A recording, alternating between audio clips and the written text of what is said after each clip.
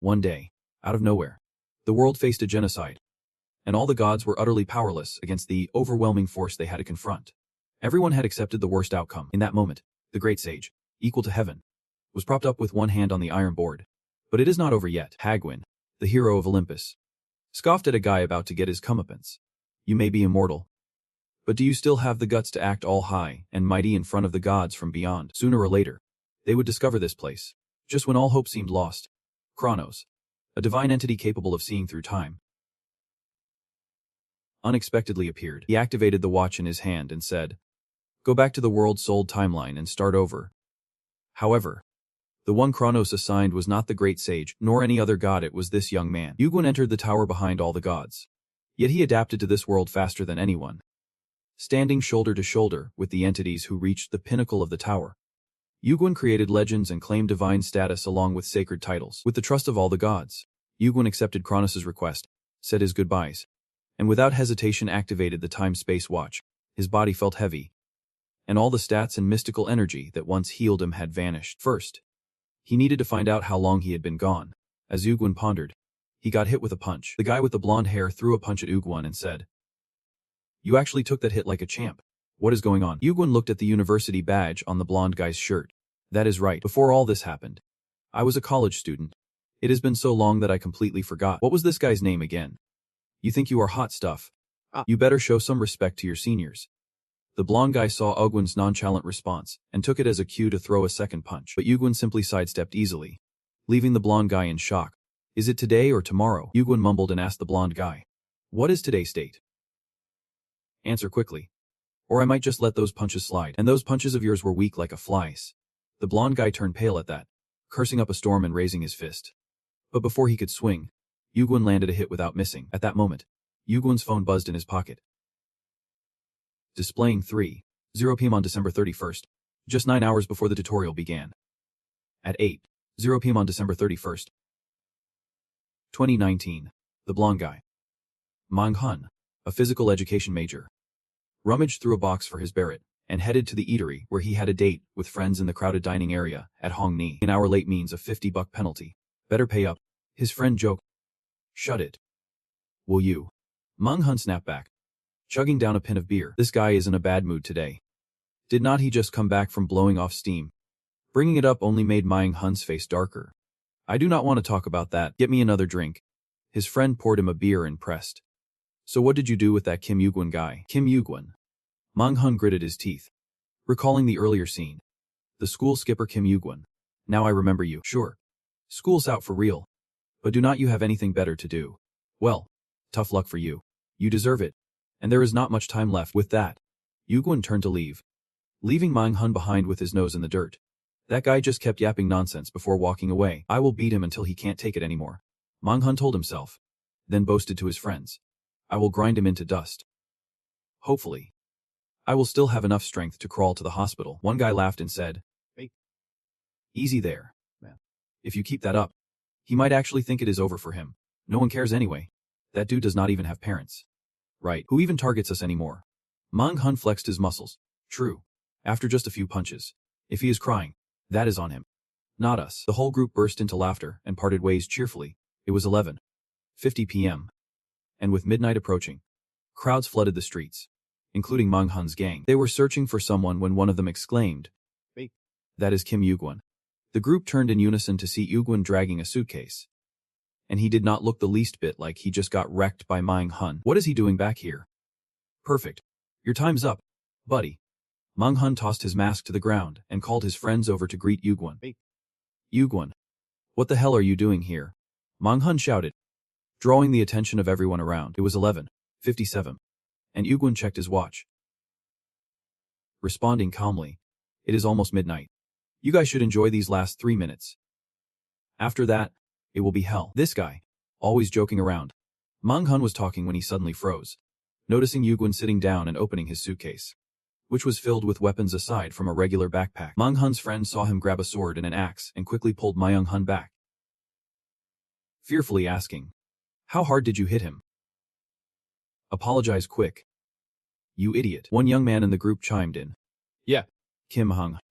You are in the wrong here. And you too? Hugwin. This is not right." No need for all of that. Yuguan did not care about them. In his mind, he was focused. This is the most densely populated area in Seal. With so many people around, Yuguan slung his backpack over one shoulder, sword in his right hand, axe at his hip, and kicked the suitcase towards Mang Hun's group. As the clock struck midnight, a deafening alarm rang out, followed by flashes of purple light. Your 3 minutes are up, Yuguan stated as he brushed past Mang Hun's group. Zone 20.131, population 12,014. The tutorial will begin. Survive the horde of zombies. All zombies will be eliminated in 30 minutes. Just as the announcement ended, zombies flooded out from shimmering purple portals like ants after rain. Yuguan frowned at the number of zombies. There were a ton of them. This must be the difficulty setting for the tutorial. The more densely populated the area, the higher the difficulty. This is the only way to balance things across zones. This place has a crazy high population density compared to its size. The areas you can run to are all blocked off by different zones, and no matter how far you run, there will always be zombies waiting for you. In other words, this place is about to turn into a bloodbath. You can check your stats by activating the status board. According to the announcement, each person gets a random weapon. You have received a basic weapon, an old knife. UWorld just got it and immediately tossed aside the knife given by the system. They were even given things that are barely classified as weapons. The theme of the first tutorial is survival. If it were me back then, just surviving would have been enough. But now, that is not going to cut it. UWorld grabbed the sword he had prepared and sprinkled some white powder on the blade. Then, he charged forward and sliced a zombie in half. You are the first to take down a zombie in this area. You earn 100 points. Your experience points have increased significantly. You have leveled up right after the notification. UWorld felt his body getting lighter. Next, he used the powder-coated sword to take out more zombies, and his levels skyrocketed. The others watching started to murmur. Look at him. Are those zombies really that weak? He looks like he can handle it. Yeah. Let us take them out. A young guy with an axe confidently charged at a zombie, but his swing did not do any damage at all. And because of that, he got bitten on the neck and dropped dead on the spot. Just using brute strength 1T cut it. These zombies are slow and weak, but they are tough and do not feel pain. Plus, they are especially dangerous when they come in packs. Some lucky ones have survived and climbed the tower. But it is not an easy feat. UWorld continued swinging his sword, but this time, the strike did not take down the zombie. Is it out of juice? UWorld stepped back from the zombie-s attack and pulled out that white powder from his pocket, sprinkling it on the blade again. The zombies are not easy to kill, but they have a weakness: salt. In the past, during his tower climbing days, UWorld met a guy who worked at a salt farm. Thanks to that job, he accidentally discovered the zombie's weakness. The white powder that UWorld sprinkled on his sword is salt. Within 10 minutes, he defeated 100 zombies, achieving the impossible and earning 3 additional skill points. Skill points are not random like stat points. You can use them to boost any stat you want. Current amount. When the tutorial ends, any unused skill points will be automatically assigned to random slots. Since I can grab this skill point during the tutorial, should I use it? After a moment of hesitation, UWorld decided not to waste these points on the zombies and continued searching for a better area, with 20 minutes left on the tutorial timer. But just as he was about to leave, he heard a growl right behind him, and an idea popped into his head. At that moment, Mang Hun was struggling with a horde of zombies. He glanced at the knife in his hand, barely piercing the thick skin of the zombie, and thought bitterly, this is unacceptable. Seriously. Why is that Kim UWorld breezing through this while I am stuck here? I wish I had his weapon. Growing angrier by the second, Mang Hun kicked the zombie squarely in the gut, yelling, "Get lost." Just then, his friend rushed over, saying, "Are there more of them? Where did UWorld go? If we stick with him, we might just survive." Mang Hun said that while scanning the area for UWorld's figure. Where did he run off to? In a moment of distraction, Mang Hun was attacked by a zombie. Watch out. Mang Hun. His friend shouted. Mang Hun snapped back to reality, instinctively raising his weapon just in time to block the zombie's lunge. The blade snapped in two. He thought he was about to die. But suddenly the zombie stopped and collapsed to the ground. What the hell is going on? Why did it seemed something fell on them. Mang Hun looked up at the sky and saw white particles raining down. He reached out to catch some of the particles in his hand, and then brought them to his mouth. Salty. Is that salt? Meanwhile, UWorld was leaping across the rooftops, completely immersed in leveling up until the first tutorial ended, leaving only 4,007 survivors. Rewards were given based on the number of enemies defeated. 1,427. You earned 1,427 points. You received stat points. 1 strength, 2 endurance, and 1 skill point. You defeated the most enemies, earning 500 bonus points. You achieved the impossible, earning 1,000 points. UWorld was slightly surprised by the results. Thinking, I did way better than I expected. How many windows popped up? I got 3,000 points. Last time I barely scraped together 10 points. Since this is just the first part of the tutorial, 3,000 is pretty impressive. Just a few seconds later, the system chimed in with another announcement. The second tutorial will begin shortly. U-World licked his lips, realizing there is no time to rest. What comes next is... Just as he thought that, a voice rang out. Hello everyone. Congratulations on surviving. So many survivors. This many people is kind of embarrassing for me. The others began to murmur in confusion. Who is that? Did you hear that too? Where's it coming from? I have an announcement for you all. This was supposed to be delivered after the second tutorial. But this is an exception because someone leveled up way too quickly. Just upon... U-World thought to himself. The announcement is about how to use your points. Everyone, give a round of applause. A confused young man asked. Wait. Are you not going to tell us how to get home? Another person shouted. Shut up. I can't hear anything. At this moment, the mysterious voice continued. There are two main ways to use your points. First up, we are at the shop. Inside, there are items you would not even dream of finding. The other way is a kind of currency. You all love money. Right, you can exchange points by shaking hands with others. U-World thinks to itself. This is so boring. I know everything. Honestly. You could even level up and become a god with those points. The shop plays a pretty crucial role in this world. From now on, it is a battle for levels and points. Alright, it is showdown. I have said everything that needed saying. Now, let the battles begin. Immediately, a golden light surrounds an area.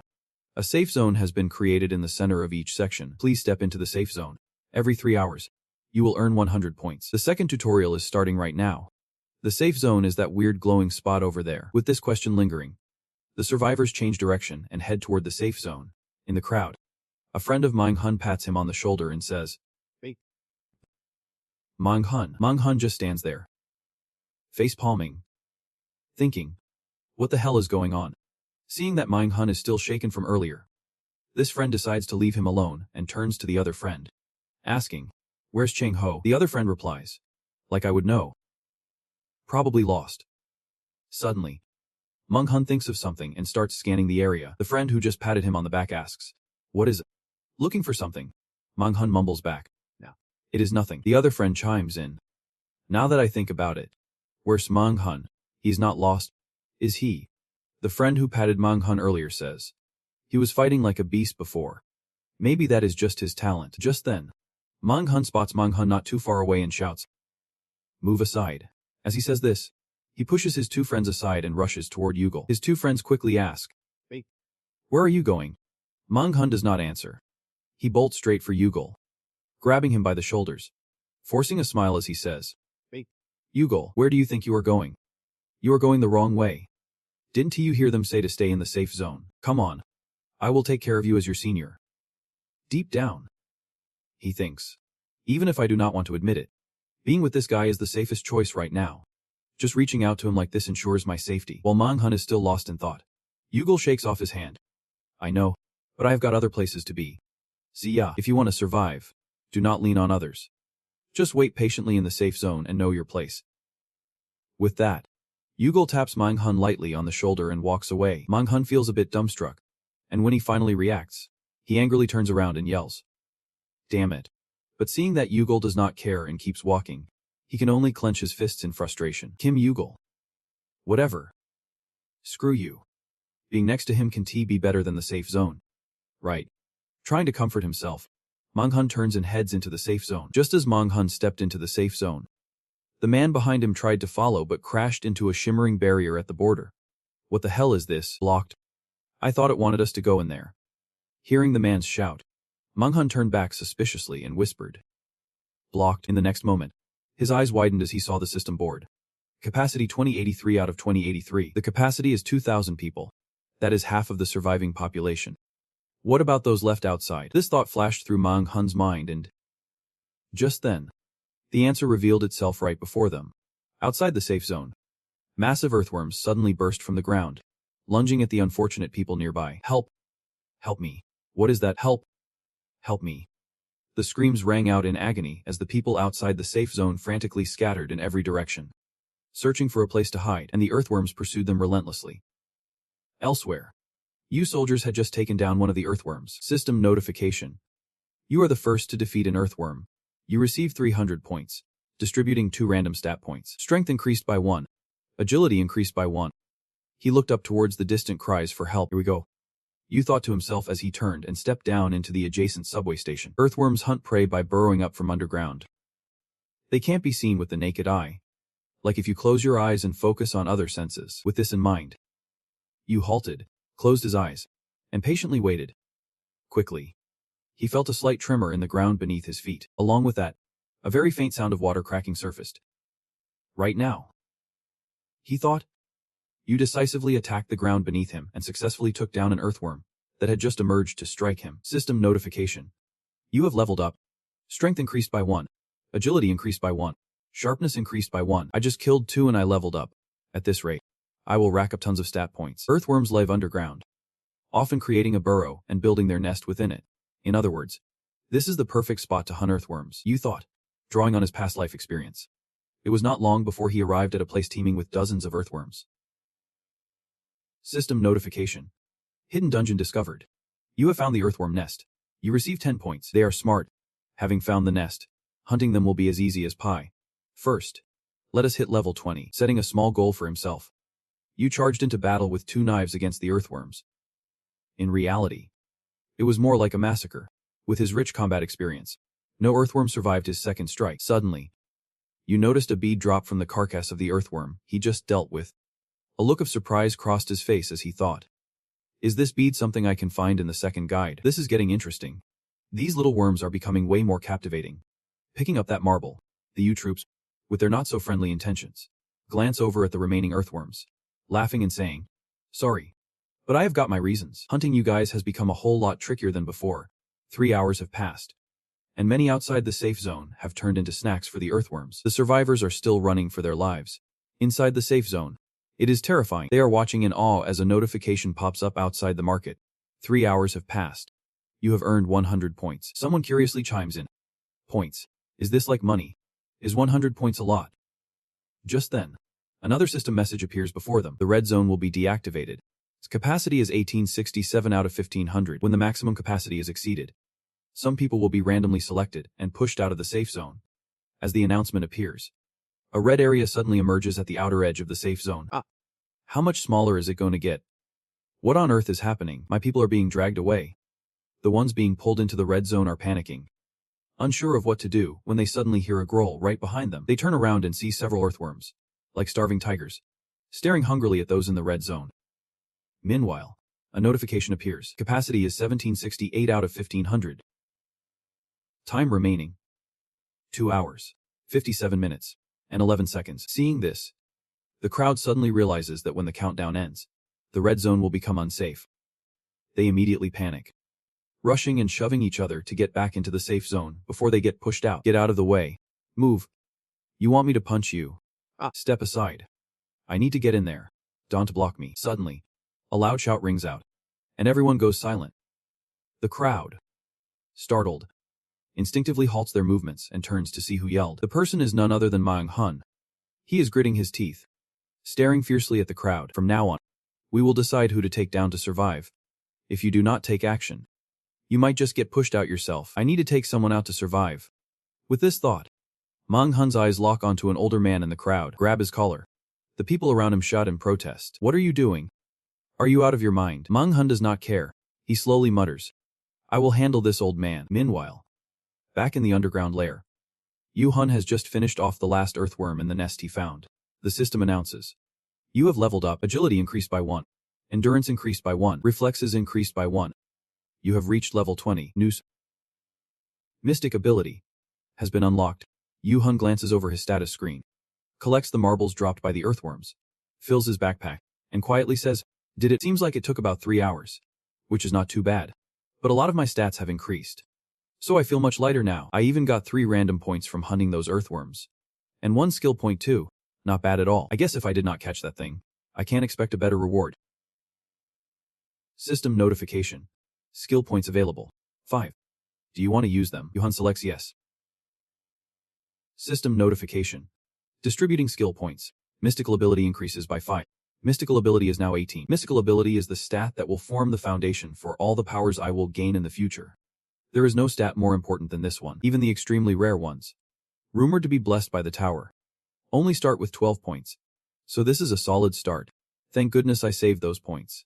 Now I just need to thinking this. Yu-hun looks up at a pink hole in the ground and asks, "Wait, you are watching, right?" After a few seconds of silence, a voice comes from the hole.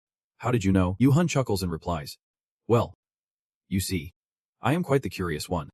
And it must be boring to just stand there. Right?" The voice from the hole chimes back, "You are not wrong. And by the way, thanks. You have made this tedious job a lot more entertaining.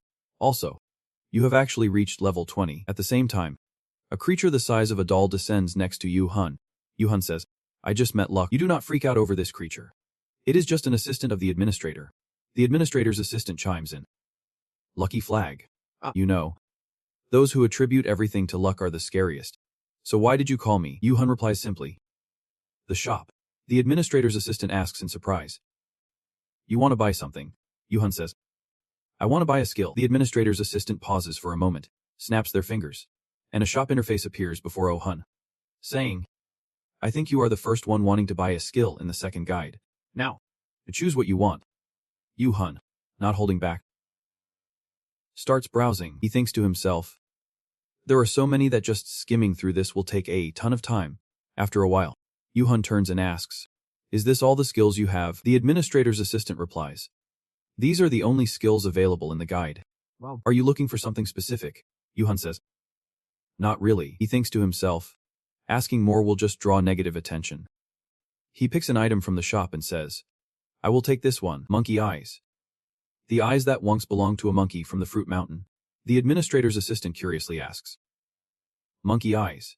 But is not that a terrible skill?" Yu-hun chooses to buy it and says, "I just think the name sounds pretty cool."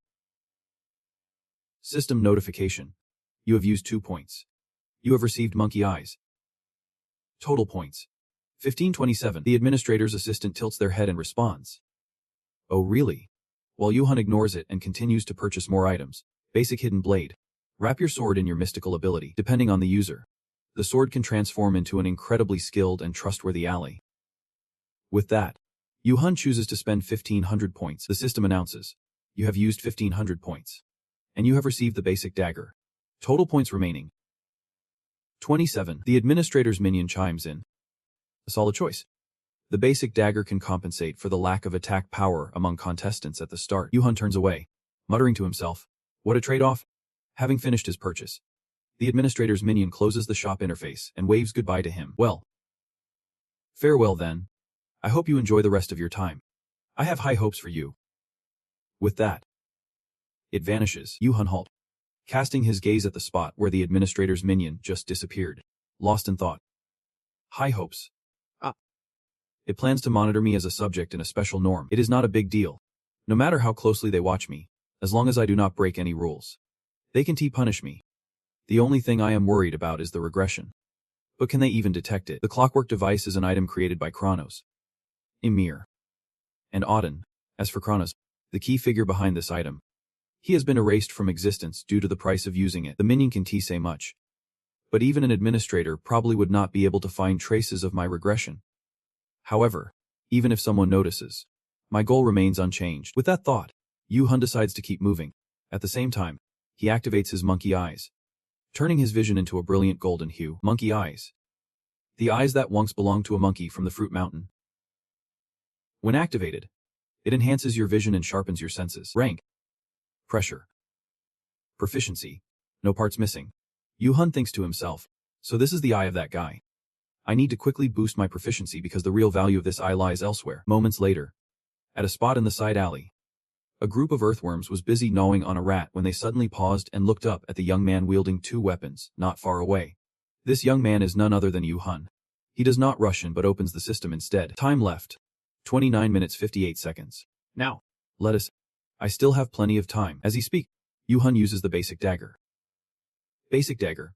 Shrouding the sword in your mystical powers. Depending on the user, the sword can become an incredibly skilled and trustworthy ally. Rank. Pressure. Proficiency. 0%. Spotting a larger, bluish-purple earthworm among the group, he mutters. Figured it would be lurking around here somewhere.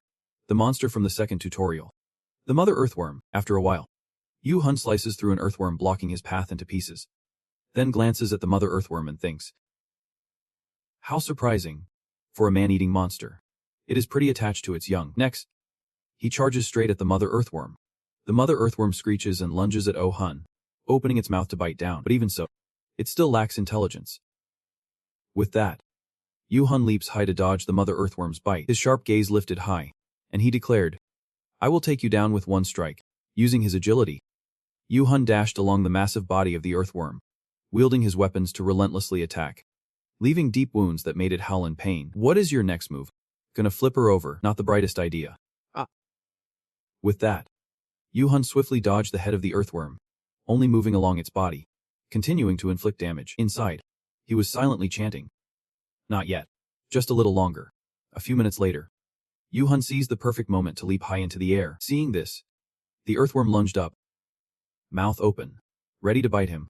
Yoo-hun calmly responded, "Thanks for the lift." Then, he executed a precise strike, piercing the earthworm's head, fulfilling his vow to take it down with one blow. Meanwhile, in a safe zone near the shimmering boundary, a young man sat on the ground, clinging to Yoo-hun's legs, sobbing, "Please, just spare me. This is not right at all. If I step out of here, I am done." "Why are you doing this?" Yoo-hun kicked the young man into the red zone and shouted, "Shut up, just be smart and know your place." Everyone agreed to pick someone else to take their spot, did not they? Those in the red zone cried out, "That is ridiculous. You made that choice yourself." "Exactly. We never agreed to that." Yoo-hun pointed at the people standing safely behind him, facing those in the red zone, yelling, "Everyone here agreed to it." Then, with a fierce expression, he aimed his knife at the young man, threatening him not to come back here. "I will handle you myself." Got it. With Yoo-hun acting like a rabid dog guarding the door, no one in the red zone dared to provoke him anymore. Thus, those in the red zone were in a frenzy, some clutching their heads in fear, others hugging each other and crying. Each had their own despair, but they all shared the same hopelessness. Meanwhile, on the system board, the countdown showed only 30 seconds left, but when it hit 3 seconds, it suddenly paused. The system announced, "You have completed the second tutorial.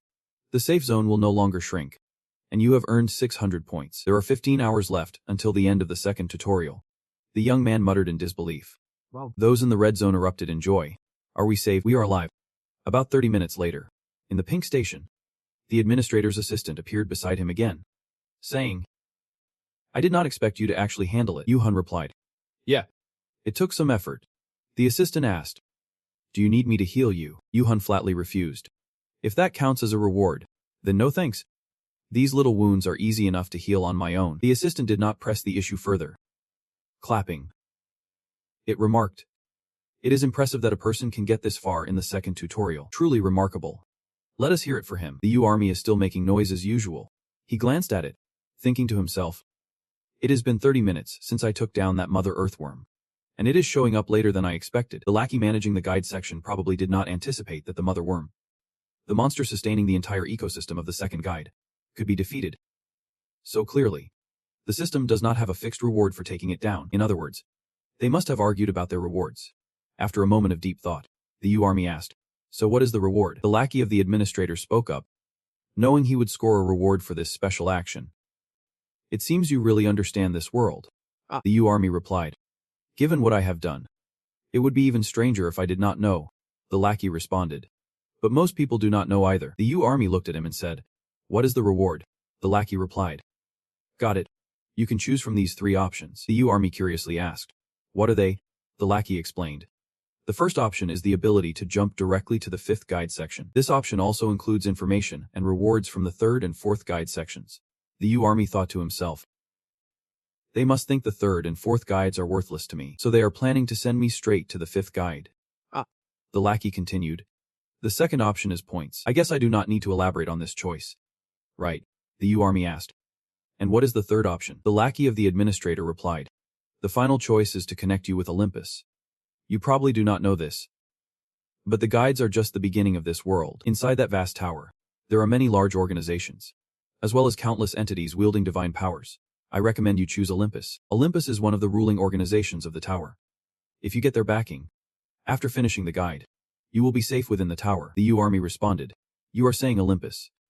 He gripped his knee tightly, thinking, "I can't believe this is happening." Olympus is indeed one of the major factions ruling the tower, and even Kronos belongs to Olympus. If I can harness their power, I will climb the tower faster and safer. However, suddenly the U army stood up and declared, I choose the second option. Instantly, a system notification board appeared before him. Reward received. You have earned 10,000 points. The lackey of the administrator exclaimed. Wait. Hold on. Since you have not used those points, I will let you choose again. You need to choose wisely. I know you picked that because you do not know anything about Olympus. But you will regret it later. The U army interrupted. Wait. Lackey. Being here in this lowly state. At least do your job properly. You did not even discuss that last option with the other lackeys. Did you? And I am sure it has not been approved by the administrator either. The lackey of the administrator went pale and exclaimed. How do you know about the administrator? The U army did not answer directly but said. The other lackeys got the same deal as you. You know, are they all agents of Olympus? Or are some of them from the celestial realm, Deva, or even Leamington? Hearing those names come from the mouth of the U agent, the administrator's assistant was genuinely freaked out, staring at him and questioning. What are you talking about? The U agent snapped his fingers and said, well, thanks to your big mouth, I have figured out something else I need to do. Now, open the system panel and start working. The system announced. Would you like to request a meeting with the administrator for 1,000 points? The administrator's assistant shouted in panic. Wait. What are you planning to do? Without hesitation, the U agent hit the confirm button and replied. You will find out soon enough. The system announced. The administrator has accepted your request. The U agent jumped off the ground and patiently waited. The guidance area needs to be a completely separate place from the tower. Yet, out of nowhere, it is the assistants themselves who are linked to Olympus. This could interfere with my future plans. So I can't just ignore it. While deep in thought, the U agent suddenly saw the space in front of him light up. A tall man stepped out, looking at him with a smile and said, You requested a meeting right here in the guidance area, and all for just 1,000 points. Haha. So you are the one who called for me. The U agent spoke up. I am Kim U agent, a participant in the guidance area. The administrator of the guidance area replied. I see. So you are the one who wiped out over 1,000 zombies in the first guidance session. I have heard a lot about you, Kim agent. The administrator of the guidance area asked. How do you know about my existence? And how did you find out how to request a meeting? The U agent replied. The first rule of the guidance area is that any information players obtain cannot come from the administrator or the tower. It must be discovered by each individual's own abilities, a rule written by the very day itself. Deep down, he thought, which means all information must be harvested by oneself. He knows better than anyone that he is not lying. He can discern whether all the words spoken in his domain are lies or truths. The administrator of the guidance area pondered for a few seconds before speaking. Right, the U agent said. Yet I see some interference coming from the tower. The administrator of the guidance area suspiciously asked. Here, the U agent replied. Olympus has contacted your minions. And I have just been offered a sponsorship from Olympus as a reward. The administrator's assistant shouted. Sir. The administrator is not like that. Please, listen to me. Without waiting for it to finish its justification, the administrator of the guidance area swung his hand, smashing it into a bloody mess on the ground and softly said, Those Olympus bastards. Do they dare to spread their influence all the way here? Then, he flicked the fresh blood off his hand and looked at the U agent, saying, Thank you. Because of you, I can eliminate these rotten elements. The U agent spoke up. The second rule of the guidance area. In the guidance area, all achievements of participants must be compensated with a corresponding reward. I used a decent amount of points to summon you here. And through you, I eliminated that traitorous minion. Do you hear me? The guide admin stroked his chain, his eyes narrowing in evaluation, and said, When my subordinates checked your info, it seemed you did not have any unusual or special traits. But that is actually the most intriguing part about you. All right. That guy might not have been taken out by your own hands, but it is pretty close. A lackey, a being very much aligned with the dark forces, was wiped out in the second tutorial, and it was done by a mere mortal. The U soldier looked at him and said, I will take that as a compliment. Suddenly, the guide admin plopped down on the ground and burst into laughter. Well done. You have earned yourself quite a commendable achievement. What is the reward that matches this? You have racked up a decent amount of points. All right then. He stood up and extended his hand towards the U soldier, saying, This should be a fair exchange for you. The U soldier stared at the guide admin's hand reaching out to him. His hand. This is how points are exchanged. Looks like the reward might be less special than I thought. Quietly, the U soldier reached out and grasped the guide admin's hand. In an instant, a system panel appeared. You have received the master magic skill. Your mana recovery speed, magical resistance, and mana sensing have slightly increased. And your mystical ability has gone up by 5. Haha. I guess that is enough to keep you satisfied. Right. Well, I have to deal with my subordinates now, so I'm off. See you after the third tutorial. With that, the guide admin took his leave, left standing there in disbelief. The U-soldier stared at the hand he just shook with the guide admin. Mumbling, Master of Magic. A skill of this caliber could appear in a tutorial. Master of Magic. Ranks. One of the powers of the admin. A being that dominates magic. Mana recovery speed increased by 10%. Mana resistance boosted by 10%. And enhanced mana sensing. Proficiency. 0%. Though the proficiency is still low. This is still a skill for controlling mana, a type of energy governed by mystical power. And it is the most crucial element in the entire tower. With that thought, the U-soldier tried extending his hand and whispering, "Mana." Instantly, mana quickly gathered into a sphere in his palm. However, the advanced mana control technique can only be used once the mystical energy reaches 40 points. Current U-soldier's mystical ability. 26. Hershiev. The U-soldier maintained the mana sphere for a few seconds before unleashing it, creating a destructive wave with quite a significant impact. A compensatory skill that can be this good. It is still shaky, but it is not bad at all. Should I be grateful to Olympus or something? But just this is not nearly enough. Just beginning to regain and replicate the powers I had before time traveling is not enough. Plus, I need more elements strong enough to take down those outer gods. With that in mind, the U-soldier charged forward, stabbing the earthworm that had just crawled in front of him. He wanted to make the most of his abilities to earn more points in the remaining 13 hours, before the second tutorial ended. 13 hours later, with just about 10 minutes left in the second tutorial, a man in a green jacket shouted from the safe zone.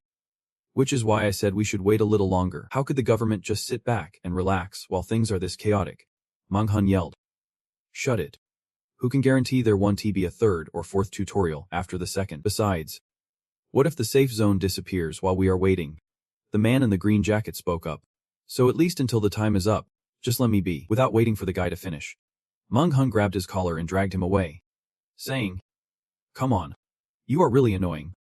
Didn't I tell you to form a search team for supplies and get out of here? If you can do it, I will personally throw you out. Don't look so gloomy. In this world, everyone's destined to die. But thanks to you, most of us might just survive. This world has become such a mess. So hurry up." Just then, someone pointed outside the safe zone and shouted, "Wait.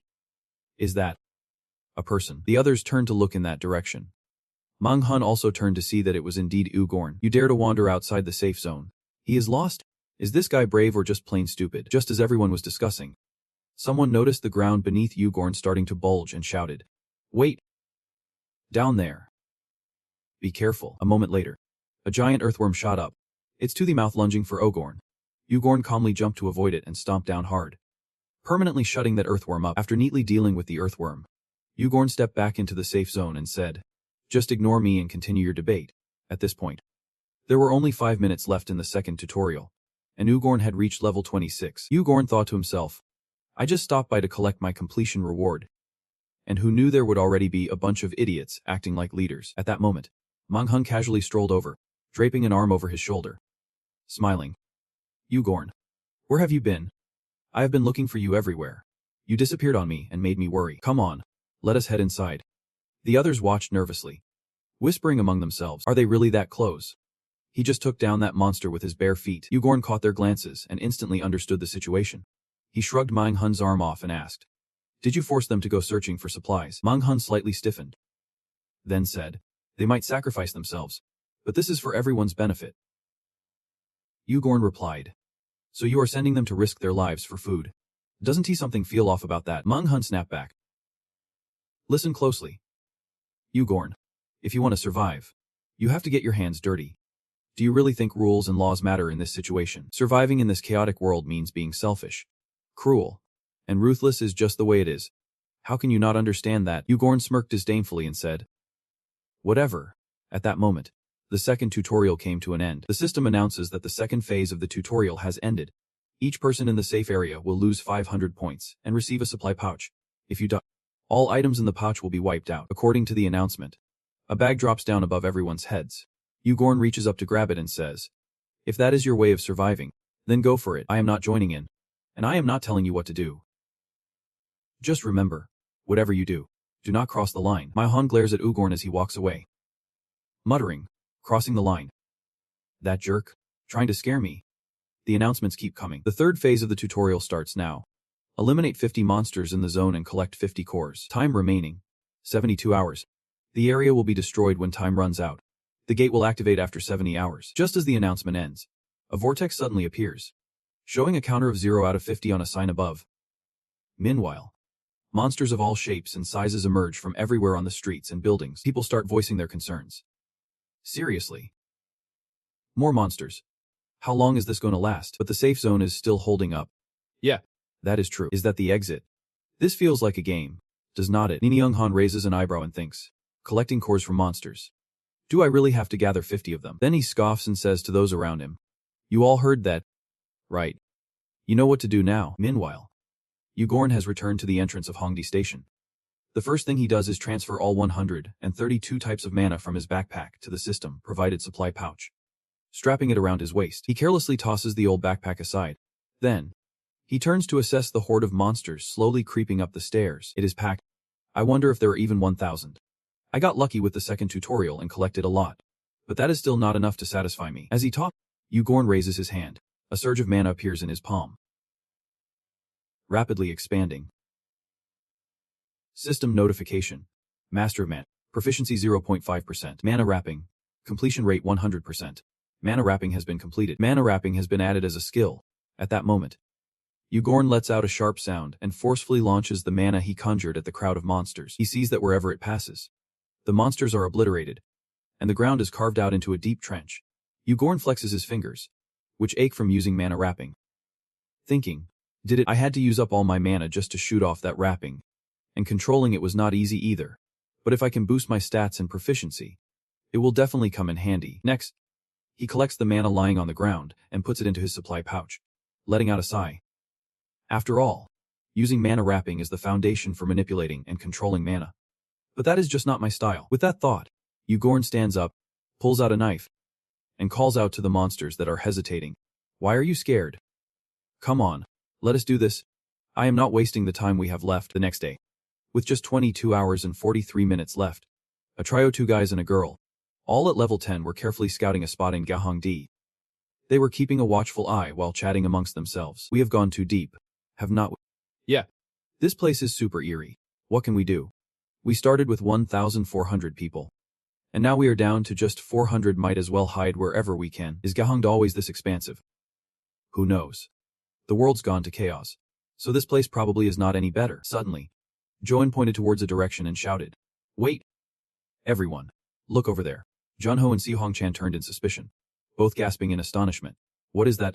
Is it a convenience store? Joyan laughed, saying, thank goodness. I can finally fill my bag with food. Junho dashed towards the convenience store, grinning as he said, I am starving. Do you think they have ramen? Si-Hong-chan laughed while scolding. I do not even have water to boil it. You idiot. Whatever. I can eat it raw. Just as he finished speaking, Junho was suddenly bitten by a spider-like monster that dropped from the ceiling, vanishing in an instant. Witnessing this, the other two turned pale with fear. Joyan covered his mouth and shouted, Junho. More monsters are crawling out from the shadows. There are just too many of them. Si-Hong-chan cursed as she quickly drew her weapon. Joyan also pulled out his weapon. But inside, he was panicking, thinking, can we even win this? I have fought so hard to survive. Leveled up quite a bit, so why can't I move? Si-Hong-chan saw a monster about to pounce on Joyan and yelled, Joyan. Joyan snapped back to reality, swinging wildly in front of him. He managed to block one monster, but got bitten by another on the hand. Damn it. Si-Hong-chan cursed. He swung his weapon hard at the monster in front of him, causing its head to jerk to the side. However, the monster quickly righted itself and lunged to bite his hand. In despair, Joyan thought, it can't end like this. I want to live. I have suffered so much already. Why should I die here? As another monster charged into attack, she felt utterly helpless, only able to watch the sharp teeth of the beast getting closer. Just when she thought she was done for, a remote attack suddenly struck, smashing the monster to pieces. Yuan appeared holding a can of soda, saying, you guys are too noisy. I was sleeping and just got woken up. Joan thought in disbelief. No way. It really is about levels and stats now. But can he really take down a monster with just a can? Yet, her doubts were quickly shattered. Yuan tossed the can at the monster's head, which was about to bite Si-Hong-chan, then pulled out a knife, dispatching all the monsters in no time. Once the job was done, Yuan turned to Joyan and Si-Hong-chan. Thanks, man. You saved us big time. Really appreciate it. Just then, Si-Hong-chan let out a pain cry, clutching the spot where the monster bit him. kneeling on the ground. Joyan rushed to support him, shouting, "Siu Hong-chan." Yuan thought for a moment and tossed an item to the two of them, saying, "Use this first. It should be pretty effective." Then he asked, "What is your resistance score?" Siu Hong-chan replied, "Mine's about 17. So at least you won't kick the bucket. But you might not be able to use that arm again." Hearing that, Joan hurriedly urged Siu Hong-chan, "Hurry up, put it on." Siu Hong-chan reacted quickly, applying the item Yuan had given to the bite wound. Yuan stretched his neck, thinking, "I think I managed to sleep for about 6 hours. I am not tired anymore. But I wish I could catch a bit more sleep after 4 days of playing. This is the first time I have actually slept. I might have pushed myself a little too hard. I even went out of my way to buy a scentless sleeping powder, just to get some rest, and yet, I did not expect to be disturbed." Glancing at the two of them, Yuan said nothing more and turned to leave. Seeing this, Join quickly asked, "Sorry. Are you planning to keep hunting around here? There are more monsters down here than on the surface. Plus, if you are not careful, you might run into ground snakes too." Yuan replied, "I am not sticking around here. This is my restaurant and my place to rest." Joan skeptically chimed in, "Restaurant and place to rest?" Yuan turned to her and said, "The place where I hunt is over there." A moment later, Yuan had moved on to another location. Joyan and Xianchen followed closely behind him. Xianchen looked around and spoke up. "Is there really a dungeon down in the second basement? The architecture is totally different. This really is a hunting ground." Yuan questioned, "So why, knowing it is dangerous, do you all still come down here?" Joyan replied, "Well, we have been down here for so long that you probably do not know what is happening outside, up on the surface. People have formed groups and started slaughtering each other due to mistrust, not to mention, everyone is fighting over cores, turning up there into a hell on earth." Yuan asked, "So after being attacked, that is when people ran away?" Joyan confirmed. Yep. Xianchen added, "They did not even bother following us down here." Yuan remarked, "But were not you all almost dead here too?" Joyan said, "Thanks to you, we survived." Suddenly, a roar echoed ahead, accompanied by a powerful gust of wind that nearly blew Joyan and Xianchen away. Struggling to stay upright, the two shouted in fear, "What was that up ahead?" Yuan appeared unaffected. He calmly looked at the two and said, "You just said it was because of me, but there is no guarantee I won't turn on you and steal your cores." Hearing that, Xianchen felt a chill, thinking, "It is only because he saved us that I did not even consider that. Compared to the people on the surface and the monsters here, he is way more dangerous." Regaining his composure, Xianchen nervously spoke, "You have probably collected enough cores on your own, so you have no reason to attack us." Yuan asked, "What if I said I am collecting even more cores?" Xianchen replied, "But even so." Before he could finish, Yuan interrupted, "Even if I do not lay a hand on you, you would still end up dead here. And I guess I do not need to explain why, do I?" Ryan suddenly felt puzzled, thinking, "Wait a minute. Something's off here. If he is planning to harm us, why would he go through the trouble of saying all that? Could it be?" With a hint of suspicion, she looked at Yuan and asked, "What do you want from us?" Hearing that, Yuan finally smiled and replied, "I promise this deal won't be bad. If you all do well, I might even share some extra cores with you." All right. 2 hours later, Tran's car was frantically racing away, because right behind him, a massive monster was hot on his tail. "So this is what you call not bad?" Cursing inwardly, he recalled what had happened just a few hours ago. Yuan looked at him and asked, "Your leg is still good, right?" Tran's car replied, "Oh yes." Yuan suddenly smiled and said, "Then, run." Back in the present, Tran's car continued to scream for help. Just then, Yuan appeared, delivering a powerful strike that pierced the throat of the monster chasing the car. Without stopping, he immediately kicked off and charged at another monster rushing towards them, slicing it into pieces. Tran's car, feeling temporarily safe, paused to catch its breath. After that, he ran to pick up the pile of magic cores scattered on the ground. He marveled internally. This hunting speed is absolutely unreal. If he had hunted like this all along, how many cores would he have in total? Plus, maybe it is because the monsters here are stronger, but the core drop rate is way higher. He gathered 50 cores in just 2 hours. This guy is not just strong anymore. He is on a whole different level. How many was that again? Just, Tran's car was in a daze. Yuan's question snapped him back to reality. "I got one more. So that is a total of 6. One of them is for you. Keep it." Tran's car handed over 5 cores to Yuan, while internally thinking, "We can't even keep up with his hunting speed. What is he planning to do with that many cores?" Thinking of this, he felt a bit worried. Joyan is kinda late. She will be back soon. Yuan reassured. While waiting, Transcar curiously asked. What level are you at? With that hunting speed, you must be leveling up fast. Right, it is slowed down quite a bit now. To level up properly, I will have to wait for the next tutorial. Hearing this, Transcar gave Yuan a strange look. Just how high must his level be to not level up anymore? And by the way, level is personal info. Don't ask anyone about that. And if you are asked, do not answer. Same goes for stats. Yuan reminded. Transcar retorted. But did not you ask about my points earlier? Well, you have a point there. I should have just ignored your rotten hand in the first place. Transcar went silent. Then replied after a moment. I will try to remember that. Also, when luring the monsters, you should probably take out at least 3 of them too. Besides collecting cores, you should also focus on leveling up. Just as Yuan finished speaking, Joyan returned, and behind her, a swarm of monsters was chasing after her. Yuan did not hesitate and immediately charged into attack. Transvehicle took Yuan's advice and started actively taking down some monsters, leveling up as they went. After finishing the task, both them, Transvehicle and Joyan, received cores from the monsters they defeated themselves. Both of you have hit 50 cores now. Right. Yep. Joyan replied gratefully. Before coming down here, we only had 20. Collecting them this quickly is all thanks to you, big bro one. Me too. Thanks to you guys, my farming efficiency just shot up by 50%. You have even collected cores beyond what we expected. Yuan glanced at the countdown clock.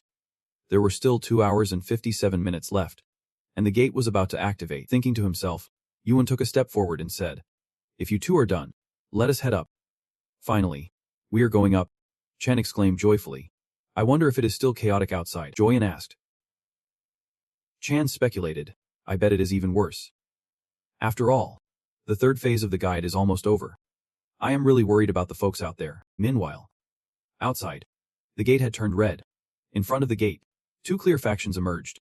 One group followed Miu-1, while the other aligned with brown hair. Everyone was secretly hiding their weapons and trying to engage in awkward conversations with others. Brown hair spoke while keeping a wary eye on the core pouch strapped to his side. No one knows the actual drop rate for cores. So instead of risking their lives hunting monsters, it is way quicker to take down others and snatch their cores, said the bald guy standing nearby. Everyone thinks that way, but it does not seem like they plan to make a move. Once that gate opens, everything will change. Brown hair grinned, thinking to himself, as soon as the gate swings open, I need to grab and run fast. In reality, things progressed even faster than brown hair anticipated. Before the gate even opened, Miu-1 stepped forward to chat. It's been ages, has not it? How long has it been? 2 days, right? I did not think we were close enough to chat like this. You know what is coming, yet you still act all cocky as usual. You are aware of the situation. Right. Once that gate opens, the bloodbath will begin. This guy is already calling for backup to prepare for this moment. Brown hair, while gritting his teeth in frustration, had to ask for the sake of the bigger picture. How many cores do you need? Miu-1 replied with a smile. Well, compared to you, we have a lot more mouths to feed. So around 700. Brown hair's face changed immediately. They only had over 300 cores. That demand was outrageous. This meant they could not avoid a confrontation with Miu-1's group. Miu-1 then offered a different deal. Just give us 400 cores, and we will let you guys be. We will handle the rest ourselves. In reality, it will escalate into all-out war between the 2 factions. With 20 on their side, we would be seriously outnumbered. Should I feel lucky that I only need to give him 400? No way.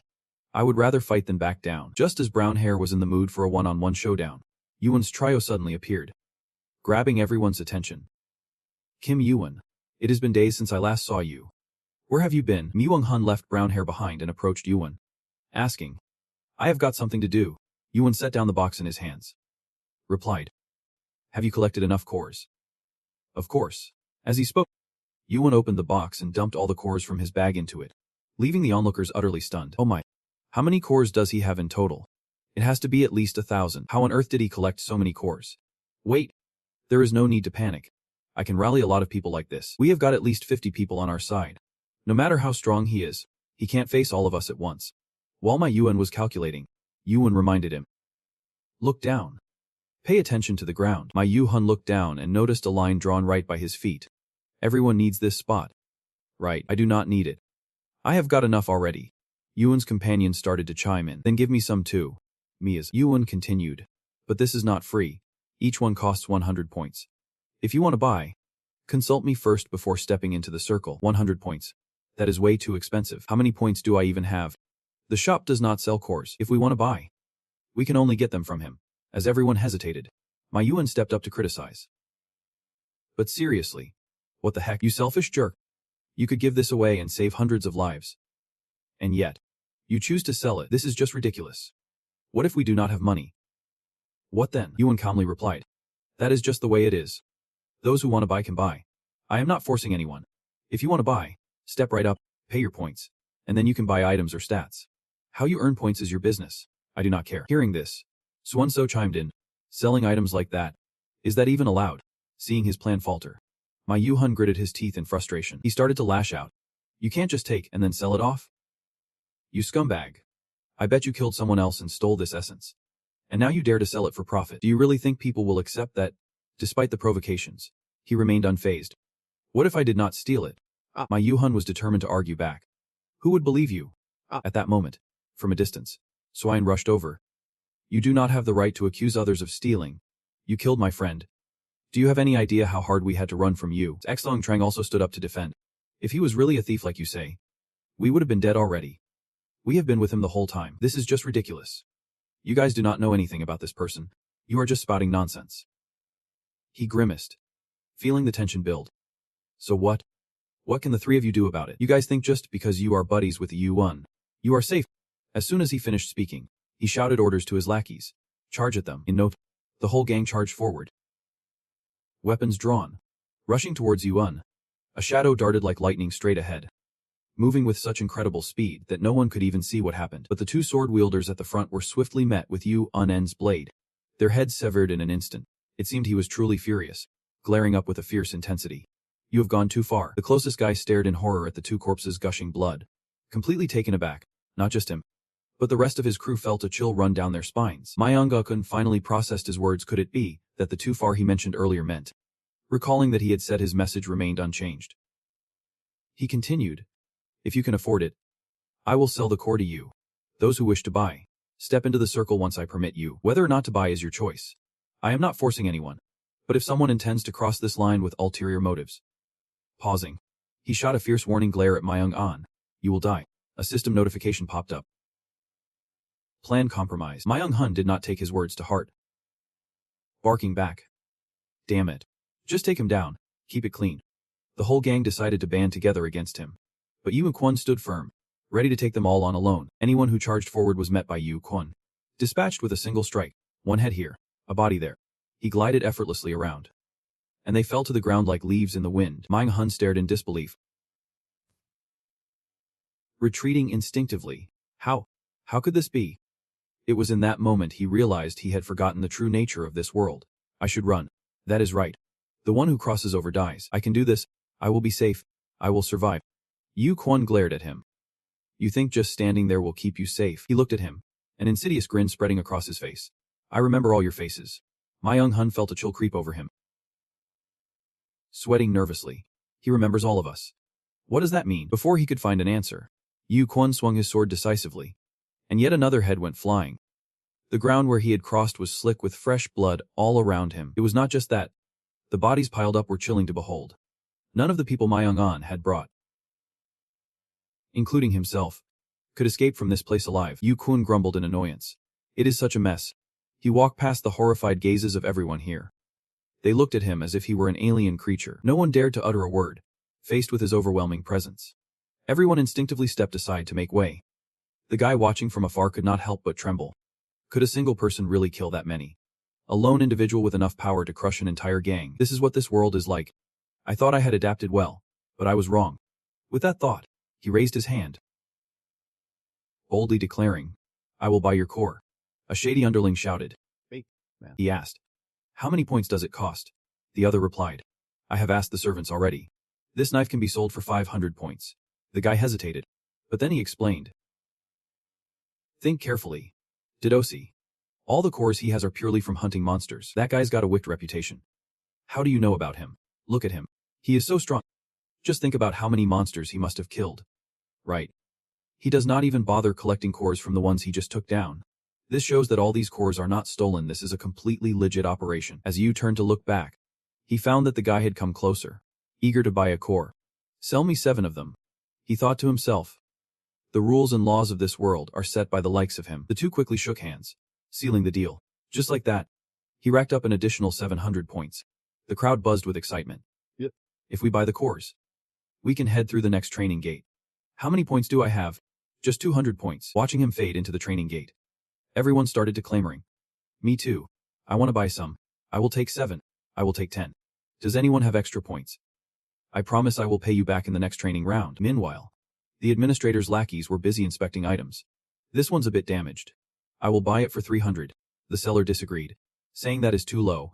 Next, he lowballed again, saying this item is uncommon. I will give you 200.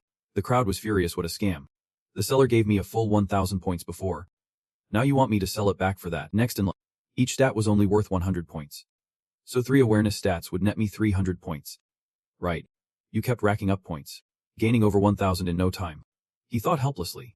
This is such shady business. There has to be a limit to screwing people over, he pondered. Well, it is still better than dying here, but later on, climbing the tower, they will regret losing their stats today. His total points had now surged past his initial count, sitting at a whopping 167,400. He calculated quietly, this still works out in my favor. I thought having 100,000 points was impressive, but with this, getting that amount is as easy as pie. And I could trade for those things easily. Zion shouted from afar. Are you planning to leave now? He wondered why the two had not left yet. She stepped closer. We want to go with you. He flatly refused. I am not looking to make any allies here. Xung Trang chimed in. You can treat us like cannon fodder like before if you want. If we are no use anymore, just toss us aside.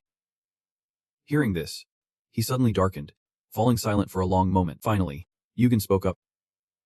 Unfortunately, this is where we part ways. He continued, do not rely on anyone. Otherwise, you too won't survive. Besides, I am not going. Xing Quangtrang was shocked. Wait, you are not serious. Are you? Upon hearing this, both fell silent, staring at him, unsure of what to say next. Yugen held up his empty bag. You see, I do not have a single core left. As soon as he finished speaking, he tossed the empty bag to the ground. XT Quangtrang was so stunned he could not find his words. Why would you do that? So what are you planning to do now? You need to get back 50 for yourself. Right. You idiot.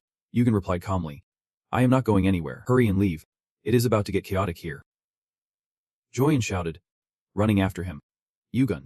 He did not turn back, while she watched Yugen's figure, almost in tears. Sextong Trang did not know what to say either. He could only pull her hand gently. Joyen. And so, the two finally headed down the path they needed to take, while Yugen had his own business to attend to. You tell yourself, the next training round is defense, consisting of 4 stages. Survival. Competition. Slaughter. And finally, defense.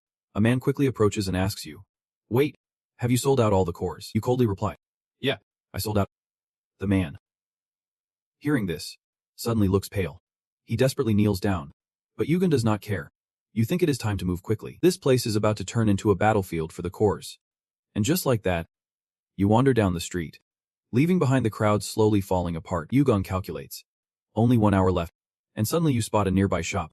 At this moment, the entire city quickly shows a purple hue in the sky. The atmosphere becomes increasingly thick, which takes you by surprise. Something makes Yugen suddenly alert, and you wonder, what is going on? In the air, a man named Zozia swiftly appears before you. He looks at Yugen and asks, did you call for me? Yugen replies, I was not planning to call you. Where are your subordinates? The man responds, I am in the process of recruiting new ones, but I also lack manpower. A bunch just got cut. You are cutting them back. Yugen is surprised. Have you already narrowed it down? He recounts. Out of 3, 1 has a connection. Nowadays, everyone's just so lazy. And remember, most of the subordinates are wasting their time here, causing delays in other areas. You question, why is it my fault? He explains irritably. Because over 100 people have used the shop to buy items through me. You bluntly ask back, is not that better for business? Do you really need that many people to run each shop? Is that why you came here? He is frustrated. Come on. It is not just about the shop. Do not you really understand what is happening? You calculate that you have become the special target of the manager. If the manager can control something, they usually overlook it, but this time, it seems different. He continues. You have completed round 3 with 160,000 points. Your rank is high, and your power is enough to overthrow this training system. Yugen responds nonchalantly. That is what I want. If there is no major hiccup, I will keep going. This is the path I will take, and I will use the shop. You really are a stubborn one. I have been a manager for a long time, but I have never met someone like you. Immediately, he extends his hand, and the shop quickly opens. Up in the sky, a store appeared, packed with everything you could possibly need. The administrator spoke, stating what the person required. You began browsing, starting with this, and the system quickly displayed a notification. You have used 10,000 points and received a mid-tier player bag. Your items will be displayed with the command. Stop items. Continued to buy a sword that could unleash the northern winds. Spending another 50,000 points, he quickly opened his inventory, and the administrator was amazed, remarking that he had chosen a rather difficult item to use. Then he spent another 80,000 points on a fire-resistant cloak and magic resistance gear. The cloak was imbued with ancient magic, crafted from special materials, while the shield could resist spells. Yu thought to himself, just as I suspected. It is no surprise that the training system was disrupted. These items will be useful in the higher levels, and it is pretty great that I managed to snag them. And he spent an additional 20,000 points to buy 4 ice crystals, formed at temperatures below 0 degrees Celsius. He kept selecting and finally said, I want a sharp sword. He spent another 2,000 points to acquire that sword. The administrator chimed in, your last item is just an ordinary sword. Nothing special compared to your other unique items. On the other hand, you seemed satisfied, saying, but I like it. And you have got 5,400 points left. The guide continued.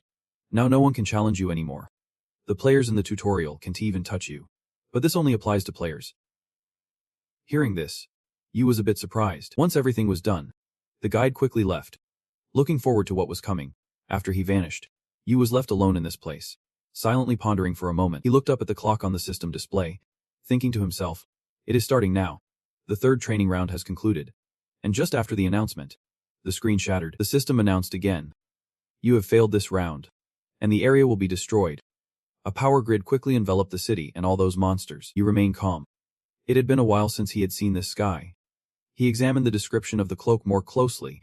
It was an enchanted cloak made from special materials, designed to resist fire magic and boost magical power. You calculated that it would protect him from the heat of fire, making it a good item to help him combat the flames in this tower. At that moment, he heard a voice crying out, it is too hot. Help me. Someone please, I do not want to die. You followed the sound, hearing that 3 people were still trapped. Those 3 were struggling to crawl forward to escape the heat. Upon seeing you, one of the men could not help but clench his teeth, asking, why are you just standing there? He looked at you, who stood calmly while everyone else was panicking, and was incredibly surprised. Suddenly, the ground shook violently, showing signs of cracking, and a horrifying explosion erupted shortly after. The 3 people were engulfed in flames, screaming for help, their voices chilling to the bone. The situation unfolded too quickly for you to react. He could only stand frozen, watching the chaos unfold. The system displayed a notification. The destruction caused by 176 giants has begun. In the blink of an eye, the entire city was engulfed in flames, and the scene was utter chaos. From the puddles of water, a misty monster emerged, its eyes glowing with a strange fire.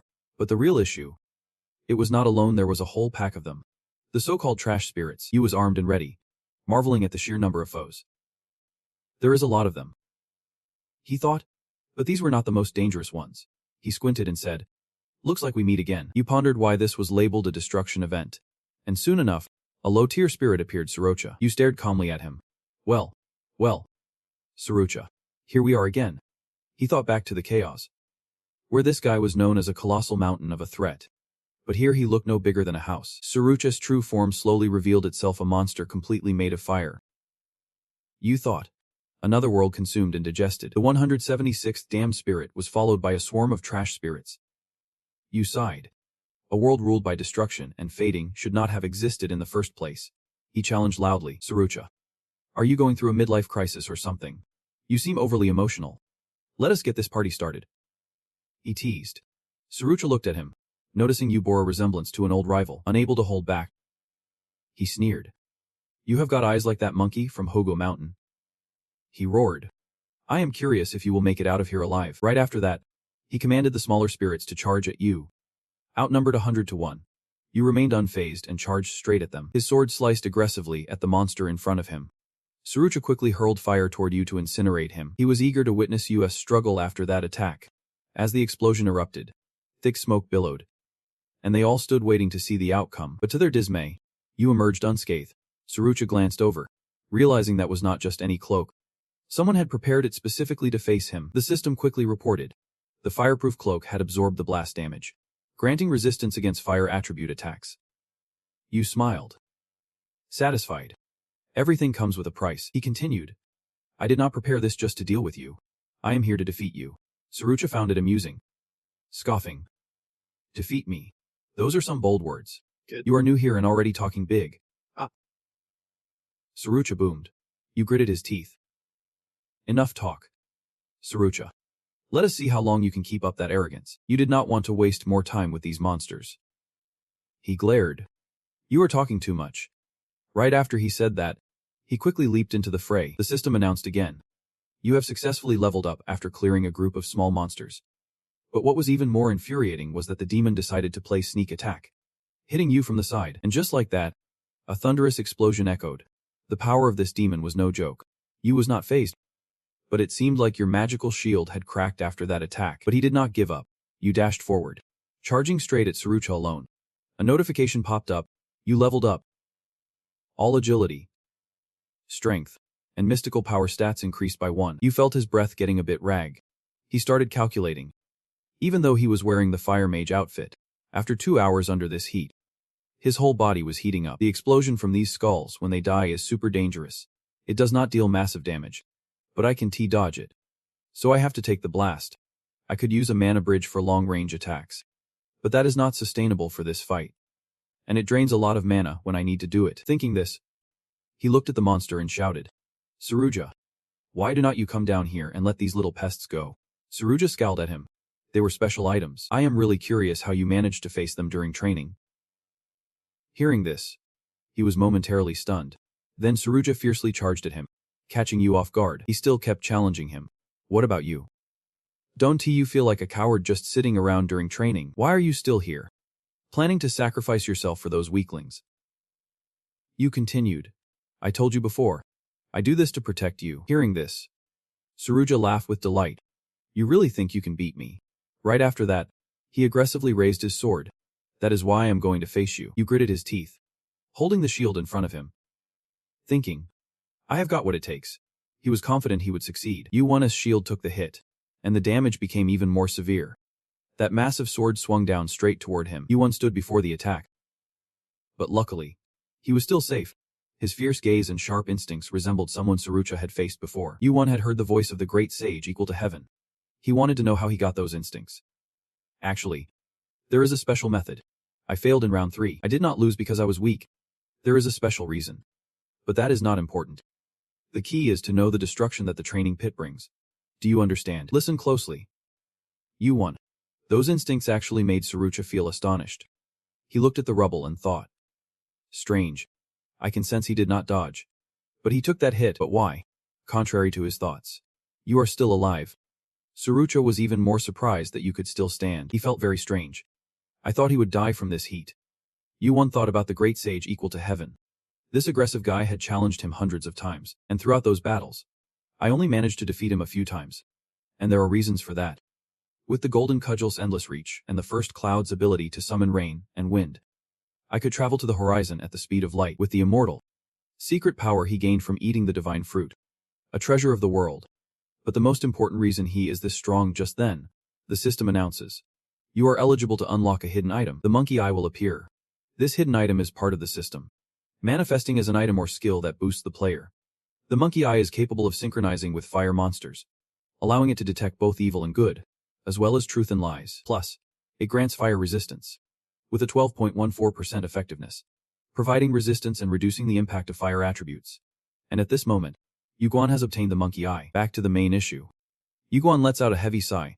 Even with this gear, he feels like he is being burned alive. Don't tell me he has endured all this just to get these eyes without any special item. His body truly defies all challenges. Sucha thought in amazement. That guy. Those eyes. I can't believe I am starting to respect that monkey. Yuan smirks. Thanks. Sucha. Like this. I am ready to kill. Yuan is set for battle. He looks at you with disdain. It is laughable. Do you really think you can do anything in such a pathetic state? Yuan quickly swallows that ice shard. And instantly, his body temperature begins to drop, alleviating the burning effect. The ice attribute has been added to your mysterious abilities. Yuan feels the heat that enveloped him dissipating rapidly. Yuan clenches his teeth. But he is already freezing again. He is satisfied. Sucha knows better than anyone that the atmosphere around him is completely opposite to his fire. At that moment, he aggressively strikes a critical hit towards you. The surrounding space heats up even more due to this massive surge of power. The cosmic plumage is resisting Sucha's devastating fire, and has gained additional resistance to fire attribute attacks.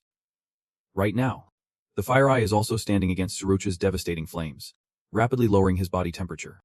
Countering the burning effect, Sucha never expected to finally encounter such a formidable opponent after all this time. At that moment, Yuguan quickly launches an icy attack towards him. This attack momentarily stuns him, leaving him unable to react. Yuguan does not stop there.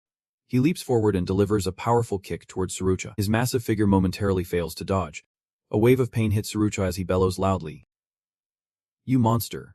His eyes blaze with aggression. "Yes, I can do this," but Sucha refuses to back down. He continues to unleash dangerous blows at you. Yuguan instantly goes on high alert. "Damn it. That attack is too dangerous. I need to dodge." Right then, the Fire Eye skill activates. Predicting the incoming blows, Sucha keeps attacking relentlessly, causing rocks and debris to fly everywhere. The sword in Yuguan's hand is heated by the flames, melting the ice that surrounds it. After dodging continuously, he is starting to feel a bit worn out.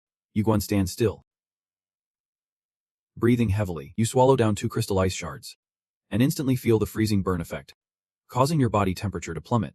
You think to yourself, "I can't hold out against this cold for much longer.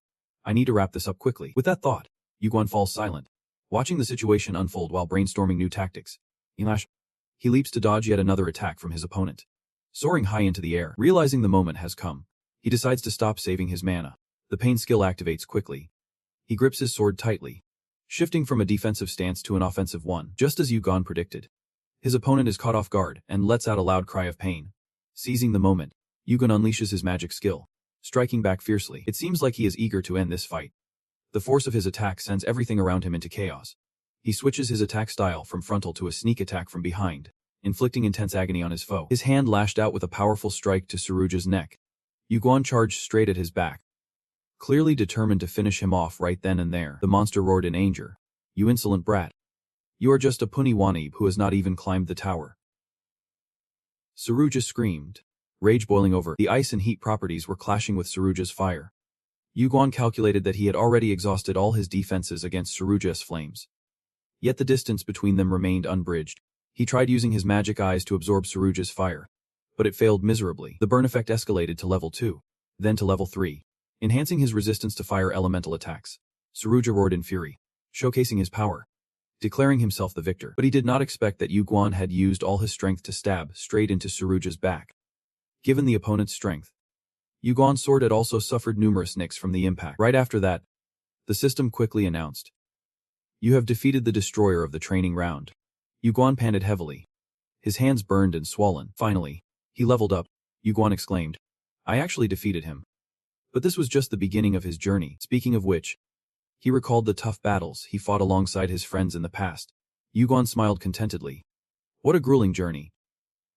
Those jerks. A notification popped up. An unimaginable achievement. You have attained an impossible feat. Your reward calculation will be temporarily paused. Yuguan gradually opened his eyes after such a tiring battle. Seemingly having slept quite well, he struggled to get up despite his body still aching. Yuguan let out a long sigh. He looked at his hands. The burns were still fresh, so he probably had not been out for long. His body still felt a bit cold, but he was completely exhausted.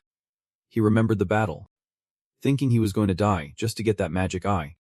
He had gone through so much trouble. Well, the tutorial was not over yet. There was still a long way to go, so he pushed those thoughts aside.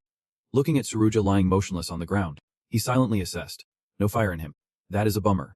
But this is not just any carcass. Demons usually have items within them. And since this was Sucha, it had to be the case. He thought to himself, while searching through his carcass, for anything interesting. Just as Yuguan suspected, there were indeed good items inside, causing his eyes to light up. It was the heart of a giant. The heart of the demon Sucha. Born in the land of fire, this heart radiated the power of a giant and emitted a fierce aura. It was classified as a potion, granting the effect of giant strength along with a corresponding amount of magic power. You are calculating in your head, wanting to use it right away, but you are not strong enough yet. It is going to change your body significantly, but it requires a ton of female stamina. A familiar voice cuts through Yugun's thoughts. Wait. The administrator seems a bit impatient. Are you done yet? Yugun feels annoyed. Here comes that girl again.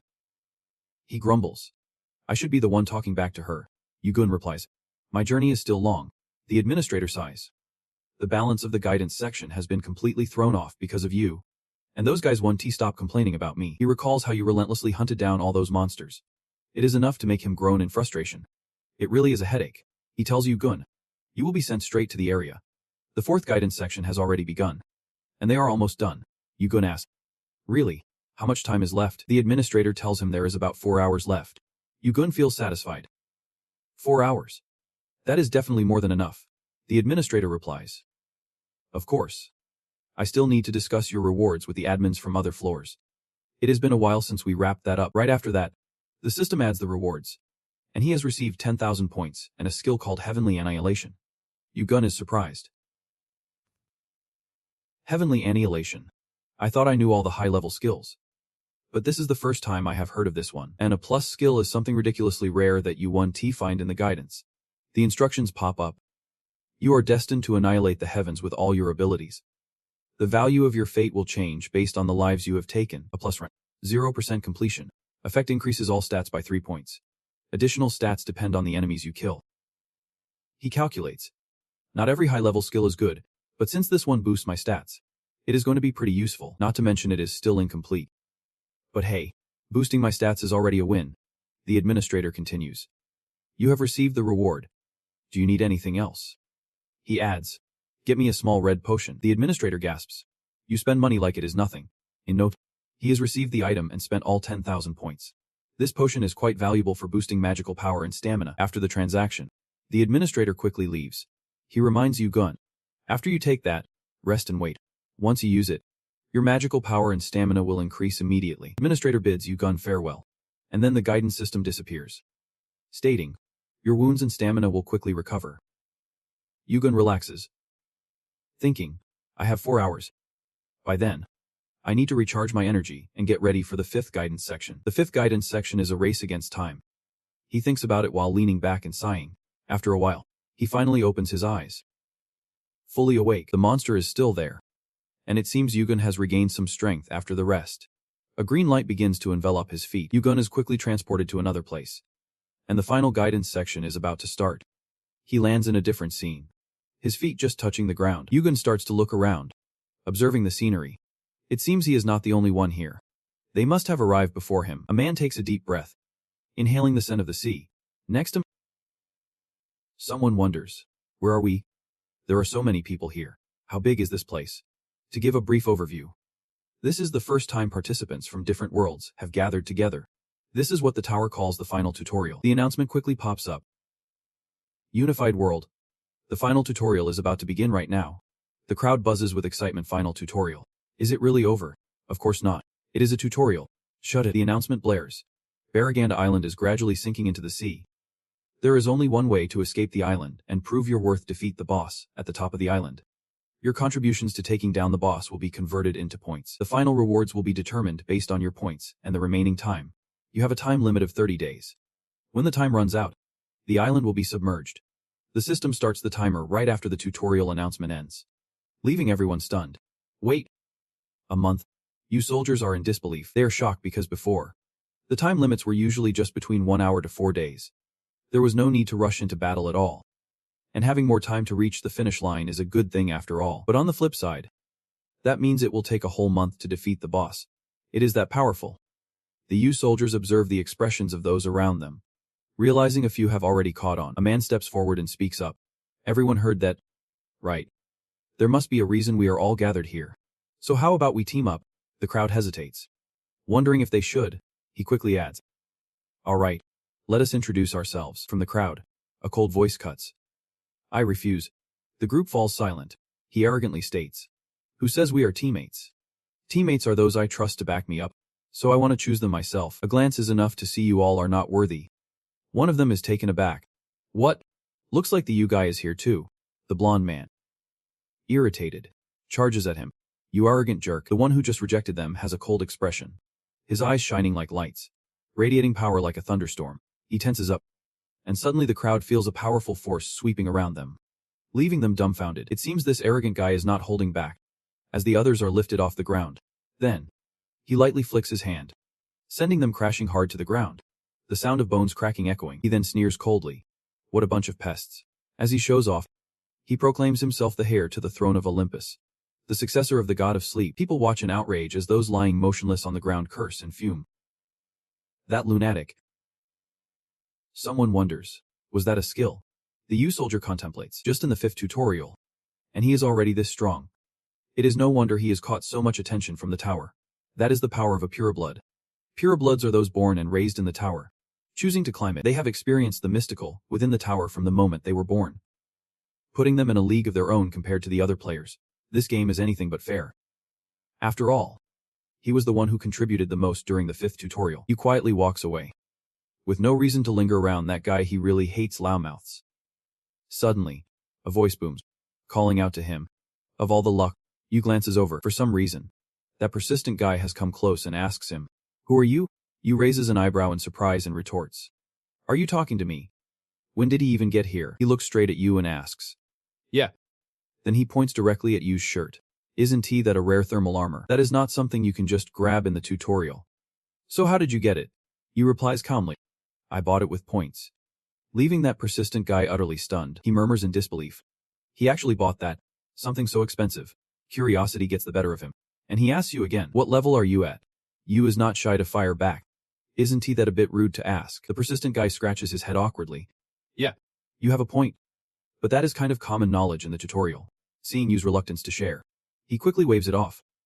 "Alright, I won't pry anymore. Instead, do you want to team up with me?" Yu bluntly declines. "No thanks. I will." With his proud demeanor, the persistent guy never expected to be rejected so brutally. He is a bit taken aback, watching Yu walk away. He calls out, "Wait, you might not know who I am, but I'm..." Yu cuts him off, barely bothering to look back. "Not interested. Goodbye." Being brushed off like that by someone talented leaves the persistent guy fuming in disbelief. The spot he was standing on has already been dented, the ground cracking under the pressure. Perhaps this is the wrath of that persistent guy. A scream echoes through the forest.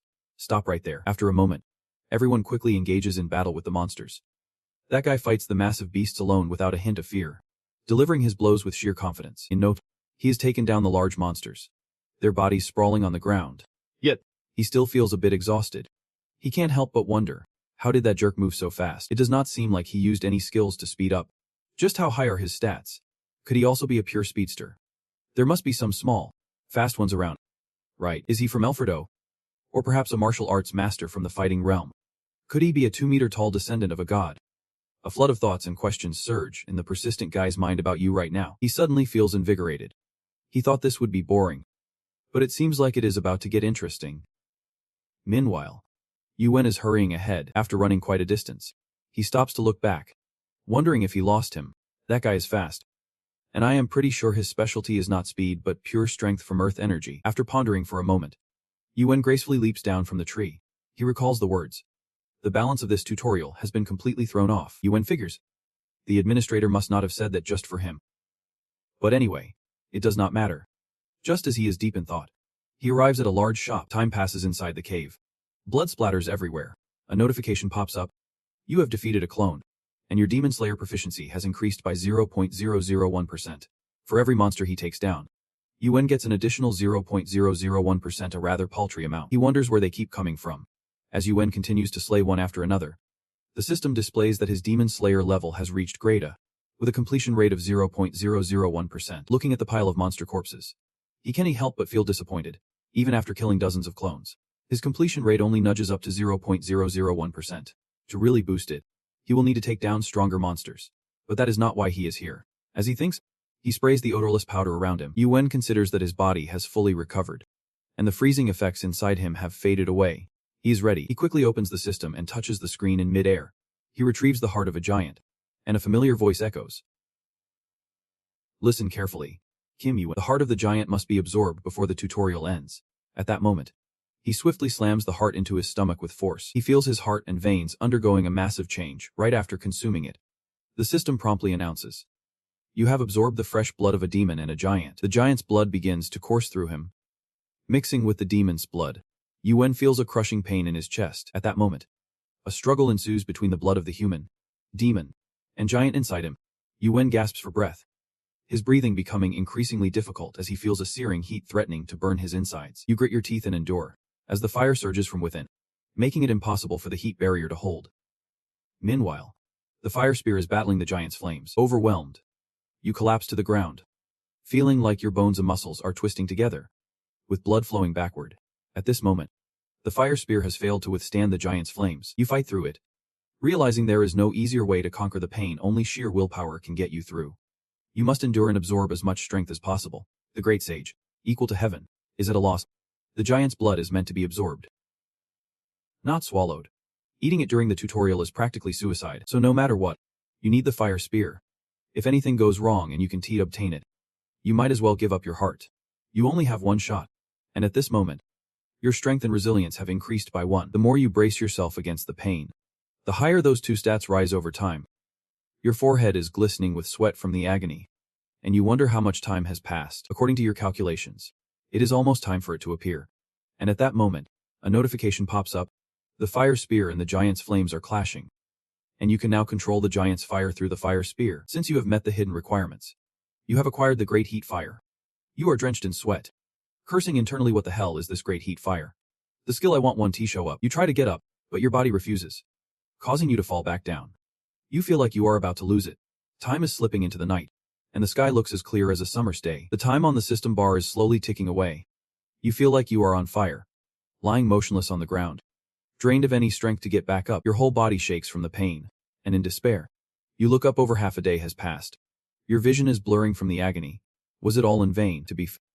That skill can only be obtained by killing 10,000 giants and bathing yourself in their blood. There is no way it could be that easy. You clench your fists. Should you be satisfied with just this?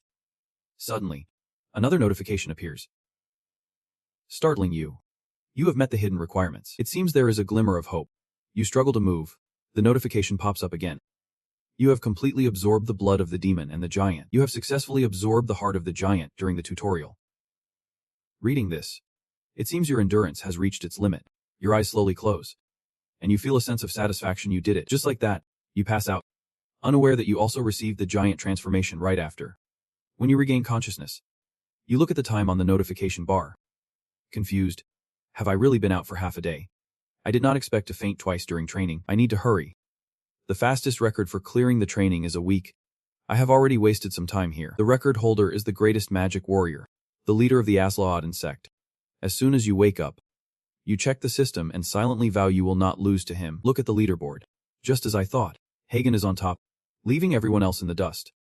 Elidor and Paladin are the fierce sisters from the Pantomium world, where magic and swordsmanship are truly advanced. If I remember correctly, they participated in the training of both worlds, maybe even more. Zonky is a blood god. I have never heard that name before. And about this guy, judging by his name, he probably hails from the same world as me. But I have never heard of him.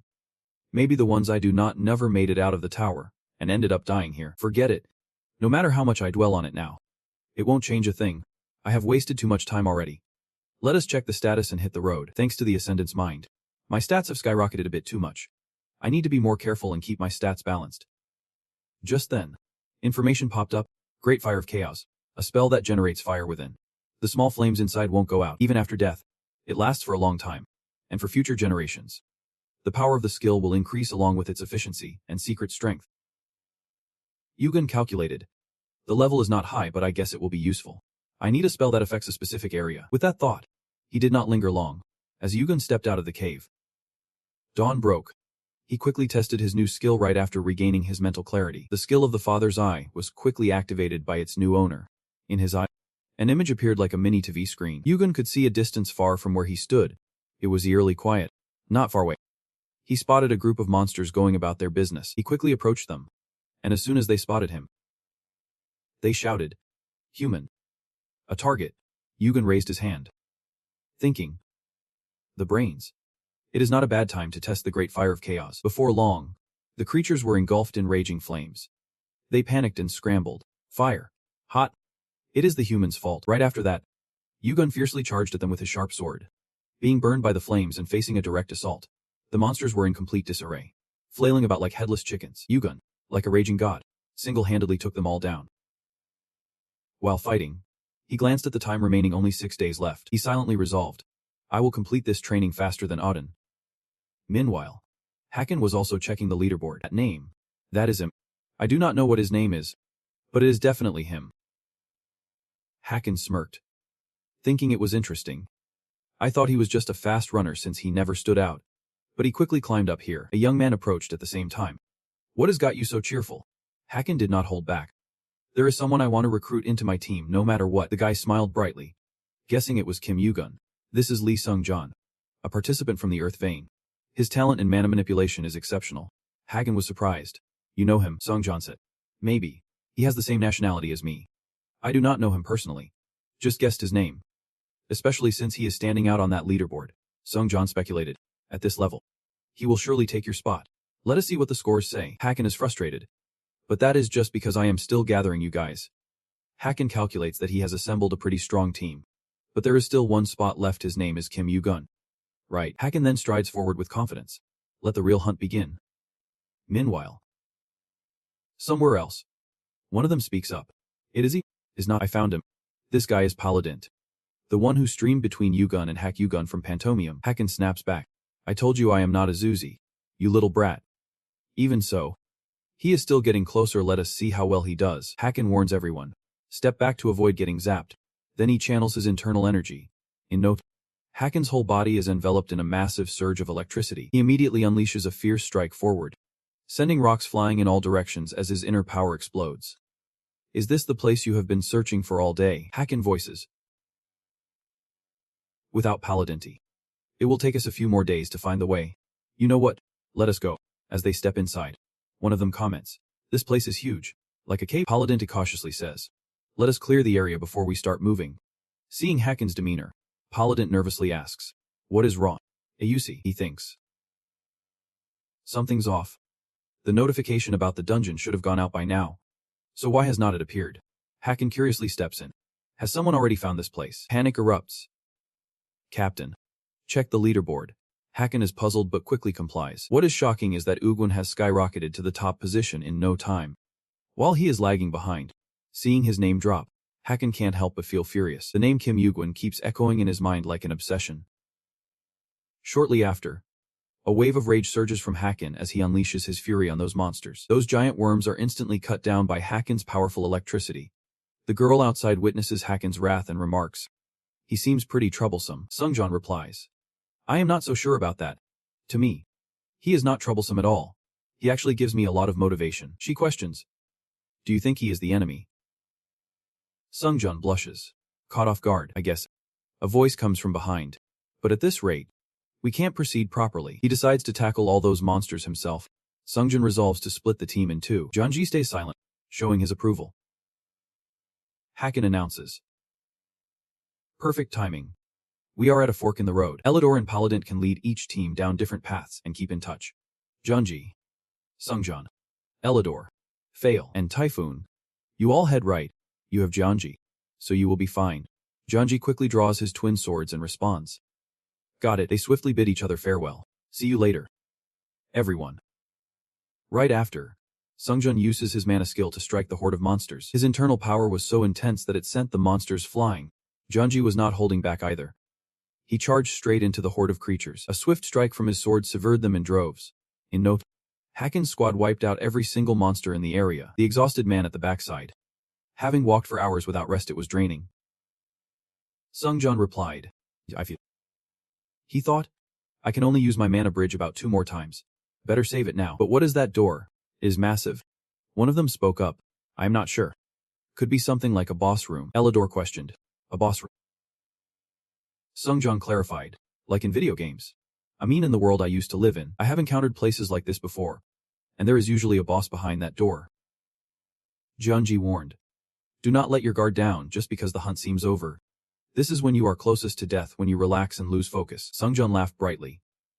Saying yes. Yep. Then he raised his hand to check the rankings. For some reason, his face went pale, and his expression froze momentarily in shock. Seeing his reaction, Janji stepped forward to ask, what is wrong?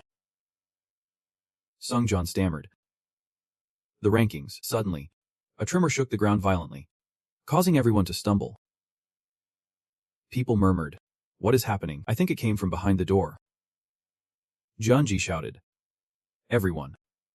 Stay alert. Sungjan returned to his spot at the back. She speculated. This tremor, combined with the top contribution scores. I am sure they are related. The door slowly creaked open. Janji cautioned. Do not tell me he is inside. The room was drenched in blood, and something resembling monster guts was strewn across the floor. As everyone stepped in, the system announced, The boss's raid has been completed. Sungjin immediately recognized the figure in front of him. He remembered the guy who had surpassed them on the leaderboard. It was Kim Yui-won. With an outstanding score of 10,149, he sat there, his dark eyes fixed on Sungjin's group. Beside him lay the slain monster. The boss raid was indeed complete. His gaze was still fierce and brimming with hostility, remembering earlier. He had taken down the boss in this room himself. It was like a giant worm crawling around him. It's tough. Spiked scales could inflict serious injuries if one was not quick enough to dodge. Yui-won could not help but admire. What a stubborn one. Shortly after, he leveled up, gaining points in strength, agility, and mystical power. He thought, I tried every skill in my arsenal and took it down with my current combat ability. This is good enough. But I should pay more attention to my physical condition before using transformations. For me, using it is still a bit tricky. Soon after, he earned 3,000 points for clearing the boss room, and his progress toward completing the Celestial Essence increased by 1%. Yui-won. The progress toward completing the Celestial Essence is painfully slow, but at least I got a solid 1% for defeating the boss. Seems just clearing a mountain of monsters is not the answer. Maybe I should focus on taking out higher tier monsters instead of just bosses. Since there is no way to determine how much each skill will impact, I need to step up my game. Back to the present. Yui-won coldly looks at the Sungjin group and shouts, You guys are a bit late. This thing just died. Elidor is on it. You are the one who cuts in. There is no way you took down all these monsters by yourself. Sungjin is terrified, even as the captain. Considered the strongest in training. Could he really clear the boss room alone? Those scars. Just how powerful could someone be who grew up in the same world and underwent the same training as me? He is a brutal monster. No wonder the captain wants him on the team so badly. Sungjin politely speaks up. Are you Kim Yui-won? Do you have any teammates around? Yui-won replies coolly. As you can see, I am all alone. Sungjin's mind screams a warning. We definitely need you on our team.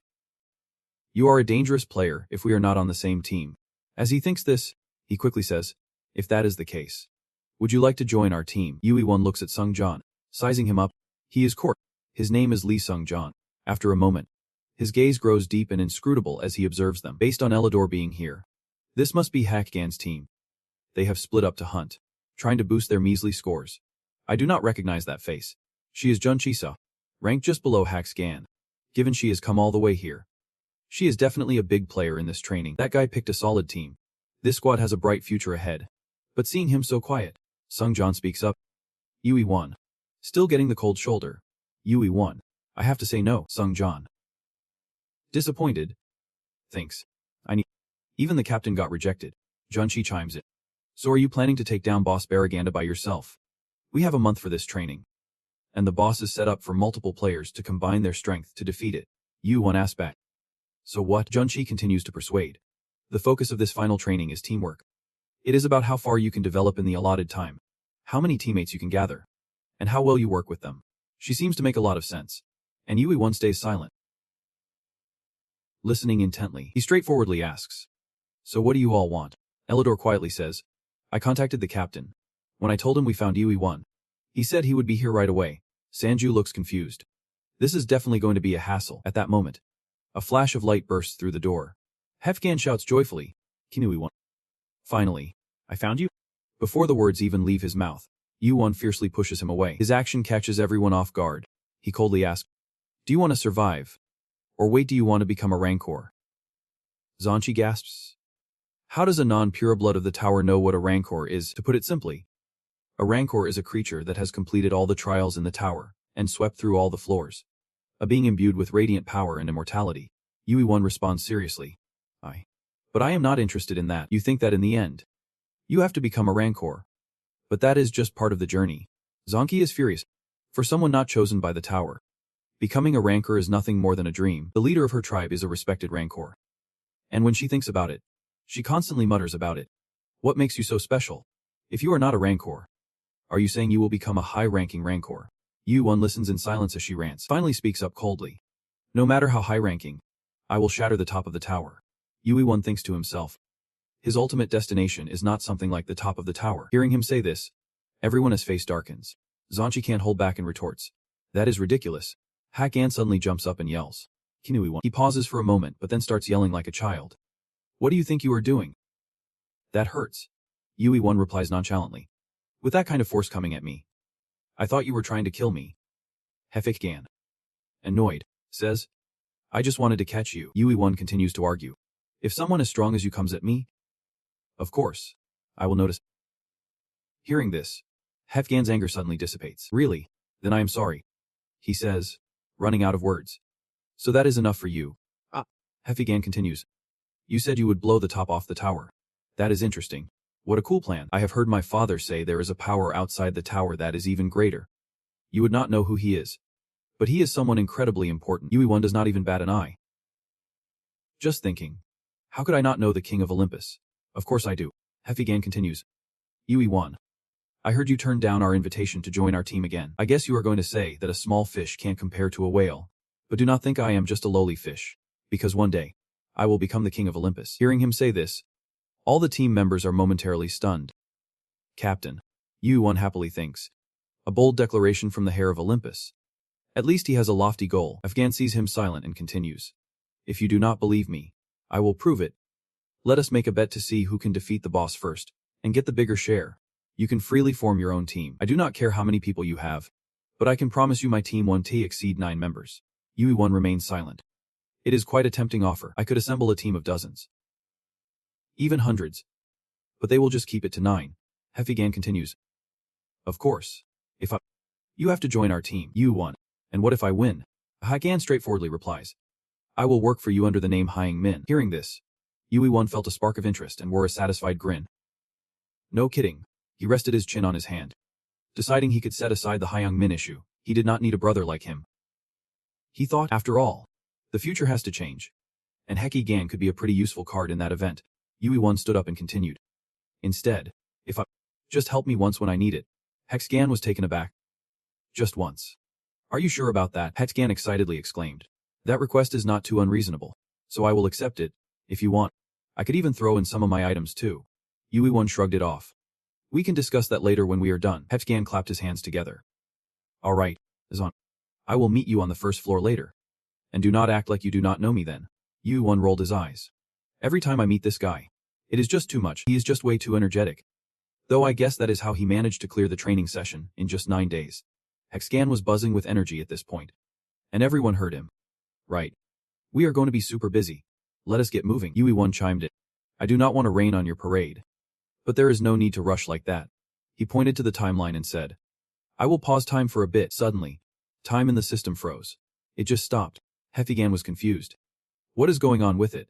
Why did the clock stop? Yui-1 reminded him. Baragando is not just an island. It is a mythical beast. Hefgan wondered. So what about these things? Yui-1 continued. They are parasites. Clinging to those giant creatures and draining their power. Baraganda sank because of them. If seawater gets in, those parasites would not survive either. Hefgan asked more. So is that the overlord of parasites or something? Yui-1 explained. Similarly, it is a creature that is even more than just a parasite. He felt a bit cautious. Wondering if he should trust what this guy was saying. He even knew things Olympus did not.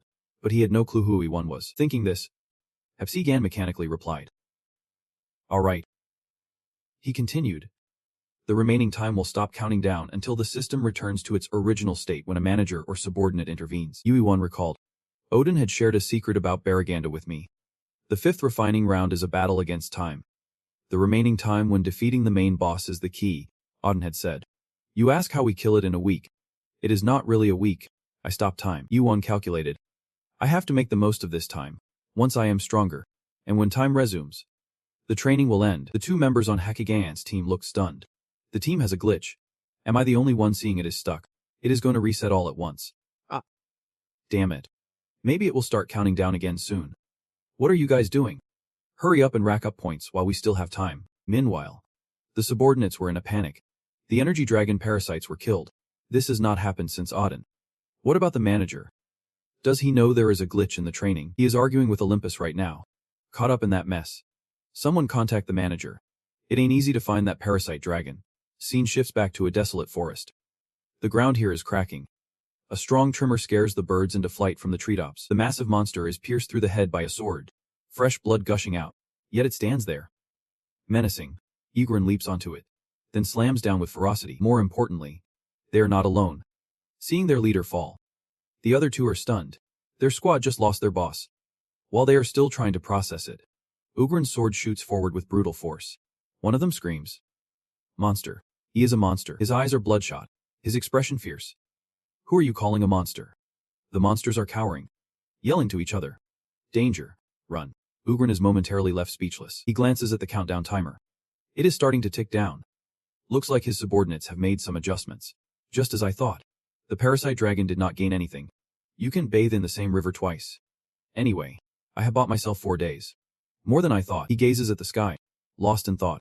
Should I go to the Tower of the Gods? That is a place atop the high mountain on the other side. Suddenly, a massive explosion erupts on the mountaintop. The shockwave causes the ground around it to sink, creating a huge crater. Sung Jan is observing the process.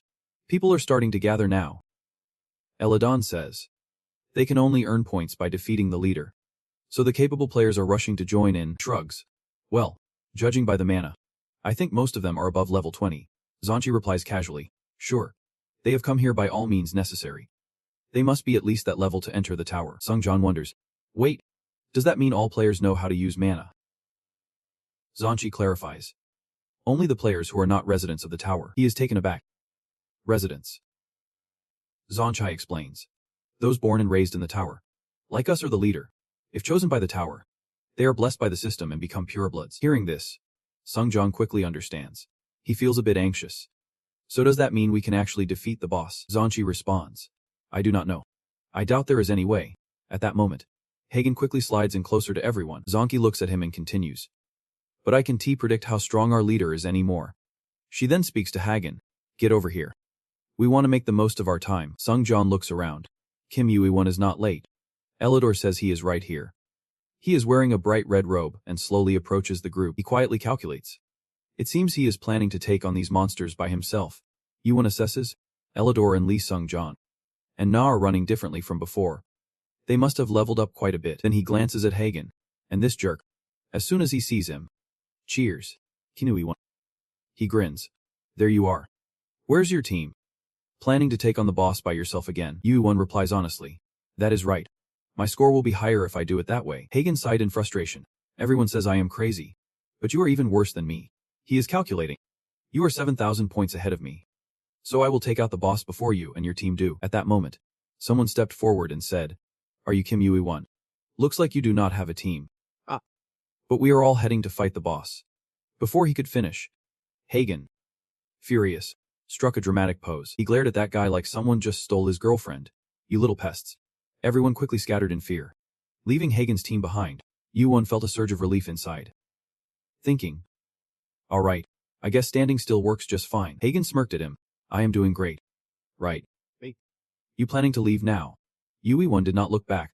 Knowing this was crucial training time, Hagen laughed heartily. It has been a month, and you are still lagging behind by less than 5 days. You are amazing. Hagen shouted. Come on. Yui-won. Suddenly, Yui-won stopped right at the edge of a cliff. Without missing a beat, Yui-won leaped straight down. And as soon as he landed, the system announced. You have entered the first boss round. Inside were countless monsters. And the mission popped up. Complete the task to find the first boss. Sharp, menacing spikes stood tall, waiting for their challenger to step forward. They swiftly formed a solid wall of shields in front of them. Facing such a small group, they stood there like an impenetrable wall. The two from Hagen's team started sweating. What the heck is all this? There are so many. Yui-won thought. We have got a lot to clear before we even see the boss. All the monsters were ready to fight. And while it seemed impossible, you could manage them. Yui-won quickly drew his sword. Calculating. I know where the boss is. I need to hurry. A notification popped up. Skill. Great Fire Demon Sword Magic. 2 skills combined. Both of them exchanged glances. Silently wondering if they were finally going to see him fight. He is a monster ranked higher than even the leader. We will run into him if he is really that strong. Hagen watched quietly from behind. Eagerly anticipating the moment he would get to see Yui-won in action, he silently shouted. Yeah. Show me what you have got. Kinui-won. Yui-won dashed forward. So fast that no one could catch his movements. The others were stunned. Where'd he go? He just vanished. Sung Jan stammered. Over there. A massive fire engulfed the space around him. Sung Jan gaped in shock. What the hell? He broke through the monster horde all by himself. And they can't even touch him. Yu-won struck down like a demon sent from hell, stabbing the red monster. Everyone was dumbfounded. He was stronger than even the leader. Sung Jan realized he had slipped up, glancing over at the furious Hagen, who was glaring daggers at him. And he quickly shut his mouth. Hagen was pumped. Just as I expected. I can lose. Right. Then he shouted, "Wait for me." Kinui-wan. The monsters' spikes were closing in around him, but he did not back down. Instead, Hagen seemed even more motivated, leaping off the spikes. Suddenly, he sensed a dangerous aura creeping up from behind. A flash of golden light shot out, and Yui-wan quickly struck to support Hagen. They both instinctively coordinated. While everyone outside hesitated to charge in, Sung-jan spoke up. "We should not just stand here." "Right. But there is nothing for us to do." Junshi chimed in. "There are still traps out there. Do not let your guard down." Paladin and Elidor rushed in to slay the monsters together. Paladin shouted to Sung-jan, "You clear the way. We will back you up." He quickly used his mana skill and did not forget to warn his teammates. "Be careful over there." Everyone. Meanwhile, Yui-wan swiftly drew his sword and glided across the ground. He thought, "At least they are strong enough not to be a hindrance. They probably won't die if something happens next." "That is reassuring." A voice called out, "Yui-wan. I think there is something over there. Over on this side." Hagen rushed over to assess the situation. He stood there, staring at the wall in bewilderment, unable to help but mumble, "This is a strange painting. It has designs that look ancient and incomprehensible." People started buzzing with conversation. "It is a war motif. Almost like that," Yui-wan thought. "It is the first time I have seen something like this in real life." Reached out to touch the wall and felt it. "It is behind this door." Hagen saw him quietly working and shouted, "Hey, are you really going to break in without saying anything?" Yui-wan replied nonchalantly, "Well, I was planning to go in alone anyway." Hagen was annoyed. "That is not the point. We are on the same team." "Right. You will get yourself killed if you wait a sec." Suddenly, a chilling sound echoed, casting a heavy gloom over the atmosphere. The tension was palpable. "What was that, boss?" One of them chimed in. Its cries were enough to leave me speechless. "What is that thing?" Anyway, Hagen's instincts kicked in. He had intel on the boss, but it really was a terrifying beast. Thinking fast, he shouted, "All right, let us go." Inside the door, there was an eerie silence. The boss had not shown up yet. Hagen started channeling his power. "Everyone, fall back." The group panicked as they spotted a dragon chained up, thrashing about angrily, glaring at anyone who dared to disturb it. A notification popped up. "You have entered the room of the third boss. Held captive behind bars but still ferocious." A mission quickly appeared. "Defeat the imprisoned Chimera boss. Once you achieve this goal, the training session will end." Hagen stepped forward, curious. "Is this the final boss of the training round?" Yuan pondered the question for a long moment before replying. "The final boss? The system indicates that only one person can break Chimera's power and tame it. If you break the ceiling sphere of fail, the time limit will end, and you can pass the training round regardless of its requirements.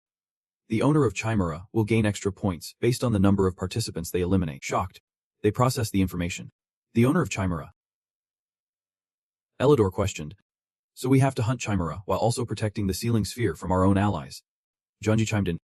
"There are 10 of us here. It should not be hard to keep an eye on everyone." "Right. This does not seem too tough," she thought to herself. "Even if someone tries to outsmart us, we have a leader here. No one can outpace the leader anyway." As everyone remained silent, contemplating their next move, Yu-1 stepped forward alone. Hagen gasped and tried to stop him. Thinking, "What are you doing?" Yu-1 replied coldly, You can betray us after coming this far." "Right." Hagen was frustrated. "Did you forget our pact? You should not go solo. We need to finish this training together." Yu-1 shot back. "I am going to win that bet. And I will be the only one to complete this training round." This made Hagen furious. "What the hell are you talking about? Why do you need that?" Yu-1 added.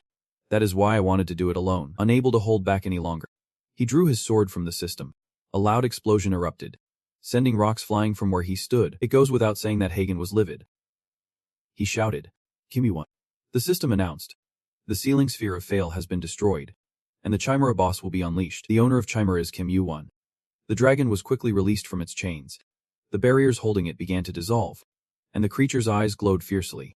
A notification appeared. Defeat the released Chimera. It was a massive dragon with 3 heads, wreaking havoc as it was unleashed, its power shaking the ground. Hagen's fury boiled over as he gritted his teeth at Yu-1. "You bastard! How dare you!" Yu-1 remained silent, simply uttering, "Chimera." As soon as he heard the sound, the giant dragon moved forward, waiting for orders. He pointed at the wall and commanded it to destroy that wall. No sooner had the order been given than the dragon fiercely kicked down the wall in a flash. Yu-1 and Hagen stood silently, observing the whole process. Everyone around them took a few steps back, shaken by the tremors. You could see the fear on everyone's faces because of the immense power this 3-headed dragon possessed. Yu-1 looked at the others and said, "I am controlling Chimera. and it won't attack you. From now on, I have to face another beast. Hagen, confused, asked. What? Wait. You said Chimera is a monster created by combining countless creatures from this island. Who do you think made it? Look at the dragon. It has changed color from green to purple. Hagen was momentarily stunned. If Chimera is not the boss, then what is it? Yuan continued. Regardless of whether you fight alongside me or not, you need to make a decision. As soon as he finished speaking, he quickly led his dragon toward the shop. The group nervously stepped forward, wondering what they should do next. Leader. Hagen gritted his teeth. Let us check it out first. And so, his group entered the shop with him. Delving deeper inside, they found bizarre corpses all around. Everyone was terrified.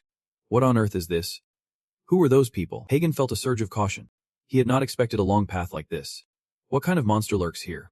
Yuan calculated. There is no message giving us information about room number 4 of the 5th training circle, and he was certain this was where Hagen was hiding. The system announced, "You have entered boss room number 4. Yuan gasped in surprise. The notification said the boss has been upgraded. Yuan stepped forward. Are you sleeping over there? On the other side was a frail hand, continuously stitching the skins of dragons, and that person was none other than the creator of Chimera. Defeat the boss. The creator of Chimera. The moment his dragon spotted Hagen, it became more aggressive. He spoke up. Well, this is not the first time. The creator of the dragon stepped forward. Even though you control Chimera, you still did not betray them but sought my room. He wore a sly smile as he looked at him. How intriguing. And the guy over there. He looks like a leftover from a dumpster dive. Maybe you are just a hybrid. But still, you have some value. Hearing this, the fire within Hagen ignited. He angrily shouted, Who the hell are you calling a hybrid? You piece of trash. Yu Huan chimed in to explain. He is a dark sorcerer. He is Rank, who disappeared from the tower long ago. Hagen quickly realized. Wait. Rank was the guardian on the 56th floor. He silently thought to himself. I have heard a lot about him before. He had taken thousands of people as test subjects to create Chimera by merging countless monsters together. How could someone like him be in the training circle? Yuan speaks up. Do not be so surprised. The outcome is that he lost to a player in the most humiliating way possible. And because he broke the tower's rules, he has lost almost all of his power. That is why he has been forced to become a boss in the training pit for 1,000 years. And with 1,000 years gone by, he won't be getting his strength back anytime soon. Hearing this, he suddenly asked, How do you know about me? Yu Huan points to his own face and asks that guy. Surely you remember this. Right. His face was filled with provocation. And those red eyes like the great sage appeared again. I did not quite get what he was talking about, but I could see him getting angrier. That scoundrel. Haka was momentarily stunned. What kind of mana is this? I thought you said he lost all his power. Yu Huan explained. This is him even without his full strength. If he still had the power he once did, we would be dead in an instant. He yelled loudly. Where did those eyes come from? Are you some relative of that monkey? You boldly challenged. Why so? You have captured and experimented on participants while acting as the guard. He was going insane. Answer my question already. Yu Huan was not going to spill the beans. Sorry, but I am not here to satisfy your curiosity. I am here because I can stand the fact that a scoundrel like you is still alive. He yelled in frustration. Damn it. What is going on? Sung Dun continued. I do not know what that is. But we just need to take care of these things. Right, boss. Epchion glared fiercely at everyone and commanded. Wipe them out. As soon as he gave the order, his army quickly charged into battle against the undead, even though they were just corpses of a patched-up corpse. Their strength was no joke. Everyone had to fight tooth and nail against this troublesome bunch. Yu Huan calculated. These things are chimeras that can level up. They will start showing up in the tower within a year. It seems there are still many of them. But it looks like his experiments are not even finished yet. With Hechi Giant's combat ability, everything became a lot easier for us. But suddenly, while I was thinking, a powerful aura surged right in front of me, making Yuan go on high alert. It was a purple coffin made of stone, and the system displayed a skill. Ixi's dark coffin. He grinned wickedly. This trap is unbreakable. Not even a chimera can escape once caught in it, even if I lose and my power fades. How dare these lowly participants in the training pit look down on me? He continued. I was planning to turn you into a chimera too. But before he could finish, a strange noise came from the coffin, and water began to seep out. In an instant, his coffin was flooding with water. Yu Huan charged forward, smashing it to pieces. Shards flying everywhere. He screamed. What the hell is this? How? I do not know what you did. But suddenly your arm grew massive. He exclaimed in panic. Wait. That arm. It can TB. No way. At that moment, his face looked just like that of his old enemy. Furious, he yelled. You scoundrel. What connection do you have with Olympus? Olympus is a key player in Jigen Tamaki's battle against the giant race. The son of the main character of the 12 Labors, and the one who holds the title of the Giant Destroyer, a person who does not hesitate to punish monsters, and is incredibly kind to the weak. Someone with strength greater than anyone else and a truly legendary hero. He used the skill of giant transformation. The system interface appeared. Your arm has integrated the power of a giant, but the proficiency level is low. The temporary strength index changes, and if the stamina index is too low, the giant transformation process will begin to break down. Yugen gritted his teeth, thinking, damn it. Even after consuming the heart of a giant and boosting his strength with stamina, is this really my weakness? Well, that is enough. Che. Frustrated. Fine. I will hear your answer after I smash you to bits. No matter if you are Olympus's descendant, you are still just a little punk. Yugen seemed genuinely furious, his voice cold as ice. He shouted. As soon as he finished speaking, the rocks and earth around him began to lift in response to Yugen's wrath. System announced again. Skill activated. Triple Dark Freight. This time, he aggressively used his bare hands to shatter that freight. Che retaliated. Good. You are still alive. I've got plenty more I want to hear you say. He used his dark poison skill aimed right at Yugen. He recalled their conversation. What I want is giant transformation. But if I can't control it properly, I will have to give up on defeating the creator of Chimera. Even though he has lost his powers and was banished to the trial circle, he is still very dangerous. The plan is too hasty. Hercules, do you think you can master giant transformation in just a few days? It is not that easy, but is not entirely impossible either. With that thought, he gathered his energy and fiercely struck at that toxic cloud. Everything quickly dissolved into nothingness, as if it had never existed. Yugen let out a sigh of relief. Che was so astonished he stuttered. How is it even possible? Even if he is Hercules's descendant, he could still wipe everything out with just that level of strength, not letting him gain the upper hand for long. He quickly raised the staff in his hand. The skill, Thorny Black Wall, was activated, creating towering walls of thorns. Che seemed quite pleased. My ultimate defensive skill. Let us see how you try to break it. Before you do, your hands will. Before he could finish, a strange noise rang out. He did not expect his ace card to be turned over so quickly.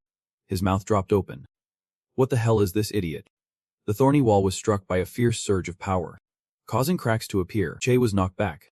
The sound of shattering bones echoed. But observing for a moment, he did not see any significant movement, so he secretly rejoiced. He is done for. I bet he is out of energy. He must have broken his hand trying to smash the wall. Che thought, feeling a moment of pure joy.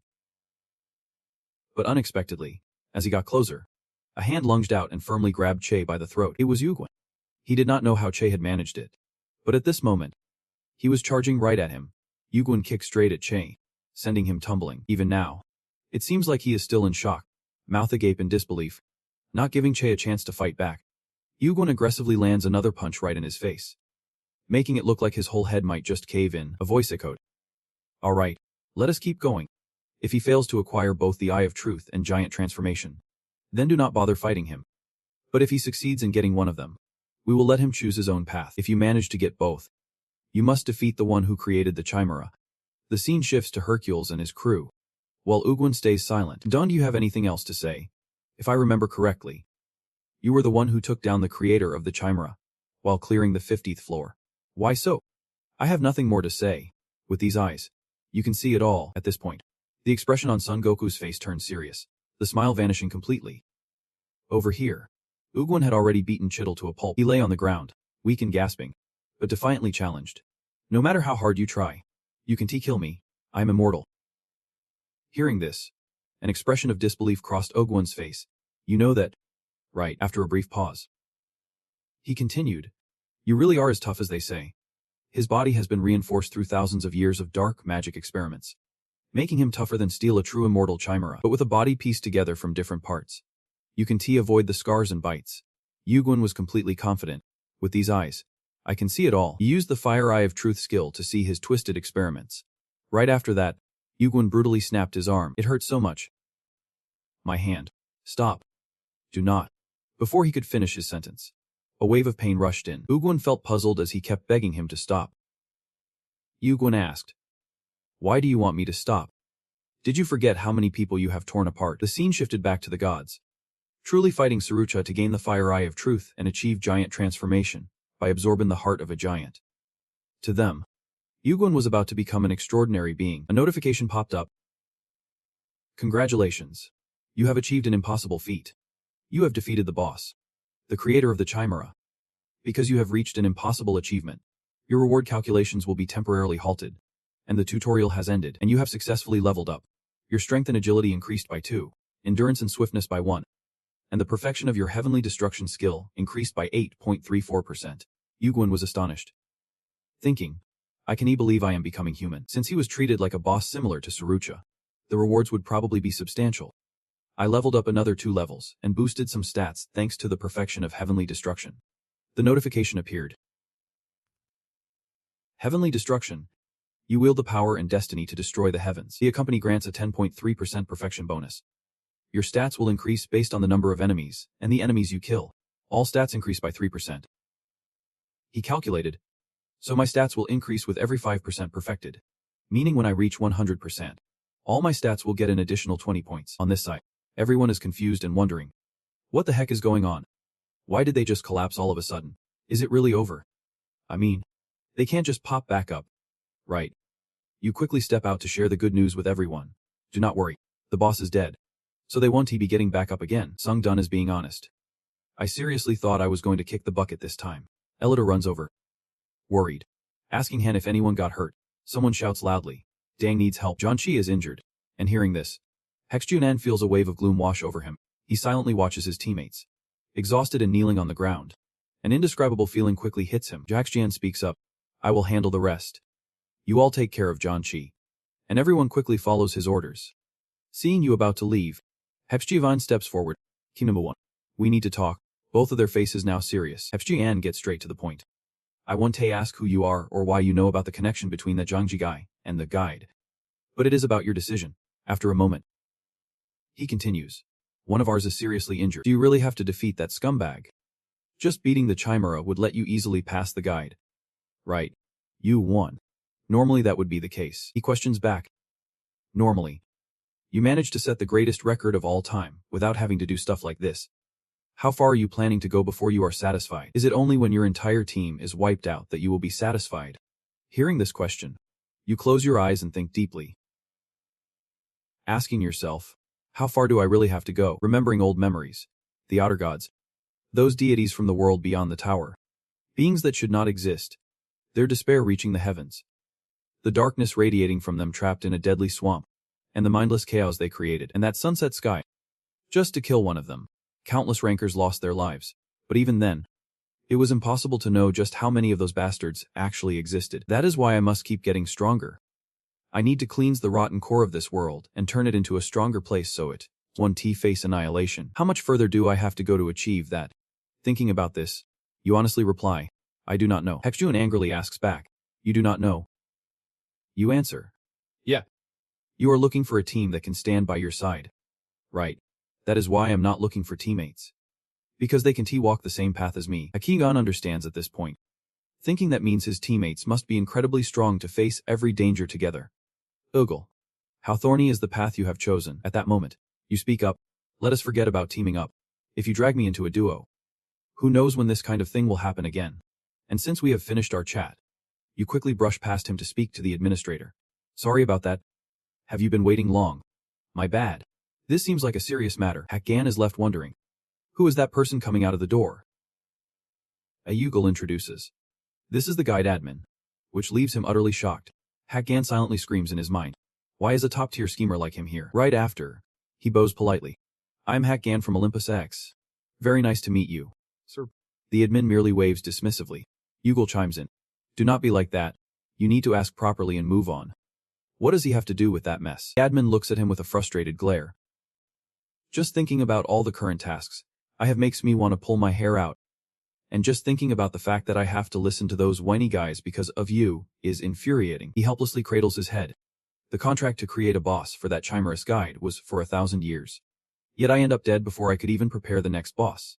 The admin can't help but throw a side glance at him. Thanks to someone. The guide's work is about to get a lot easier. Yuan has lost his patience. You came here just to complain. Just hand over my reward already. He pulls out the item while grumbling. People today are seriously lacking in patience. How to use this is entirely up to you. Keeping it safe is also your responsibility. This is the Phalai Ankhphython, a shard containing the essence of darkness. It holds infinite dark magic. The shard is still unrefined. Only a skilled artisan can unleash its true power. He gazes at the item in his hand for a long while. Still bewildered.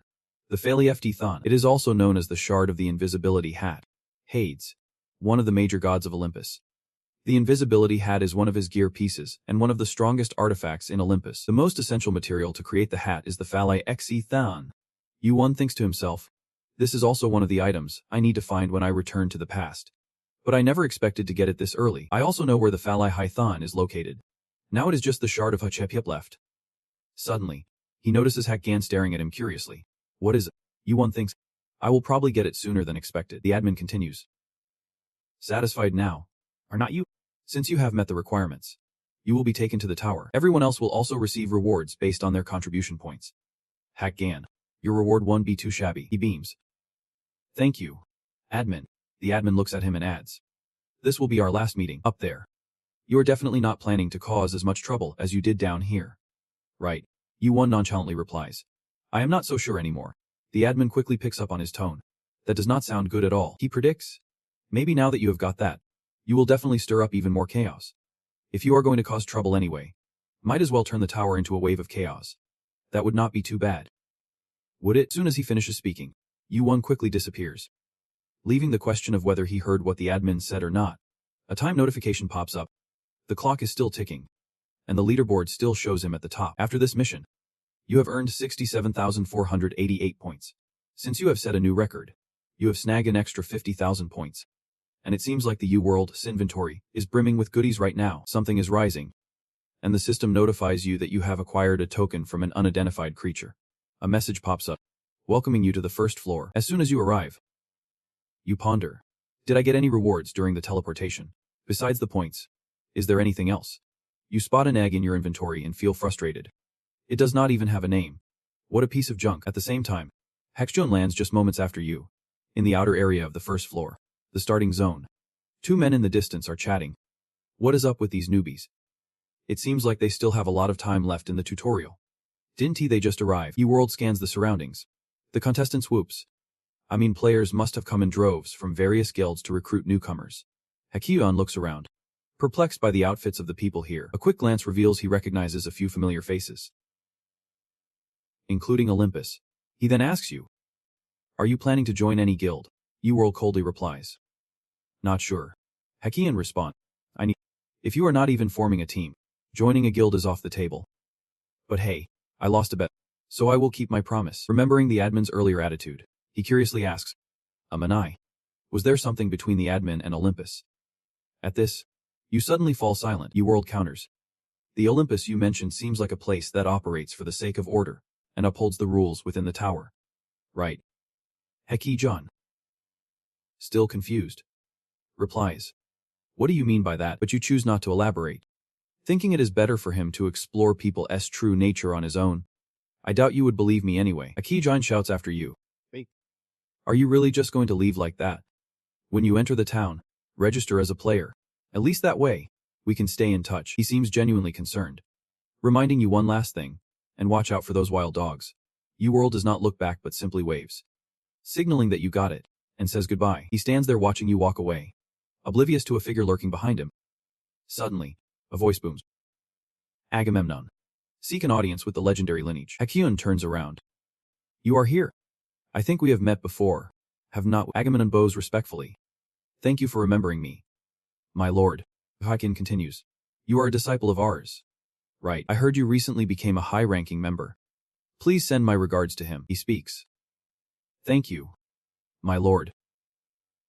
Agamemnon replies. However, Lord Ars values his lineage above all else. He has commanded me not to deliver any messages from you until you find your biological mother. Hakkyun is taken aback. What? His words begin to carry a weight. You know the god who rules the skies is not exactly fond of children. And you do not even know who your mother is. Hakkyun was furious. That insolent punk dared to respond to his wrath. He merely bowed his head slightly. Please, do not act like that. I am sure you are well aware of Ars' temperament.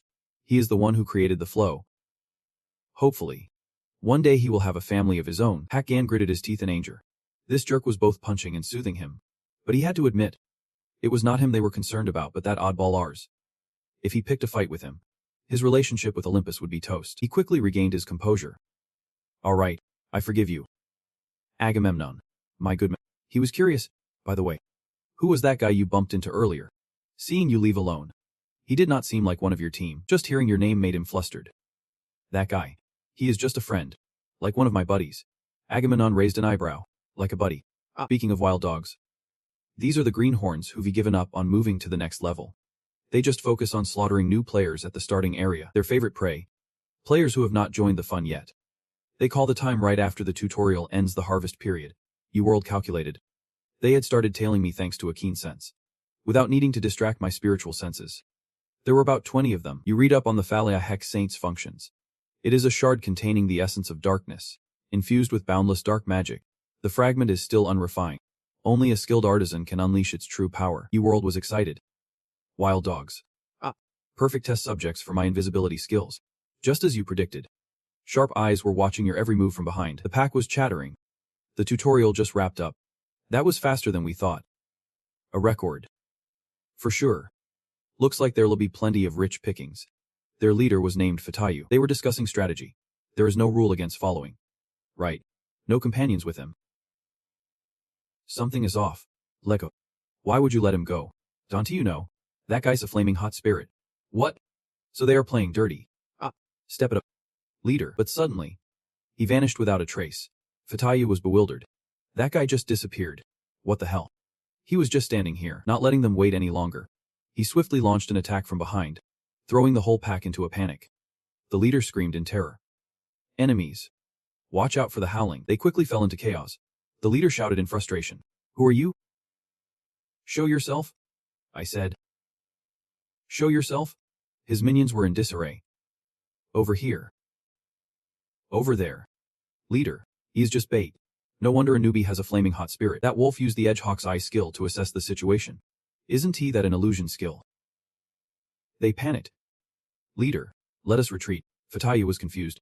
How can a newbie just entering the tower use invisibility skills? This is insane. He acted decisively. One strike was enough to decapitate them. But how could he let them escape? You decided to chase down and wipe out this pack for good after being caught by you. Fatayu is now deep in thought. He is not just some lowly rat. He is the blade that could take us down. He is a player from the upper tier. You gungrolls. Do not even think about running. You will just make it worse. Either way. I am going to catch you again. Fatayu keeps pondering. Realizing he will be punished for interfering with tier 1. So why even fight us? You put on a serious face and say, I've got a few questions for you punks. Answer honestly. And I will let you walk. Fatayu shouts fiercely. I would rather die than. Before he can finish, you lash out fiercely. Kicking him in the leg. Blood splattering everywhere. Yugun threatens. Keep being stubborn. And I will make sure you neither live nor die. Got it. At this point, he is genuinely terrified and lowers his voice. I will answer. I promise. You cut straight to the chase. Do you know where the guy named Altjorn is? Upon hearing this, Fatayu reacts sharp. How do you know his name? Yugun flashes a sly, smug grin, scoring a hit on the first try. The scene shifts to a quiet town at night. The surroundings eerily calm. Inside a house, a feast of food and warm tea is laid out on the table. This is Tier 1, the central area. And Yugun sits alone. Observing, you think to yourself, this is one of the perks of going back in time. Luckily, I got the necessary info quickly. So I have a bit of time to spare. The fatigue from giving it my all in battle is starting to fade. You look around and see people gathering to trade. A sense of peace washing over your heart. I wonder what the world everyone's living in is like. The image of two cups leaning against each other pops into Yugun's mind. You remember the good old days with two friends, sharing moments of joy like this. Back then, your smile was genuine and bright. Those were carefree days. Quickly, you shake off the nostalgia. Enough of that. Let us. This trick works on quitters like those wild dogs. But it is still not the perfect invisibility of the stealth cap. Maybe it is because my abilities are still weak, but also because it has not been refined yet. If the power of this shard could be amplified, invisibility would be nothing. I do not even know its power limits. But first thing first, I need to refine it. The reason he might claim the skies and become the king of Olympus is that he possesses a shard of lightning. Hades never fights without his invisibility cap. These are treasures that ensure Olympus stands strong, both now and in the far future, and the only one who can refine something like this is. Thinking of this brightens your mood. It has been ages since you last had a chance to meet him. The person you are talking about seems to be a blacksmith. Still hard at work. E-World refers to him as Uncle.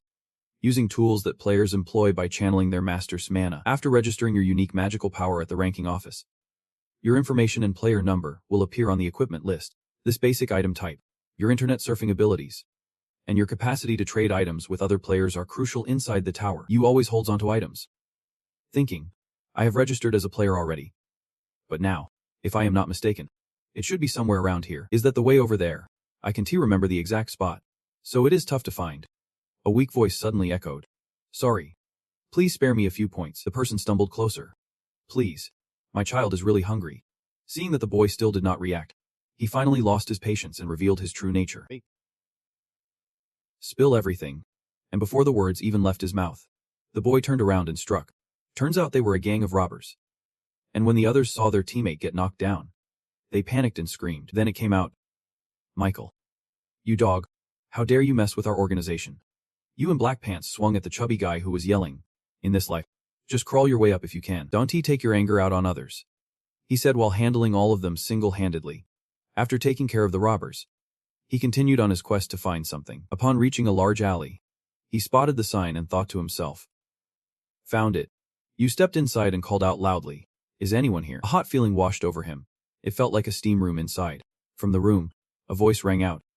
Did not you say you were busy this morning? Vancaro quickly stepped out from that room. Seeing him, the man could not hide his displeasure. What the hell? Vancaro questioned loudly. That is the thermal chamber. Is not. You do not seem to belong around here. Are you lost? You looked around at the weapons. I am in the right place. This is not a forge. Is it? He was surprised. What? You want to buy equipment? If you think that junk is good, go ahead. But I can guarantee it is better than your gear. Picked up a sword, and it was a piece of junk. A poorly made sword with no sharp edges. It looked more like a weapon for bashing than a sword. He assessed. This is all just garbage. Senja. You are not very good at messing things up. Your name is Vancaro. Right. Old man. His eyes quickly showed annoyance. His entire demeanor radiated hostility. Who sent you here? But you remained calm.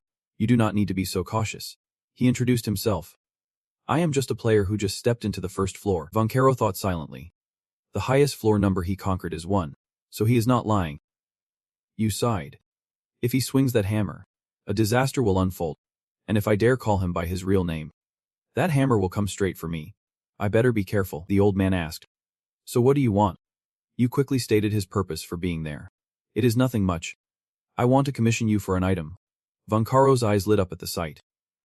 Can I take a closer look? He was taken aback. Staring in awe, this was an unrefined piece of Vian fail. The U-soldier asked for his opinion, wondering if it could be refined. Vancaro observed intently. Of course we can refine it. But where did you even get this? Dante hide it. This is a reward for completing my tutorial. He gasped loudly. Wait, you got this from the tutorial. But thinking back, the tutorial should still be going on at this time. Right. How many days did it take you to finish? The U-soldier replied. About 5 days and 2 hours. My rank is the highest. Vancaro thought to himself as he realized this was a new record. He could not understand why, even at just level 1. This kid had such expensive gear, definitely not your average player. He continued. We would best just refine it. Using cheap materials will ruin it. You need something capable of handling the power of this Vian fail. But you have seen the state of the gear here, and you are fine leaving this with me. The U-soldier replied nonchalantly. Yep. You are just a bit of a lunatic. Aren't you worried I will run off with this? The U-soldier joked half-heartedly. I mean, I am not too hard on the eyes. If you want the Vian fail, I can see the greed in your eyes. But right now all I see is excitement, and I do not think you will mess this up. Even if you look a bit picky. While he was pondering, the kid picked up the sword and swung it up and down. Perfectly balanced. This is not something you can accomplish just with time and good materials. It can only be crafted through the experience and skill of a master blacksmith. A talented blacksmith like that left in a dump like this. Iguan chimed in. You could grind down the blade, create a flimsy handle. But habits are hard to break. He suddenly realized he had forgotten to maintain the sword's balance. Then Vancaro burst out laughing. You are quite amusing. Are not you? Are you a purebred? What guild are you in? Iguan replied. I do not have a guild. And I might sound quite like a purebred. He grinned. What do you mean by quite like? Well, why not? Fine.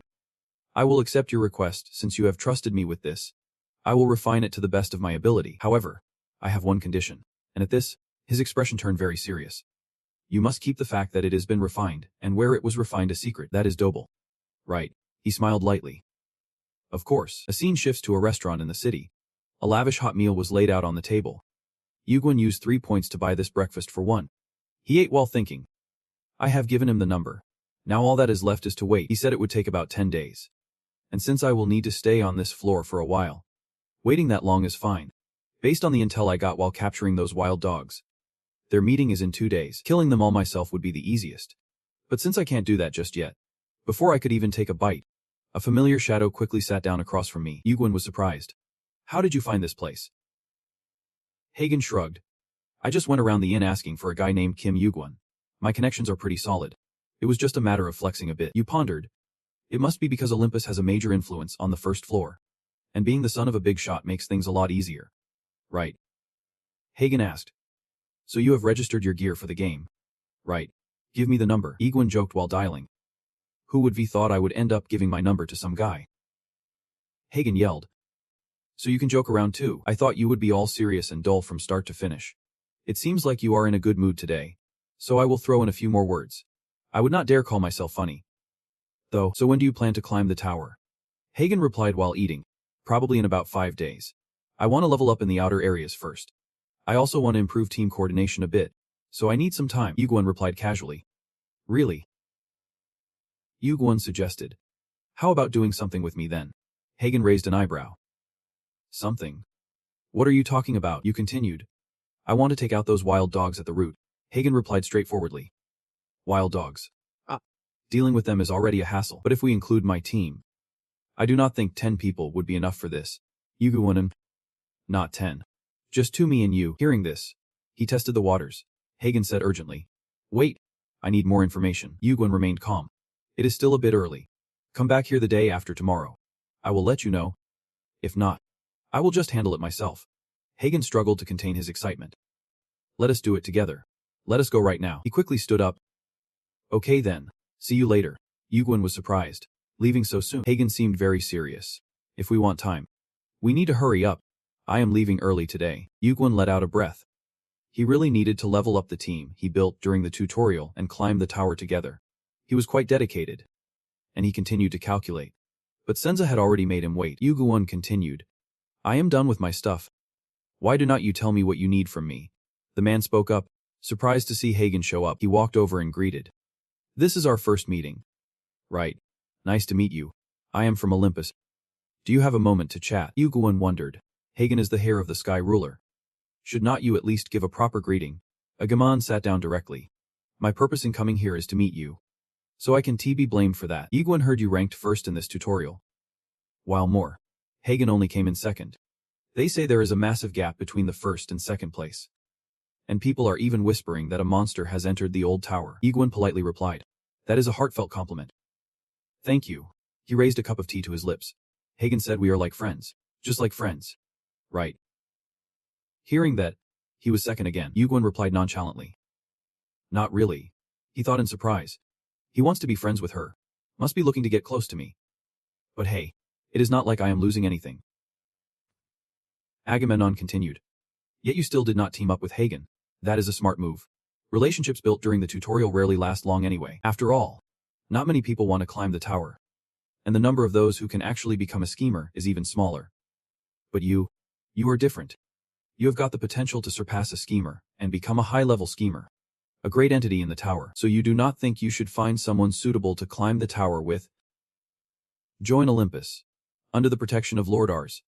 We can prepare anything you need. Lord Ars is different from those lowly guys who do not even know their own mother's face. He is the son of Lady Hera and Lord Zeus. Great entities who became high-level schemers long ago. Become one of Lord Ars' people. That sounds better than joining those mixed breeds.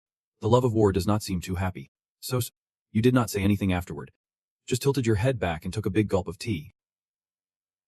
Silently thinking. Olympus really does go all out for recruiting new blood. However, after thinking this through, you put everything down and continued. Thanks for the tea. But I will take my leave now. Agamemnon was utterly taken aback by this attitude. Could not help but ask back. Are you really turning down an offer from Olympus? The love of war was nonchalant. Yep. I am not planning to join. Even a personal request from the son of Zeus. I would decline that too. What about you? Suitable for me. Don't even know your own mother's face. Lowly. What else? Mixed breed. Zeus and Hera are his parents, not yours. Agamemnon did not expect your tongue to be this sharp. He was so angry his face was full of veins. What the hell? After a pause, he continued. Olympus, as you quickly cut him off. I only have one answer. I refuse to join those incompetent fools of yours. Right after that, you quickly left, leaving him sitting there alone. His anger flared up, seeing him silent for so long. A worried voice rang out. Are you okay? Lord Agamemnon, he darkly asked. How many wild dog names can we call? That surprised voice replied. Wild dogs. Donnie, tell me you intend to. The person jumped in shock to report. Currently, the wild dogs are gathering. We need to finish that before we can assemble the troops. He was furious. Just to kill one rookie, and we have to prepare this much? The other person spoke up. Please reconsider. My lord, he set a new record and even defeated Lord Blackgan. Do you really think a few wild dogs can do anything to him? He said. When this harvest time ends, we will kill Kim Ugorn. 2 days later, the day Ugorn and Blackgan would meet. NN anxiously asked you about your plan. So how are you planning to deal with those wild dogs? You continued. First, I need to meet someone. It will take me a while to find out where he lives. Exigan rushes after him, puzzled, asking who he needs to see again. Ugorn replies. Just follow me for now. At that moment, his eyes inexplicably shift to a deep red. Exigan thinks to himself. There it is again, those eyes. He recalls what Chet said back in his room. This arrogant punk. You must be related to that monkey. And Chet was clearly referring to the legendary Sun Wukong. Exigan knows he is the most talented fighter in the history of rankers. It took him less than 100 years since he started climbing the tower to become a high-ranking member. But Ugorn not only controls fire like Wukong but also has the prowess of Apollo himself. Watching him from behind, Exigan can't help but wonder. Who is this guy really? Could it be that the reason he has not joined Olympus is that he is already part of another group?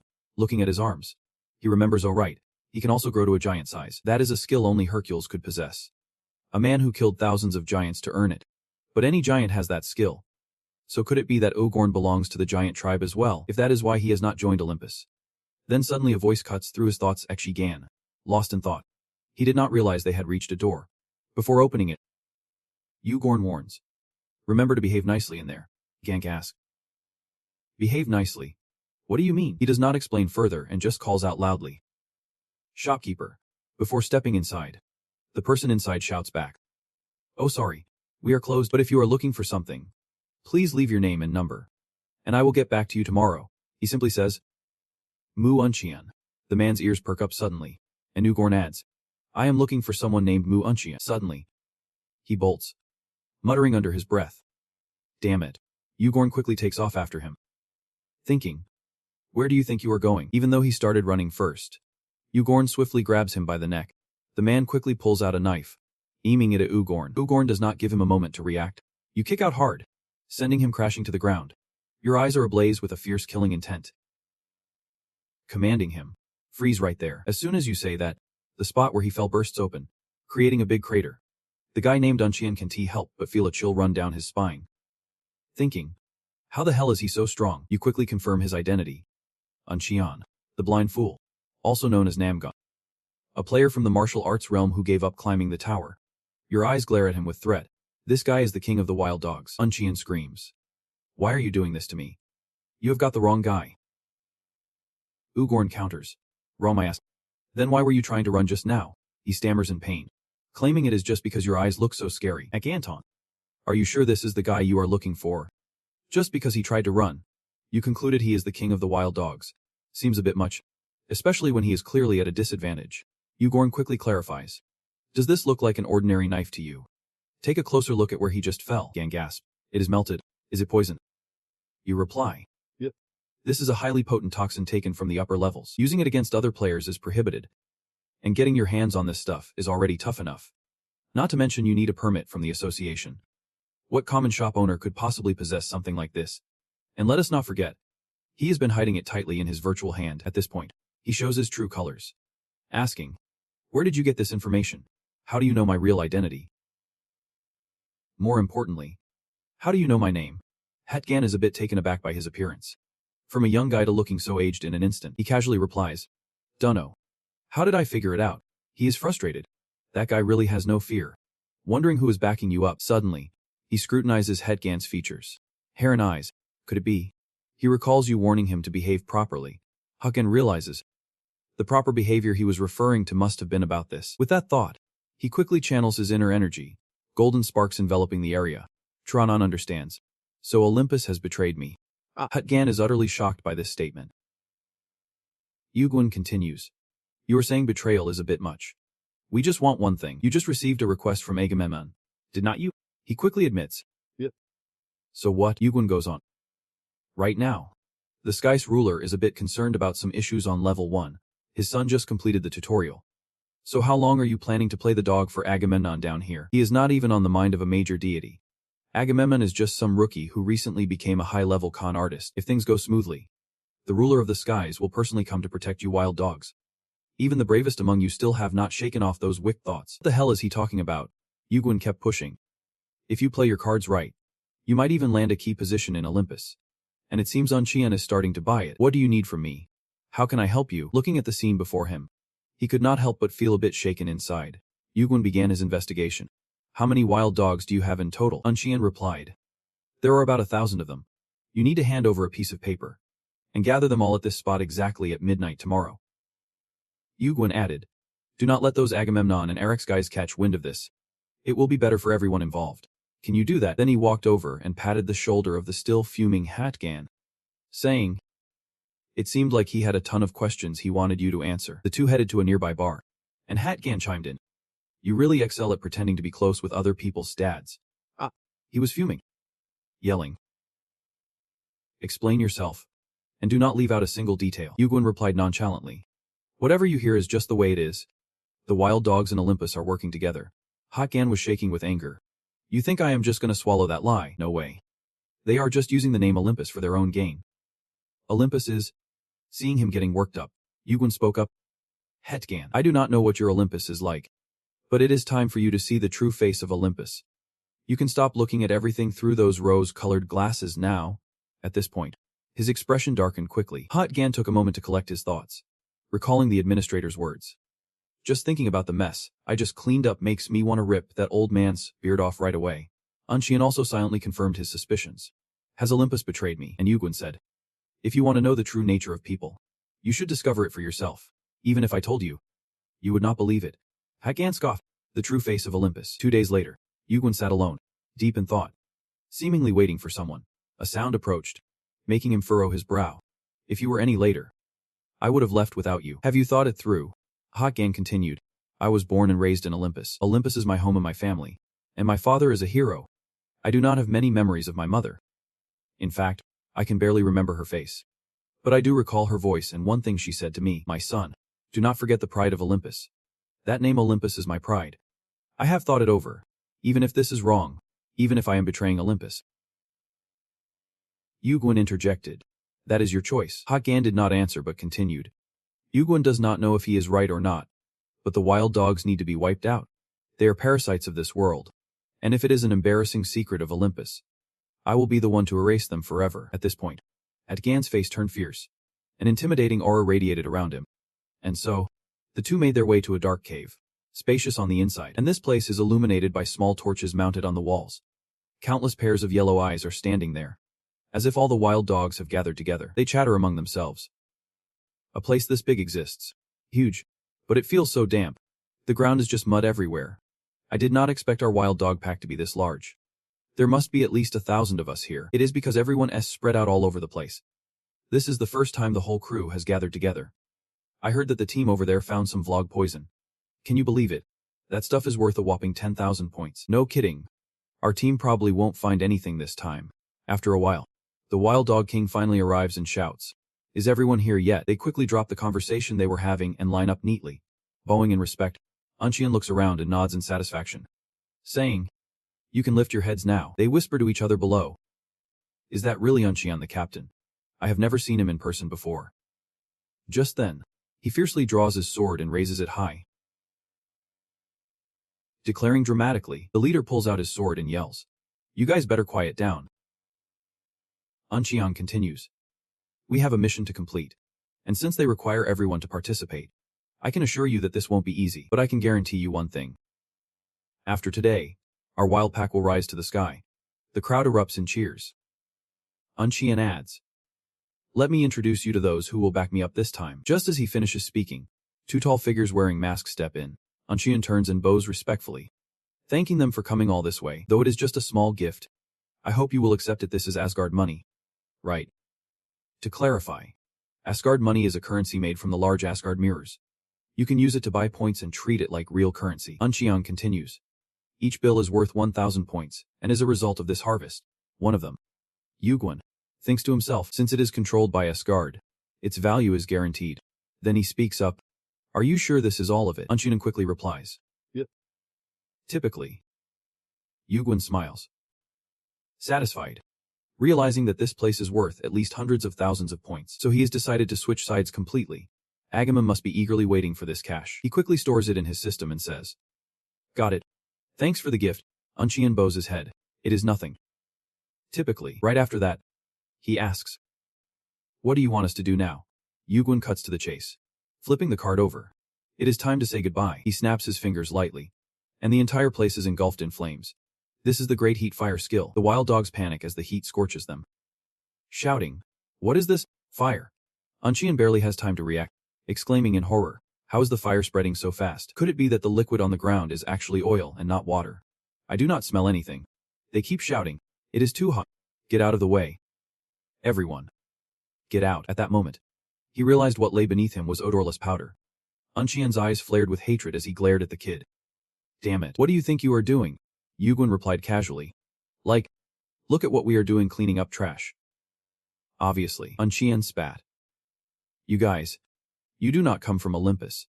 Hagen viciously lunged at a nearby wild dog. We come from Olympus. Anqian wondered. Then why are you attacking us? Hagen yelled in rage. Because you are a stain from Olympus. And I will personally wipe you out. Yugwin quickly joined the slaughter, swinging his sword fiercely like a deity of death, taking out dozens at once. Anqian screamed. Damn it. I will kill you. He quickly barked orders. Brothers. There are only two of them, but of course, the ferocity of the two was overwhelming, sending him into a panic. Damn. It is. They plan to wipe us all out. Agamemnon. I need to contact Lord Agamemnon right now. He thought as he quickly pulled out his communication orb, but things did not go as Anqian planned. His message would not send, leaving him bewildered. Anqian screamed in despair. Why can't I send the message? Why is not it working? You explained. You think it would work normally in this chaos. The tools players use to send messages and code text into magic. So in an area flooded with magic like this, it becomes useless. This information made his heart stop for a beat, as Anqian stood there watching his comrades being consumed by the raging flames. Finally, with no way out, he charged forward recklessly. Anqian charged at him with wild abandon. Not stopping. You dead meat. Die already. His aged, bloated face struggled against death, looking utterly eerie. You remain calm, staring directly at him, his eyes like fiery red orbs. Anqian felt a chill run through him, his body refusing to move. Anqian quickly spun around, slashing through the air, barking at the king of the wild dogs. Anqian. It is time to say goodbye. As soon as the words left his lips, his sword sliced down decisively towards him. After dealing with the leader, he approached him with concern. Are you okay? He let out a heavy sigh. What about you? We just took down 1,000 people together. Anqian was surprised. So he was not feeling tired but rather guilty. He replied flatly. Anqian assessed him, noting that he did not seem like someone who had just been in battle. Maybe it was natural not to be accustomed to killing. How can you be so indifferent? Anqian continued. Killing. Looting. Kidnapping. Enslaving, that is how these dogs make their money. If I can take one down and save dozens, even hundreds, why should I hesitate? You have a point, he replied. But Anqian interrupted. Of course. For some, ignoring their half-hearted guilt is much easier. Hearing this made him fall silent for a moment. He slowly stood up, his demeanor sharp as he quipped. Anqian. Do not think you are too clever. Anqian replied calmly. Is that supposed to be a compliment? He chuckled, holding his head. Yeah, it is a compliment.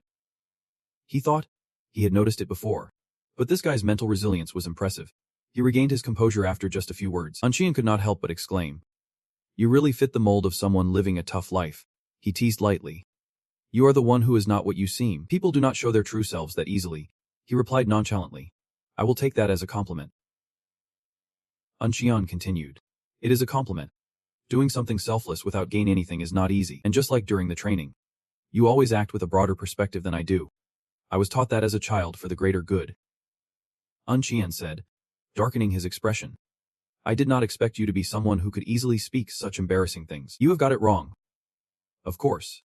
There has to be a gain, he said, pulling out a bag stuffed with cash. Qian was taken aback. Stammering. What? Qian added, you played quite a significant role in this. So what do you say? Are you going to take it? If you are not interested in dirty money, just say no. Qian's eyes widened at the sight of the cash. Mechanically replying, well, in the end, he could not resist the temptation of the bills, saying, all right, I will take some. Qian smirked. Now you are talking. He continued, okay, I have a question. You ranked second in training. Right. So what, at this point? His expression suddenly turned serious. What is your reward? Meanwhile, a powerful hand slammed down on the table. Shouting, wow. Agamemnon is furious. Why can't we reach him? His subordinate stammers in fear. I'm not sure. I texted Ultrium but... Agamemnon ponders, his mind racing. He must be out of his mind to run away with my feelings. Just then, another frantic subordinate bursts. Lord Agamemnon, we found the wild dogs. But I think you should see it for yourself. Without wasting a moment, he rushes with his men to the scene, only to find charred bodies scattered around. Unrecognizable. Agamemnon's heart sinks. What is happening here? Sweat dripping down. He speculates. Could even Ultrion be? The subordinate quickly reports. In the trade circle, he was among them. Agamemnon's heart races. What about the money we gathered? He has no idea where that large sum of money went. And he screams in frustration, his eyes ablaze, turning to Yugen, who is counting his recently acquired cash 384,000 points. A truly impressive figure. Only rankers dream of seeing that kind of money daily, and half of it is thanks to Hagen. Because of this, I do not have to worry about food or lodging anymore. If only I could head to Asgard and trade these points right away. But then Olympus would trace me back as the one who wiped out the wild dogs. Getting involved in these complicated matters on the first floor is not good news for Cam. This place might not have enough materials for crafting. But I am sure I can still gather some essential components for Fail H. This is divine. That means I can craft the item sooner than expected. Fail 8 is currently the highest ranked item I possess by now. It is probably starting to take shape in the hands of the greatest blacksmith in the realm. The question is, as he thinks about it, he reaches out to channel his inner power and examine his strength. He observes the nameless egg, unsure of what it is or what creature will hatch from it, or how to make it break open. It is at 00% U-World Champong egg, and the description is truly intriguing. Where in the world should I even use this? This half-finished item might have an unclear description, because it is not complete. But I have never seen a description like this while it is still an egg. A ranker at level 2 received a pair of thunder gloves, which are high-tier equipment even used by skilled players. If that is the standard, then this thing can just be an ordinary item. It is likely that it could rival, even surpass, Fail 8. He rolls his eyes in frustration and lets out a sigh, unable to think of anything. Suddenly, he looks closer at the egg and gasps. Wait, what are these patterns? Clearly, I did not see this during my last check. He flips the egg over, examining it once more. I have seen these before. The divine beings from the outside world. Just then, a notification pops up. The egg welcomes you. Yugen can't help but wonder, what is it? After resting a bit, he heads to the blacksmith's place, still eerily quiet with no one around. Yugen sighs. The past few days have been filled with too much to think about. I wonder if what hatches from this egg will be an ally to support me or a force that could once again bring destruction to the world. Most creatures that hatch from eggs will recognize the first being they see and stay with during the incubation period as their mother. That is why some rankers go to great lengths to find the eggs of legendary beasts, hoping they will hatch into loyal companions. If this egg develops like that, this gamble is beyond imagination. He reassures himself, telling his mind to stay calm and not overthink it. Worrying about it won't change anything. So he decides to focus on what is right in front of him for now. He steps in and announces. The moment he sees him, the old man greets him cheerfully. You are here.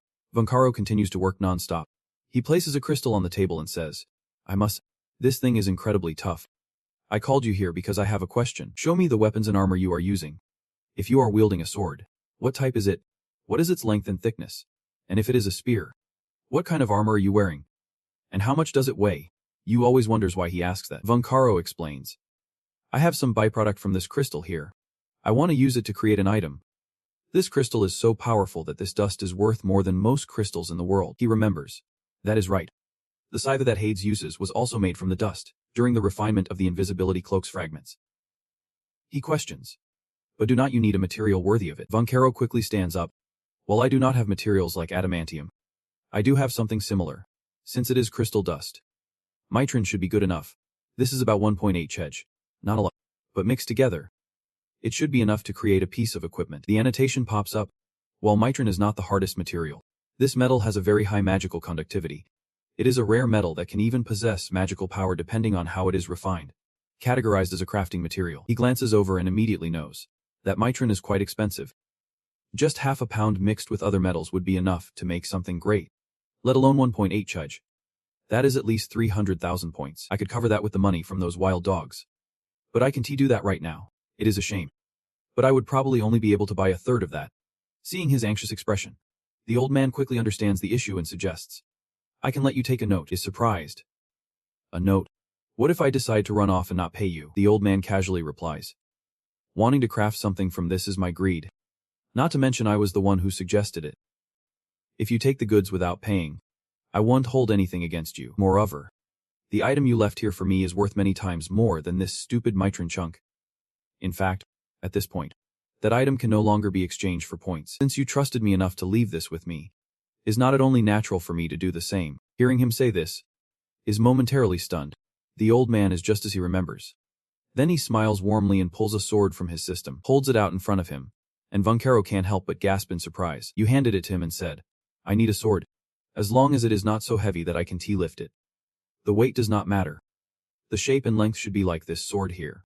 Vancaro smiled brightly, his face radiating confidence. A sword. Now that is my specialty. Time flew by quickly. A week later, at the Olympus Branch Guild Hall, Agamemnon paced back and forth, probably plotting something of his own. He smirked with satisfaction, never expecting an opportunity like this to come his way. The downfall of those dogs was merely a test from the tower, leading me to even greater opportunities. If I can complete this task, not only will my past mistakes be forgiven, but the one who controls the skies might just take notice of me. A minion stepped forward to report. Sir Agamemnon, we have gathered all the players between floors 1 and 10. The numbers are around 200. He continued. What about reinforcements? The minion quickly replied. After calculating the limits of the tower and the interference from the administrator, a suitable reinforcement has just arrived. Agamemnon, satisfied, sheathed his sword and belt, unable to contain himself. Perfect. He shouted. O soldiers of Olympus, let us move out. Agamemnon commanded. From now on, we will hunt down a criminal. Meanwhile, you were still battling giant beasts. The skin of a leopard lying right at your feet. A source of frustration. A notification popped up. The completion rate of celestial essence has increased by 0.006%. You thought to yourself, man, this is taking forever. And that was after 10 days waiting for the fail to refine it. All you did was slay monsters. The display read. Celestial essence. You hold the fate and power to annihilate the heavens. From now on, your fate and self-worth will change based on the value of lives you take. Your stats will increase based on the number and value of the enemies you have slain. All stats increase by 3. Yugon calculated. Looks like the completion rate I can achieve on this floor is indeed limited. Not to mention, despite all the hunting, you would only leveled up once more. Well, guess I will just have to deal with it. It is better than sitting around doing nothing. Your communication orb chimed in, interrupting Yugon's train of thought. You had a message, an invitation from Vancaro, who joyfully announced, I have finished the refinement. Hurry over. Meanwhile, he was incredibly pleased, admiring his creation. It truly was beautiful. No matter how long he looked at it, he never got tired of it. Who would have thought he would get to see this light again? I want to craft something truly perfect with this. He mused, but maybe that is not possible.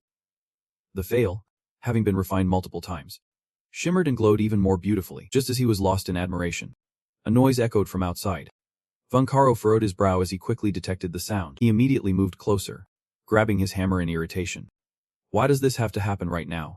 He knew this day would come eventually, but an extra day would have been nice. As he thought this, he pulled back the curtain and stepped outside. What awaited him was a powerful army from Olympus. Agamemnon shouted, surprised to find himself in such a drunken mess. No wonder it took us so long to track him down. Vancaro felt uneasy inside. You are bothering the neighbors here. What could be so important that you would come all this way? He spoke up, his question dripping with flair. The culprit Hephaestus growled, and before he could finish his sentence, his sword was pointed menacingly at the old man. The soldiers jumped in shock. What?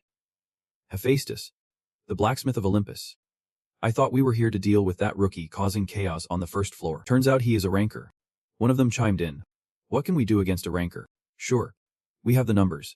But, Agamemnon reassured his troops. Do not be afraid. A rancor's power is heavily restricted on this first floor. Hearing this, he aggressively lifted his hammer, ready to smash down on them. Restricted power. Ah. Von Caro glared. Do not make me laugh. If you are so tough, come at me, I will smash your heads in. Agamemnon smirked slyly. After all, you have been punished by the ruler of the skies. Look at you. No armor. And still boasting about being a rancor. Not to mention, we have our own rancor here. The one I just introduced, he is a high ranking under Apollo Crisis. Just hearing that name, Von Caro was taken aback. Crisis. Crisis, you are a rancor now. You know the punishment for interfering with matters on the first floor is severe. Right. He remained calm. But you are a rancor too. What is the big deal? Von Caro raised his hammer, gathering his strength. You sneaky bastards really know how to devise a strategy. He then glared fiercely at the opponent and shouted, come at me. Seeing him like that, Crisis quickly became wary. A brawl erupted between the two sides. Light and chaos swirling around his domain. The Lion Luch could not withstand this kind of power. His overwhelming force made them howl in pain. Von Caro looked like a thunderous deity retaliating in fury. Under the wrath of a senior rancor, Crisis found himself at a disadvantage. Blood quickly drenched the courtyard, and casualties piled up. Crisis coldly stared at Von Caro. I used to admire you. Thousands of years ago. After becoming a rancor, you did not crave power. You chose to wield a hammer and follow your own path. Von Caro scoffed. Why should I care why you admired me?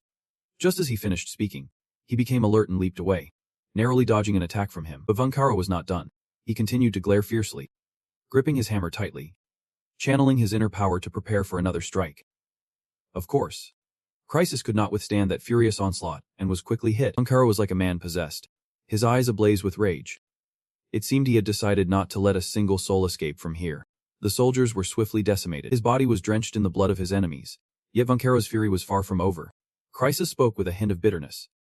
Since you just attacked someone who is several floors below you, I guess the punishment you will receive will be pretty severe. The fact that I respect you is real. It is your determination to give up power, to throw everything away just to pursue your own beliefs that I truly admire. Right after that, he pulled out his spear and continued. That is why I do not want to fight you at all. But just as he finished speaking, he aggressively lunged at Von Caro. Von Caro quickly raised his hammer to block his face, looking utterly disdainful. Enough of this nonsense. The clash of two powers created a massive shockwave. It seemed like the roof was blown off. The surroundings were now shrouded in a hazy atmosphere, clouded by smoke and fire. A wall stained with blood appeared through the smoke. It seemed Von Caro had also been injured. His hand was covered in blood, but a more serious issue was that his body was gradually turning to stone. Von Caro shouted. You bastard. Right before it happened, Crisis brazenly revealed Von Caro's doubts, saying this was your creation. It may be a fake, but once you have used your power, this alone is enough. They watched as he slowly transformed into a lifeless stone figure. Satisfied with the sight, Crisis had a cold expression, but his eyes carried a hint of sadness. Silently thinking, everything ends here. Agamemnon could not hide his excitement. It was all evident on his face. Finally, then he turned around and ordered, get this criminal out of here now. A chilling voice rang out. That is not happening. Finally, you have arrived. Ugwin swiftly flew in, decisively slicing off the leg of the guy near Agamemnon. He cried out in pain. My leg. As Ugwin quickly stood in front of Von Caro, Ugwin coldly asked, what brings you clowns to such an important place? Agamemnon looked at him, his voice dripping with sarcasm. So it is you. Ugwin, you are still silent, just staring at him. Ugwin wanted to see what tricks he had up his sleeve. The soldiers looked on, wondering if Ugwin was the rookie who set a new record in training. You mean the rookie who bit off more than he could chew? Right. I thought he was some kind of rookie or something. One of them scoffed loudly. Hey. Who do you think you are to butt in here? Just a quick glance told me that guy is Rancor Crisis. Two rookies fighting in this tiny little corner. This is just ridiculous. If this fight drags on and the admin has to intervene, then Olympus will lose quite a bit of influence on the first tier. Agamemnon spoke up. What do you think you are doing? You really think they need Uncle that much to start a giant battle? He laughed heartily. Do you think that is going to end well or something? You replied bluntly. And if it does, what is the problem? Agamemnon glanced at the statue, feeling a bit of fear. It seemed like it had just moved. Aegis can only petrify once a day. Not to mention this is just a replica. I do not know how long it can stay effective. If the petrification ends and he can move again, we can't waste any more time. The statue was starting to make more noise. Agamemnon shouted. What do we do now? Kill him and bring Hephaestus here. The soldiers chimed in. Sorry for the trouble. We will handle it, but if we kill a rookie, we will face the consequences. He said nothing. But his sword slashed violently at the one who just spoke, blood spraying all over his armor. Consequences. So what? Seeing what happened to those who defied Agamemnon, the soldiers closed their eyes and dove in. I will be the one to kill him. Meanwhile, the system quickly alerted that the power of the blazing fire had been added to the hidden blade. Yuan swung his sword, the flames from his power igniting them all. The group screamed as the heat roared, some yelling and getting caught up in the chaos. Agamemnon barked orders, keeping his distance before attacking. Yuan glared intensely, his system displaying Ha-nan analyzing strategies. He broke through the encirclement alone. The soldiers were thrown into disarray. At the same time, Ha-nan was countering the fire attribute mana. They seemed no match for him. Any soldier that charged in was cut down. Suddenly, a beam of light shone straight into Yuan's face from behind, catching him off guard. The thunderous orbs were preparing to ambush Yuan. They shot up into the sky with terrifying force, but it seemed he remained unfazed, striking back at the soldiers, sending them into a panic. Yuan scoffed. Is this really all you got? Just throwing bodies at me won't cut it. They urged each other not to lose heart, to corner him. Agamemnon, now sweating, thought, what the hell is this? Some of them had already reached level 10. I know he ranked first, and even beat that guy. But looking at his momentum and strength, it was hard to believe he was just a rookie. He unleashed his skill, the blazing fire, a fire pillar, sweeping forcefully at the enemies. Yuan gritted his teeth as he glared at the statue behind him. Frustrated. How long are you planning to sleep? The statue still showed no signs of waking up. He continued to hold them off, hoping to wake the old man. The system notification popped up. Ha-nan was countering the fragments of the sun, while the fiery shield was also defending against the sun's debris. He could not help but ask, what is your connection to Hephaestus? Yuan wiped the sweat from his face and calmly replied, I am a customer. Crisis could not believe it. A customer? You are getting involved in this fight, just because of that silly relationship. Yuan thought. So it is true. Even though his body was battered from the punishment, the pressure he exerted was still fierce. The opponent was Apollo's right-hand man, the master of fire. If I slip up even a little, I will be turned to ash in an instant, counting the injuries, plus the punishment for attacking me. He can hit me more than 5 times. He quickly activated his giant growth skill. Luckily, his opponent matched up well, with Earthworm's fire resistance against the fiery shield being quite effective. I can do this. I have taken hits from Sucha's destructive fire before. Crisis spoke up, you have so many skills. But how come the right-hand man does not have them yet? He looked down on him. But what can a rookie in the tower really do? Yuan gritted his teeth, trying to withstand the raging flames. The power analysis system collided with the solar debris, while Fire Eye battled against the solar shards, and the astral heat fought back against the fragments of the sun. A massive explosion echoed through the vast emptiness. The system announced a failure against the solar debris, triggering burn effects. Yuan thought to himself, I knew it, raw power just is not enough. If I had stocked up on some ice crystals, at least I would have a shot at boosting my fire resistance. Frustrated, he realized this guy was not letting him catch a break, and then Yuan activated his explosive skill. From the blazing inferno emerged 3 strange blue circles. Crisis's flames were so powerful they could incinerate an entire neighborhood, affecting the nearby houses in the process. Almost immediately after that attack, the smoke thickened. The system continued its announcements. Astral heat was failing against the solar debris. Another failure against the shards of the sun. At this point, the burn effect escalated to level 2. Yuan gasped for breath, thinking, damn it, at this rate, I am going to be roasted alive. But having unleashed all this power, surely the punishment can catch up with me now. Right, just as he predicted. The punishment had left Crisis in such agony that he could not help but let out a cry. Yuan calculated in his mind 2 times. If I can just hold out a little longer. Before he could catch his breath, Crisis quickly launched another strike, catching him off guard. Yuan was quickly engulfed by the ferocious flames. Unable to suppress a mouthful of blood, Crisis' attack sent him flying, and it looked like he was injured. But Crisis also spat out a mouthful of blood, his expression one of utter shock. His body was drenched in blood too, seeming to indicate he was not faring much better than Yuan. Every part of Yuan's body throbbed with pain, and he kept coughing up blood. Yuan thought, did I underestimate him just because we were fighting on the first floor? Even injured from the punishment, he is still incredibly strong. I can still keep going, but I do not think I can beat him. If I have to take 2 more hits. He stood up, looking around, thinking he had flown away, only to realize he was in his uncle's workshop. The black crystal that had just been crafted still lay on the table, shimmering with a captivating light that drew his attention. This item was the leg and holy crystal, a shard containing the power of darkness from primordial times. Holding an endless source of dark mana, an exquisite item, A refined artifact. Crisis recalled someone once telling him. Punishment. You will understand once you experience it. Crisis realized just how powerful the energy flowing through the great tower was. Struggling, he managed to stand. Reflecting that the words had been true, it was as if the tower itself was alive, possessing the power to restrain those who lose control, and protect the safety of the lower levels. This was the will and punishment of the tower.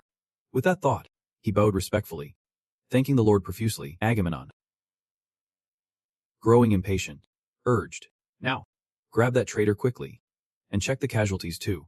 The soldiers responded, "Yep, my lord." Agamemnon glanced in the direction where Uon had been blasted away, and as for Ugon, Crisis said, "Just leave him there." He was surprised, but in the future, he would. Crisis said, "The mission is complete. We broke the tower's rules by making noise on the first floor, and I want to avoid unnecessary bloodshed." Agamemnon continued, "Understood." But just as he said that, a loud noise came from the wall. Agamemnon panicked. That guy is half dead right now. And Crisis stepped forward to block him, saying, "Hold on." He was frustrated. "Are you telling me to spare him?" Crisis observed and replied, "He is very dangerous. He radiates dark mana. And that is a whole different ball game. Even though he is currently passed out, that mana is still there. You are exhausted. Please rest. We will take care of him." But suddenly, what shocked him more was that the guy had vanished without a trace. Agamemnon was startled. He spun around searching everywhere, shouting, "Where is he?" You quickly approached the statue of Vankero and snatched it. Agamemnon panicked. "Damn it. If he turns to stone without the target's consciousness, he will break it," he urgently commanded. "What are you doing? You idiots. Just standing there." Agamemnon nearly lost it, yelling, "Kill him." You quickly gathered your inner strength, a surge of blue power coalescing into a powerful aura. Then you struck the ground hard, and that aura swept fiercely toward the opponent. They felt the world spinning. Their breath became labored. Crisis chuckled softly, saying, "He really is holding danger. Looks like the tower has summoned a monster now." Agamemnon urgently replied, "Now's not the time to be amazed." Sir, Crisis said casually, "What is this? Didn't you just say you would handle him? From the beginning, my mission was just to bring Hephaestus back." Agamemnon gritted his teeth. "Are you serious?" Seeing his urgency, Crisis reassured him. "Calm down. I see everything clearly." Then a fierce look appeared on his face as he stared at you.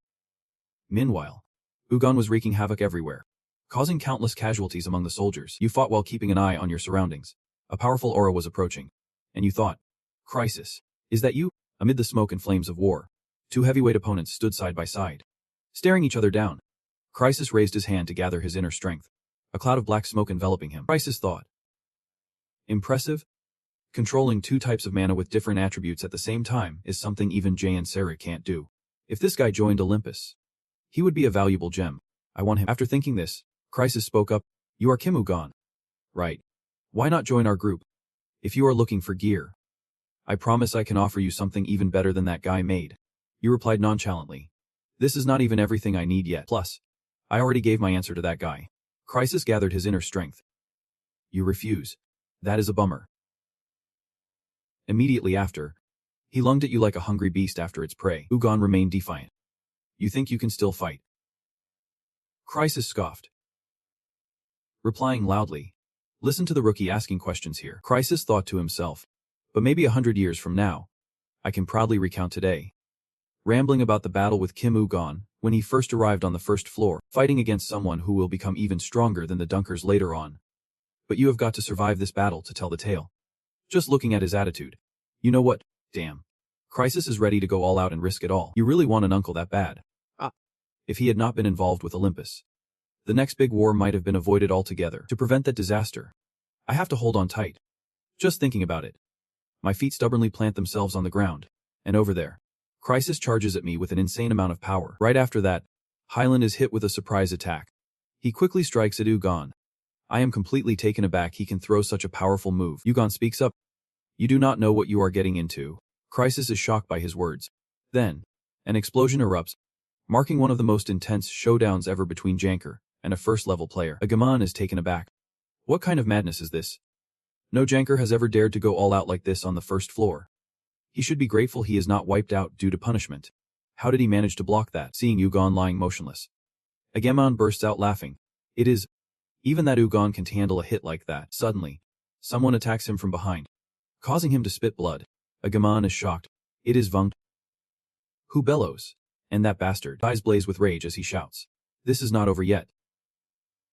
You cockroaches. Agamemnon retaliates with some choice words. What the hell? Aren't you afraid of punishment?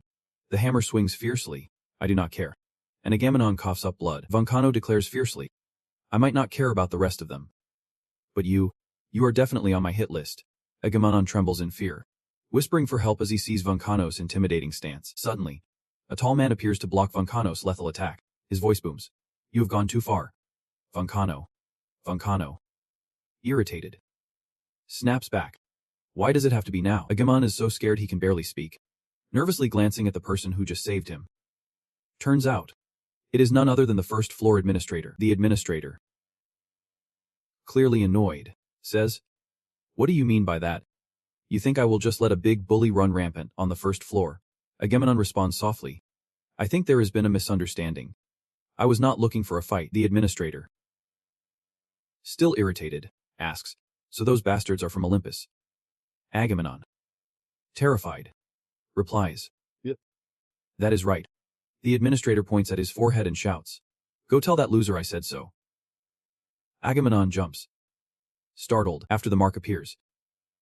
He continues, If he dares to pull a stunt like this again, I will come down there and shave his beard off. Agamemnon shudders, and the administrator adds, Make sure you deliver my message properly. Vulcano stands aside, feeling delighted. Hope you die. Vulcano thinks to himself. Getting that mark on his head means he will have to relay the message just as directed. His face can hide his smug satisfaction. You Olympus bastards. Today, you are going down. Let us rewind a bit to the fight between Yugon and Chrysis earlier when things were looking dire. The system suddenly chimed in, claiming it was igniting within him. He jolted, feeling the danger. Was it planning to swallow him whole while he was vulnerable? Or was it trying to protect him? Right after the mission wrapped up, it slipped back into hibernation mode, and Yugon gradually regained his senses. His mind raced with questions. When did I pass out? What the heck happened? He weakly glanced at Vulcano. Wait. Are you my uncle now? Vulcano shot back, annoyed.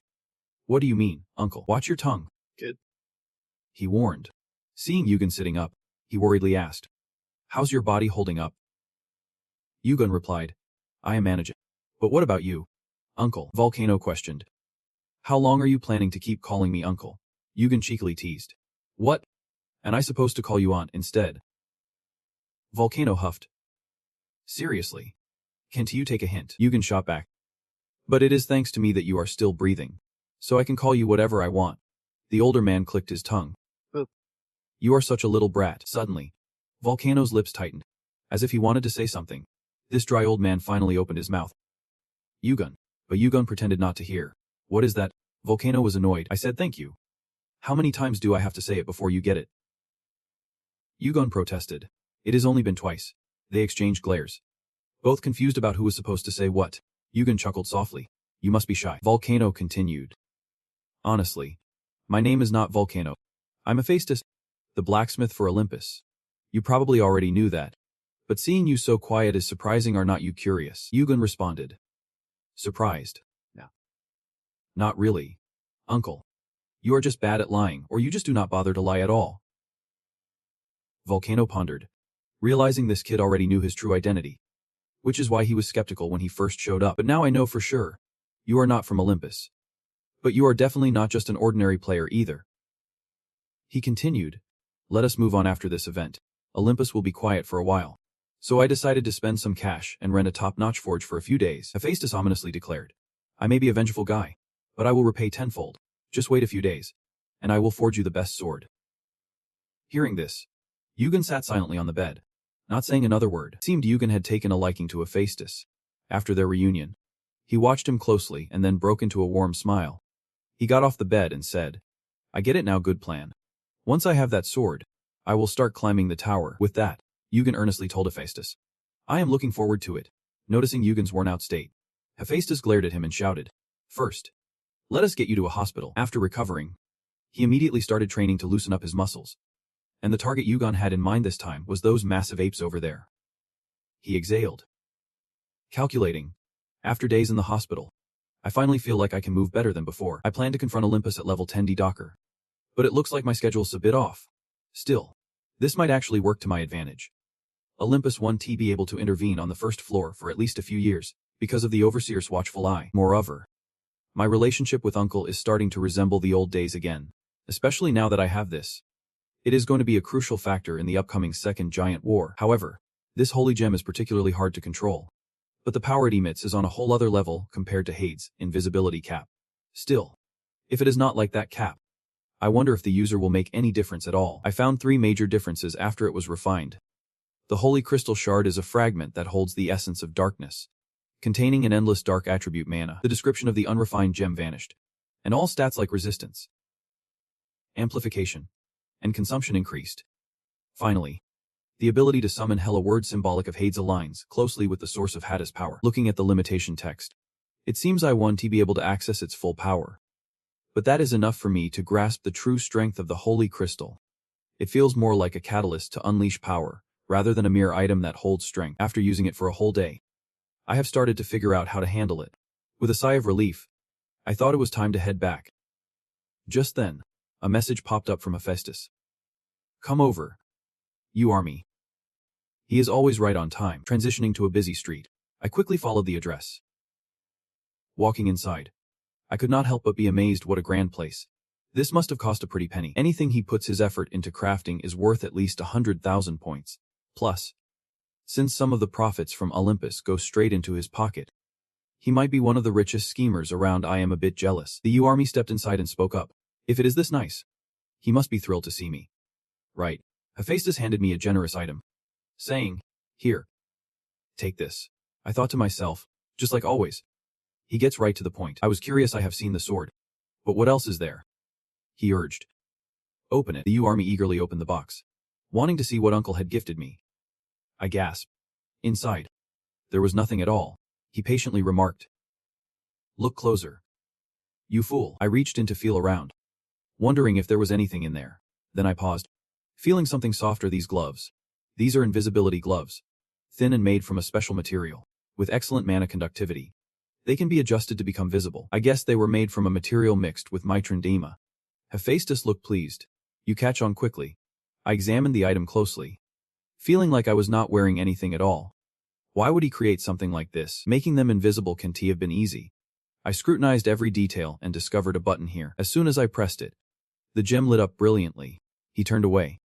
I guess I do not need to explain how to use it, do I? Since we did not have enough time or materials, we just threw things together and made it work. Do whatever you want with it. The U-soldier quickly caught on, probably because he felt uneasy seeing me use the holy fail stone like this. Just holding it in my hand. It is an exquisitely crafted sword, meticulously detailed in every pattern and curve. The U-soldier was amazed. Speechless. There was not a single flaw. Just holding it, I could already feel its sharpness. You can't help but marvel inside. This is incredible, Hephaestus said. Why do not you give it a name? The system chimed in with a notification. Hephaestus, the blacksmith, requests a name for the sword. Please choose a name. The U-soldier thought seriously. The deep black of the holy fail stone swallowed the blue of Mithrin and the sword's effects. It was a sword of the night. With that in mind, he said, I will call it Duskmak China. The U-soldier happily murmured the name, while Hephaestus stood there stunned. What? That naming sense is just out of the ordinary. A notification popped up. You have received Duskmak China. Duskmak China will now bond with you as Hephaestus wished. A sword characterized by a deep, dark hue like the night. This name was chosen not only for its appearance but also for the sword's effects. Duskmak China is a weapon crafted from Mithrin and remnants of a special fail by blacksmith Hephaestus. It has the ability to accumulate dark magic, increase stamina recovery by up to 200% in the dark, enhance magic amplification by up to 100% in the dark, and boost magic recovery by up to 100% in the dark. The U-soldier slowly realized the sword's ability to accumulate magic along with its recovery effects was truly unreal. If it is like this, I could practically fight endlessly in the dark without ever getting tired. It far exceeded my expectations. But for some reason, Hephaestus looked frustrated. The reason he felt uneasy was simple. The name was the last missing piece of a masterpiece. Yet I had just named it something so absurd. Watching me happily sing, he could only shake his head. Well, at least he is satisfied. If it works for him, then who am I to judge? He asked. Are you planning to head up now? The U-soldier replied. Of course. Hephaestus continued. What about Olympus? What is your plan there? I answered casually. What do you mean? What is the plan? Of course. I will take them down. The used soldier pointed as an example. From that peak down to the very bottom. He replied just to keep the conversation going. Is that? But Hephaestus was seriously thinking. How could he not worry about getting involved in something so big? What a strange kid. He showed no fear or hesitation at all. With that, he quickly rushed me out. All right, go on up. Our business is done here. I want to see you off. I quickly headed for the door. But I could not shake off the feeling of attachment to him. I thought to myself, saying goodbye so quickly again. It has been ages since we last met. I nostalgically remembered. Hey, Uncle. This was made from Adam. How come? He replied nonchalantly. You said you lost your sword, did not you? If you want to face those outsiders, you at least need a decent sword. At that moment, you were incredibly moved. He melted down his hammer, did not he? He used his hands instead of the hammer to create it. Wow. Hephaestus grimaced. Tired of you already. Stop whining and just take it. Even though he is a tough guy, he has got a big heart. Thinking of this, your hand brushed the sword. He is the one who entrusted his whole heart to me. I am so happy to see him again. Saying that, you bowed deeply to thank and say goodbye to your old friend. And of course, Hephaestus did not see this. The scene shifts to a study room. Everything here is neatly arranged. Inside, a girl is cheerfully humming a tune. She is the head judge, Suri. She bites into a piece of chocolate while reading information. Kinui one. A new rookie who entered the first floor 12 days ago. He set a new record during the tutorial. And he even has the potential to be rated. This year's rookie is really something else. The loudmouth is also pretty strong.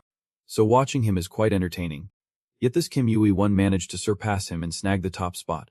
The solo guy knows he could join his team. But does he think there is no one on this floor who can take him on? This is an indestructible structure that can withstand the attacks from Vancouver. Just feel free to show off. The scene shifts to the first floor Coliseum testing area, where Yui-1 is surveying his surroundings. A strength test, a crucial factor for a warrior. And this test is pretty simple. Just take down all the opponents that appear. You look up at the leaderboard and immediately recognize it. The person at the top is none other than Tununga Kong. Compared to my previous record before returning, that is definitely impressive.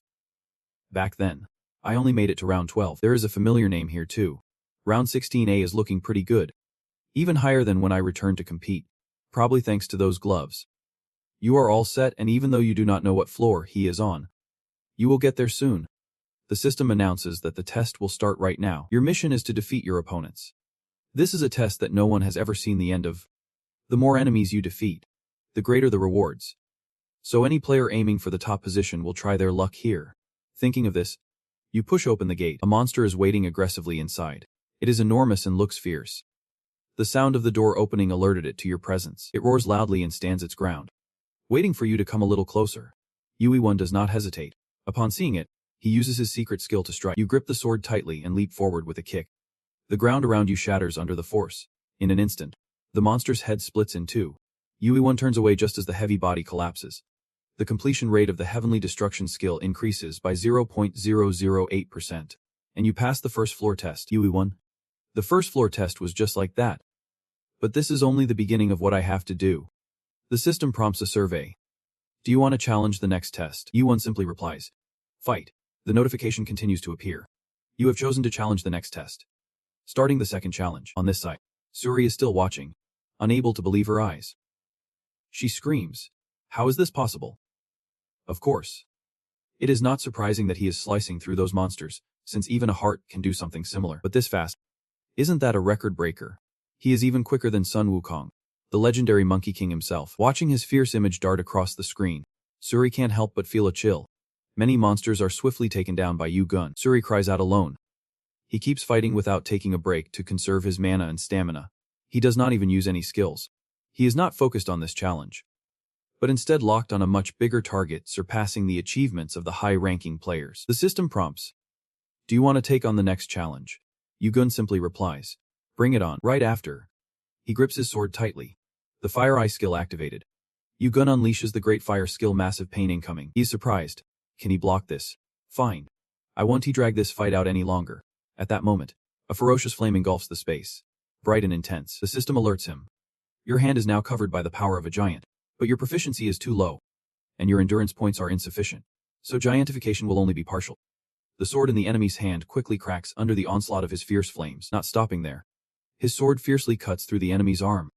The knight's helmet on his head is swiftly cleaved in two by Yu-Gun. With a powerful strike, the man collapses to his knees. Completely defeated. He looks like he has been around for a while. Probably quite old. He says, "This is my second loss already. That blonde kid is pretty strong. He is the first person I have fought who refuses to give up. No matter how many times I slash or stab, that battle was truly intense. But you are way stronger." Ugwon replies, "If it were not for your old dull sword, I would have had a much tougher time." The old man continues, "That is a meaningless compliment. Regardless, you would have won anyway. But I am truly grateful. Because of you, I get to fight again and experience this joy." The system quickly announces, "You have leveled up. Strength increased by 1. Agility increased by 1. Endurance increased by 1. And your proficiency in the Sky Annihilation skill has increased by 4.78%. You have completed Challenge 19. Ugwon thinks to himself, now my record matches that of Sun Wukong. Finally, I have reached Challenge 20. The one that no one has ever beaten. Ugwon mutters in frustration. Damn it. Can't a guy catch a break? But honestly, if they gave us more time to rest, what would this match even mean? He quickly recovers his stamina. Gearing up for the next round, Ugwon begins the final challenge, his face betraying no hesitation. Suddenly, a storm brews. Sand swirling around him, Ugwon is internally shocked. The amount of mana and aura is truly magnificent. I am getting goosebumps. That thing is really coming out now. The system announces. Your hand is now covered by the power of a giant. From beyond that gate, a fierce aura erupted, causing the earth and rocks to scatter chaotically. The final boss of the challenge has emerged. And the sound of hissing fills the air. It is savage. Ugwon gritted his teeth, trying with all his strength to withstand its terrifying power. He had not even fully grasped the situation when it lunged at him with a fierce attack. Ugwon was internally panicking. Even after using his giant transformation, he was still being pushed back. It relentlessly rolled towards him, and he found himself struggling to dodge its attacks. His hands dug fiercely into the ground to keep himself from being blown away. The words of the celestial great sage echoed in his mind, recounting his experience from the 20th challenge on the first floor. I was knocked out cold by that monster's tail and eliminated. If you want to survive, you need life force as strong as mine. Hardly anyone walks away unscathed from that hit. Sure, it only has one head and tail, but it is definitely that creature. I know it is the final challenge, but we are still only on the first floor. Exhausted? He asked. Are you sure you are not mistaking it for another creature? The celestial great sage was dead serious. Ugwon, do you really think I could confuse something like this? A snake with 8 heads so massive it spans 8 mountains and fills 8 valleys. It is a being close to mythical beasts, or even dragons. A remnant of ancient powers from the outer realms. It should be been sealed away by Sanu ages ago. Who would be thought it would show up here? Ugwon was furious. Those damn administrators just do whatever they want. His mission this time is to defeat the 8th head of the Northern Great Slaughter, Orochi. Ugwon could not help but feel frustrated. What kind of ridiculous difficulty level is this? The ferocious monster with bright golden eyes was staring at him like it wanted to devour him whole. Without warning, it lunged at him with a thunderous roar. Ugwon thought. Just as I was told, it only has one head, and it seems to be the smallest one. However, with that massive body, one wrong step and it is game over for me. Its enormous form charged at him, as if it wanted to wrap around him tightly. Ugwon tried to maneuver his body to avoid being hit by this monster. His body kept sliding across the ground, but at this moment, it felt a bit refreshing. Up until now, he had not had a single chance to attack it. The serpent kept rushing past, but its massive size made it challenging for players to handle. Ugwon challenged it. Your attacks are all over the place. The Orochi I know would not act like this. Just as he finished speaking, he quickly activated his crystal leg, singing the sacred hymn. It was only at this moment that Ugwon found another opportunity to strike. While the monster continued to emit those unbearable sounds, his entire body felt heated from the substance the serpent spat out. He dodged with all his might, while it kept spewing out that scorching smoke. Immediately after, it continued to move its massive body, aiming to strike him. Ugwon was exasperated. Even though his body was protected by the power of the sacred crystal, its scales still reduced his attack's effectiveness significantly. At this rate, this truly felt like an impossible challenge. As Daos was lost in thought, its tail swept past, knocking Ugwon off his feet. He gritted his teeth, analyzing the situation. But the tower would never create an unbeatable challenge. I just need to figure it out. The thing is definitely still on Orochi's body. Up on the high floor, Suri was intently watching the battle unfold. She wondered why he had stopped attacking for a moment. Finally, he realized just how reckless he had been. Anyway, he had already achieved something pretty incredible. Give it up. Ugwon. Injuring Orochi was no small feat. And before he could finish his thoughts, he had it figured out. Suri could not believe he could find the weak spot on that serpent. Immediately, he unleashed all his strength, charging aggressively toward it. His foot slammed down hard on its body as he propelled himself upward. As soon as it spotted him, It turned and hissed as a warning. Fierce glints sparked in his eyes. Who would have thought he would be here? Suri, observing his movements, realized he was targeting a small dent near Orochi's heart, and she knew that this was the only spot on its body without scales. Yugun guessed this was Orochi's reverse scale, the only patch of golden scales. Once he locked onto the target, he drove his sword down with all his might, just as he predicted. The moment it pierced the scale, the serpent writhed in pain, and just like that, it stopped breathing, its light fading into a lifeless gaze. Seeing it lie still, he gradually pulled his sword out, letting out a heavy breath. Its heavy body crashed down, causing the ground to shatter under its weight. He was annoyed. Even in the end, it was still so noisy. Suri gasped in disbelief, unable to comprehend. This had never happened before. Not like this. A colossal serpent capable of covering 8 mountain peaks and valleys, wielding strange spells and magic. The one who stopped an entire floor from being obliterated by that disaster was the high-ranking trickster, Susanoo. Susanoo wielded an indestructible magic sword, imbued with a spell that could seal any entity it pierced. Thus, Susanoo created a wound that could never be erased on Orochi's back, forming its reverse scale. Gazing at his majestic figure, Suri concluded this was the embodiment of a legend. Notification system. You have defeated the 8th head of Zamatana Orochi. You have leveled up. The completion of the heavenly essence increases by 12.85% in strength, agility, and endurance. All stats increase by 1. You have surpassed the ultimate achievement. Your accomplishments will be etched in the Llama Arena. He calculated that he had leveled up at stage 19. But looking at his current level, reaching stage 60 would make it tough to level up even once during a hunt. Just 31 levels until I hit level 100. My leveling speed is faster than expected. Suddenly, a voice broke the silence, leaving him momentarily dumbfounded. A player from the U-World. He looked at Shuri, taking in her agile movements and stealthy demeanor. An elf woman with 6 daggers on her back and belt. The overseer Shuri. She spoke up. Are you the one who defeated Zamatana Orochi? Do you know about the reverse scale? U-World explains that the tower won't present an insurmountable challenge. So even if it is the ultimate test, I feel like it is way too tough. So I came to check it out. And I found the answer. She observes you. Those eyes, are they the fiery eyes of the divine? U-World says not quite yet. Suri deduces. So it is about labeling and giant transformation. A player using skills from 2 top-tier high-level classes. She finds it intriguing. Whether Olympus or you are on the side of the heavens, like some successor to a divine priest or something, you reply.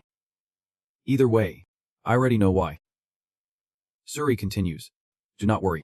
The challenge supervisor can reveal the challenge. Just like they can't share information about the players who participated. You think to yourself, she seems to misunderstand something. But it probably does not matter. She hands you a sword. This is an extra reward from the admin for you. I was instructed to give this to the player who completes all the challenges on the first floor.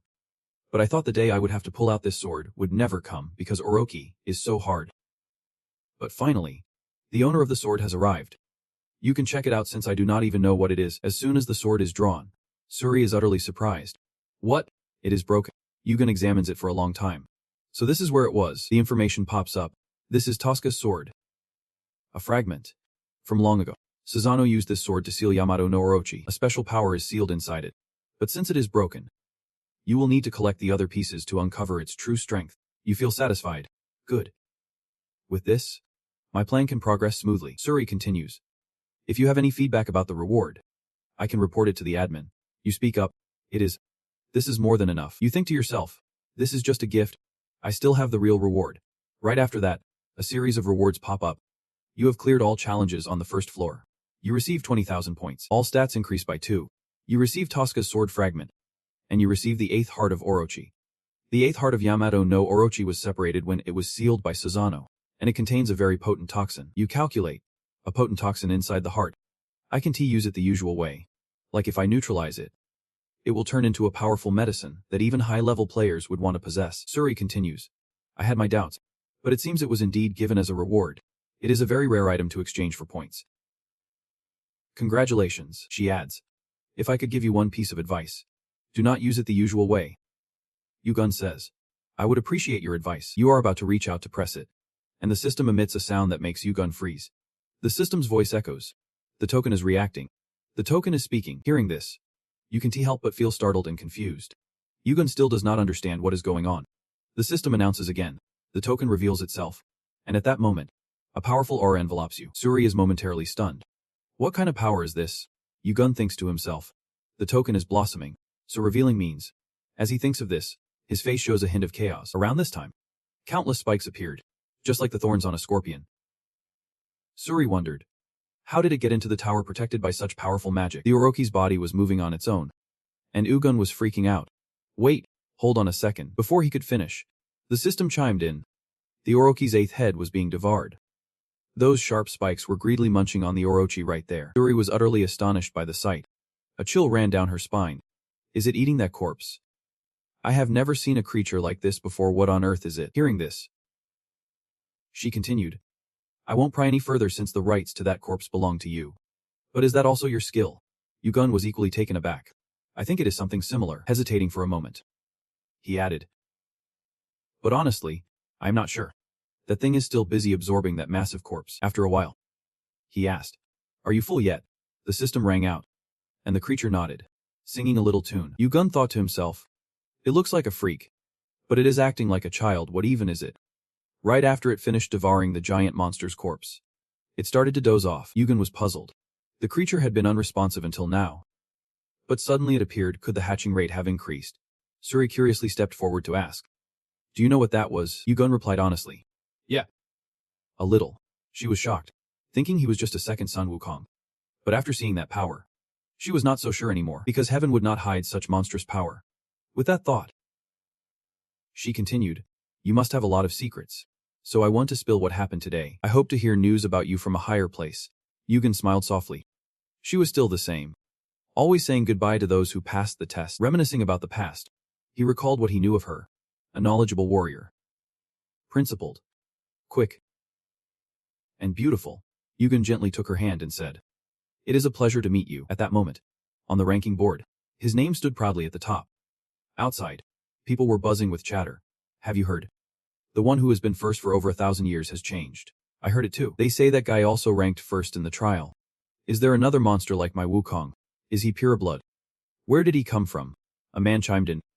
I think it is from Earth. I have never heard of that place. The other guy continued. He ranks first in every challenge he participates in. Maybe in a few years, he will become a legend. Scene shifts to a vast labyrinth. It is the challenge of the 9th floor of the maze. A loud explosion echoed as the ground and rocks suddenly began to erupt. Turns out it is you, Aegon, who has been recklessly smashing everything around. A notification popped up. You have passed the 9th floor maze challenge. A new path has opened. And another reward will be added to your first achievements. There are a few exits in this maze challenge, but finding the real path is tough, making many wannabe warriors anxious about its difficulty. But you can avoid it because the rewards are enormous. He smirks, wondering if he should go meet that person now. Meanwhile, back in Hephaestus' workshop, his face is tense, beads of sweat glistening on his skin. And there he is, trying to put on the cutest face he can muster. Finally, he speaks up first. It has been a month, has not it? Uncle. His smile radiates even brighter. I am here to pick up what I left at your place. You are calling me uncle again. You really have no shame. Do you? Just wait there. I am almost done. Ugun obediently stands still, while over here, Uncle is laser focused. His hands working nonstop. Sweat is pouring off him like he has just stepped out of a shower. His face set in intense concentration. He glances up at the boy. Puzzled. Aren't you hot? Ugun shrugs nonchalantly. Of course. It is.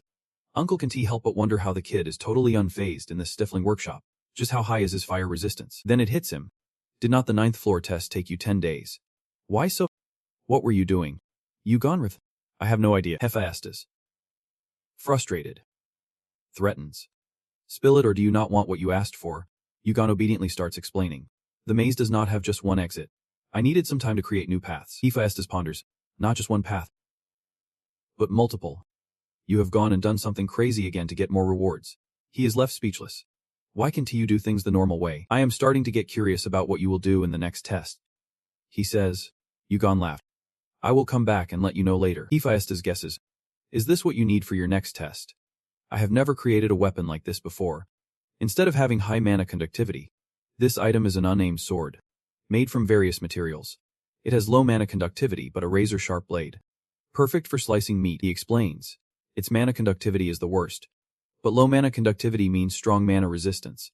So I primarily made it from armor crafting materials. Ugun quietly speculates. It must be made from ores like Fu and obsidian. Hephaestus.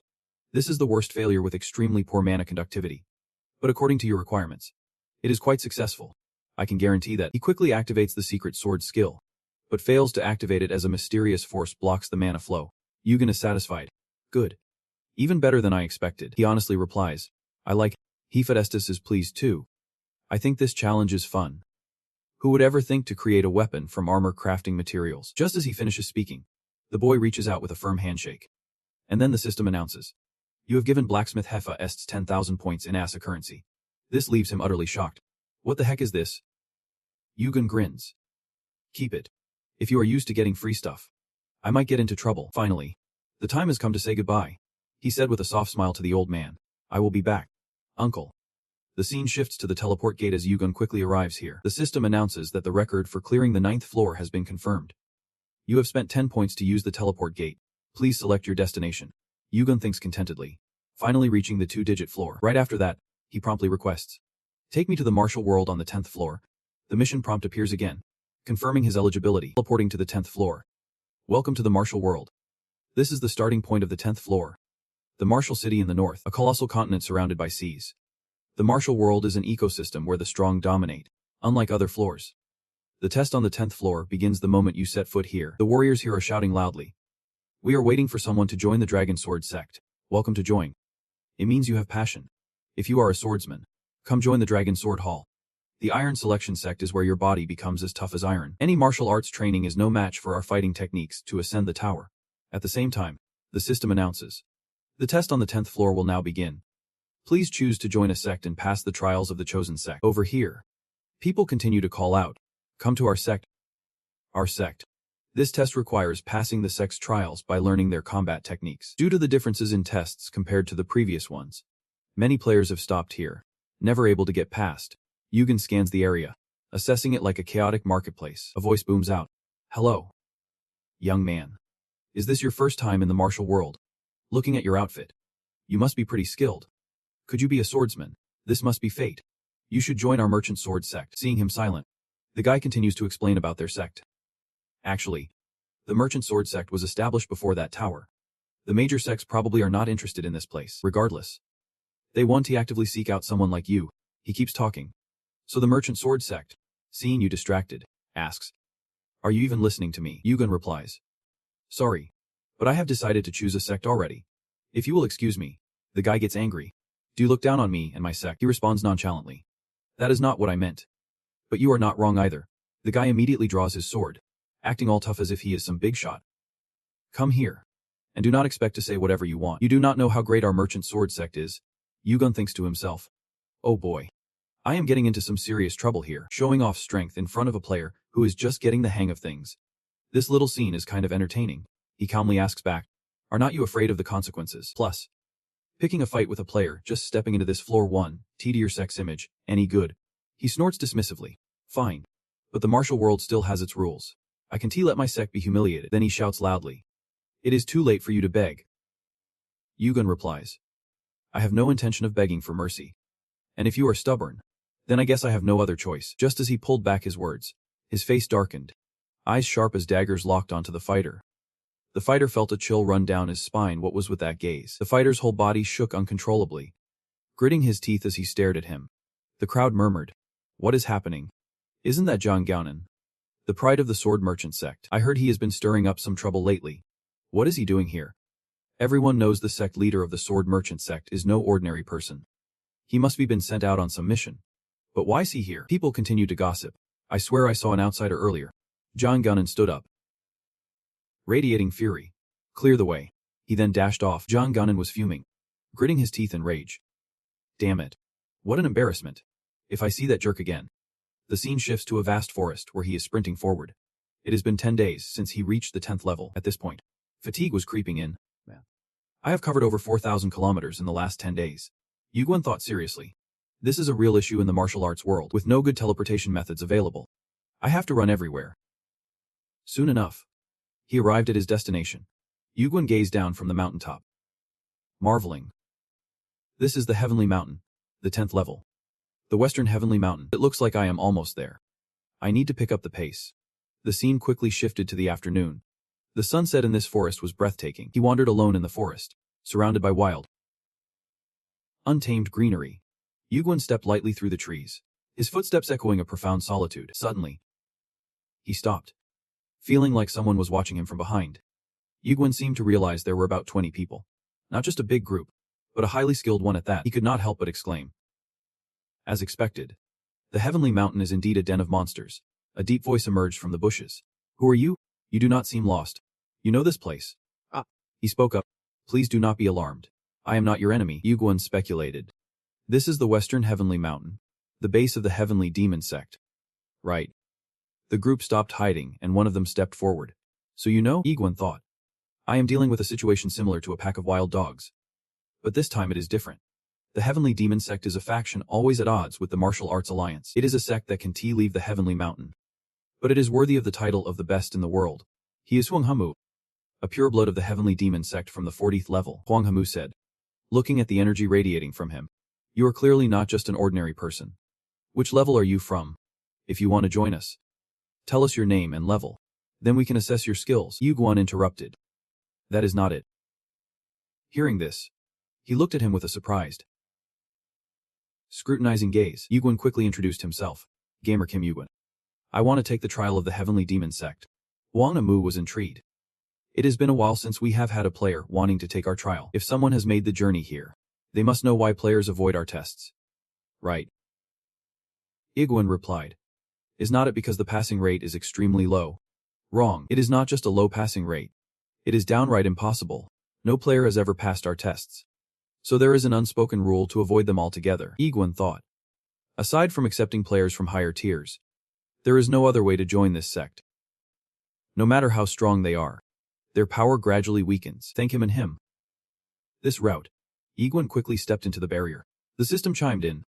You are attempting to resist the barrier's effects. Your resistance has failed. Yuguan was not observing. This path seemed different than before. I need to find the right way among countless paths. Hong Hamuk warned. Be careful. Take one wrong step and you are lost.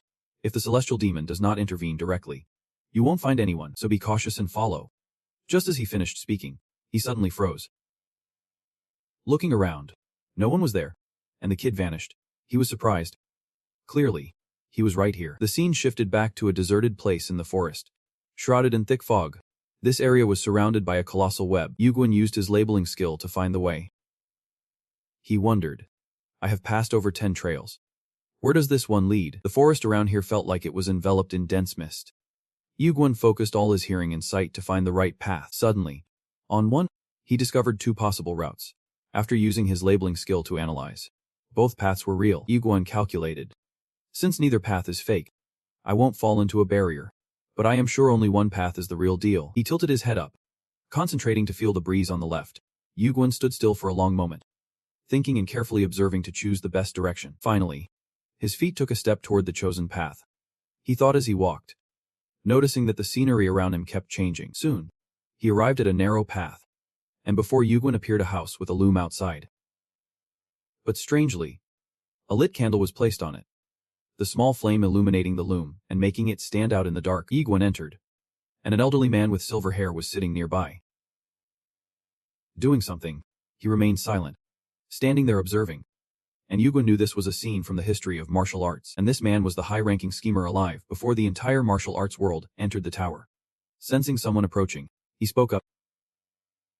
Someone's here. This is the Celestial Demon sect. The surroundings are as dark as its name, eerie and ominous. Yuguan thought. The wind blows into a room with no open doors. Perhaps this place is in a different location from what I see. In reality, the room I am standing in is not this small space. The old man continued. I will ask you. When did you know this? This is also a test. Yuguan did not hesitate to respond. From the very beginning, no test merely required following others. Before entering the barrier, I knew you would be watching. He can't help but praise. It seems you know how to carve your own path. Just as he finished speaking, a burst of green light erupted, and Yuguan instinctively shielded his face with his hands. He opened his eyes. He found himself standing in a forest. Just as the voice had said, you have moved. Yuguan observed. The system's result window did not appear, and he mentioned that question was also a test. Is he pleased with me now? Yuguan thought to himself. It seems meeting his expectations will be quite exhausting. According to the rumors, some say there is a demon living in the Heavenly Demon sect. The scene shifted to a bustling village. It did not seem right. Sounds of chaos erupted. It looks like he ran into an old acquaintance. The guy was utterly shocked. Why are you here? He thought to himself. Would it be a bother to tell him the truth? That I have encountered that heavenly demon? Thinking this, He spoke up. I came in earlier. The guy was taken aback by this response. You came in here. You crossed the barrier. Faster than those who know the way. Yuhun asked. How I got here is not that important. Right. Then he casually said, I am tired of wandering around. This is the infamous Heavenly Demon sect. So at least you guys will provide accommodations for those taking the test. Right. One of the subordinates stepped forward to ask. My lord, is this reasonable? I have never heard of an outsider crossing the barrier. The guy interrupted. Not even I have crossed back and forth here for 50 years through the path I have memorized. He warily watched Yugun's back. Who the hell is this guy? The scene shifted to a steaming hot spring. Yuhun had just been taken for a good wash. Feeling refreshed as he splashed water on his face, his sturdy body remained silently sitting in the tub, deep in thought, after so many exhausting days. This might be the longest he has gotten to relax like this. Yuhun looked around and thought, it is too small. If the test were a bit easier, many would want to take it. And they would also have more chances to interact with other realms. He dipped his head into the water, thinking about Hephaestus. That uncle is quite stubborn. He must have his reasons. He looked at his unhatched egg. No one knows what is inside but him. Thinking this, Yuhun dismissed the thought. But surely it won't be pointless. The system is updating the egg status. The egg is wriggling. And it feels comfortable. He gazed at it. After arriving in the land of the Heavenly Demon, this name would not sit still for even a minute. The scene shifted with a memory of him. A surprised voice rang out. What are you doing on the 16th floor? Of course. I am testing my skills against the Heavenly Demon Sectus challenge. It is so difficult that many believe passing the test is impossible. But if the rumors are true, the reward will be quite juicy. However, the Heavenly Demon passed away during the first half of this war, and since Chronos' clock was created, I can't gather any more information. There is only one option left. Just dive in and give it a shot. And if we are talking about martial arts, we can't forget about the tournament. If you win, you will snag a precious elixir. Not to mention the chance to learn the greatest techniques from Shaolin or the Southern Fist sect. Someone else chimed in, saying the prize might seem small, but winning is easier said than done. At that moment, he wondered, has no one here ever won the martial arts tournament? The great sage, equal to heaven, was furious. Are you guys looking for trouble with me? A tournament? How dare they hold something like that without informing me? Who organized this? Has such a fun event really existed all this time? At that moment, the other guy was sweating, explaining why he just rushed up to the next floor. The great sage was yelling at the top of his lungs, shouting that he had no idea about any of this. Damn it. Why is it only me who is clueless about all this? Thinking about it, a warm smile unexpectedly spread across his face. With his personality, he could not bear missing out on the martial arts tournament. He fell silent, still pondering, even though he had no idea what awaited him there. But one thing's for sure, it won't be boring. The egg was continuously showing its emotions, wriggling around, feeling warm. Since the moment I set foot in the territory of the Heavenly Base sect, it has not settled down at all. I remember about a month ago, just a few days after I faced off against the champion on the first floor. On the second floor, I was picking it up and examining it. It had already grown several times bigger than before. A mysterious egg with signs of an outer world deity. After seeing it, Orochi's arrogance faded, and I felt an odd sense of certainty. This could very well be the egg of an outer world deity. Dozens of eyes along with sharp fangs sprouted all over. I wonder, when it hatches, will it look like this? Even after fighting them for so long, I still can't guess. Outer world deities do not have a fixed form. They are mysterious entities that reflect people's emotions, like fear. For instance, speaking of which, I remembered my friends. If they were here, at least we could discuss this. Suddenly, a voice interrupted my thoughts. Hey. Are you sleeping? I blurted out, unsure if I should let this thing live or die, but it seemed to understand what I was saying. The system chimed in with a notification. The egg shook its head. Damn it. It took me threatening to kill it for it to finally react. So you have been hearing me all this time, and just pretending to ignore me? I leaned in close and it flinched. The little egg. Well, I guess I have no other choice. This is not personal or anything. Seeing me draw my sword, it suddenly panicked and dove back into the system. I thought it would make me furious, slashing at the egg, which felt shocked and cried out. A cloud of dust quickly filled up my room, but it seemed like nothing happened. The egg was just hugging itself. I thought, even though it clearly could manifest a physical form like it did with Orochi, does it see me as its master? I do not know if it is attacking on purpose or just can't attack anymore. I guess I will just have to keep an eye on it. Back to the present on the 10th floor. The egg is relaxing in a hot bath with me, feeling all warm and cozy. You frozenly ask, do you like it? The egg quickly nods. I am amused and ask it. So now you are reacting. But before I know it, The egg is fast asleep again. I just mentioned that my has been sleeping for a whole month. Waking up to react a little then going back to sleep, what is up with that? At least give me some hints. Outside in the world of the gods and the demon sect. I hope I did not just step into a tiger's den. Time flies swiftly. And the next day at the demon sect. In a certain room. 4 people are gathered for a meeting. Today's meeting of our demon sect has a pretty interesting topic to discuss. The War King speaks up, mentioning a challenger. It has been 30 years since John Jerry first showed up. Right. Heavenly King corrects him. Actually, it has been 34 years. A deep voice chimes in. Who is this Kim you guy? The War King continues. I know you are always holed up in this tower.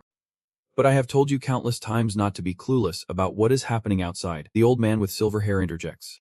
Yelling at me won't solve anything. Just tell me who he is already. He is the Heavenly King Sword King, the War King explains. He has been at the top of the rankings since the guide was introduced. The Sword King looks skeptical. That is hard to believe. Rumors tend to get exaggerated, the others debate. But the records etched in the tower do not lie. This is not something that can be changed with just words. Let us meet him already. Let us get started. War King. As soon as they finish speaking, he raises his hand to signal his subordinates. The entire army, hearing the command, moves swiftly towards them. In no time, the office is filled with people. All bowing respectfully, the group of warriors kneels at their feet, none daring to look up. Suddenly, a familiar figure pushes the door open and strides in. As the War King sees me, his face darkens as he asks, Kimi what? Right. Standing before these warriors no. Even in front of our Heavenly King of the Demon Sect.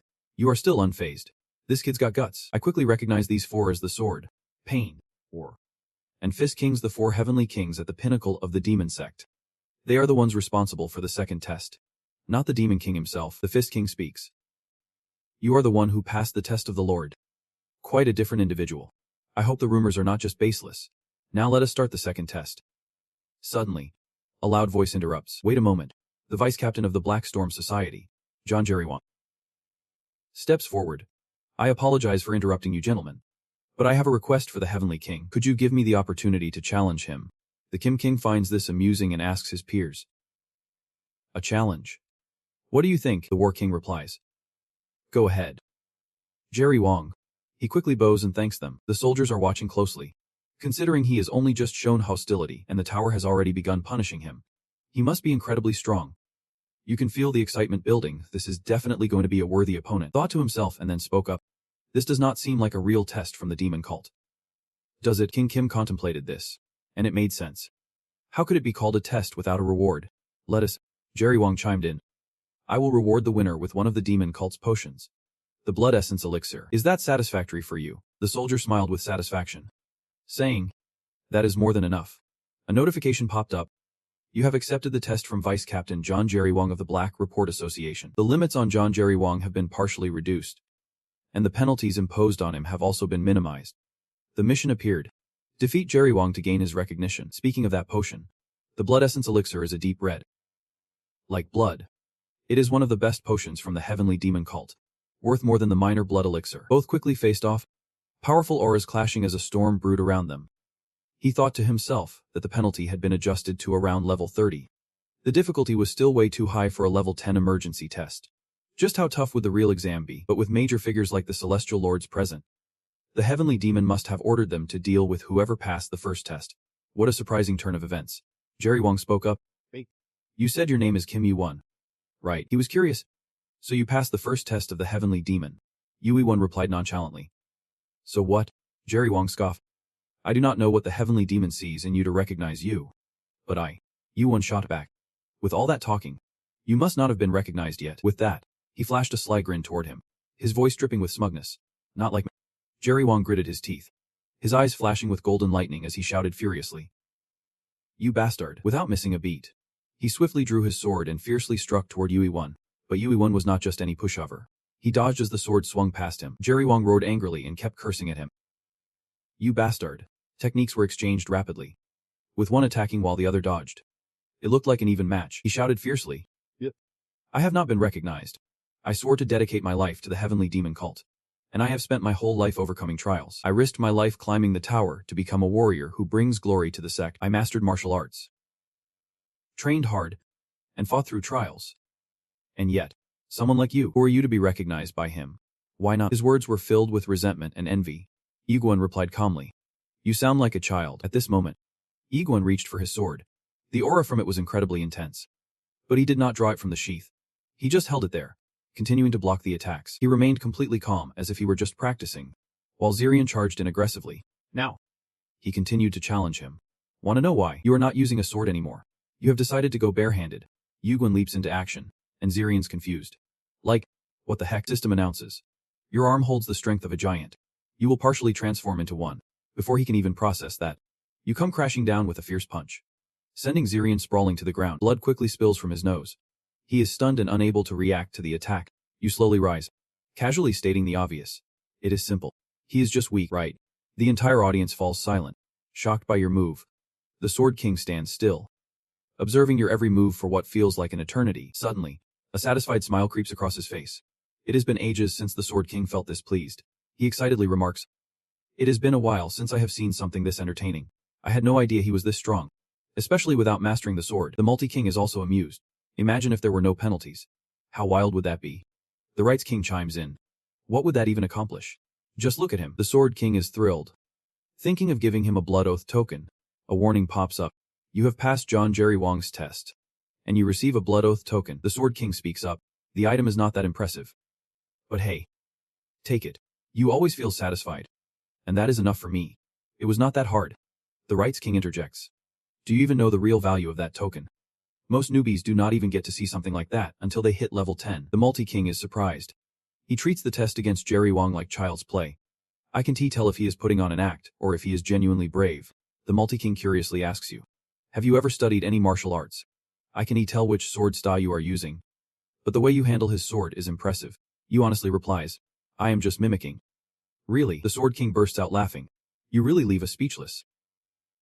Alright then. Let me tell you about the next trial. Rights Lord. The Rights King steps up to introduce. The second trial of the Heavenly Demon Sect will be a duel with me, Pungbek Lim. Of course. It is not a regular duel. You only need to withstand 3 hits from me. The trial will take place in 3 months. Until then, aside from healing potions and high-level martial arts, we will provide you with everything you need. Training grounds, healing herbs, clothes, anything you want, just ask. You are calculating, writes Lord Pungbek Lim. His skills might be the weakest among the 4 great heavenly lords, but the power behind his attacks is on par with the others. There is definitely going to be a penalty, but this is still a game of strategy. It is so obvious they do not want anyone passing the trial. But 3 hits? If it is just 3 hits. Thinking this through, Ugrin speaks up. Let us start right away. Hearing his words, the disciples present were all taken aback, none daring to breathe loudly at that moment. The War King cautioned. Ugrin, unlike the deputy you just defeated, the master is a real deal. Speaking without thinking sounds like you are disrespecting the demon god sect. Ugrin sincerely replied. I apologize if you think that, but I absolutely do not look down on the demon sect. The War King intended to speak, but the Blade King interrupted. It is. The Limb Kitchen began to emanate a fierce aura. If he wants to come, I am more than willing. The Sword King interjected. Hold on. Master. This is a trial set by the church leader. It is not like the previous test. He continued. The only one allowed to change this trial is the demon god. The Sword King spoke again. I will tell you this. Ugrin. We will give you 3 months. During that time, practice and find a way to withstand the 3 moves of the master. Ugrin understood there was no other choice, so he said nothing more. I got. After the match ended, everyone here looked at him with disdain, whispering that he was an outsider, too stupid to underestimate the master. I thought I misheard him. He did not seem like a nobody at all. He is way too good for that. Ugrin could not help but feel a bit envious, especially with all the chatter around him. But to think the sword master himself, Mujik, would personally guide me. Is he curious? Or is this some sort of hidden agenda? He wondered aloud. After all, this was an order from the sect leader. He was blunt about it. Do not treat this like a mere personal amusement. Mujik continued. It has been ages since I met anyone from outside, and I have been looking forward to this. It feels like you might just surpass the sect leader's trial. Gurn silently assessed him. He spoke as if he wanted me to succeed. But it was strange, most other sects would be eager for new members to help them thrive. I wonder what has got him so serious. After contemplating for a bit, they finally arrived. Kim Ving added, if you need to prepare, you should swing by the armory or the martial arts library. Why are you heading to the pharmacy? Ugrin replied, I will hit the armory and library after this. He suddenly asked back, you said you would provide everything I need outside of high-level elixirs and martial arts. Right, Mujik confirmed. Exactly. Without missing a beat. Ugrin made his way to his room, throwing in a parting shot, "You are gonna regret this." In the morning at the courtyard, everyone was busy drying herbs. Bustling around, precious herbs were neatly arranged in baskets and jars, labeled for easy identification. Meanwhile, the herbalist was reminiscing about Ugrin's earlier demands for all the rare herbs in the pharmacy. Turns out, they were not drying herbs. They were bringing supplies out for him. The herbalist was utterly astonished. There had to be at least a few £100 here. That much could challenge the martial arts alliance. How on earth was he planning to use all this alone? He lamented, "I will remind you. Any leftover herbs after 3 months must be returned. Plus, only you can use them. And if any herbs go bad," he quickly cut in, "I will just have to pay out of pocket." I remember. The courtyard was now filled with empty shelves, stripped bare thanks to him. After gathering everything, he left, saying, "See you in 3 months." The herbalist looked like he was on the verge of tears. "Do not forget. You have to return the excess." Ugrin thought to himself, "Come on, I told you already. There won't be anything left." The headquarters of the Heavenly Demon sect sat atop a remote mountain, far removed from the outside world, where planes could be seen passing by, in a vast cave. This was where the sect trained. A place that could not be breached from the outside, a perfect fit for him. Ugrin arrived alone and pulled out the stash of herbs he had just snagged. This would be worth an entire shop down in town. He scattered the herbs on the ground and began to consume them one by one, as if he intended to devour every last bit. Ugrin felt like he might throw up, pondering how he would never eaten until his stomach felt this full. "This stuff is potent. It seems like some herbs mixed together have turned toxic, but I avoided combining anything deadly. And I can manage the cramps in my stomach. Earlier, you had Orochi's heart, which is also filled with a potent poison. You were satisfied, thinking about how to gather enough herbs to neutralize Orochi's venom. But little did you know, you would run into Mei right here." Just as your mouth dropped open in shock, the U-Squad's black-faced look startled him momentarily. Frustrated, he thought, "What the heck?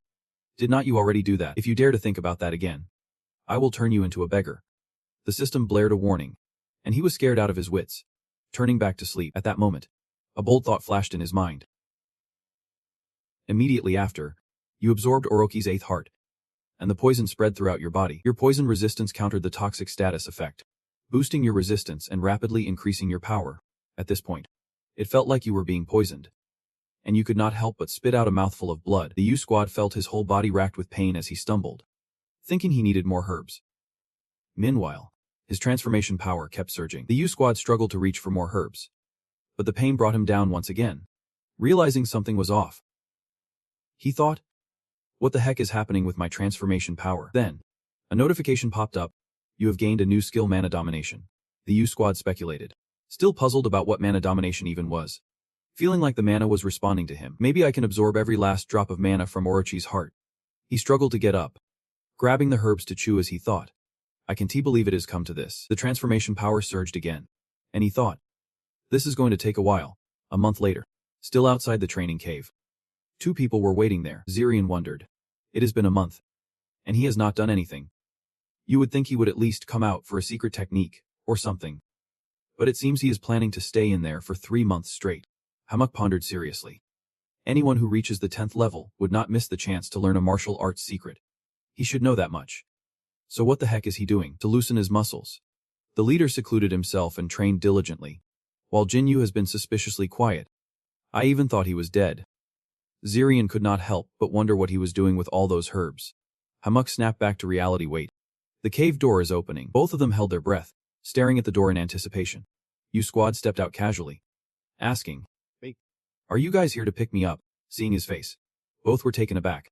It seemed like after being in that cave for so long, they did not even recognize him anymore. Transitioning, they took him to a restaurant, where U-Squad was munching on a chicken leg as if he had not eaten in years.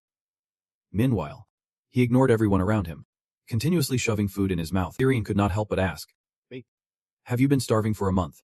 Is there that much food stored in the cave?" He held up a chicken leg, adding, "I plan to go out at least once, so I did not want to eat something that tasted terrible." Zirian was shocked. "You are still eating? Do you have 3 stomachs or something?" he wondered. Have people really just been eating medicinal herbs all this time? Why is that? Hamuk also felt it was strange. He did not see anyone injured or poisoned at all. Suddenly, Hamuk remembered poison, the need for long-lasting medicine. There are rare elixirs that offer incredible effects but are tough to absorb because they are highly toxic. Most would not go out of their way to absorb such potions. But if someone was given those herbs for free, It makes sense, but how potent and toxic does something have to be for someone to need those medicinal herbs?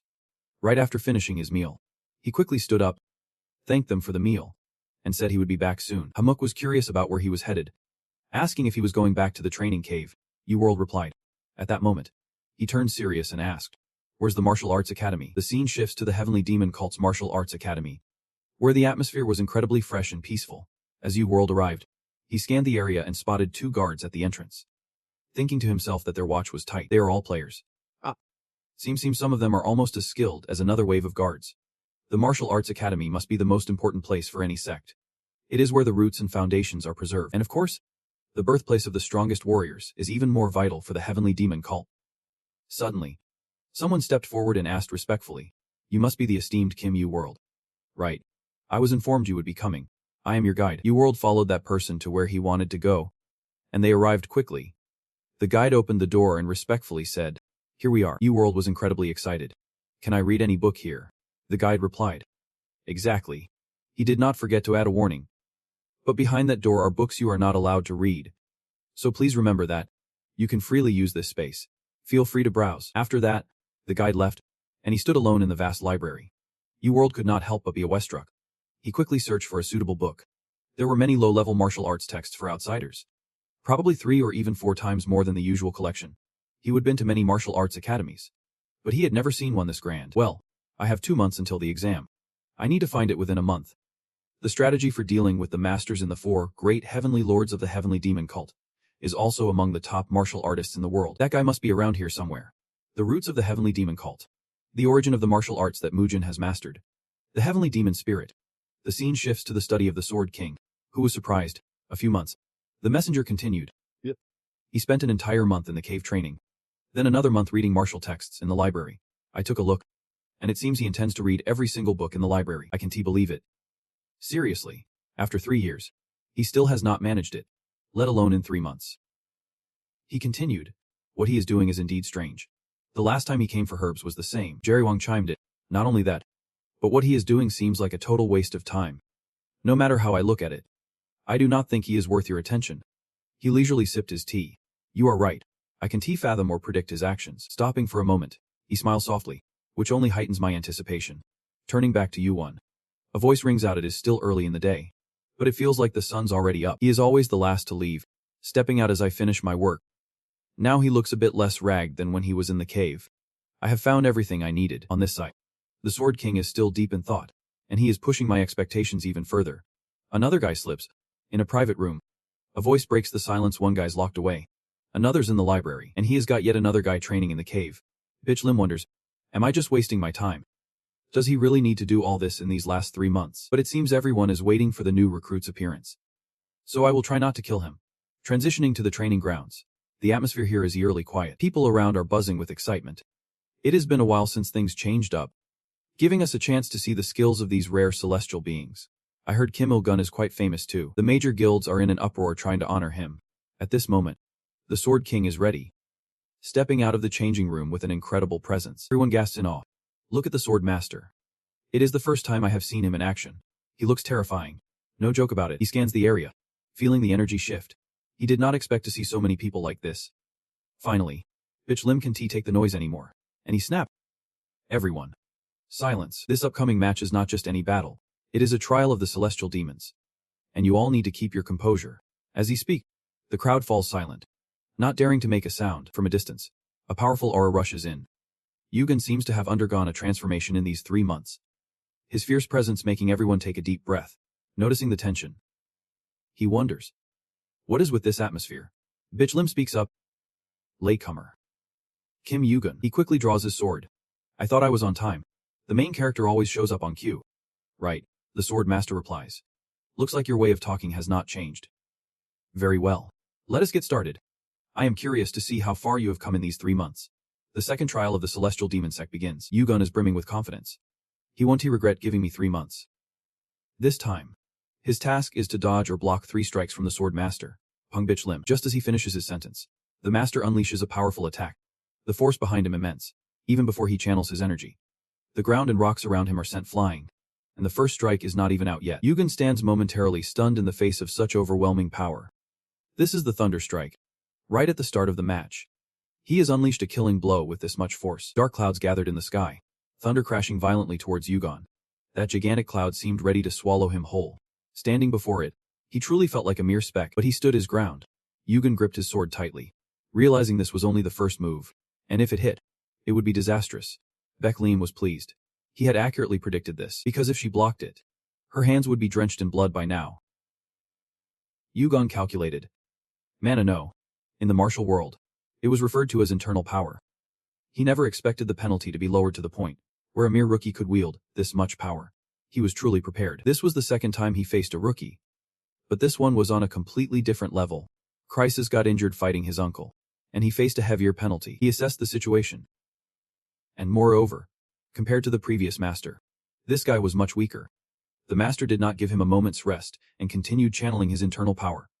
Preparing to unleash the second move, his ears quickly sensed the air stirring. His movements so swift that no one could catch them. Try dodging this. This was the bite both under fist. Yugon had used predictive skills to anticipate the battle. The fist was aimed directly at his face, but Yugon quickly dodged. Behind him, the ground and stones were sent flying like a storm sweeping through. Beklim spoke up. You dodged again. He thought to himself. That guy's movements are not just fast. It is like he can read my moves. Beklim looked closely at him. His eyes turned red. That was skill. A skill that could see through his attacks.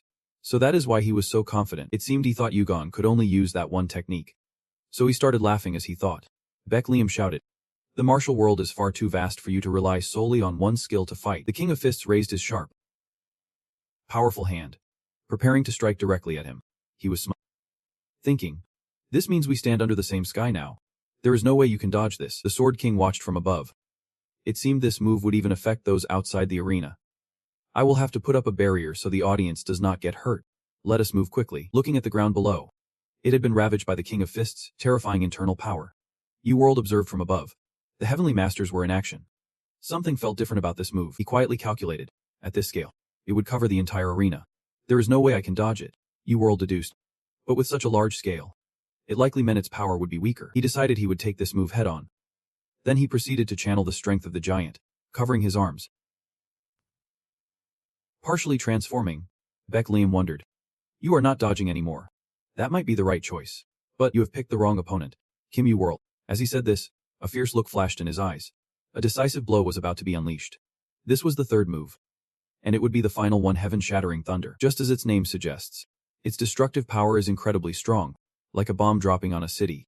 In the stands, a warrior is thrown back, gasping for breath. I am going to die. Everyone is in shock. Is this really the skill level of a lord? They look into the pile of ashes, wondering what happened to Kim U-World. You are still okay, the system announces. You have successfully blocked 3 dimensions of the Lord's attack, Beklim. You have passed the second trial of the Heavenly Demon Sect. You feel a bit shaken. He is a martial arts master and a player climbing the Tower of Literature. His power matches the rumors. U-World marvels. I have successfully blocked it. But the combination of his martial arts and skills is truly astounding. Beklim is equally surprised. So you managed to block it. He seriously evaluates. I thought you would not be able to. But here you are. Taking it without a scratch. At this point, a sly smile spreads across Beklim's face.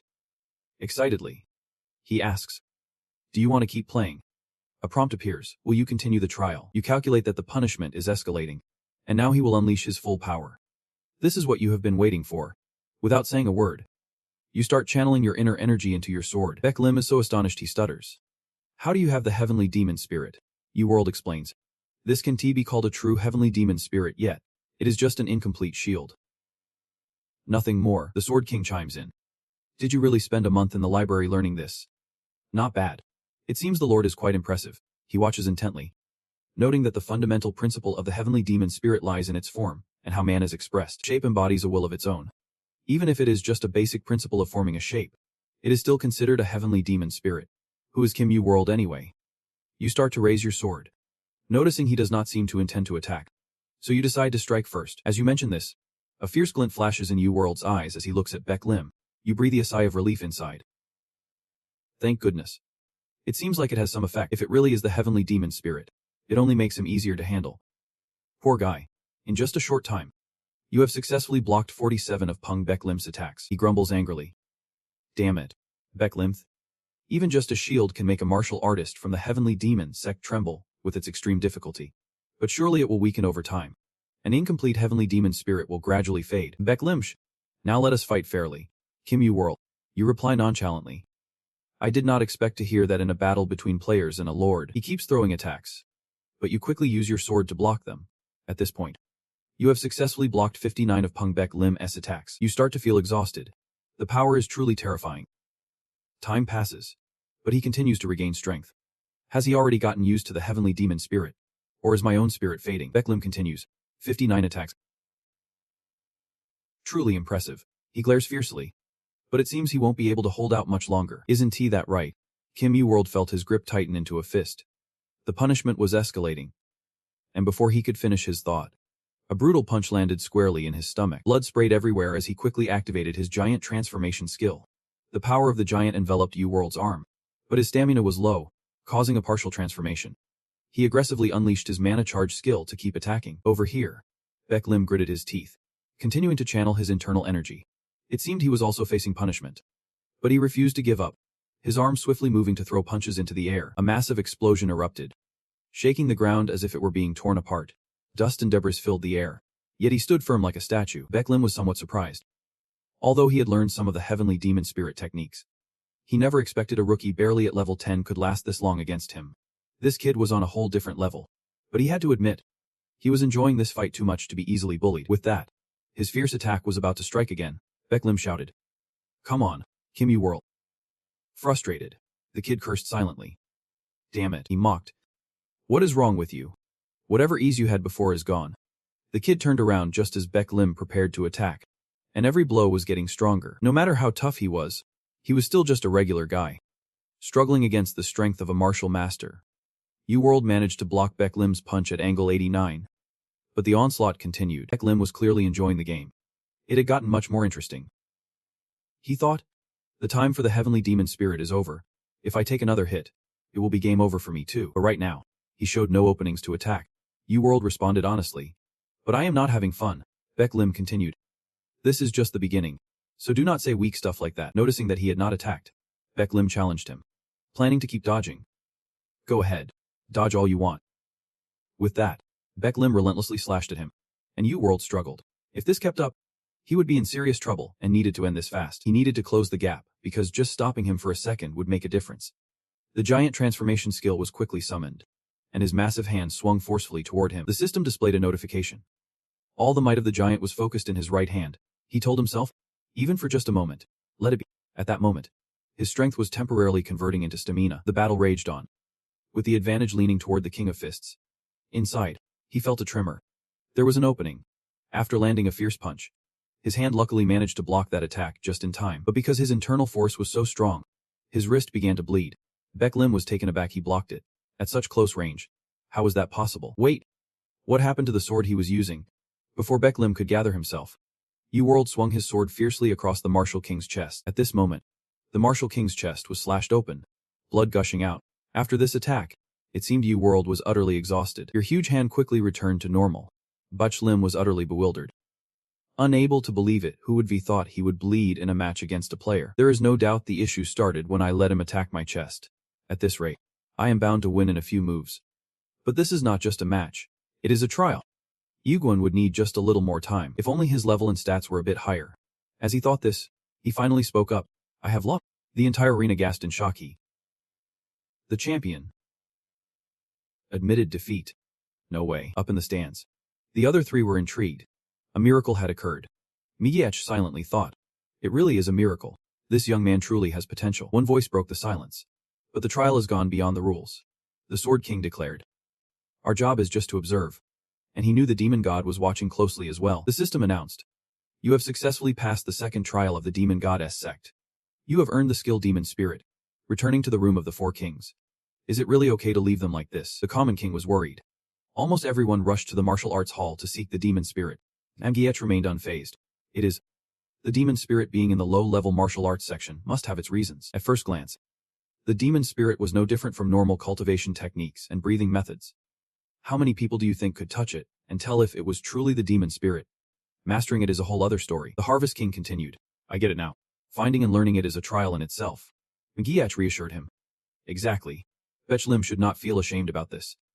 Who would have guessed he would discover and master the demon spirit in just 3 months? Bach Lim sat deep in thought. Chuckling at the notion of shame, he burst out laughing, leaving the Harvest King and the Merchant King confused. Bach Lim reflected. In that situation, he had searched for a flaw and found it. Thinking about it, he said, Kinui, one day, you will become a high-ranking genius. And perhaps you will surpass the sect leader. It has been a long time since I have felt this happy. The Harvest King was at a loss for words, daring to blurt out something so blasphemous. While the Merchant King felt helpless, who would look at this and think it is the face of a loser. Bach Lim laughed even more. Merchant leader. Harvest leader. How about you both spar with Kim Yu-won? Getting to duel with our future sect leader could be quite an honor. The Harvest King was annoyed. You are too loud. While the Sword King seriously pondered. The sect leader will soon seek him out for the final trial. The power meter lit up, showing his secret strength at 98. Yu-won was currently resting in bed. His arm seemed seriously injured. Seeing his score, he is still not satisfied. It means his secret power has not hit triple digits yet. He recalls the battle, cutting deep into Bach Lim. But if he had not conceded, he would have definitely lost. I used my left hand after he struck with his right. But it was not just a difference in strength. Yu-won continues to think. When facing rankers, I need more than just strength, but maybe I should feel relieved that I have completed the second trial. He guesses. This wound will heal in 2 days. He remembers. Thank goodness for my recovery speed. Otherwise, I would be stuck listening to this feeling forever.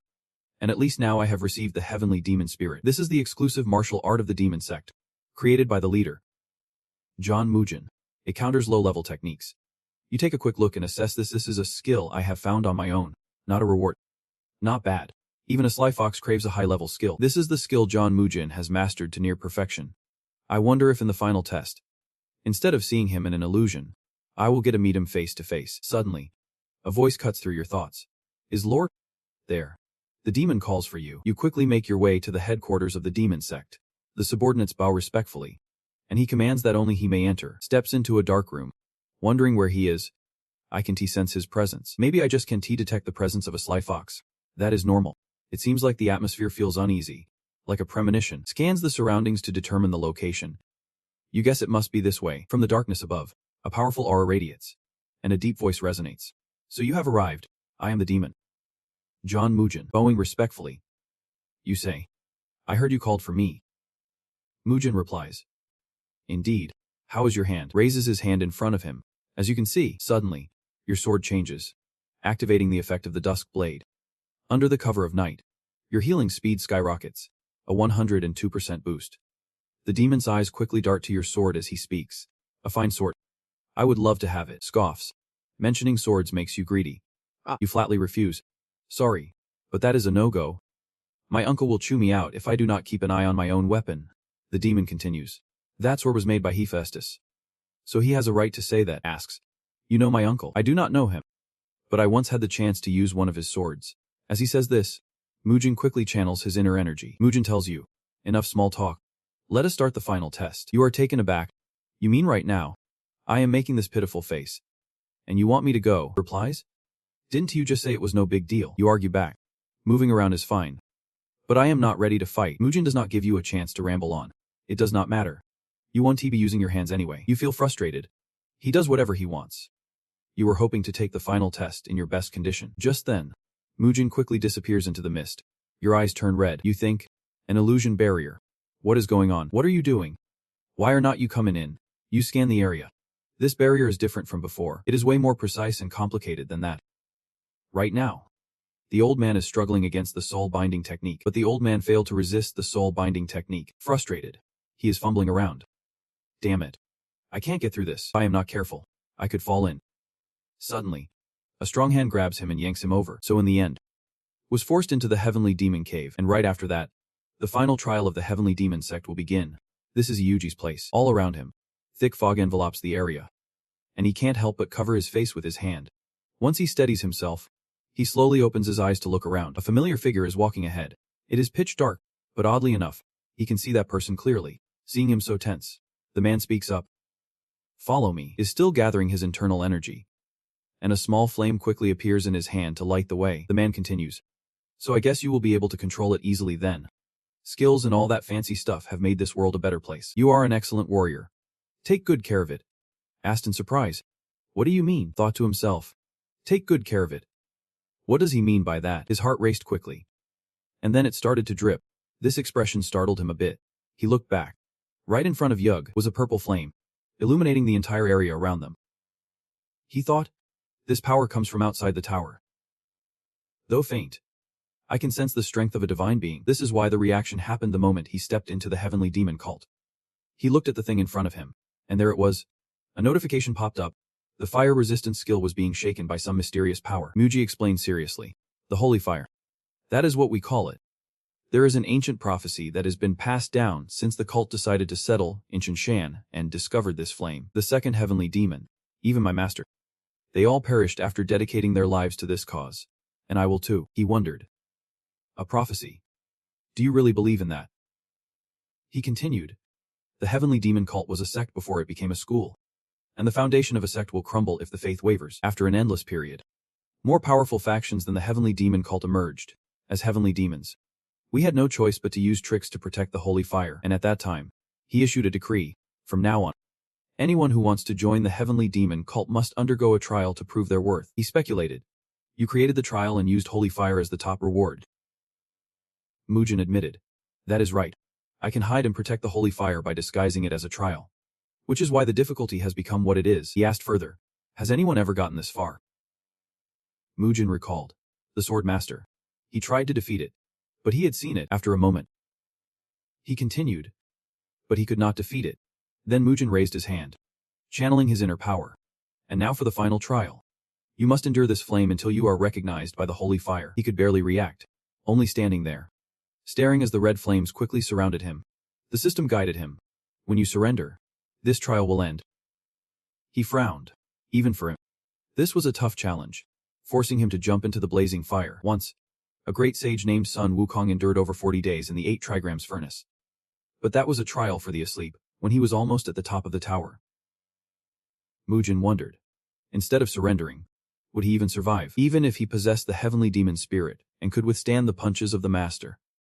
Against this mysterious power, every achievement would become meaningless. He would be nothing but a lowly human. At this moment, he turned red. The flame surged by devouring fear. The fire eye was facing off against the holy fire. The fire law is also battling against the holy fire. You think this is the power taking the shape of fire? Soon it will corrode and burn anyone who fears it. You tell yourself, I have to think it is not hot. Right now, your egg is opening its eyes, fiercely igniting, and your comrades are trying to hold you back. Chill out. If you consume it all, there won't be any left for me. You reach out to feel it. It has been ages since you felt this way. Entities that can create fears greater than death. Beings that surpass ordinary perception and understanding, these are what you have faced and battled against. If you fear this power, you won't have the right to wield it. With that thought, your gaze turns fierce. I do not know what you are, but I am sick of those outside beings. The only thing that weakened when I returned to the past was my body, after a long, grueling fight against the otter gods. Putting aside the holy sword, I have fought to survive in this crumbling world, determined to battle upon my return to the past. You recall the despair that reached for the heavens, the sorrow trapped in the swamp, the one who should never have been born, the foolish mirror. When fighting an endless battle against them, I resolved myself hundreds, thousands of times alongside my comrades who bled with me, and after returning to the past, climbing from the first level, instead of becoming weak, my heart has grown stronger. Much stronger. Shouted out loud. I am here for one reason only. I must return to defeat you all. Just as you finish this statement, the flames suddenly lash out at you more fiercely. But Yug does not show any weakness.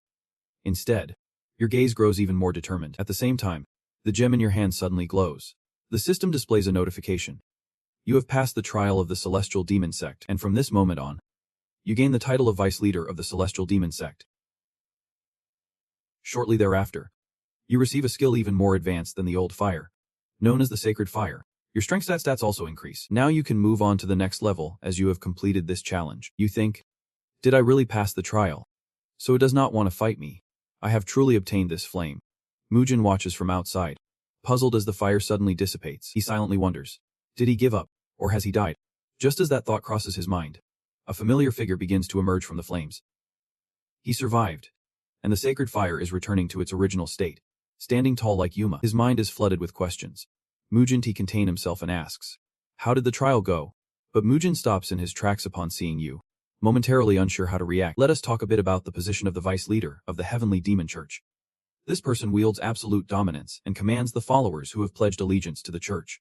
This title can be revoked by the one who holds the title of Heavenly Demon. The Divine Fire, on the other hand, is an unstoppable blaze, depending on the enemy's emotions. It can unleash even more powerful strength without consuming additional mana. It won't harm any target you do not wish to injure. A few days later, in his private room, Mujin could not stop thinking about him, silently recalling images he had seen long ago. At this moment, he finally truly believed that Ugwon had indeed obtained the Divine Fire. Suddenly, the door swung open, and Ugwon glared at him. Mujin spoke up, saying someone has arrived. The two of them walked to a small courtyard, and Mujin began. You woke up quickly, and it seems you are not burned anywhere. Ugwon coldly responded. Yep. But really, there is no reason for me to stick around here. Right, I have acquired the Divine Fire, and I believe my mission regarding the Heavenly Demon is complete. Mujin replied. Habits are not easily changed. I feel uneasy just thinking about going elsewhere. He continued. I have received a nickname. Mujin interrupted. You mean the vice leader has acknowledged you? With both the Divine Fire and the Heavenly Demon as spirit, you have power. Even if I become a disciple, I won't join the Heavenly Demon Church. He said you can do whatever you want. It is not a constraint but a rightful reward you earned for passing the test. While it is not as it once was. The Heavenly Demon Church has opposed the martial world for a long time. It is a power that can dominate strength. So it will be another valuable reward for you. Just like the Divine Fire. He breathed a sigh of relief, thankful that he did not intend to make him the next Heavenly Demon. Ugwon quickly stood up. Then I will gratefully accept it. Mujin spoke.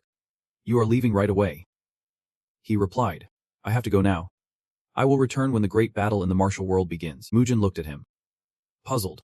Are you planning to join? Ugwon smiled lightly. If possible, then I am off. He watched Ugwon's retreating figure, thinking. After this, have I truly fulfilled my responsibilities? The solid connections I have built over time have been lost. With this thought, his mood became chaotic. What should I do now? And there is that matter. The Heavenly Demon Church's relentless pursuit. Even before the Divine Fire appeared, it looks like we have to return to the martial world. Transitioning to the 11th floor. The scene here was incredibly serene. The voice of a man praying incessantly echoed. Please. Please. Please. Please. The one who kept praying was named Halaman. Finally, it has appeared. It turns out he was anxiously awaiting the results from the ranking. He thought to himself, Lad and Mioli from his team must be here. But who are the others? At this point, he was so panicked he was sweating bullets. What on earth is going on? Just a bunch of names I have never heard of. And even some from the blacklist for causing trouble with girls. Then he got curious. What about Team B? With that thought, Halaman quickly clicked to check. Here Joel has a rare healing skill. And their team is directly descended from Nam Gung Ja, who can easily conquer level 11 challenges. Nam Gung Hun's team. He was horrified. That other team had names everyone has heard of at least once. Could my luck really be this bad? I've already failed 3 times. And this is the worst yet. Looking at my team. It can he possibly be this terrible? His eyes widened at the name Kim Yule on the board. Please do not tell me it is that Kim Yule. I have heard he is exceptional. But if there are over 200 people with such a big skill gap, that is just impossible. That guy must be pretty unlucky too. Meanwhile, in another location, someone slammed their hand on the table in frustration. 30 points. Seriously, the announcer explained. Looks like you just made it here. But that is how it is. If you do not want to pay, you can leave. Yule was bored, thinking how childish these people are. All the names I recognize. Big guilds and purebloods. All the talented players are shoved into Team B while they push me to Team A. The judge for the level 11 challenge is Hypnos, a trickster from Olympus. So this is how they plan to retaliate against me. Do they want me dead or something? Talk about preparing for the worst. He glanced over at the guy next to him who was yawning like crazy. Moving to the next row, Yule stepped forward. Is there any room left? The man replied. Just the top room. It costs 100 points. Yule continued. Do you have enough cash on hand? Hearing the word money, the man quickly straightened up. Of course. What kind of cash are we talking about? Yule quickly pulled out a stack of cash and placed it on the table. Asga. 374 notes of 1,000 points. He added. Subtract the handling fee and turn it all into points. The man looked at him, his whole body sparkling with excitement. The announcer felt overwhelmed by the brightness of the person in front of him and quickly replied. Got it. In no time, he received 366,320 points, bringing his total to 931,420 points. The system popped up. Would you like to summon a minion? Yule quickly called for one. Just then, a sprite appeared. How can I assist you? He was surprised. Is this the taste of the level 11 administrator? Well, it is better than some clown cracking jokes. With that thought, he said, I want to use the shop. The sprite cheerfully replied. Tell me what you need. We have everything. Except what we do not have. What do you want? Yule thought to himself. This sprite is way too friendly. Can it smell the money? He replied. I will take a look first. The sprite quickly smiled, snapped its fingers. Got it. Moments later, the shop opened, revealing heaps of useful items inside. He pondered.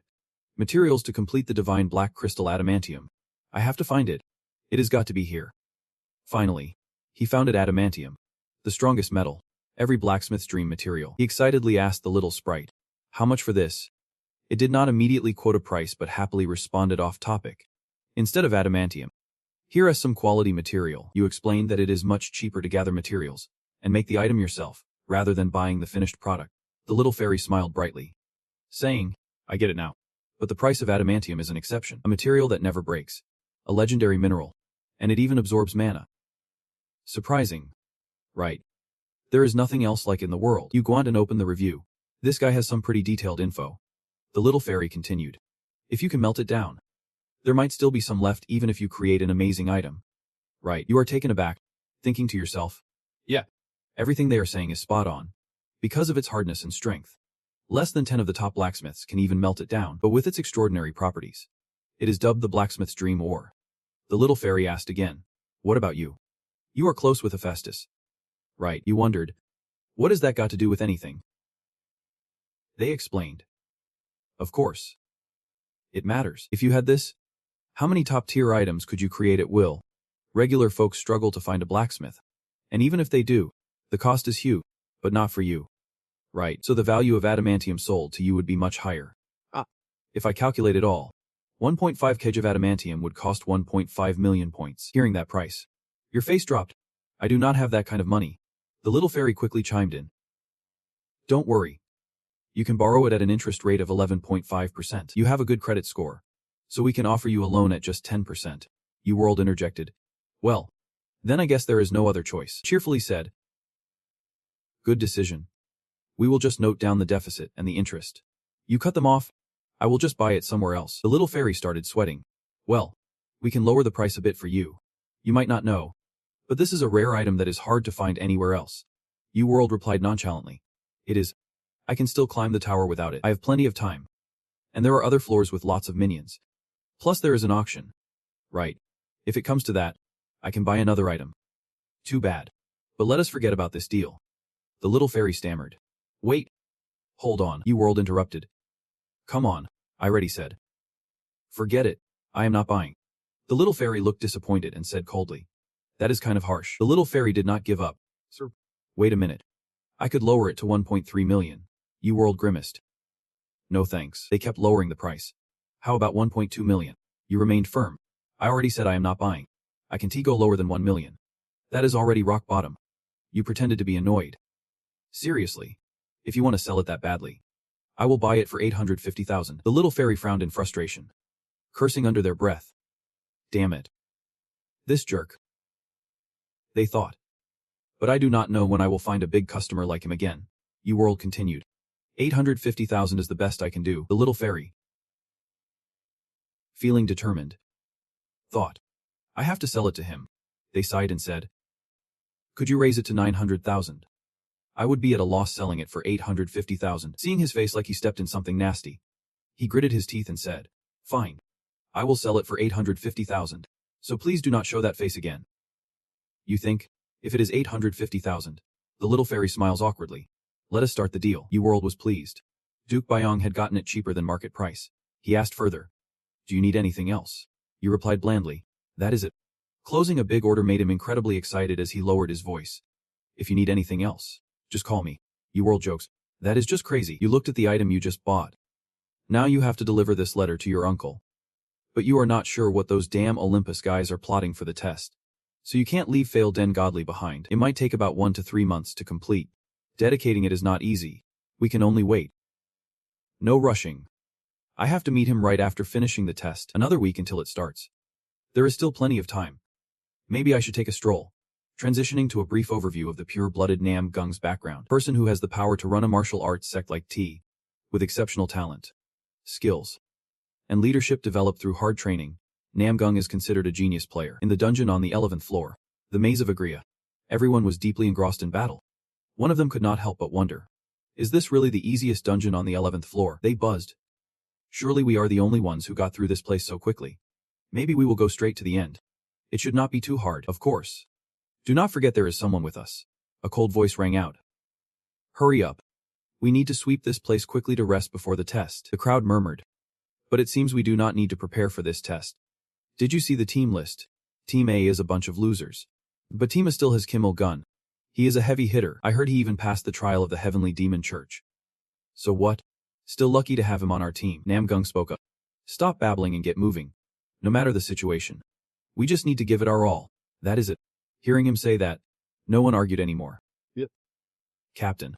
He is so reliable, Namgung thought. I have never seen Kim Il-gun's face. But I keep hearing about him. I do not know where he came from. But it means he is talented. I hope I get the chance to fight him in the test. While thinking, suddenly Namgung noticed something. He was momentarily startled and quickly ordered everyone. Wait, stop.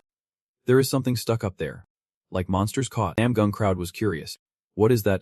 Is it That thing is stuck to the ceiling. To satisfy their curiosity, Namgung quickly leaped up to check. He swung his sword to cut that thing down to see what it really was. That object quickly fell down after the cut. Everyone was incredibly curious, asking each other, is this lump of coal Agria the dungeon boss? Is someone already claiming this place? It is strange. It is more than just burning. Yet there are no scorch marks on the house or the ceiling. Namgung observes closely and comes to a conclusion this did not die from fire. It is a sword mark, about 1.3 meters long. Someone sliced through Agria, softened by the heat, in just one strike. A person capable of taking down a boss monster in one hit. Could it really be a raider? But would a raider be triggered in the lower levels? There is no other explanation in this situation. Namgung then tells everyone, let us leave this dungeon and head back. It has already been conquered. The scene shifts to a luxurious room where a man is deep in thought on his chair. He calculates. And no matter how you look at it, the power gap between the two teams is massive. This guy must be so unlucky to hit a rigged test like this. He is scratching his head, wondering how someone with a bright future like Kim Il-gun ended up with a bounty on his head. This guy is the challenge administrator for level 11. Hypnos. He recalls the orders given to him. This is a decree from mighty Olympus. Capture player Kim Il-gun, and once it is done, a grand reward awaits. Thinking about this, Hypnos breaks into a contemptuous smirk. Feeling like a dog on a leash, just as he was lost in thought, he plops down on his throne, ready for whatever's next. Suddenly, a message comes in, and Hypnos is surprised who is messaging him now. The message is from none other than Hela. The scene shifts to the dark forest of Eli Lam, where the atmosphere is incredibly gloomy. Yui-1 looks up at the report board. Only 51 people have signed up. He scans the area and notices way more players have given up than he expected. Hypnos is shocked. He never thought he would actually participate in such a blatant trap. After a brief pause, he raises his voice again. Greeting everyone. He starts introducing himself and briefly mentions a few things. I am the challenge administrator for level 11. It seems to be short on players, but nothing is going to change. Let us proceed with the two current teams. And we will kick things off right after I explain the challenge details. He then raises a flag, announcing that this week's challenge is capture the flag. Hypnos continues. It is simple. First, once you collect these flags, you combine them. The number on your flag represents how many flags you have collected. Pretty cool. Thanks to magical technology, Team A has been blocked by the administrator for a long time to carry out this challenge. There are plenty of monsters of all levels, and the flags will be scattered throughout the forest in the path, at the foot of cliffs, in the treetops, even on monster bodies. You have no idea how much effort we put into creating this challenge. All you have to do is collect as many flags as possible. The team with the most flags at the end will be the easy winner. But this challenge is called Capture the Flag, not just pick up the flag. Right.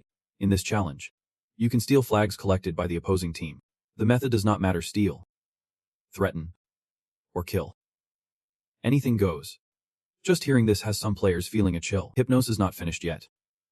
Ultimately, there will be one king in this challenge. One player from each team will be randomly chosen, and the number on the flags held by the king will be counted as double. But this is not chess, so do not worry. You won't lose just because your team's king gets knocked out. But if you have a strong king, things could get really interesting, so good luck. Isn't luck super important in this challenge? You can't help but think, here we go again. Another luck-based challenge. That means they will pick the weakest player to be Team S king. Finally, The rules have been laid out. So let the challenge begin. Hypno raises a hand, and a beam of light quickly envelopes all the players here, like a guiding compass. The system summarizes once more. Challenge level 11. Capture the flag. Starts now. You can snatch flags from opponents using your beak after 24 hours. The team with the most flags wins. Your contribution points will be based on the number of flags you collect.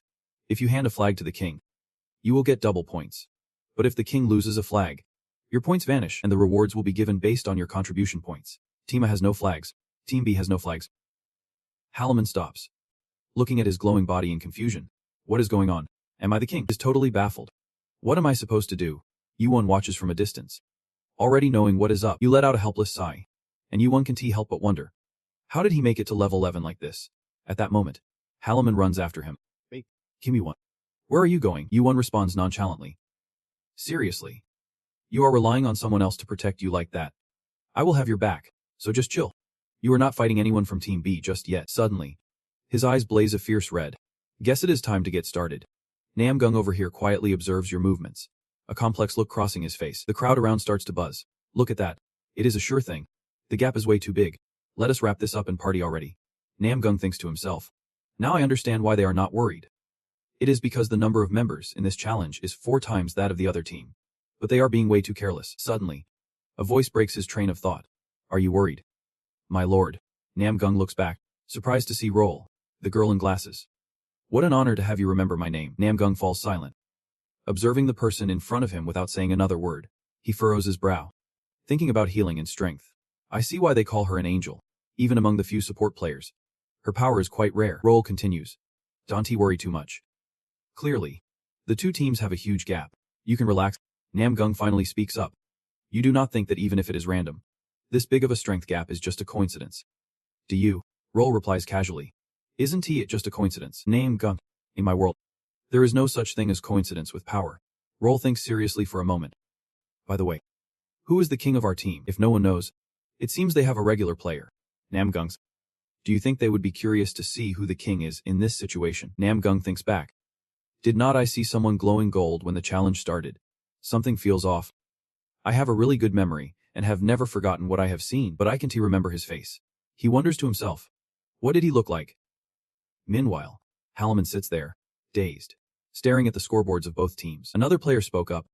There are fewer flags scattered about than we expected, and the ones we picked up are all in the hands of monsters. But we have gathered quite a bit.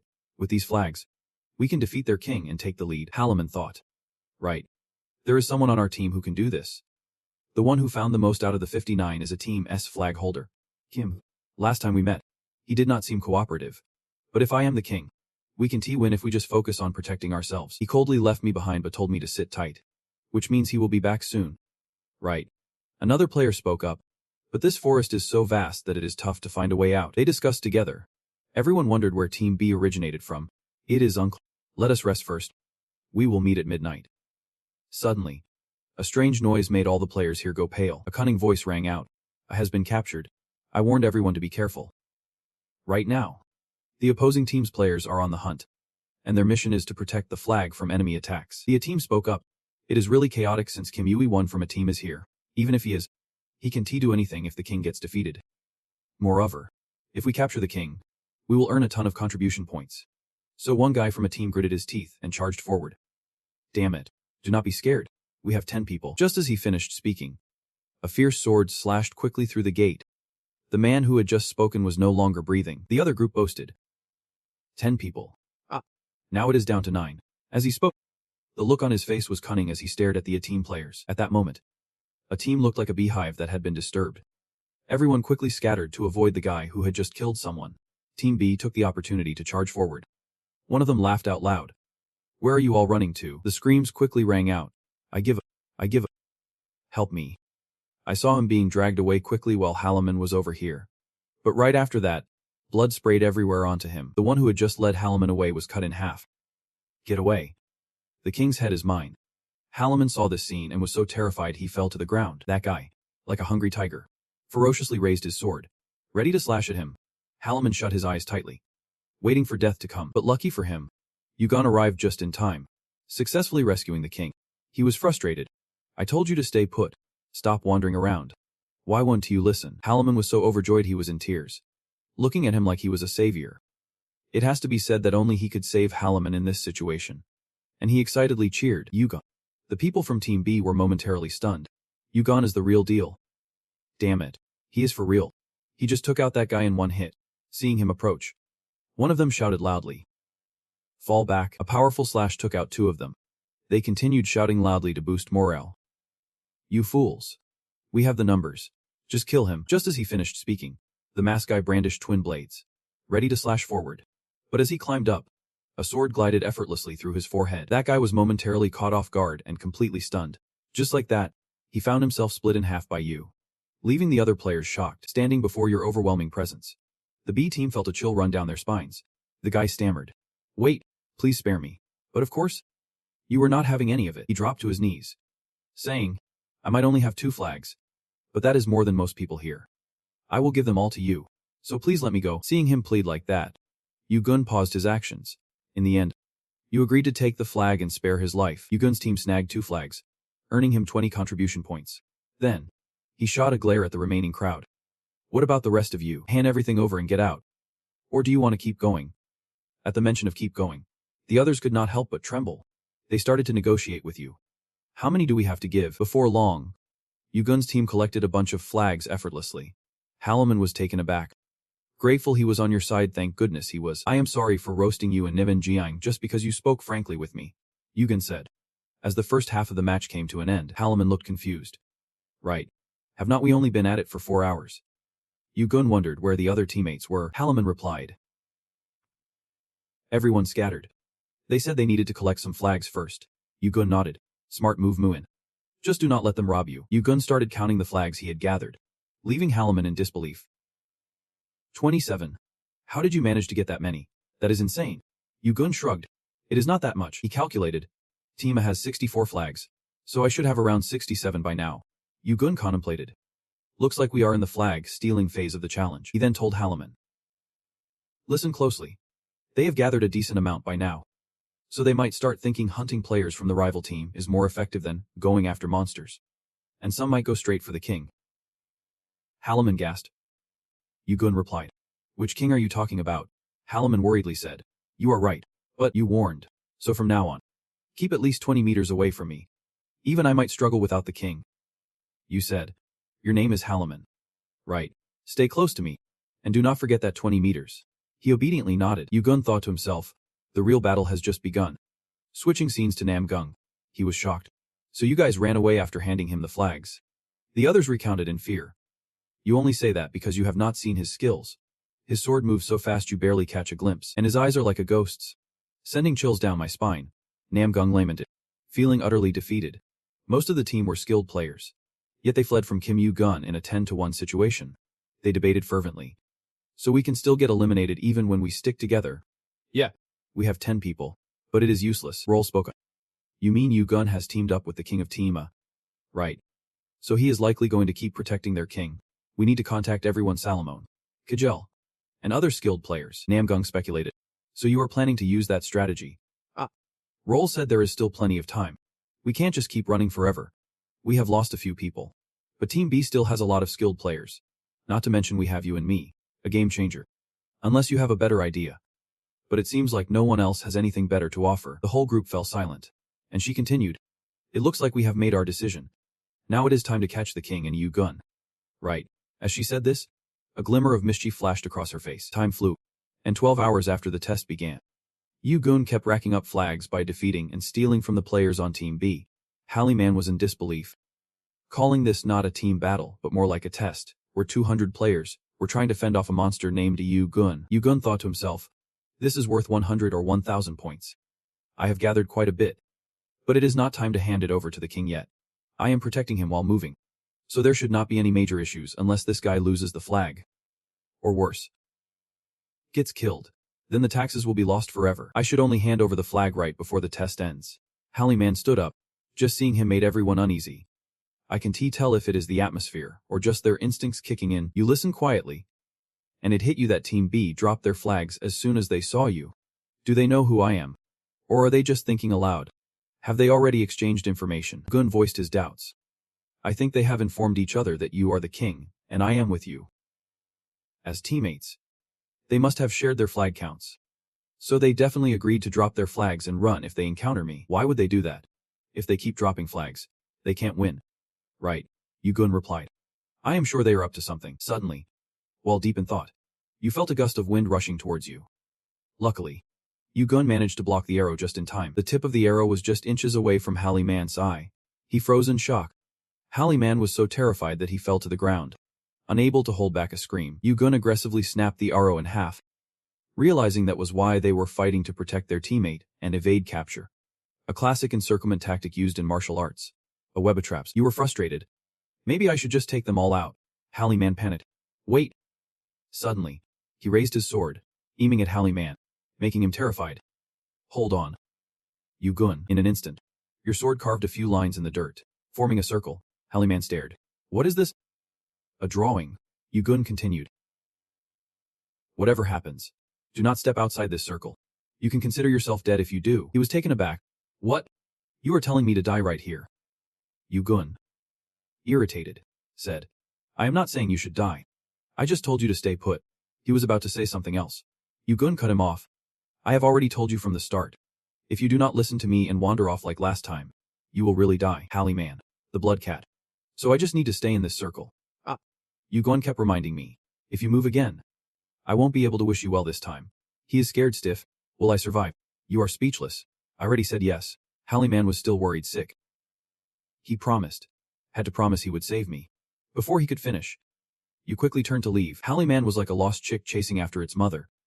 You gone. You gone. You were frustrated. Drawing your sword and pointing it at him in a threat. I told you not to leave the circle. The scene shifted to a wide thicket. Whispers filled the air. Why target the king first? 55 people have to band together just to take down one guy. Kim-gun. He is that strong. So we need to put him in a tough spot by forcing him to protect the king. Another person chimes in. That is just your opinion. Even if it is Kim-gun, he is done for if the king dies. The guy next to him cuts in. Enough. Yugun is going deeper into the woods, and he moves alone, leaving the king behind.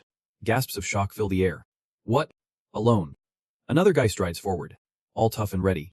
Everyone step aside. That guy's Aish. Team B gathers all the renowned players with real talents like Nam Gung-hun and Joel. Meaning that the major guilds are going to keep an eye on this test. VC thinks. If I can take down Yugun right here and now. Then he says. The arrow's too weak, and confidently throws his spear. Thinking. I will become the star everyone looks up to. He is pleased with his throw. Nailed it perfectly. But Yugun is still standing there. And that spear. It is hanging in mid-air. What is going on? VC is still trying to process it when the spear suddenly flies back and impales the guy next to him. This makes him so furious that his eyes bulge out. In note, all the guys standing next to Vush collapse to the ground. Blood pooling around them. A voice quickly rings out. Over here. Just a bunch of useless fools. VC stares at you in panic. Kim-gun. At that moment, he is the only one still alive. Your eyes look as pitiful as a demon from hell coming to collect. Yugun boldly asks. Where's Nam Gung-hun? After gathering the info he needed, you swiftly leap away. The guys who managed to escape earlier dare to peek out now. He is lost again. They can stop talking about you. His stealth skills are top-notch. You can see him unless he is right in front of you. Not sure when you got there. But now you are right behind that guy. I did not think so. The assassin does not use a longsword. And they are trying hard to wear black clothes. On the other hand, Yugun has a keen eye. His skills are pretty impressive. That guy jumps in surprise. They all gasp loudly. When did he get here? Yugun can't help but praise. You guys have really good accuracy. And using tactics like a spider web. It is probably because there are not many people. So this formation has a ton of holes. The white rice guy from earlier looks grim. Not many people singing. You follow his gaze. Silently thinking. Finally, here we go. Nam Gung-hun and Joel speak up. Leaving the king behind and just wandering around. Is someone deciding to ditch the test to fight? No matter what. It is a shame this is happening. You stay silent. Saying nothing, he continued. Albeit unintentionally. That we have a talented team. Not many people. Of course. But that does not mean we should be embarrassed by this situation. This is a test. It is just that luck is not on your side this time. You do not understand what I mean, Namgung replied. Telling me to get straight to the point. Which I really liked. Just give up. I do not want a match like this. Yugun suddenly broke into a slight smile. So that is what he meant. Then he raised his sword. Not like what I knew. He was actually quite talkative. Namgung was surprised. He had predicted this. But he really did not follow his words. Maybe he had no choice. Thinking this, he quickly shouted. Everyone step back. I will fight him. Yuguan was a bit surprised. You want a one-on-one? Ah. Because I do not care how many people charge in, Namgung replied, thanking him for the suggestion. But I will have to decline. Right after finishing his words, he quickly gathered his inner strength and charged straight at him. One strike was delivered, but he quickly blocked that first attack. Yuguan found it quite interesting. Look at that. A level 11 player with that much power. I am curious what his stats are. His eyes gleaming with a fierce light. The sword strikes came like a storm, continuously slashing towards him. But Yuguan still had not made a move to counter. Namgung's sword could exert pressure around him just by swinging it. It was heavier than any sword from any sect. He wondered. So what is this gap? With this sword, I am still outmatched. Both sides were fighting incredibly tense. Very quickly, Joel infused him with more power, and Namgung radiated a massive aura of inner strength. The blessing of the Archangel grants you strength, your own power, your stamina. Your body becomes more agile, and your mana recovery speed increases. Namgung looked at Joel in frustration. What does this timid action mean? She replied. Even receiving buffs from me. He is still being pushed back. Doesn't he that mean this match is over? Look, he seems to think the match is already over. You are still pushing back Managua. Namgung could not help but wonder.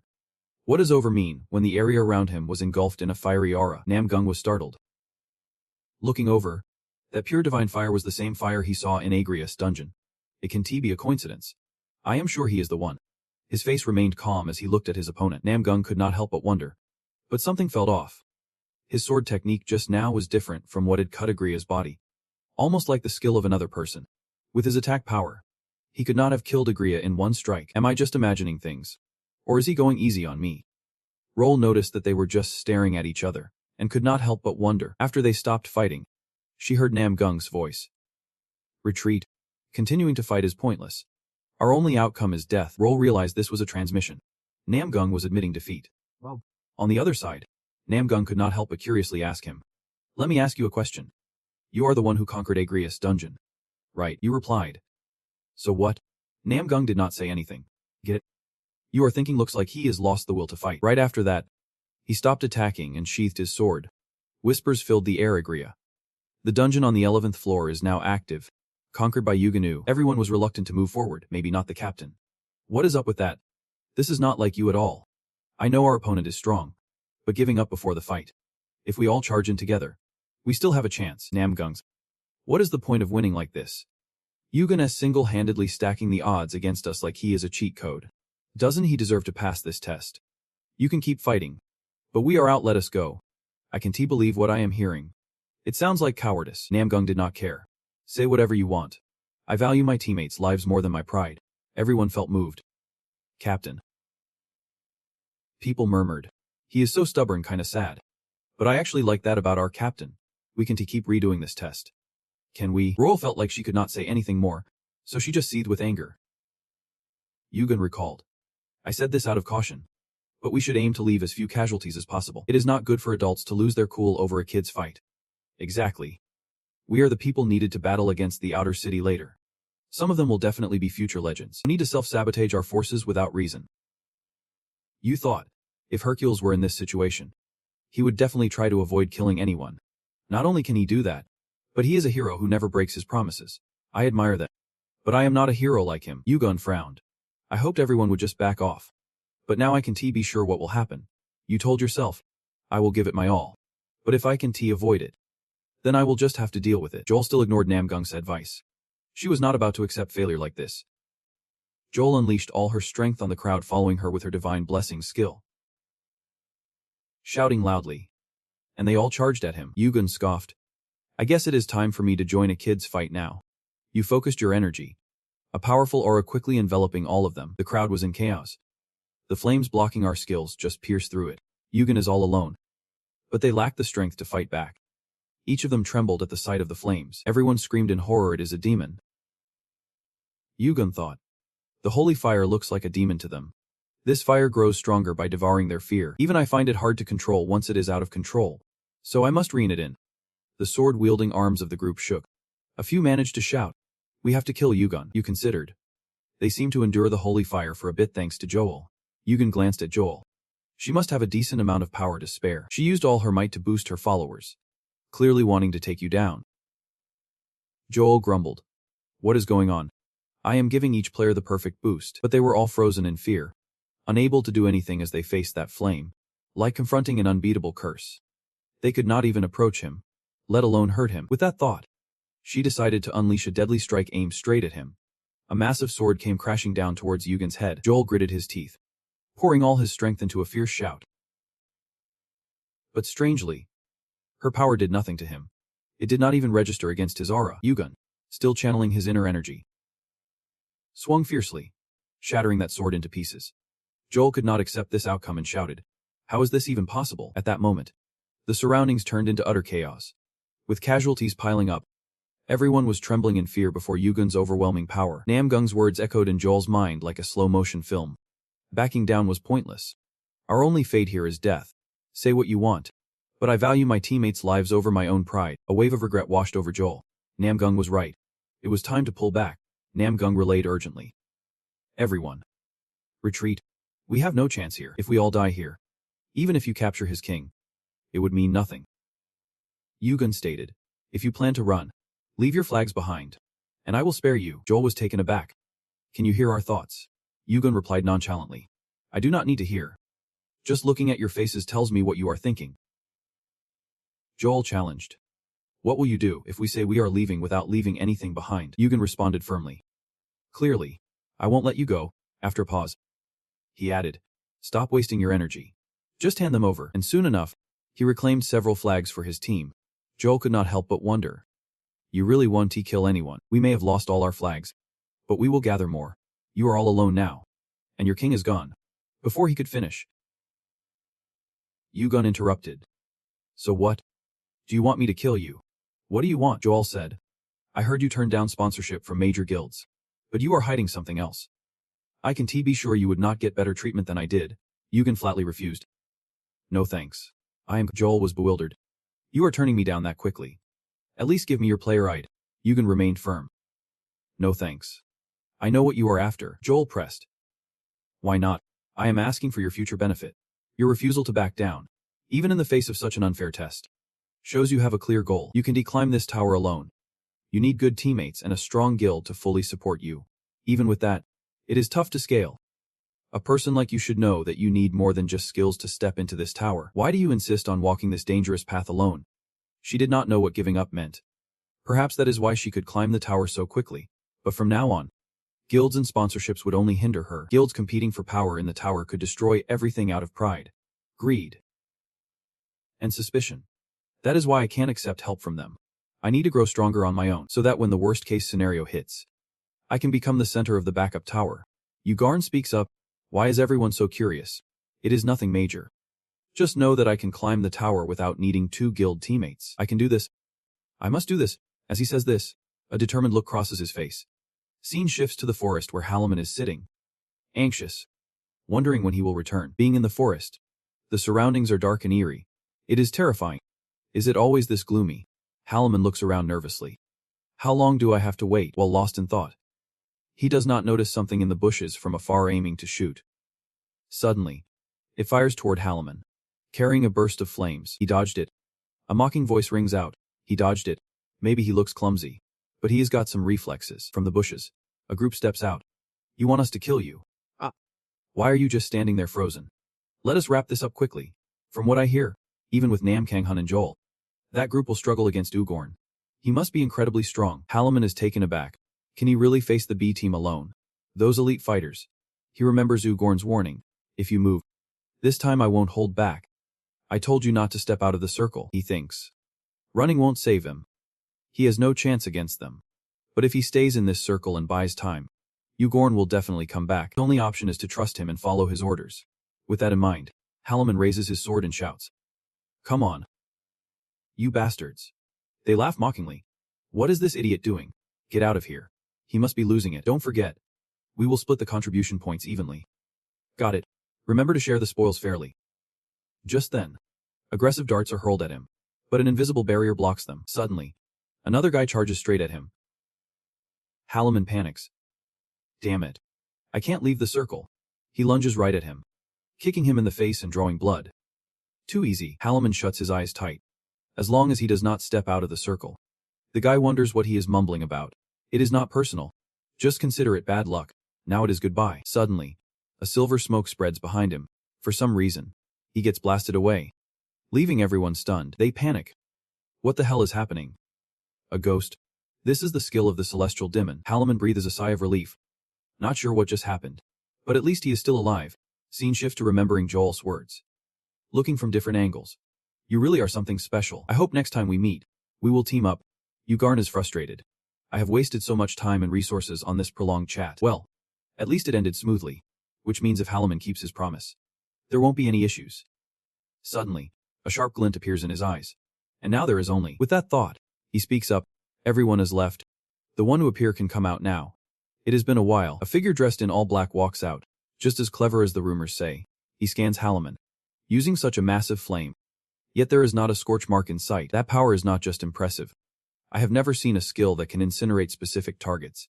A flame with a will of its own. If you see it, you will want it. Yugon spoke up, asking what the proctor was doing here dressed like that. Surprised, he thought. Can they really see my face? Yugon casually replied. Yeah, it is pretty clear. The proctor looked at him in disbelief.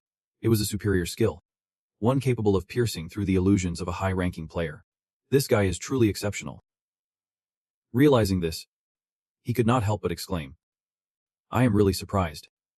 I thought you would chase after the king the moment the test started, but who would have thought he would take on Team B all by himself? Yugon was on high alert. Hypnos, a high-ranking player from Olympus famous for his illusion skills. If the proctor catches him interfering in the official test, along with what happened on the first floor, they will pay a hefty price. Yugon scoffed. They were determined to catch him off guard. Who knew they would set such a flashy trap just for him? His whole body radiated a thick aura, surrounded by violet flames. Hypnos was astonished. A regular player would be knocked out as soon as he unleashed all that mana. Stats should not be high enough to withstand my mana he is holding up just by sheer willpower. I thought the officers of a major guild were overreacting by focusing on just one player, and it took a high-ranking player to hunt him down. But I think I understand why the higher-ups are so anxious. After all, he received a message from Hira saying to eliminate him at all costs. Methods be damned. Right after that, Hypnos quickly activated his night skill, enveloping the entire space in darkness. The night skill induces illusions on all living beings in the area and forces them into slumber. He warned this time would be different from before, probably hard to resist. Don't fight it. Just give up. Just as he said. Your body is starting to show signs of drowsiness. Hypnos voiced his doubts. I will give you a beautiful dream. As your eyes began to close. Just do not stay quiet like that and fall into the sleep Hypnos has set for you. If a player on a lower floor says he faced off against a high-ranking player from Olympus, everyone would think he is lying. Whether he is a match or not. No one would believe nobody could meet someone from the great Olympus. You are having an encounter that everyone would envy. If you survive, you might have some bragging rights. Sadly, as he said this, he had already positioned his weapon at your throat, ready to finish you off. Suddenly, Yugon snapped awake, fiercely swinging his blade at Hypnos, catching him off guard. Fresh blood gushed forth, causing him to grit his teeth in pain. Yugon smirked. Too shallow. While Hypnos gritted his teeth. You little punk. Playing the victim like that, Yugon replied. I do not think you have the right to say that. Besides, I am not here to boast about fighting a high-ranking player, but maybe I won't mind sharing the story of my battle with the Olympus Proctor later. Hypnos said, trying to provoke me to change a thing. Yugon stared him down. No doubt about it. At the same time, thanks to the influence of the dark skill, his stamina increased, regenerating at a whopping 200% speed. Pausing for a moment, Yugon continued. The darkness does not belong to just one person. He thought to himself, Inos is a melee wizard and uses dark mana, perfectly suited for illusions. I could hurt him. But he is still one of Olympus's top-tier fighters. Gripping his sword tightly, he locked eyes with him, feeling pretty confident about facing this kind of enemy. Both of them fell silent, each lost in their own thoughts.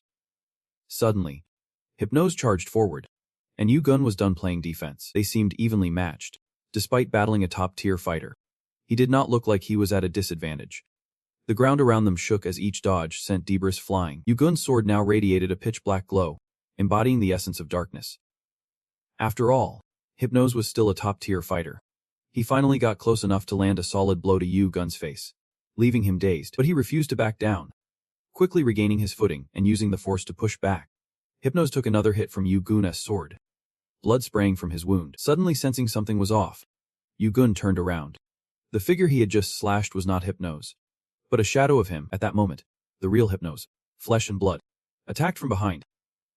But luckily, Yugun dodged just in time. His fiery strike aimed straight for the back of Yugun's neck, but at the same moment, a massive plume of purple fire erupted from Yugun's body, engulfing Hypno's. He clenched his teeth in panic as an overwhelming heat swept towards him. The flames expanded, feeling like he was caught in the middle of a volcano. Not only that, the fire seemed to have a will of its own, targeting him relentlessly, no matter which way Hypnos tried to evade. The flames locked onto him, caught off guard. He thought, what the hell? The fire suddenly intensified, burning hotter than before, but true to his status as a top-tier fighter, he quickly understood the nature of this fire. Wait, it is not actually hot. It is just a sensation. I thought it was just a simple flame, but it embodies my emotions and reacts to them. To his surprise, its power escalated beyond mere fear or rather complicated skill. Indeed, recognizing the crux of the matter, he swiftly harnessed his inner strength, forcefully pushing the flames away from his body. Yugun could not help but admire him. He really is a top-tier fighter, effortlessly blowing away divine flames like that. But he would not let him bask in that glory. Yugun quickly readied his sword again. Two swords clashed violently. This battle was going to be epic. Hypno leapt into action, moving swiftly around him to find a weak spot. But no matter where he was, Yugun could predict and block him just in time. Hypno felt a chill run down his spine. He knew that this guy is truly exceptional. If time passes and he becomes a legend, what kind of monster will he turn into? We have to avoid that scenario at all costs. As he thought this, jealousy and resentment brewed in his mind. Hypno used his dream power with one thought. Kim Yugun must die here. Yugun stood amidst a colossal power that would have crushed anyone else in no time. Yet, he remained calm, gazing at the one who dared to defy the Overseer. My loyalty is solely to Olympus. He smirked. What can you say about that stupid brat? You can't even grasp the bigger picture. Yugun scoffed. The bigger picture? I bet you can't even fathom the weight of the responsibility I bear. He recalled Kronos' words. Anyone who uses this to return to the past must carry the entire tower on their shoulders. Those who return must have the strength to bear that burden and fulfill their duty, ensuring that the countless worlds and billions of lives do not plummet into despair once more. He thought to himself, even someone like me, who itched a promise to those left behind in my heart, can't mention the bigger picture without feeling the weight of it. With that in mind, Yugun spoke up. You know what? At the very least, I know one thing for sure. He pondered. I am the one returning just to relive those hellish battles once again. Yugun chuckled at himself. That sounds way cooler. Right. Just as he finished speaking, the opponent launched a fierce attack toward him, debris raining down rapidly. It seemed that every fiber of Yugun's being was engulfed in the massive boulders, and Hypno was panting heavily from exhaustion. He yelled out, cooler. Ah! How dare you say that when you do not even understand the grand ideals of Olympus? Hypno thought. These actions might be an unforgivable crime in the tower, but it is all for Olympus. With that thought, he closed his eyes in satisfaction, seeming to accept any punishment the tower would bestow upon him. But suddenly, from behind, he fiercely thrust his sword into Hypno. The attack was powerful. He put all his strength into it. Hypno looked back in shock. Kim Yu? His fierce expression did not waver as he stared intently at his opponent. Immediately, Hypno mustered all his remaining strength and let out a roar, channeling his inner power, sending Yugun flying momentarily. He gritted his teeth in pain. That bastard. How could the dream power turn fear into reality? Even if his eyes could see through the illusion, he could not help but feel terrified as the rocks rained down upon him. To those eyes, Yugun replied nonchalantly. They are good eyes. Hypno would not give up. Damn it. This is not over yet. If the illusion skill is not working, I need another way, Yugun exclaimed. He thought, even though it is only half finished, it is the best skill against illusions, and that is why I am confident in this fight. With that thought, he declared, it is. Hypno did not understand what was happening. Frustrated, he raised his sword and fiercely aimed to strike at Yugun. Suddenly, an overwhelming force intervened, causing Hypno's sword to shatter into pieces. Hypno turned around, and there stood no one other than the Overseer. The Overseer glared fiercely at him. Hypno, in shock, dropped to his knees. He just would not stop rambling at lightning speed. The administrator was getting really annoyed. Enough already. Explain yourself. After all, it was his own fault for starting this mess. So he did not know what to say. Hypno stammered. That is right. In the end, he had no choice but to back down. Please forgive me. Administrator. It is clear that he knows he messed up. Olympus ordered him to take the fall. Seeing he could not answer, the administrator suggested. This is an order from Urs. Here are Hoojas. Hypno Zunzi. It is all on me. The moment he heard this, the administrator smirked. So you are trying to take all the blame for yourself. Hypno stammered. The administrator cut him off. No matter what, we still need Olympus to take responsibility. From now on, your title of trial supervisor is revoked, and all of Olympus's powers on the 11th floor will be stripped away. He was unwilling to accept this. The administrator was going too far. The administrator glared and shouted, "You dare to raise your voice." His words carried a powerful force, making Hypno flinch. He was slammed hard to the ground, a wave of pain coursing through his body, leaving Hypno dazed. The administrator declared, "The crime of being a supervisor while fighting the challengers is unforgivable. So you will face a punishment of living death for thousands of years." Hearing this, Hypno felt a wave of fear wash over him. He struggled to crawl to the administrator's feet, pleading, "Hold on." Administrator, before he could even say another word. It felt like his whole body was sinking into the ground. Hypno was so furious that his eyes turned red, glaring at the kid. But right now, whether it was anger preventing him from speaking or the internal injuries he suffered, all he could manage to say was Kim Yui-won. He quickly sank deeper into the earth, while Yui-won just waved at him. Teasingly, after wrapping up with the administrator, he stood in front of Yui-won again. "Just like I heard, you are not normal, going against a top-tier challenger. But why are you so confident?" You straightforwardly scolded. "Because of a management oversight. I had to deal with some really tricky issues." You thought the administrator possessed power on par with top-tier challengers, the ones known as the rulers of the tower. But unless they break the tower's rules, they fear nothing. Yui-won spoke up. "This challenge has a lot of strange points, starting with how teams are formed. I write, and I believe the supervisor acted on your authority." The administrator was surprised. "You mean to say this is my responsibility?" You did not mince words. "Someone has to be held accountable." The administrator looked at you with amusement. "You are quite blunt. You are not wrong. I promise to compensate you after the challenge ends." You asked back. "You want to go back on your word?" "Right," he proclaimed confidently. "I am the administrator. Do not confuse my words with others." He noticed someone peeking from behind and said, "There are quite a few spectators now. Let us wrap up this conversation." Before leaving, he could not help but exclaim, "It seems a new wave is rising in the tower. A big one at that." Namgung thought, "I am only following him because I saw the king of my team. But then I witnessed something unbelievable." At this moment, he realized that it was all part of a grand scheme. The two people accompanying him wondered how Olympus could be involved, even if it was just the work of a supervisor. This issue was massive. Namgung felt a chill in his heart. How could one person cause such a huge mess? Surely, higher-ups were involved as well. Are we supposed to do something about it now that so many people know? The tower will go into chaos. Namgung subtly threatened the group, implying that they would not want to spark a war between the martial world and Olympus. Would they? One of them responded, "True. But how could that guy possibly fight someone strong enough to become a supervisor?" The love interest seemed indifferent. But internally he thought, "I am hearing all of this." You know, Namgung was deep in thought. This was not the first time a notable figure lost to a player. The great sage equal to heaven had also been defeated when he was still a player. But considering the opponent was Olympus's Kim Yui-won, the impact would surely be even greater than that of the great sage. With that in mind, he spoke up, "Kim Yui-won, what will you do? Olympus is in a state of emergency. And because of this, that colossal guild will see you as an enemy from now on. Are you planning to face them alone?" Before he could finish, Yui-won interrupted, "I will fight until I defeat the king of Olympus." Namgung was stunned. "What? Why do you have a grudge against Olympus?" Yui-won explained, "I just helped a blacksmith create a weapon that Olympus did not want made. Ever since then, they have been trying to kill me." He was so shocked that his body involuntarily shivered. A blacksmith connected to Olympus. Estes. I heard about what happened in the tower recently from Namgung. And I can't believe the main character in those dramatic events is standing right in front of me." Namgung spoke up. "I get it now." He turned to leave. "Be careful. No matter how strong you are, your opponent is still Olympus."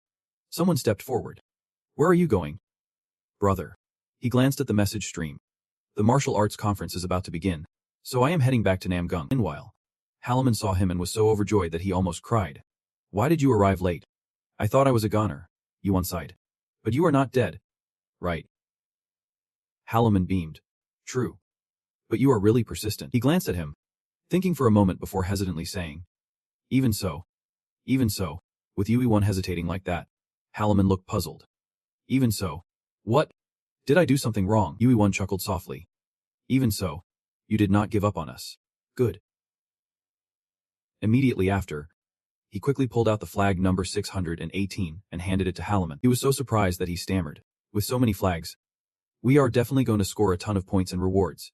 But instead of feeling happy about this, the person who delivered the best results in a terrible situation could not think about winning. He just praised himself. System announcement. Player Kim Yui-1 has delivered 618 flags to the king. You receive 618 flags. The total number of flags will be doubled, resulting in 1236 flags. Team A gains 12,360 points.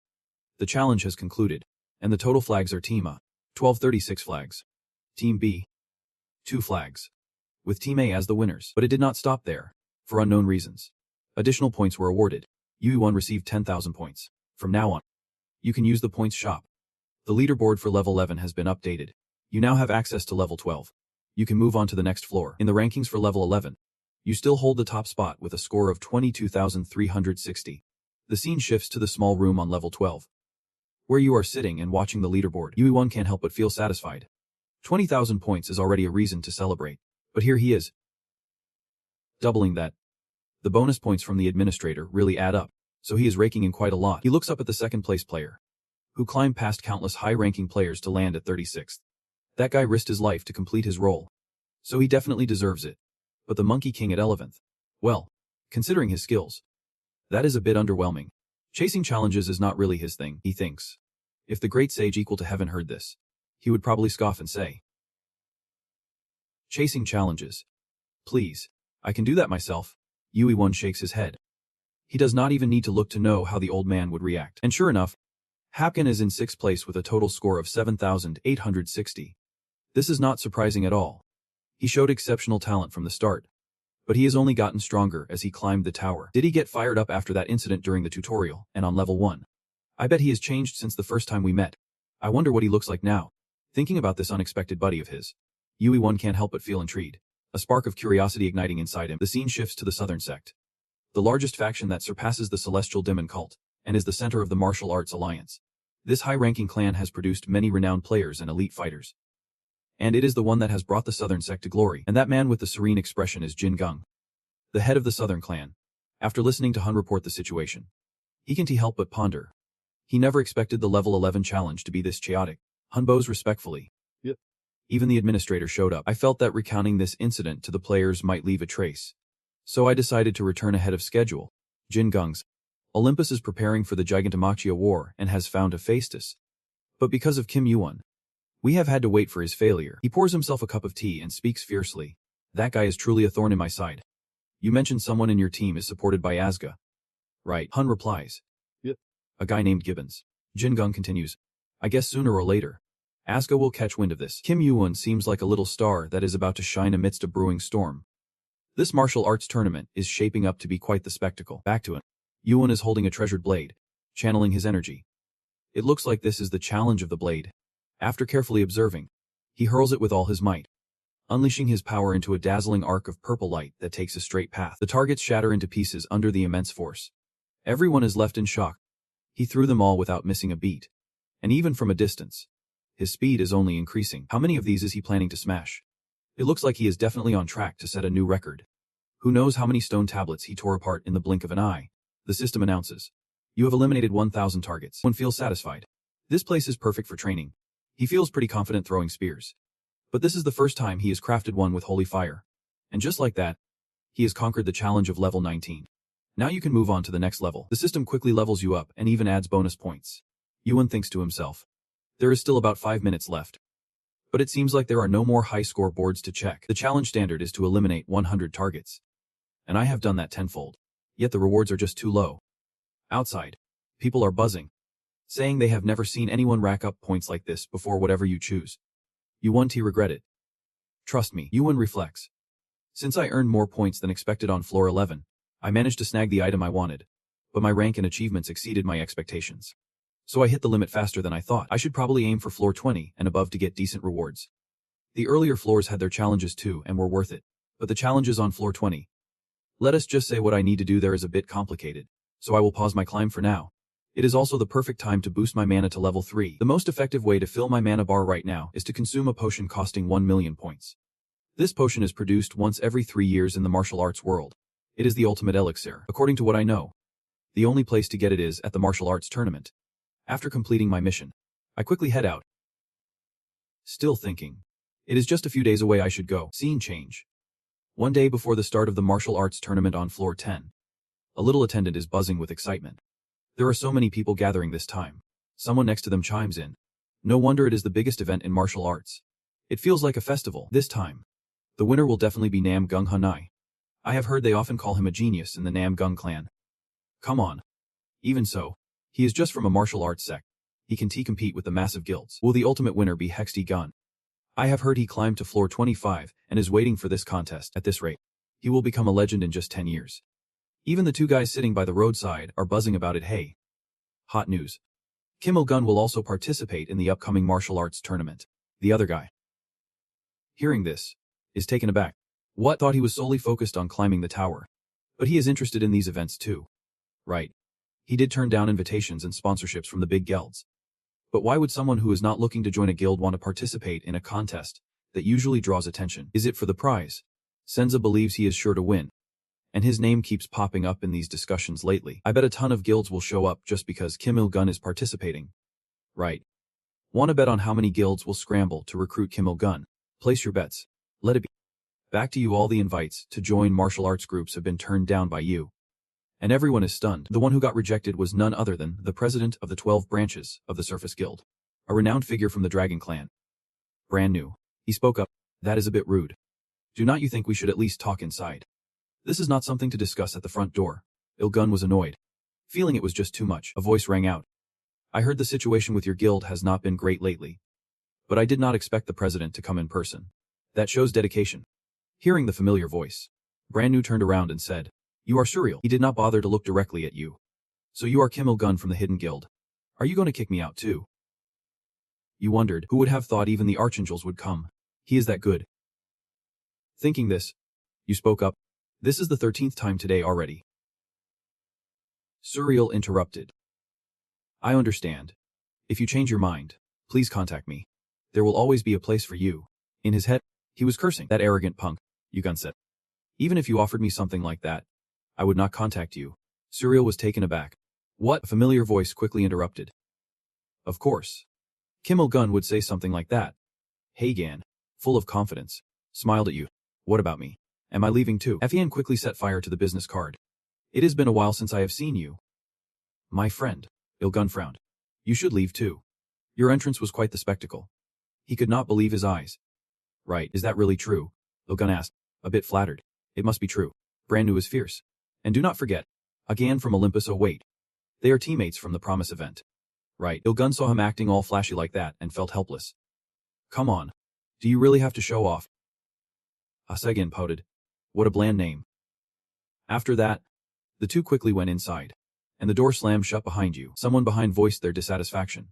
The president is being unreasonable. How can he not even invite us in and then slam the door in our faces? What is happening to the reputation of the guild? Brand New interrupted. That is enough. We are not the only guild being treated like this. Let us leave quietly. As soon as they stepped inside, Hagan could not help but exclaim. This place is stunning. How many points did this cost? You must be really rich. You casually replied. Well, points just keep piling up. I stopped climbing the tower just to relax here. While you were talking, a loud voice called out. Hey Kim, are you there? Let us talk for a bit. You nonchalantly replied as if you were used to it. Don't worry. If it were urgent, they would have broken the door down already. Hopsaigan sighed. If it keeps going like this, you will just have a beautiful room, but no rest. Seems like these incidents keep happening. Just like before, you guess. It is probably because of the martial arts tournament that things are a bit tense today. Hagan sits down. And someone as famous as him can easily find where you are. If you asked, I would have told you already. Hagan whispers quickly. Well then. What is the fun in that? We have to sneak in to surprise you. Even though your face does not look surprised at all, Yugun wonders. Where's your teammate? Hefegan explains. He is hiding in the dorm. Saying he will meet up with me. Yugun asks. No one got eliminated. Hefgan says. Not a single person. We are all going to become legends. We have all got some serious skills. But enough about that. I heard you caused quite a stir. Right. You are the one who prevented Hifa Estos from being captured. Are not you? Even if I am the one being ignored. You know who my dad is. Right. I have got almost all the information here. When I heard the news, I thought you were crazy. Why would you do that and turn Olympus into an enemy? Yugun immediately questions. Yet you still came here. Hagan, looking sincere, replies. You know I am not the cautious type. And those looking for an opportunity are Hira's people. Ours too. The relationship between Ares and Hira is not great.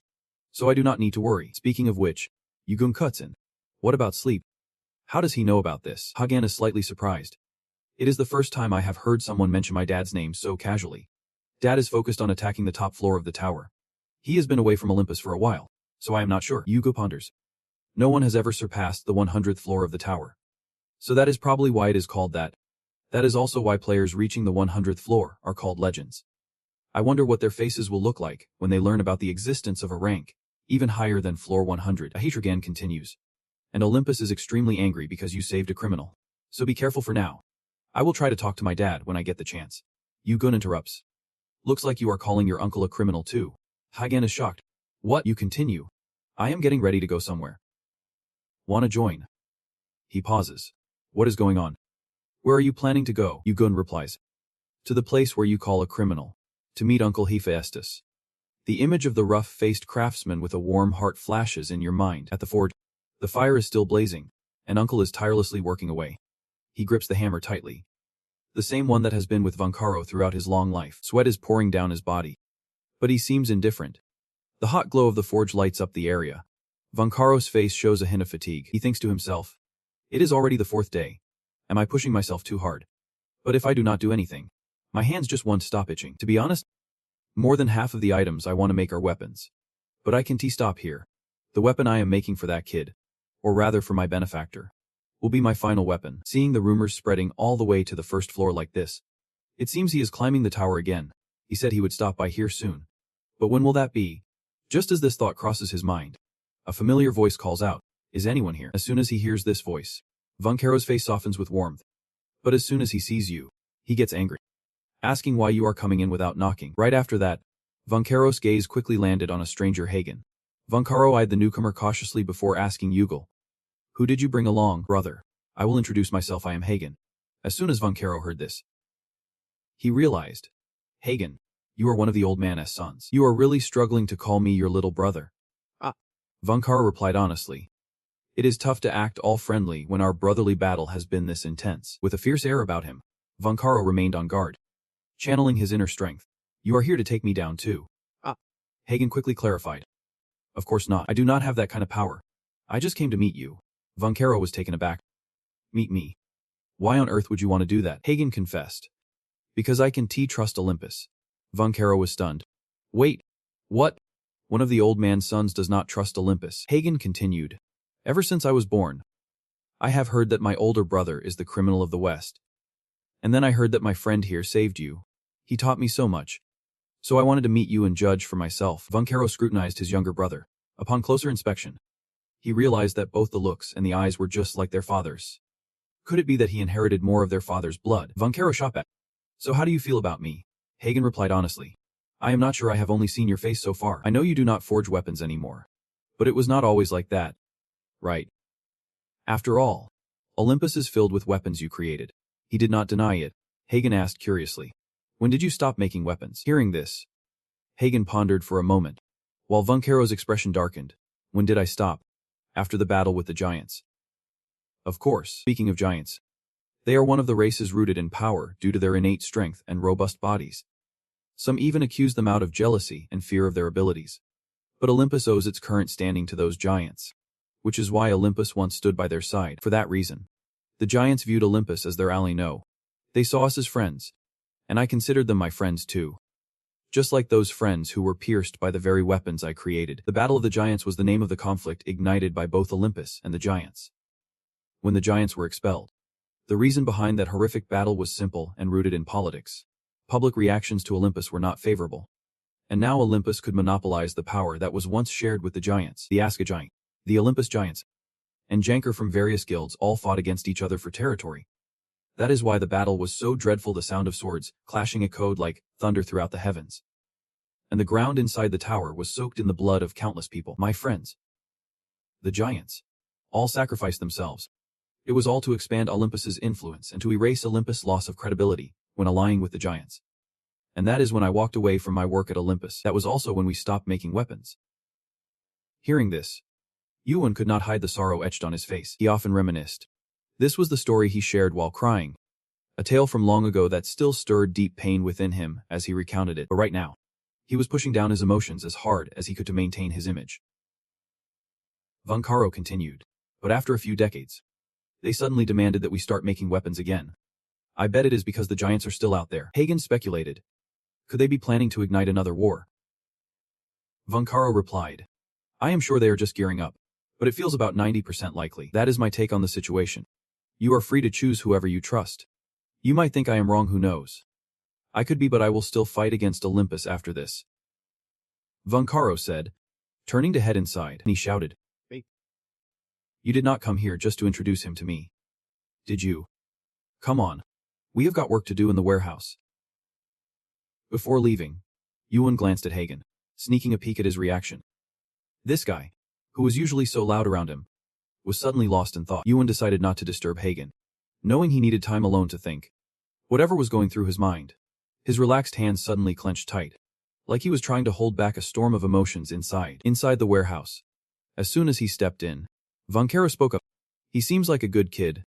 I understand why you brought him here, he asked. Are you planning to stick with him? Yuan replied. I am not sure anymore. But maybe I should give it a shot since it is rare for someone to speak well of him. He shot Yuan a look, hoping he would. But you are overthinking it. Yuan shot back. Are not you just like an uncle? I know you do not completely trust him either. Von Caro expressed his thoughts. He is still at an impressionable age, and it is impossible to predict the path he will choose. So I've got no choice but to keep observing. By the way, you seem to always be trying to win the conversation. They arrived in front of a room, and Von Caro quickly unlocked it. The chain sealing it now removed. He said. I did it just as you asked. But there were a few complications during the process. After hearing you name it, I could not let you have that victory, so I went ahead and named it myself. Kinney. Step closer to the item. Is this really Kinney? Back in his past life, he named Hade's helmet Kinney too. I can believe he is giving the same name to something completely different now, he explained. I used up all the adamantium you brought, and the shadow phalli has been infused outside. But you would not see it just by looking. You are incredibly intrigued. Can I try it on? Von Caro smiled. Of course. That is why I made it. Those gloves are super thin. So thin you would not believe they are made of adamantium, Von Caro observed quietly. I have no doubts about his skills, since he has had to fight against the Forge since he was a kid. But the real question is not whether he is strong or not. It is whether he deserves it. Watching him put on the gloves, Von Caro felt a wave of worry. Can he really handle this? Yuan replied. Got it. But how can you lower the intensity? Suddenly, he glanced ahead, realizing there was no one there. Just a thick blanket of darkness surrounding him. From the depths of the air, a pair of eyes slowly opened, as if just waking from a long slumber. Those eyes resembled cat eyes, and the dazzling golden light made them even more piercing. It widened, staring intently at him, and a low voice echoed. Who are you? Yuan thought to himself. Whom? That is the real question. After a moment of silent observation, he quickly figured it out. This was Kinney's challenge. He introduced himself. I am Kim Uguan. The eye scrutinized him for a moment before saying, You come from a different time, do not you? At this, he felt a jolt of surprise. A different time. Please tell me he is not implying I am from an alternate timeline. Yuan was curious. Who are you? What are you? The figure shifted and quickly replied. I am not a mouth, so I can talk. Yuan shot back. You are an eye, not a mouth. So is that all you can say? Yuan felt a bit deflated. Even with Kinney being born from the Holy Black Pier, the 3 divine artifacts of Olympus did not offer much information. It was lost during the invasion of the outskirts. And all the info I have is a piece from Kronos. In the past, it was Hade's helmet. Now, is Kinney a glove sealed in the sacred black shard? Or is it the shard itself? This time, I want to know exactly what Kinney's power is. But at this rate, even talking will be tough. Suddenly, a voice booms. Hey. Who is there? Right after that, the presence of the underworld awakens, and it is Hade's.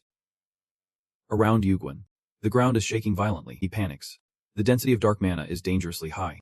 His body could be corroded if it passes through. Holy fire quickly surrounds Yuan, and he grits his teeth. Thinking, I have to dodge before it is too late. Yuan calculates and makes a hasty decision. I have to use holy fire to block it. A flash of blue light zips past him. And Yuan is surprised. Was not that an attack? The system continuously updates the status of the egg. It seems like it is about to hatch. The hatching probability is now 41.29%. And it is happily singing. The hatching probability jumps to nearly 30%. Much higher than when it consumed Orikaime's essence. He is extremely tense. No one knows who this egg belongs to or what will hatch from it. Yuan wonders aloud. Did you wake up because you were hungry? He pauses for a moment. This egg definitely comes from the foreign gods. If it is this guy, he might know where they came from. That eye increased the hatching probability significantly. Thinking this, he asks, "Hey, do you know what this egg is?" It stares at him like he is an alien. Saying nothing, frustrated by its silence, he raises his voice. "Just say something. Anything." Gradually, that eye closes, and it succinctly replies, "Observe." Then, finally, that eye shuts tightly. Yuguan shouts, "Wait!" At the same moment, a tremor erupts, making him feel the ground shift beneath him. The familiar hammer crashes down, sending bolts of thunder cracking everywhere. Yuguan quickly realizes that the one creating this chaos is his uncle. He snaps back to reality from the illusion. The hammer strike on his head from his uncle jolted him awake. His uncle's face shows worry and urgency. At this moment, he is fully alert. Vancaro anxiously asks, "Are you okay?" Suddenly, there was a strange mana swirling around you. He breathes a sigh of relief, smiling broadly. "If you are okay, that is good." Yuguan is slightly startled. "I just came back from the dead." Vancaro continues, "How does it feel to use it?" Yuguan responds, "Is great. The material is really soft. It feels like I am not wearing anything at all." He thinks to himself, "Interesting. Instead of focusing on using it, I got distracted by that thing. I definitely heard it say that the sacred black shard, also known as the fragment of Kini Senza, hides an unexpected secret. There are 3 pieces, including the sacred black shard that I remember. I need to gather the other 2 pieces to uncover the truth. With those 2 pieces, I should be able to collect it."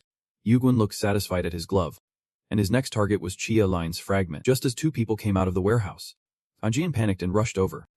"What on earth happened here?" The place just shook with chaos. Vancaro looked grim and said, "I do not know." Hung Hang raised his hammer and asked that guy over there, "I am just hammering here." Ajian was flustered. "Hammering?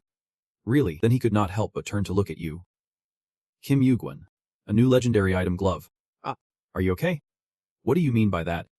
"Big bro." Yuguan did not say anything. "I do not know." Ajan frowned. "So you are saying that too? You guys are not actually gonna fight?" "Right." Yuguan chimed in. "No way. If that hammer hits me, I would be out cold in no time." Thinking back, Hajun had to agree. Yuguan reassured him, "There is nothing to worry about.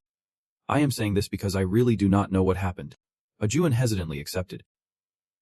"All right then," Yuguan asked him. "Have you thought it through yet?" Ivan replied. "Not yet. It is still pretty complicated. I think we should meet up with the others first." "You were curious. Who are you talking about?" "You have a lot of siblings." "Ah," Jen said. "That is Apollo and Actormus." Apollo and Actormus, the illegitimate children of the Heijuan family, are among the few high-ranking figures in Olympus, and also key players in the Gigantomachi battle. He wanted to meet those 2 who knew all about the Gigantomachi, meaning he would dig deeper into this matter more carefully. Agina mumbled, "For now, I am planning to focus on the martial arts tournament. The prize is one thing, but I need to spread my name to gain more power in Olympus." Yuguan spoke up.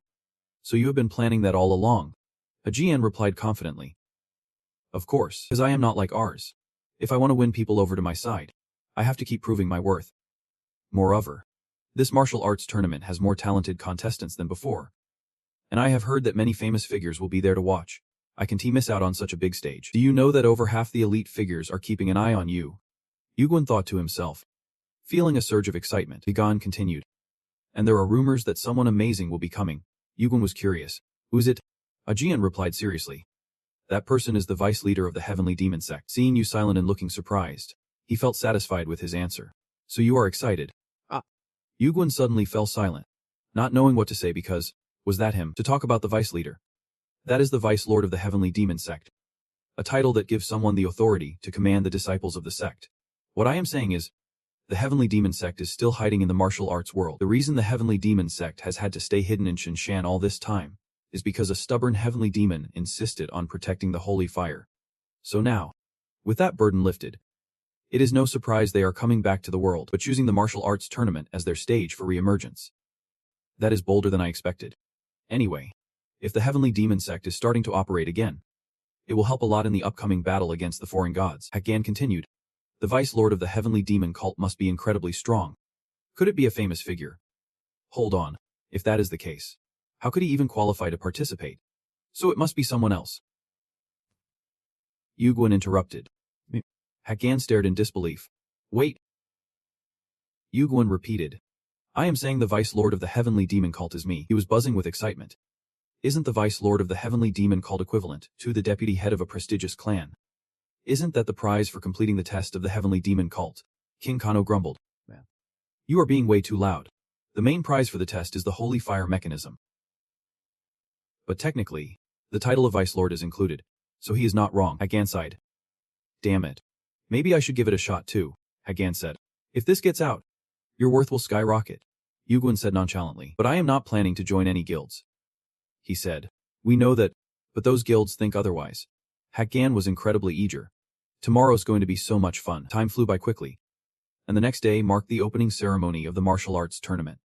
This is where we will find out who the strongest among 10,000 players in the martial arts festival is. Competition that is the center of attention in the tower, featuring many of the most impressive rising stars in the tournament's history. Even the audience is filled with prestigious faces. Who will be the winner? Who will get their hands on the million-point item? The voice echoed. Now let us begin. Shall we? The preliminaries are starting. The information for the preliminaries. Every 10 players will be divided into a group, and the last one standing in the arena will qualify for the main event of the tournament. There are no restrictions on fighting methods. The groups in the preliminaries are filled randomly in this round. Below, the crowd buzzed. Look, the players are coming out. Is not that guy from the Seaman clan? He is still participating even though he just made it to level 10. That is Jian Gaonan, the jerk from the Soffer Swordsmanship School. What? Gaonan? Where? The jerk. He thought? Jerk. Ah, that is not a flattering title. But whatever. At least someone recognized me. Finally, I have made it to level 18 because only players below level 25 can compete. So 18 is pretty high among the contestants. I will secure a high position in the tournament to boost the school's reputation and earn the favor of the higher-ups. Gun spotted a familiar figure from afar. That outfit. That face is that brat from last time. Damn it. Kim Yui-1 is really here. Someone shouted from a distance. Oh my. It is really Kim Yui-1. Gunnan was frustrated because Kim Yui-1 was here. Damn it. Just the preliminaries. And I am stuck in the worst group.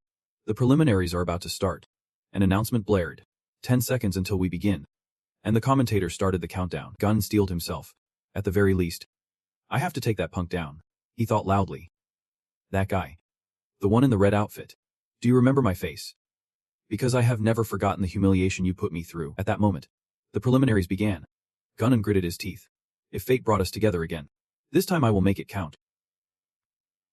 Without hesitation, Gunnan charged in with his sword.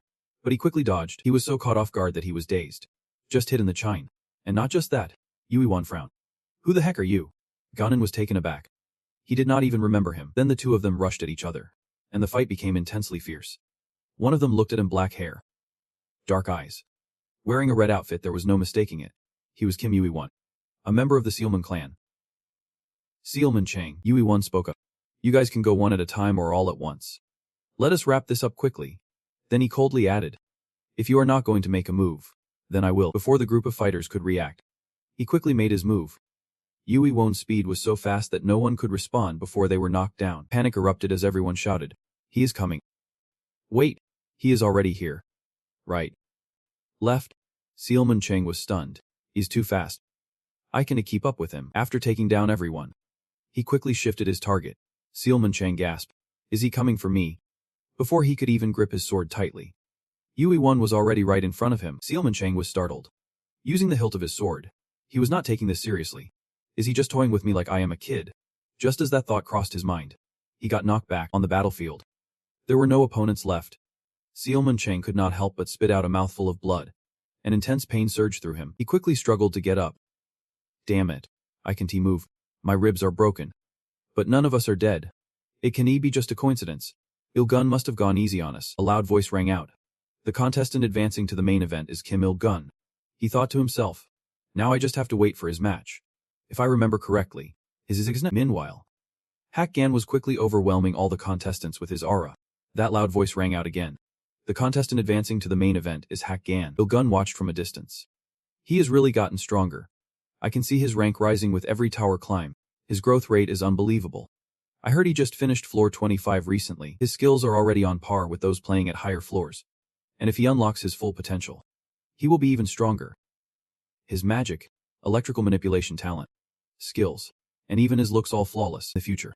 Once he makes a name for himself, he will definitely meet the standards to stand beside me. A voice called out. There it is. It feels a bit familiar. That voice boomed. Found you. Don't move. Il-gun was confused. Who are you? I feel like I have seen you somewhere before. You just met me in the preliminaries. And we also crossed paths right as you stepped onto floor 10. You dare to do that. At that moment, a deep voice rang out. Excuse me, it seems like your sex disciple has been pretty rude to you.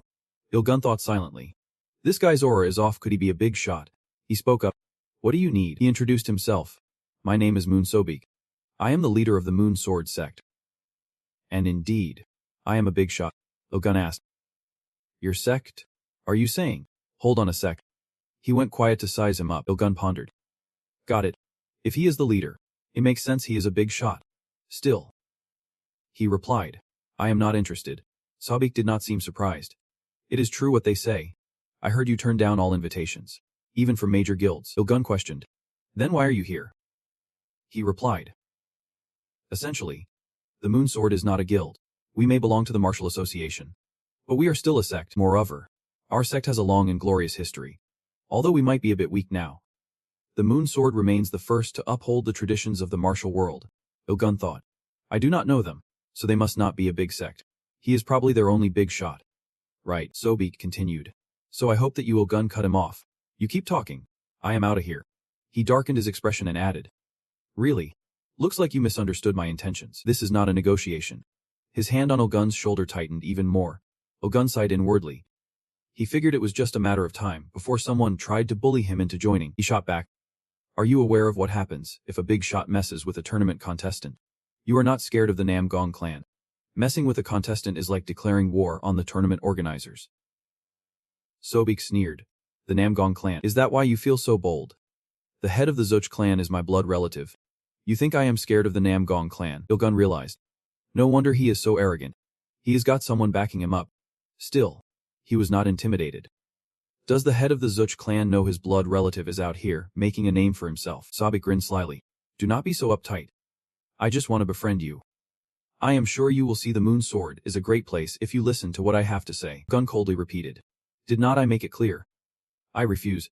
Sobik was a bit taken aback. He had heard a lot about his skills, but did not expect him to be this strong. This is going to be tough. I need to prepare before facing the consequences. Ilgun continued. You asked if I believe in the Namgong clan. I only trust myself. As he said this, he applied a bit more pressure on him. Sobik quickly used his internal energy to fling Ilgun away. He thought casually. Not bad. I plan to use force if he refused. But it looks like it won't be easy. Luckily, the tournament is reaching its climax. It will take a while before everyone leaves the stands. Considering the consequences, I should not drag this out. I need to finish this in one blow. Ilgun added. Actually, I believe in one more thing. Just as he finished, a deep voice echoed. I was wondering why you were taking so long. What are you doing here? The deputy leader has arrived. And it is none other than the rightful heir of the heavenly demon sect. Bung Beklim. Sobik is taken aback. The deputy leader. But I thought he did not belong to any sect. Hold on. There is only one place in the martial world that uses the term leader. Could it be that Ilgun is the deputy leader of the heavenly demon sect participating in the tournament? I know Kim Ilgun is the only one to pass the heavenly demon sect's test. But I did not expect them to give him the title of deputy leader. Biklam continues. It seems this guy has crossed paths with you. What should we do about it? How about we just kill him? Ilgun said. We have not even started yet. But whatever. I am fine with anything. Sobik feels a bit uneasy. This guy is no ordinary opponent. If I fight him, I will definitely lose. And even if I win, I will be seen as the enemy of the heavenly demon sect. Damn it. Thinking about this, he decides to backtrack. My bad. I did not know Ilgun was the deputy leader of the heavenly demon sect. If I would known he had a sect, I would not have approached him. We are not a sect. Do not lump us in with you guys. Realizing he picked the wrong person, he walks away. Anyway, Goodbye. Ilgun watches him leave in silence. His mood slightly sore. Right after that, he calls out. You guys are the ones spreading the rumor that the deputy leader of the heavenly demon sect will participate in the tournament. Are not you? Kim can he help but burst into laughter. It is just that these disciples are too excited to return to the martial world. They could not contain their gossip. Ilgun grumbles. Biklam chuckles brightly. Of course. I am included too. Do not take it to heart. Ilgun is at a loss for words. Is he always like this? You should keep an eye on the Judge clan's hair that supports the sword merchant sect. It is best to watch them closely. Biklam responds loudly. Understood. He continues. There will soon be a dinner invitation with the Namgong clan after the tournament ends. I will bring this up with them too. Any shady actions need to be punished properly. Do you want to join? Il-gun obviously declines. No thanks. It is just for socializing anyway. Just as he raises his hand to knock on the door, a voice from inside quickly responds. Come in. The heavenly demon Mujin seems to have been expecting him, pouring a cup of tea and then commending him. Well done, Il-gun wonders. You did not watch my preliminary round. Mujin replies. I knew you would win, so I did not bother. Seeing Il-gun silent, he asks again. Did I guess wrong? Then he raises his hand to pour tea for him. Il-gun responds. You are absolutely right. Suddenly, a wave of power envelops the entire space around him. Gun silently thinks. The mana of the heavenly demon is flowing into the cup with the tea, like a waterfall. It is so heavy. Is he testing me? He clenches his teeth, telling himself, I must endure. At this moment, the teacup in his hand can withstand the pressure. The liquid spills out. He can let it break. His complexion is not looking too good. The mana of Kinney is leaking out. Il-gun wonders to himself. It is reacting to my emotions. After a long while, the heavenly demon suddenly speaks up, so that is clear, and he stops his actions. Mujin questions. Why are you participating in this martial arts tournament? Your skills far exceed these childish games. Il-gun is being honest. Lately I've been feeling a bit strapped for cash, so I need some of that high-grade elixir. Since I am not a real martial artist like some others, the system stats are super important to me. Mujin, I get it now. That high-grade elixir really is the good stuff. Thanks to it, this martial arts tournament has grown so much. Il-gun's curious. What brought you here? Mujin. He says it is time for the heavenly demon sect to leave the heavenly mountains. We plan to take on more disciples, conduct tests, and strengthen our power to stand firm in the martial world. With advancements in technology, getting here from the heavenly mountains is easier. So I have decided it is time to officially step into the martial world. Il-gun is pleased. Finally, a reasonable test is on the horizon. You continue. Are you okay with this? Like I said, I am not fit for the position of vice leader, and I do not intend to tie myself down to any organization. I won't take on such responsibilities while harnessing my power, trust me. There will be disciples who strongly oppose this. Mujin remains stubborn. I am the heavenly demon of the heavenly demon sect. Once I recognize you, no one can stand against your wishes. Il-gun asks back. Even if I could destroy the heavenly demon sect. At this statement, Mujin pauses and falls deep into thought. He then says, So you want to challenge the giants? I have been in the heavenly mountains for too long, so I have not personally experienced it. But that event is so big that everyone in the tower has heard of it.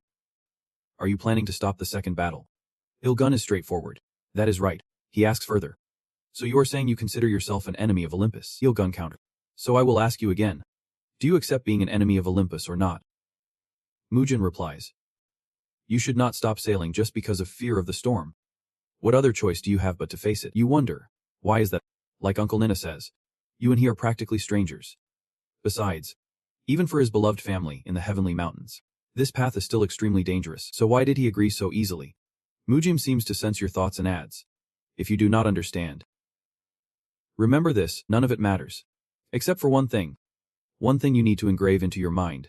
From now on, Vice Leader Kim Il-gun, you are the heavenly demon sect. See, scene shifts to a lavish room filled with incredibly valuable ceramics. A voice rings out. The leader of the trade is furious. Why do you look so upset? This tournament not only attracted a lot of viewers, but also showcased many promising young talents. Truly impressive. We have got the Prince of Olympus, the Hero of Aska, the Angel of Zan, and even that Kim Il-gun guy. He is really strong. If we could get him to join our holy martial school, that would be amazing. Rumor has it he climbed the tower after passing the Heavenly Demon Sect's test, which is quite remarkable. Out of all the factions, he chose to take the test of the Demon Sect. So bitch interrupts. Kim Il-gun. He is the vice leader of the Heavenly Demon Sect. Everyone is shocked. Vice Chancellor. What do you mean by that? So bitch. He quickly recounts that while he was trying to greet someone, a bit too excited to meet a promising young talent, suddenly they hurled their bodies at him and kicked him out. Oh my. How could this happen? Just a simple greeting and it turns into such a hassle. You know how those weird cults are. They are always like this. The group of disciples from the Fish Chun are not any different. It is clear that the Martial Arts Alliance and the demon cult can never coexist. So bitch calculates that with those who have held political power in the Martial Arts Alliance for so long, the existence of the demon cult is a huge threat. Thinking of this, he smirks slyly. Now, there is no one here to welcome you, Kim Il-gun. He continues. Well, I am sure everyone knows that Kim Il-gun is the strongest contender and has the best chance to win this tournament. But how can we allow the vice-chancellor of a weird cult to become the champion of such a historically significant tournament? Right, that is true. But do you have a plan yet? So bitch firmly slams the knife down on the meat on the table. Indeed, I have an idea. Why do not we pull this stunt during the main event of the tournament? 2 days later. The atmosphere here is electrifying as everyone quickly gathers. Hagen wonders. Is the main event postponed? And they have even changed the format of the tournament into a survival battle. I guess the martial world is finally ready to change. What do you think? Ilgun. You answer casually. Who knows? But you seem satisfied. And is probably good since it will wrap up faster. Hagen replies. That is hitting the nail on the head. If it were one-on-one. Who knows how long it would take? Ilgun. So how come you are here? Where's your team? Hagen leisurely responds. They went out to have fun and sightsee since today is the last day. Ilgun wonders. Are not they participating in the main event? Hagen recounts. After hearing that I was joining, everyone pulled out, saying there is no way they could beat me. Smart move. Right.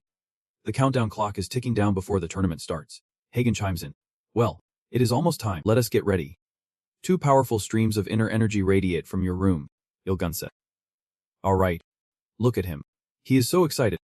He must have been looking forward to this day. At the martial arts tournament on the day of the main event. Everyone quickly gathers here to witness this intense battle.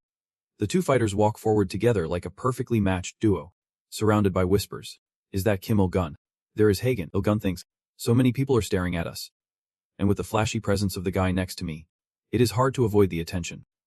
In fact, the silence from such a talkative person shows he is gradually getting into the zone. Suddenly, a voice rings out, catching both of their attention.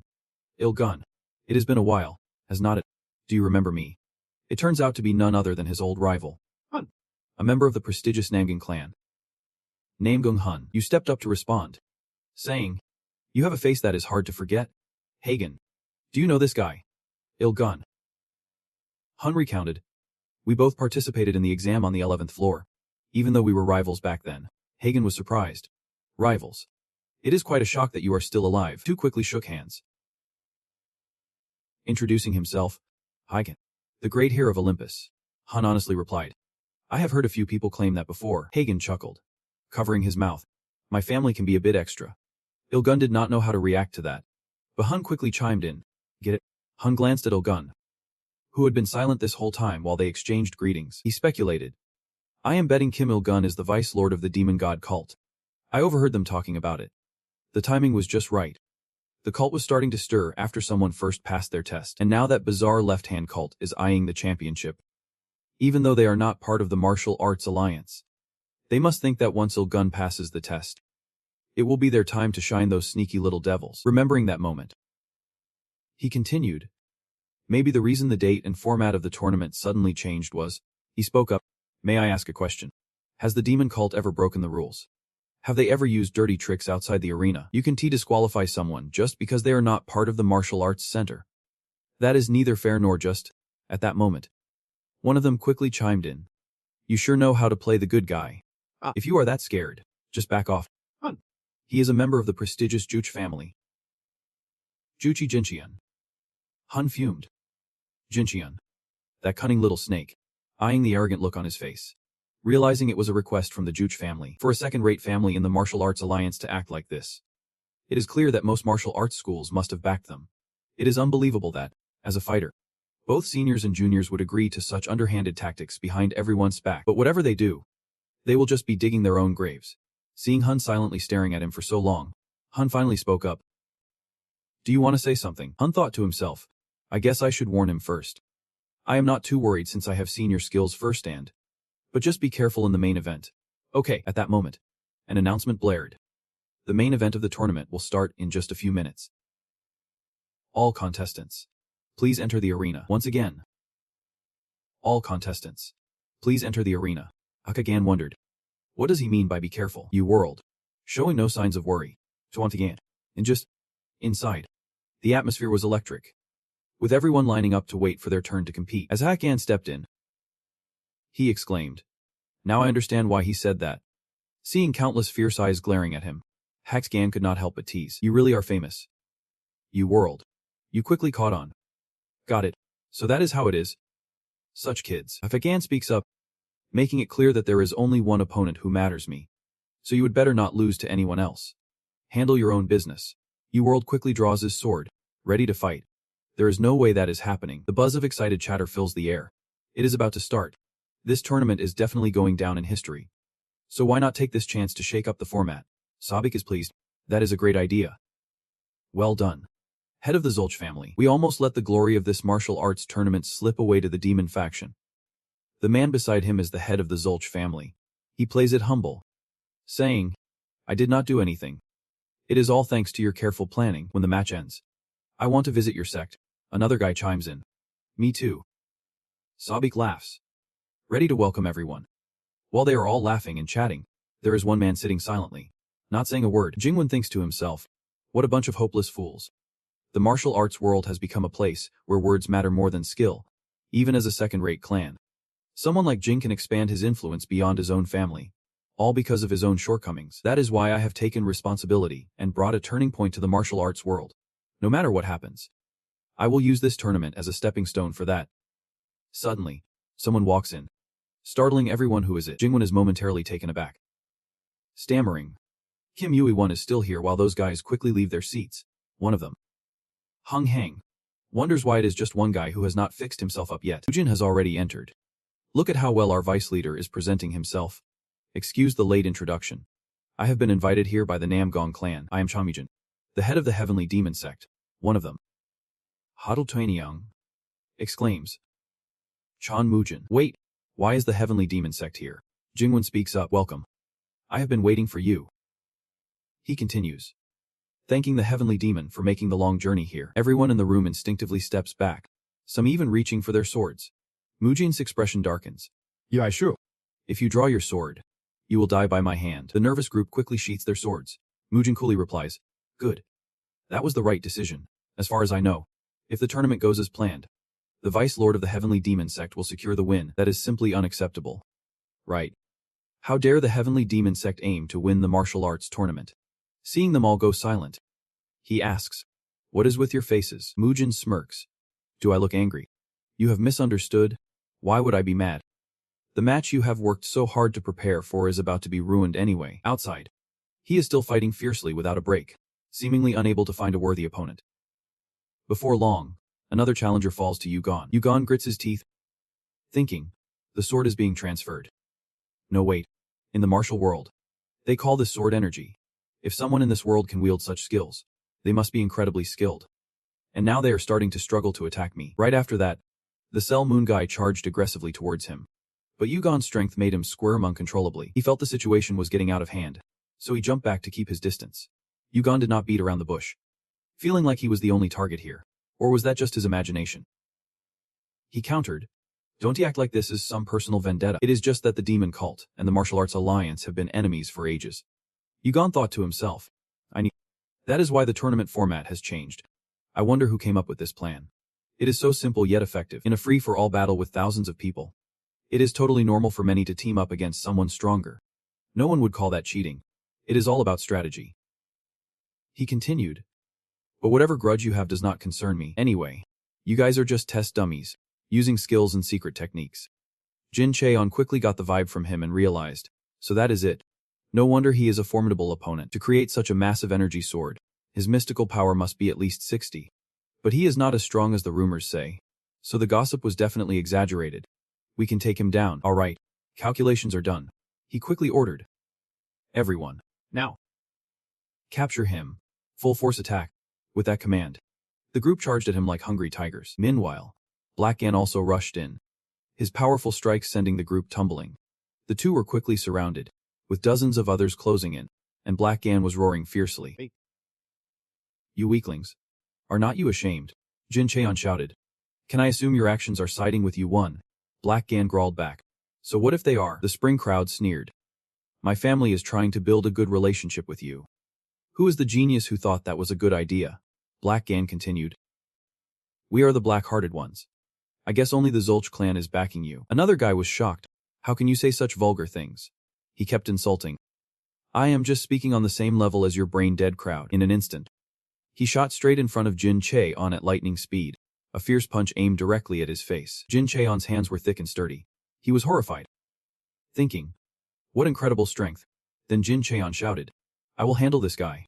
Take down you one quickly and come help me. He charged at Black Gan like a madman, his eyes filled with rage. But of course, he could not compare to someone with an Olympic background like Black Gan. Jin Cheon wondered, didn't we say Olympus and you one are enemies? he quickly asked. How did you know about that? The Zul clan must have colluded with Olympus. Even I can see that now. He looked at the guys standing here, thinking about how rotten they must be. Then he unleashed all his anger onto Jin Cheon. His power was so immense that it sent chills down Jin Cheon's spine. But he refused to accept it. What the hell is going on? Sure, Black Gan is the son of a nightmare. But I am a genius destined to lead martial arts into the future. Just as he was thinking this, a punch landed squarely on his face, twisting his features into a grimace. Jin Cheon could not believe it. How could he not even fight back? Jin Cheon was continuously pushed back by Black Gan's overwhelming strength. He was furious if he had not gotten involved. We could have easily taken down you one. Black Gan sneered. You really think that is easy? When the storm of Black Gan's power rises, do you honestly believe you stand a chance against him? From the cloud of dust, a figure radiating intense energy rapidly emerged. Yu-Wan lunged forward, thrusting his sword of clarity at Selman Trang with such speed that he could not react in time. Yu-Wan's face remained expressionless as he observed his reaction. Moments later, he forcefully withdrew the sword of clarity, sending Selman Trang flying. Black Gan was relentless, lamenting how they had prepared so thoroughly, yet still fell to someone using only half of their power. Jinchun was seething. What do you mean by that? He thought to himself. I can't believe I am losing to someone like him. But is it true that Yu-Wan is even stronger? At this point, Jinchun was almost out of energy, slumped on the ground, cursing out loud. Damn that monster. Not giving him a moment to recover, Black Gan swiftly landed another blow, causing Jinchun to collapse completely. In pain, he managed to speak. I give up. Please, stop. The onlookers were in shock, witnessing this chaos unfold. They all dropped their weapons to the ground. I surrender. I give up too. Me too. Right after, everyone fled, no one daring to challenge these two beasts any longer. Yu-Wan stepped forward. Looks like it is just the two of us now. Ready to start? Black Gan excitedly replied. Of course. I have been waiting for this. At the same time, a powerful aura surged forth. Black Gan reiterated. Fruit picked at its peak is the sweetest. Yu-Wan spoke up. I know you want to fight right away. But first, let me ask you two questions. Black Gan could not contain his impatience. Why are you being so formal? Just ask already. You are driving me crazy. Do you regret opposing Olympus? Black Gan firmly responded. I am not an idiot. I know exactly what I am doing. Of course, I do not regret it. Now, Yu-Wan continued. Here's my second question. Did you forget the time I punched you away? Hearing this, Black Gan's face darkened with embarrassment. He fumed internally. How could I forget? That was the first time I lost to someone not in my league. This time, he was not using the sword at his side or any secret techniques. He must be saving his magic. Black Gan charged forward fiercely. Course I remember. Now it is my turn to ask. You think I still look like that same guy before? Yu-Wan replied casually. You actually look weaker now. Black Gan was satisfied. I have heard your answer loud and clear. The power you are trying to hide. I will make you reveal it all. In an instant, both of them lunged at each other. But this was not just a fight. It was a battle of wits. Black Gan fights barehanded against Yu-Run's sword. But he is not falling behind. Both are evenly matched, unleashing an immense aura that feels like a storm sweeping through this arena. The spectators outside can't help but cover their faces, trying to steady themselves. What the hell? This is insane.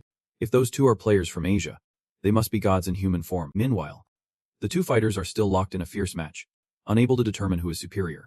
Black Gan is pumped up, giving it his all, while Yu-Run is throwing down some serious heat. He remains silent, charging towards Black Gan with colossal strength. Black Gan quickly dodges. But where he just was, a massive gap suddenly opens up. The arena is now bathed in the light of power emanating from the son of the god of dreams. Lightning bolts shoot directly towards the stunned onlookers. Some people can't handle it and scream, begging. I surrender. Please, just let me go. Namgung grips his weapon tightly, struggling to keep himself steady against the overwhelming force. He is a bit startled. This match truly deserves to be called a final. Black Gan, I have heard so much about you, but I never expected you to be this strong in person. As the son of a legend, he and I are often mentioned as the new generation's prodigies. I even saw him as a rival. But with his terrifying power now, no amount of clones could help me win. He glances at me. And even Yu-Run looks like he is struggling. Yu-Run has actually beaten a top-tier player with that skill set. I do not know when he became so fast and reactive. Yu-Run sees Black Gan charging at him from behind and skillfully dodges. He can't help but think, damn, that guy is fast. What is his agility stat? But before he can process that thought, Black Gan strikes again, not giving him a moment to breathe. The match has been ongoing with no end in sight, yet Black Gan shows no signs of fatigue. Another hit. Rune uses his shoulder to slam Black Gan's head with a powerful blow. He grumbles in frustration. You bastard. while a smirk creeps onto his face. Black Gan appears annoyed as a shockwave erupts. Yu Run's sword seems to be on the verge of breaking. And he can't help but sigh. You are pretty strong, Black Gan taunt. Looking at the pathetic stick you call a sword about to snap. You good with that? I can't believe it. Is that all you have got? What have you been doing all this time? He glances at the blood streaming from his arm, startling Black Gan. Yu Run is saying, I am not just standing here taking hits. While Black Gan feels the irritation rising, Black Gan is shocked. He did not expect Yu Run to be unscathed after taking his thunderous punch. He hates to admit it, but Yu Run's stamina is indeed higher than his. However, when it comes to mystical abilities, he has got the edge. Let us keep this going, Yu Run shrugs. Your call. Black Gan stomps fiercely on the ground, growling. First, I will smash that stick of yours. Thinking of this, he unleashed his ferocious strength, striking fiercely towards Yu Gun's sword. John gritted his teeth, emitting a massive surge of electricity around him, not backing down. The sword quickly lunged toward John. Finally, John's punches succeeded in shattering Yu Gun's sword, and he could not help but cheer inside. Did it? Yu Gun leaped into the air. Quite impressive, and his nonchalant comment left John astonished. Like, wait, should not he be the one in control here? Why does he sound so relaxed? Suddenly, Gun realized mana. It is pushing back his electricity. By the time he figured it out, Yu Gun's fist was already on its way. What the hell? Too late. After Jugine took that hit full on, a tremendous sound echoed, and he was sent flying. The force of the punch was so strong that Jugine crashed to the ground. The earth around him shattered into pieces. At this point, Ahagin was completely defeated, and Yu Gun let out a sigh of relief. He glanced at the guy lying there foaming at the mouth. Still one more guy left. I do not have time for this. Gotta hurry up, and, well, we all know how this match is going to end. The referee, Eu Vang, declared the champion of the martial arts tournament. Yu Gun, as his image was broadcast everywhere. The nameless sword had shattered, crafted from various materials. Its mana conductivity was the worst, but the blade was incredibly sharp, perfect for slicing. He felt regret. This sword was great for training mana control, but it broke sooner than he expected. The mana conductivity was the worst of the worst, just as he requested from his uncle. He remembered him saying he only made it because he asked. Ensuring the conductivity would be no better than terrible. With his mystical abilities suppressed, he figured his level was probably on par with Jin. Just pretending would not fool the pros. But hey, it might just trick them enough. Though he was a bit worried about that last punch, the referee quickly announced, Ladies and gentlemen, the champion of the 834th martial arts tournament is player Yu Gun. He asked, How do you feel about winning the tournament? Yu Gun replied casually. Just happy. His indifferent attitude surprised the referee. That is it. Yu Gun gave a brief response. Yeah, it is pretty bland. The referee paused. Thank you for your response. Now, I would like to present the award. But everyone already knew the prize was a great elixir from Shaolin Temple. The alchemist said this batch was exceptionally effective. He pondered for a moment. This will take a while to absorb. The next stage is level 20. There is so much I need to prepare. But first, I need to hit my target stats. Speaking of this prize, the Great Elixir is a miracle medicine created once every 3 years at Shaolin Temple. It is made from hundreds of different ingredients and has a unique family recipe only found at Shaolin. When used, the user receives a massive boost of mystical energy. The award ceremony was clear for everyone, including the heavenly demon, who was smiling in satisfaction and was fuming. Why is Gon siding with that jerk? Isn't he the son of that loser? The enemy of Yu Gun. The crowd around laughed joyfully. So the top contender snagged the championship. This tournament was a massive success. That is right. The martial world is incredibly lucky. While the heavenly demon can't help but feel disdain inside. Just a few minutes ago, they were sitting like turtles at the heavenly demon sect. And now they dare to call the vice leader of the cult the luck of the martial world. What a joke. Jin could not hold back any longer. Jin Gu. What are you thinking? Shaking hands with a cult. Seriously? He scoffed. Calling them a cult is not cool at all. Their name is the heavenly demon sect. Not just any cult. Plus, I did not shake hands. I proposed an official alliance. He shouted. That is the issue.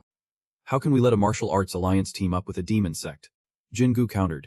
Isn't it better than relying on Olympus? His whole demeanor radiated anger. The issues of the martial world should be resolved by those within it. Are you really suggesting we hand this world over to Olympus? Everyone murmured. What is Olympus even doing here? Finally, he snapped. You should feel ashamed of yourself. Faced with this overwhelming presence, he could not help but feel a little intimidated. Jin thought to himself. Jin Gu, you have known everything from the start. But you have stayed silent, because our sect holds most of the power here. so you can't confront me head-on. But now with the power of the heavenly demon backing you up, plus your twisted logic, the balance of power has completely shifted in your favor. Is this really their era?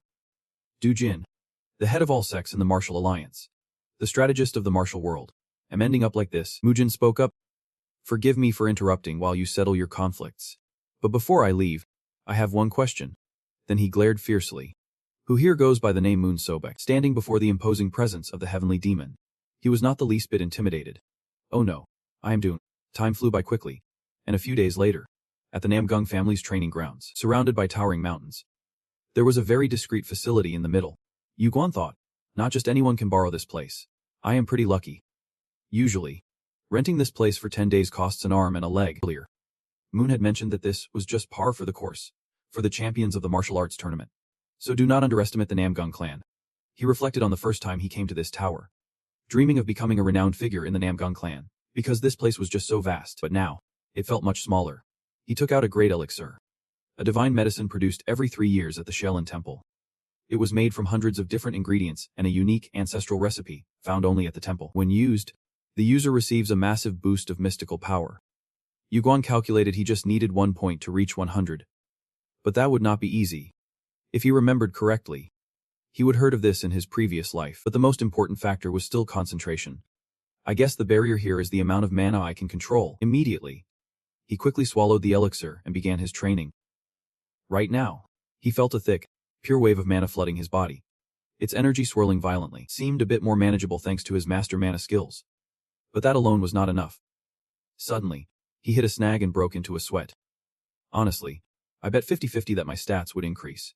But if it keeps going like this, I am going to fail. Scene shift to the 22nd floor of Portugia, where the sounds of a fierce fight echo around. This is one of the 12 islands of Portugia Neptu, and a terrified voice cries out, "Please let us go. We have not done anything wrong. Why are you doing this to us?" Another mocking voice chimes, crying like a baby. Is every giant a coward? These kids can't be more than 10 years old by human standards. Yet they are already towering over at least 4 meters. Seriously? With a size like yours, hiding must be a nightmare. You should not have betrayed Asga and teamed up with the demon clan. A voice sneers. Are you that dumb? Now quit stalling and tell me. Kid. The frightened boy replies. What do you want? The cunning guy responds. The legend of Portugia. The Ocean Stone. That is what I want. He is a member of the Langarine Guild. There is a legend in Portugia that whoever possesses the Ocean Stone will become the god of the seas. The boy states. That is just a fairy tale. Horing interjects. Of course, I do not believe it completely, but I did hear a credible rumor. The giants have hidden the Ocean Stone somewhere. Olympus is buzzing about it, so it must carry some weight. The boy, trembling, says, You know our relationship with Olympus. He cuts him off. Yeah. I know. If tomorrow comes, I will make you spill the beans. Or else, the 20th floor is under Olympus's control. They won't bat an eye if I take out 1 or 2 giants. If you do not want to die, you better spill where it is. A voice bellows, in broad daylight. And you dare act like a thug. They whip around, startled, as a familiar figure stands tall. Horang. What the hell are you doing here? Stop playing the hero and get lost. Suddenly, he squints as he recognizes the figure. Wait, who's this? Yu-gun narrows his eyes, activating his perception skill, preparing for a battle prediction. At this moment, his senses are sharpening like never before. He recalls being in the cave, a massive surge of mana flooding into him at breakneck speed. He could not stop absorbing it, as if the mana craved to be part of him. Finally, his secret ability has leveled up, enhancing his mysterious powers to 100.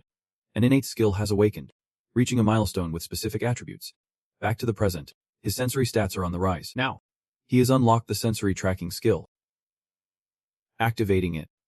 This skill allows him to gather information about all entities and living beings within a 50-meter radius. He remains silent, convinced that he is this year's martial arts tournament champion. Yu-gun. The 2 giants watch him closely, their faces tense with anxiety. Yu-gun continues, playing the hero. You think that is the case? Well, I will show you I am not messing around. He appears like a demon in the sky, sending chills into them. How can he be this strong? Damn it. What guild are you from? I do not know what guild you are from, but you are crossing the line here. There are rules everywhere. Ring rushes in to protect his teammates. Wait, you look familiar. He shouts at him. You are Yu-gun. Right. The little kid was shocked. Is he really the famous Yu-gun? His sister huddled back in fear. They were buzzing. Just a snot-nosed kid who recently climbed up to the 20th floor.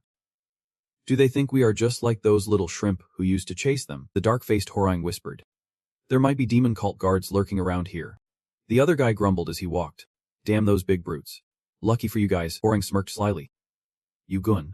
He is like a thorn in their side. Just waiting for the right moment to strike. We will win the favor of Olympus. Is perfect. After plotting, he quickly left. I need to get to the 20th floor headquarters right away. As soon as those guys left, the little kid sighed. Thank you for saving us. He wondered. Even if you are both young, handling a few of them should not be that hard. Why did not you fight back? Ball bluntly replied. You seem to know a bit about our giants. Which side are you on, Olympus or Aska? The little girl quietly added. But big bro. He is still our savior. Vashabak. So what? He is still just a human. Do you really think he is helping us out of the goodness of his heart? Yugun did not hide it. That is common sense. Ba said loudly. You are after the ocean stone too. Right, damn. You humans are all the same. Why won't anyone believe us? We do not know anything. After all this, you are targeting us just because of some baseless rumors. Yugun interrupted. I know you do not have that stone. I have other business with the giants. Stopping for a moment, Yugun continued. I want to meet your elder. Ba replied thickly. The elder is not someone you just meet, especially not a human like you. So scram. You said it yourself. If I wanted to, I could easily crush guys like you. Yugun thought. Giants are anything but weak. They are born with superior strength. Even though they can fight, they know that unnecessary conflict with humans could lead to extinction once again. He is young but already so perceptive, Bell said angrily. Nee. The girl ran after him. Big bro. Wait up. Bo glanced at the communication orb in Nephita's hand. Have you contacted the elder? The girl replied. Yep. He saved us that day. So I thought at least I should pass on a message for him. The girl casually sent the message right in front of him. Now it is up to him to meet the elder. Yugun silently stared at the orb, waiting for the elder's response. A message quickly popped up. And finally, the elder agreed to meet him. Shortly after, 3 huge wolves dashed through the forest. Bo clenched his teeth in frustration. I do not understand why the elder would agree to meet a guy like him. Maybe he has some top-notch taming skills or some kind of illusion skill. How could he get those wolves to obey him so easily? He is definitely not ordinary. I have heard he was exceptional at the martial arts tournament. The kid grumbled. So what? He is not even a big shot. Whatever. I just do not like him. And it is suspicious that he knows the elder too. The kid fell into a moment of deep thought. Silent. His face revealing a calculating expression. Boa broke the silence. You want to fight him? Right. You should not do that. Hearing this, the kid did not look pleased. I know already. They have arrived. 3 figures dash swiftly through the forest. Their speed unmatched by any wolf.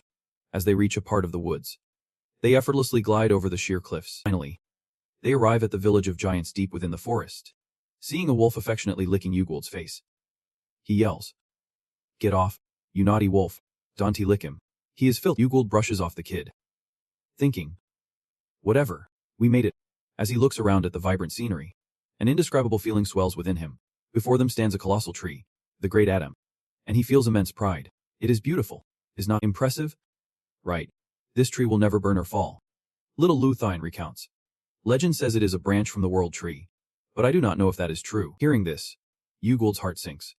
A tree that never burns or falls, yet it was burned down during the giant genocide before he returned. Lost in thought. He does not notice they have quickly descended, and the kid shouts. What are you doing? Hurry up and come down. Ugold replies loudly. I am coming down, but warns him. From now on, you need to watch your attitude. If you do not, you might end up getting crushed. And do not blame us for it. Follow us. The scenery inside is like a beautiful painting. So peaceful. The houses are packed closely together. And since he arrived at night, he can see many giants going about their business. The giant folk are quite short when they see him. What is this? A human. With Ba and Uguild. No way is a human a guest. A girl reassures him. Don't mind them. You are a guest of the elder. So there is no need to be afraid. The elder's dwelling is not far off. And in front of the house, there are beautifully crafted stone steps. The 3 move quickly toward it. To him, the house is truly massive. A bit apprehensive, asks. Elder, are you inside? A deep voice echoes from within. Come in. The door slowly opens. And Ugold ponders. Finally, he gets to meet him, a high-ranking sage. A being of immense power from the catastrophic Giganomachi. He is known as the living history of the giants. The man sits in the dark corner, gently stroking a small fox. The elder of the giant clan, Ofar, upon seeing him, speaks. It is an honor to meet you, child of humanity, the elder replies. You said your name was Ginny. I am getting old, so my memory is not as sharp as it used to be. Ugold quickly responds. I am Ugold, he says. Right. Ugold. That kid Hephaestus keeps talking about you. Ugold is confused. That kid. Ophir gets straight to the point. I have heard your family is opposing Olympus. For a kid who just climbed to the 20th floor and is not a sage. Your family is quite impressive, but that is not bravery. It is sheer recklessness. If you value your life, you should give it up. They only need to sneeze. And you could be wiped out in an instant. Ugold interjects. I heard you are a proponent of peace. The elder seems slightly angered. You are speaking thoughtlessly. You keep talking. I am sure you have heard by now. Olympus is gearing up for the next catastrophic gigantomachy. After all this, are you really just going to sit back and watch your race head down the path to extinction? Ophir was a bit taken aback. My magic refuses to touch this kid. He closely examined the boy's identity. Ugold exuded an overwhelming presence. And the elder assessed that there was no fear in his gaze. He judged that the boy's eyes held a remarkable determination. Thinking this, he could not help but exclaim, just as I heard, you really are as gutsy as they say. And Ugold thought to himself as well, his magical power and control are truly impressive. Ophir spoke up, you are right. If we keep running like this, the annihilation of our race is just a matter of time, maybe in a decade, a century, or even tomorrow, who knows. I heard Hephaestus say that you were looking for the ocean stone. Right. But contrary to the rumors, we never held on to it from the start. However, I know where it is. Ugold wondered. Why are you telling me this? The elder replied that there are two reasons. First, Hephaestus' endorsement confirmed that you do not side with Olympus. Pausing for a moment, he continued. The second reason is you. At this point, the elder suddenly fell silent, staring directly at him. Time passed for a while. Outside, the sound of crickets chirping was incredibly soothing. He quickly stepped out after finishing his conversation with the elder, and sang illuminated every step Ugold took. He raised his hand, pondering. At that moment, did he look at it? He recalled the second reason the elder mentioned, that the reason was, you are the strongest player of this era. Ugold thought to himself. Hephaestus must have said quite a bit of good stuff about me to Ophir, but it seems he is overestimating me. Could this be his test to see if I am worthy of the ocean stone? Oh well. Whatever. I will find out soon where that stone is anyway. Ugold was walking while observing the scenery of this garden. He could not help but be in awe of that atom tree. Its size might rival that of a divine staff. And at my current level, leaving even a mark on this tree is impossible. But on the flip side, that also means I can go wild. I still can't fully control the holy fire. It might slip out of my grasp and rain down randomly, incinerating anything it touches. He closed his eyes to think. If that is the case, the fire-eyed golden crystal quickly manifested. The battle aura was activated, scanning data of all objects and living beings within a 50-meter radius. His awareness surged by 50%, and he was surrounded by a massive purple flame. It continually unleashed a destructive aura, spreading around that gigantic tree. Wherever Ugold ascended, the flames followed. Suddenly, he felt something strange in his body. Was it because he using too many high-level skills at once? His head spun, and at that moment, his body suddenly dropped. But fortunately, he quickly regained his composure, and Ugold swiftly rolled to avoid falling. But suddenly, that purple flame seemed to be doused with gasoline. It suddenly flared up in a massive, raging blaze. Ugold lay on the ground in regret, nearly burned out. You exhale deeply, combining the power of your sensory field with the vision of the fiery eye. Who would be thought you could see the world so clearly? Just as I suspected. The resonance of these two skills is nothing short of phenomenal. The problem is, the more awareness I gain, the more my brain feels overloaded. Guess I just need to train a lot to get used to it. Suddenly, a voice rings out, what the hell? Why is that guy here? He grimaces. That human, no. That damn insect. He is also one of the giant tribe. Quan. I have heard so much about him. That he is an exceptional warrior. But I really wonder if those rumors are true or just exaggerated. Another voice chimes in, reminding Quan, no matter what, he is still a guest of the elder in this context. You saw the escort charm protecting him, right? Isn't he this a bit too much? Wait, you are surprised. Insect, Quan shouts. To us. All those humans are enemies. The scene shifts to the elder's room, where a flickering blue flame lights up the entire space. He sits quietly, the words echoing in his mind. Humanity is the enemy. Humanity is the enemy. Humanity is the enemy. He sees in his mind the image of a long-ago battle that claimed countless giant lives. Blood flowed like rivers, and he was furious, shouting, "Damn it! Those Olympus bastards!" A loud voice screams, "Everyone run! It is coming! A tsunami!" Ofer shakes with helplessness at that moment. The one approaching was the god of the sea, casting waves but never looking towards the giants. The elder jolts awake from his reverie, as a little fox licks his face. Trying to comfort him, gently strokes its head. Reassuring. Really? Ofer wonders. How many times have I had that dream? But today, it feels strangely vivid. Is it because of that human child? The elder, tired of his dreams. Can't he stop thinking about Olympus and Yugon? Suddenly, a loud noise erupts, and everyone is buzzing. Hey, look over there. There is a commotion. Really? Who's it? It is Kimyo. The elder continues to ponder. This time, things won't go as you want. Oh great Poseidon. Meanwhile, a brawl quickly breaks out at the base of the Adam tree. Yugon and Quan are fighting, both radiating a fierce energy as they glare at each other. Quan, furious, glares at him. All humans are enemies. And just like that, a punch hurtles toward Yugon, but he quickly blocks it with his hand. Quan struggles, desperately trying to push his hand closer to Yugon's face. But can't he get it any nearer? For a moment, neither speaks, just locking eyes in a tense stare. Suddenly, Yugon flashes a strange smile, leaving us wondering what is going through his mind. Quan finds this smile particularly infuriating, making him even angrier. What is this idiot thinking? That this is funny? As he throws another punch, he puts more force behind it, but Yugon fiercely grips his fist, pain surging through Quan, making him cry out, "My hand." Quan is fuming. What the hell? How can a little bug like him dare to do this to me? He has been hiding his true strength all along. Right after that, you let go, causing him to crash face first into the ground with a brutal thud. The towering giants around you were stunned, and Yugon coolly shouted, "You still have more than 5 guys left.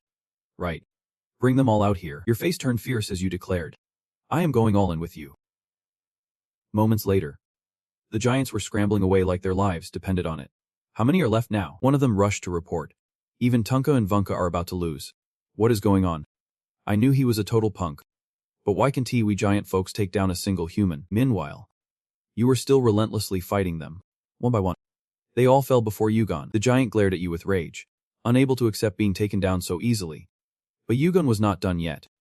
You placed your hand on him and kept draining his power. System notification. Your arm has absorbed some of the giant strength. Partial giant transformation will be activated. You glared with eyes filled with fury. Stop coming at me one by one. Just dive in here together. Are you guys still not done? You were, sitting among a crowd of giants. But none dared to approach. Ba said to his sister, "Yugia, I know you do not want me fighting him. But if he is asking for it, is not fighting a way to show respect?" The little girl was still trembling. The crowd buzzed. Damn it. Even those two are stepping up. Who would have thought we would witness the aftermath of the giant race battling it out directly? Yugia thought to herself. I have never heard stories about them before. Turns out they hold more significance than I imagined. Bawa shouted. Ever since the first time I laid eyes on him, it has been a wild ride. Time to see just how strong Yugia really is. He swung his sword. Feel free to go all out. Yugia smirked. As long as you can handle it. Bawa replied, full of excitement. Then he lunged aggressively toward Yugia. His speed and power were no joke. System notification. The fire-eyed optic is analyzing, activating field sense. You quickly recognized his attack and the direction Ba was moving.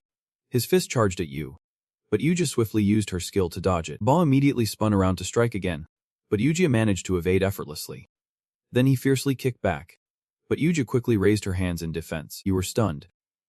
Thinking, he is faster than I thought, but quickly signaled to his sister. It is. That caught you off guard. Yugia simultaneously threw a punch at him, but he quickly blocked it with his sword. Nevertheless, the force was strong enough to send him flying back. Yugia was bewildered. She is as strong as an ox.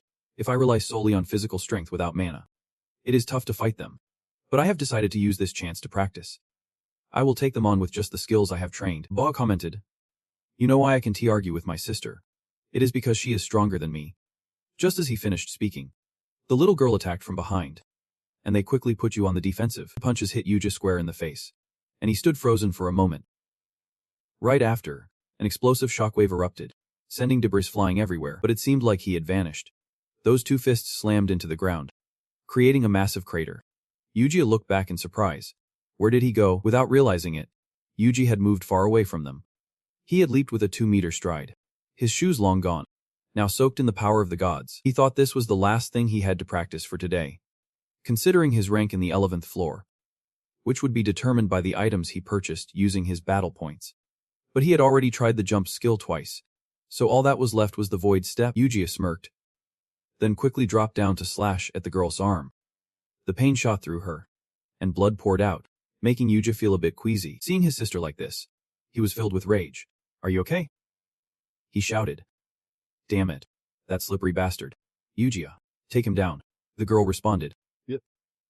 Right away. And then a figure darted forward at breakneck speed. The speed and strength astonished the giant clan, as he shouted, "Everyone, get out of the way." The crowd gasped in shock. Both siblings charged in, determined to catch him. But Yuji moved like an arrow, never slowing down. The two siblings coordinated perfectly. One would tackle while the other punched. In theory, it was solid, but in practice, it was another story. Yuji quickly leaped out of their reach, frustrated. He thought, what the hell can I do if he keeps jumping around? And he can change direction freely. How are we supposed to catch him? The girl was surprised. He can dodge before we even attack. It is like he knows our moves. Frustrated. He thought, I do not know what he is plotting, but right now he is not fighting back. I won't let things unfold the way he wants. Seeing his brother still gathering energy, Yuji panicked. Oh no, he is about to unleash his final move. Big brother, stop. He thought, even though he is not a master. The amount of mana he was channeling into one strike was monumental. Yuji activated his fire eye, recognizing that he was going all out.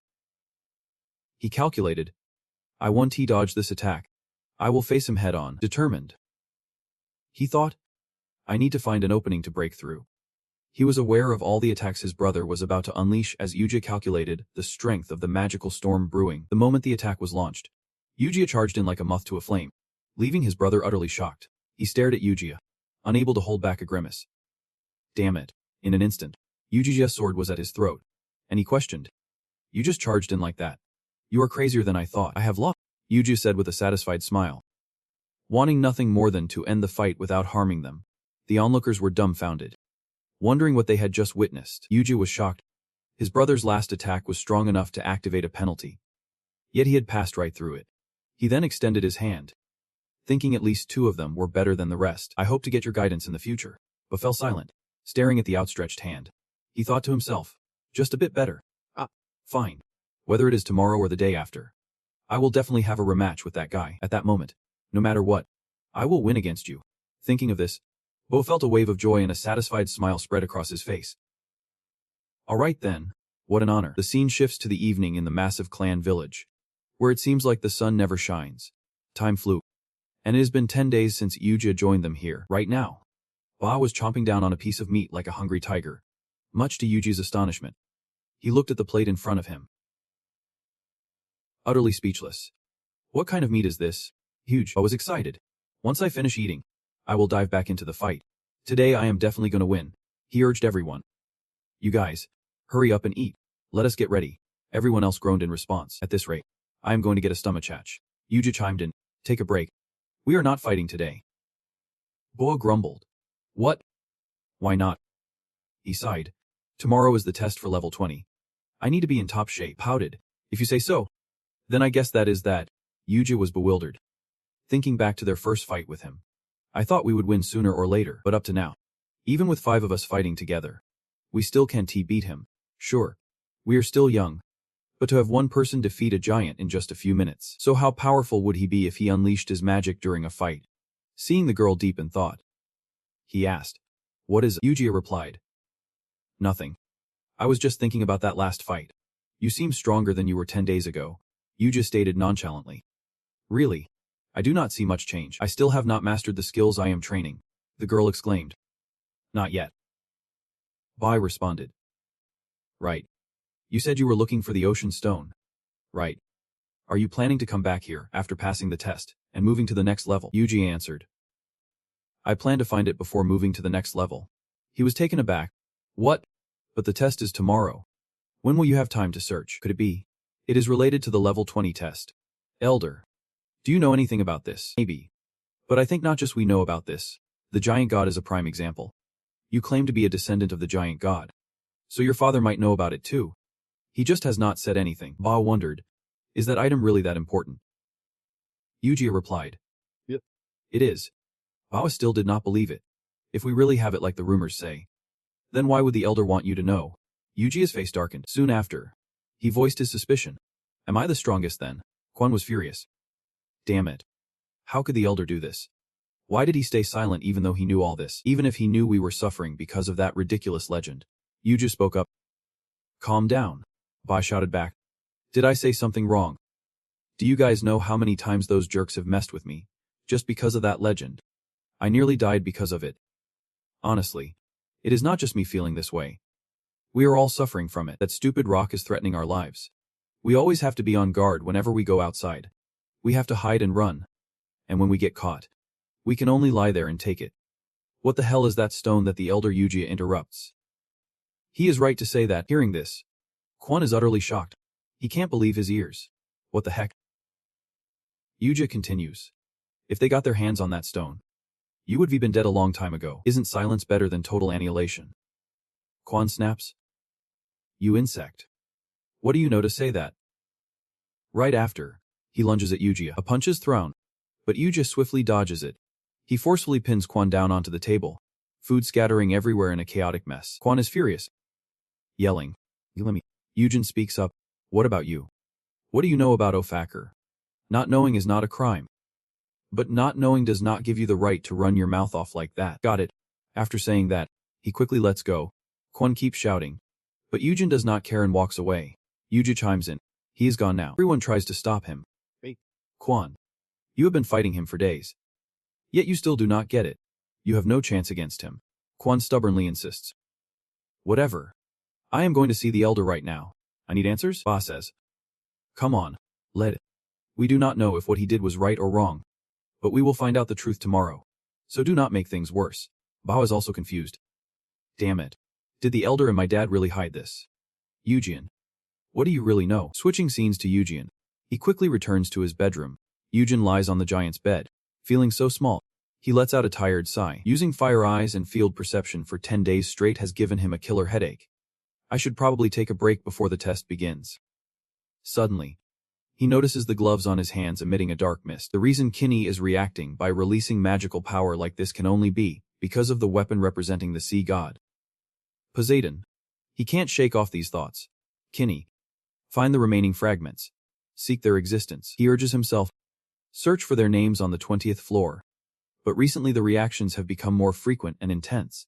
The shards of the Dingba are similar items tied to Kinney's origins. Singing crystal. Could the shards be related? If the 3 original fragments were one, it would not be surprising if they reacted to each other. If my hypothesis is correct, Kinney, seek the remaining fragments. Find their existence. He pushes himself. Open your eyes. Open your eyes like last time. He continuously channels holy fire into Kinney. I am going to use you so well that even Uncle will jump for joy. So do not sleep anymore. Wake up. He talks to Kinney alone. But no one answers back. In the morning on a large island. The sea here is extremely clear and refreshing. This is also the testing area for the 20th floor. An unprecedented island. Not only that, but this place is also home to many gigantic beasts. Yuan is amazed. This small island has so many monsters. Indeed. Bao chuckles. It really resembles the tutorial island, does not it? It seems like the tutorial island was based on this one. Nugia happily reminds him. Remember when you almost died from that chimera? The kid blushes with embarrassment. Bai explains. Anyway, we are here with you because the elder told us to guide you to the testing area. But I do not think there is anything here that could threaten you. We breezed through this test like it was a piece of cake. You won? Who knows? Maybe this is not just a regular test. Nuguya says. I heard even the giant clans are interested in this test, but not many people show up because they are scared this place will turn into a battlefield. And this time, it seems the test is bigger than ever. Yuan thinks to himself, Ofar has made a big decision. They are being overly cautious after hiding away since the Gigantomagi catastrophe. There is no way Olympus, with its ties to the giant race, would not notice this sudden change. If things go wrong, I won't just lose the trust of the giants. I absolutely must find the sea stone. The system announces. The test will begin in 10 minutes. Yuan said. We need to go now. The rest is up to you guys, he warns them. Ofar sending you here means your tribe's situation has changed. So feel free to have fun. Boa confidently laughs. Of course. I have been waiting for this day for a long time. Right after that, a group of aggressive people rushed over, and the kid shouted, Do not worry. Just go. We will meet again later. One of them yelled, Do not let him escape. Catch you one. We can let him reach the testing area. Quickly deal with those big pests and then head to IA1. Before he finished speaking, the kid swiftly kicked him in the stomach. This attack had such incredible power that a massive explosion erupted, sending dirt and debris flying everywhere. Shaken but still dared to taunt. You cowardly little rats. Do you want to die that badly? Zwa spoke cowardly. I do not know about that. But it seems you are not aware that the situation has changed dramatically. The guy looked surprised. What do you mean by that?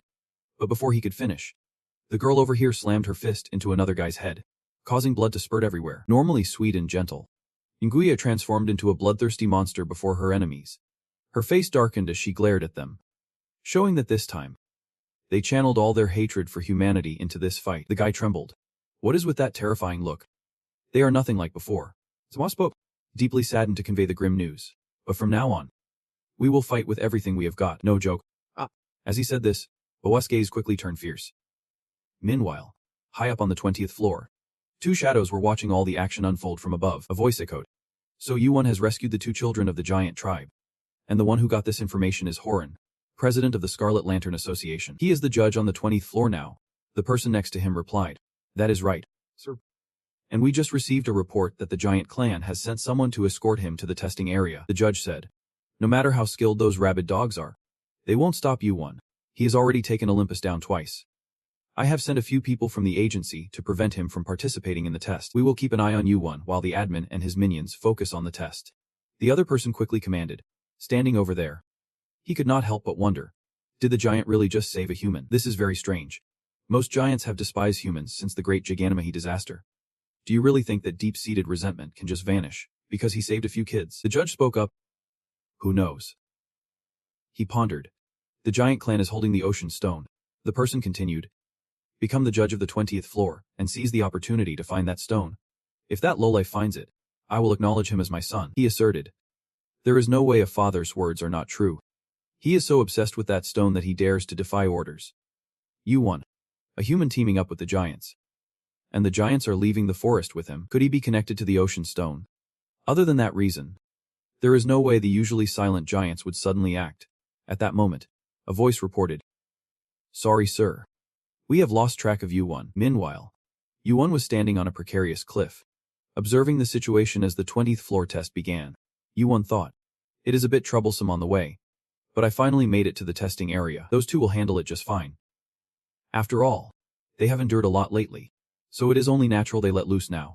This mission is on a small island where the variety of sea monsters is vast. For the next 12 hours, fight those monsters and claim the heart of the sea. Points will be calculated based on the number of hearts you collect. He calculated. The crux of this challenge is quite similar to the capture the flag challenge on the 11th floor. Except this one does not limit the number of participants who can pass. So many people form teams with dreams of advancing to the next floor together.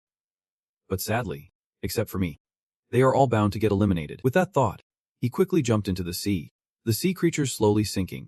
At that moment, a voice echoed in his head. I hear Hespeestus asking if you are seeking the ocean stone, but we do not hold it as the rumors say. However, I know where it is, and you will encounter countless monsters down there. If they wake up, aim for their bellies, not their backs. Even if you can survive and get past them, you will only have crossed one hurdle on the path to the ocean stone. Can you do it? I asked. Hero, do you have enough confidence to claim the ocean stone? Meanwhile, in another location, a group was fighting a sea monster underwater. The time alert had been steadily counting down, and one of them asked, is everyone okay? Those guys are panting, but we are fine. This challenge seems easier than I thought. We have collected 15 hearts, one for each member of the team. The test is not even halfway through yet, and at this rate, we will quickly gather even more hearts. Aiming for the extra rewards is not impossible. Find the demon and stop him. That is a direct order from Olympus, so I can't ignore it. But with just this many people, we stand no chance against him. He sighs in relief. Lucky him for hiding away somewhere. It is better to get scalded for retreating than to lose my jaw facing him head on. Stay where you are, demon. Then he loudly announces. If we have rested enough, let us move on. We will split into two groups. Let us spread out and gather more. Suddenly, a massive shockwave erupts from the water, startling everyone. That guy stares at the geyser erupting from the water. Panicking. What the hell is this? They all start freaking out. Is it a monster? Something is coming. Prepare for battle. I heard the demon jumped out of the water behind them, and everyone breathes a sigh of relief. Startled. It is a human. Is he a player? Wait. Did he just leap up from the water? One of them quickly realizes. Hold on. That guy, he is a bit out of breath. The demon, looking like a ghost, glares at them. You lot. You were sent by Olympus. Right. The leader is shocked. What? How does he know that? Has the information been leaked? I heard the demon is opposing Olympus. So what does that mean for us? The demon nonchalantly replies. I am just guessing here. But looking at your faces, it seems I am right. They are confused. Wait. He is just making a guess. You wonder aloud. Yeah. Why are you all backing away? Whatever. I am not in the mood to fight you right now. So no need to act so scared. Your opponent is not me. Just as he finishes his sentence, a tremor from the sea causes the ground to shake violently. Numerous whirlpools appear beneath the sea, looking incredibly dangerous. Moments later, massive, aggressive creatures rise to the surface, sending these guys into a panic. They are black with glowing eyes, roaring ferociously from their open mouths. But what is alarming is that it is not just one, but a whole pack of them, like hungry tigers crashing into the cliff, shaking the ground beneath them. He grimaces. How many are there? The others shout in alarm. Akai, this is bad. A horde of giant monsters is charging in from over there. Akai panics. We need to run right now. What the hell are the judges doing? If we do not hurry, we will be caught with no way to escape. Let us get off this island fast. They are in a frenzy. Leave the island. But if we do, we will lose our chance to participate in the test. Akai speaks up. That is not important right now. Something's off with this test. Yukumzan. There is nothing wrong. On the contrary. Be quiet for a moment. He draws his sword and continues. Now this is what I call a real test. System notification. The test is being adjusted. He thinks to himself. I need to break the seal on that guy's stomach with the crescent moon symbol, as it rises from the deep ocean after breaking free from the seal. That is when the difficulty of the test truly changes. At this moment, Akai is stunned, adjusting his thoughts. So all our hard work was for what? A panicked voice suddenly screams. Akai. Run now. The Ugol remembers. It even told him to defeat it. Only then will the reward be changed to ocean stone. Once that happens, the test will be adjusted by the administrator, and even Olympus won't be able to intervene. How do we know these things? That is because I, the one who raised the golden turtle and made it swallow the gem before falling asleep, am the one behind this. The giant tribe will ensure that Olympus cannot intervene until the test is over. So Ugol, your job is to make sure ocean stone does not fall into poison's hands. You must seize it and protect it at all costs. The monsters have caught the scent of the stone and are frantically searching for it. You think? If those monsters are onto it, Olympus must be sitting on a pile of hot coals right now. Why do these critters keep charging at me? But I am sure they have realized the test is no longer within their control. The system announces again. The test is being adjusted, and the ocean turtle is about to appear. You think? Finally, it has awakened. Is that the path? And the body of the ocean turtle has been chosen as the test area. Defeat the ocean turtle and claim the ocean stone. Still no sign of Ugol. New message. Duo 2. We are still searching the island. We are still in contact with other teams. So we will find him soon. How is it possible that they still have not found him on this tiny island? Now I am getting anxious. There is no way he could have escaped the island. What is going on here? Something feels off. The ground is shaking, and the monsters are in a state of chaos. He clenches his teeth. That bastard Ugol. What is he plotting? His system alerts him. The test is being adjusted. You have been forcibly expelled from the testing area for not meeting the requirements. This leaves Jisoo in shock. Perhaps he never anticipated this. Soon, they are being pushed out of this place with no other option. In an instant, both find themselves standing somewhere else. No longer on that mountain. Jisoo looks up at the spot where he was just standing, his face still in disbelief. Meanwhile, the system continues to announce. The test has been adjusted, and the ocean turtle is about to appear. The body of the ocean turtle has been chosen as the test area. Defeat the ocean turtle and claim the ocean stone. From underwater, a massive creature slowly rises. Its eyes filled with fury. It opened its massive mouth and slammed its body against the mountain. It was the sea turtle. The only one that failed to become a black land turtle. The ruler of the 20th floor. And one of the ocean's mightiest creatures, raising its head in annoyance. Damn it. The seal on the sea turtle has been broken. So the test's difficulty has been changed by the administrator. Who would have thought that defeating the sea turtle would yield ocean crystal as a reward? The sheer size of the turtle likely stemmed from the ocean crystal's influence. This has to be that you guys doing no sane person would pull a stunt like this. I need to report this to my father and ask for backup. Once the test ends, I will be the one left standing. Just as he thought that, a figure came crashing down from the mountain. It was the entire crew from the Black Lantern Guild, all defeated and looking utterly pathetic at this point. It had been a while since the Gigantomachy disaster. Long time no see. Sucha, a giant clan lord, the 21st son of Su, spoke up. I did not think we were close enough to waste breath on chit-chat like this. Righty, I heard you are the judge for this floor's test. If that is the case, you should be in the testing area. What are you doing here? Diddy replied. Just a little incident. What about you guys? What are you doing near the testing area? Sude answered. I just happened to catch these guys bullying my kids, a bunch of grown-ups ganging up on 2 kids. I decided to step in and help a bit. What is the problem? DD was frustrated. This is insane. One issue after another. This situation is spiraling out of control. He tried to remain calm. If your people want to challenge me, I'm up for it. But remember, Dietrich continued. No matter who you are, I won't let you interfere with this test. His people quickly took a defensive stance. Su spoke up, looking at the one who dared to talk back. A guy who frowned like a spoiled brat after just a little mishap. Can he really say such things? You think our giant clan will mess up this test? Not a chance in 100 million years. Listen up. By the decree of the giant elder, Ofa, from this moment on, we are officially here to take down the player Ugorn. Switching scenes to Ugorn. He was still relentlessly battling monsters. Each beast he encountered fell swiftly to his sword with a few rapid strikes. While fighting, he kept an eye on his surroundings. A few loud sounds had caught his attention. Ugorn suspected it was Su's crew that had joined the fray. Looks like Ofa is going all out this time. If that is the case, I can't let him down. The sea dragon will be mine, Ugorn secretly vowed. Then charged straight toward the group of monsters lurking beneath the water. And just like that, he decided to leap toward the massive sea turtle. Ugorn boldly dove right into its gaping mouth. While the surrounding sea monsters watched in disbelief, inside its belly, it was pitch black. Activating the special effect of the Mactrinhas stomach under the influence of darkness. Your health recovery speed increases. With a 112% boost due to the darkness, health recovery increases by 56% under the influence of darkness. Amplification speed increases by 56% under the influence of darkness. Down here, he continued to struggle against the monsters. Ugorn unleashed his fierce purple flames, scorching them and causing the creatures to howl in pain as the system displayed his mission. Your mission is to defeat the sea turtles to obtain the ocean crystal. Ugorn thought. Sweet. I will ace this and claim that prize. Ugorn recalled that whoever possesses the ocean crystal would become the god of the seas. That saying was passed down like a legend on the 20th floor. The more he fought, the more fervent he became. It seemed Ugorn was gaining control of the situation. The sea turtle was not just a legend, at least for this moment. Its existence was that of a sea god. He had no idea where he was, but it was so dark here that not a single ray of sunlight could break through. Ugorn pondered. Many monsters had followed him inside, mostly drawn by the ocean crystal.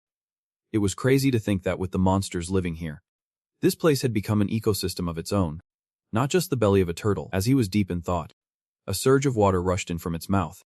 Inside, the monsters were howling like mad. Ugorn gritted his teeth. With a mouth this size, every time it opened, it would gulp down a ton of water. He quickly soared upwards to escape the swirling whirlpool behind him. Ugorn devised a plan to ignite the holy flame at the tip of his Mactrina sword, activating its special effect under the influence of darkness. Immediately, a purple haze filled the air, causing the monsters to recoil in fear. You leap into the air, gripping your sword tightly, and with fierce determination, you plunge it into your foes. One down. Then another falls shortly after in quick succession. Your body moves swiftly toward them. But there are just so many here. Ugorn feels satisfied. While it can't compare to Hade's absolute invisibility, at least with this, you can evade their gaze for a bit. One of them lunges at you, hungry for a taste of flesh.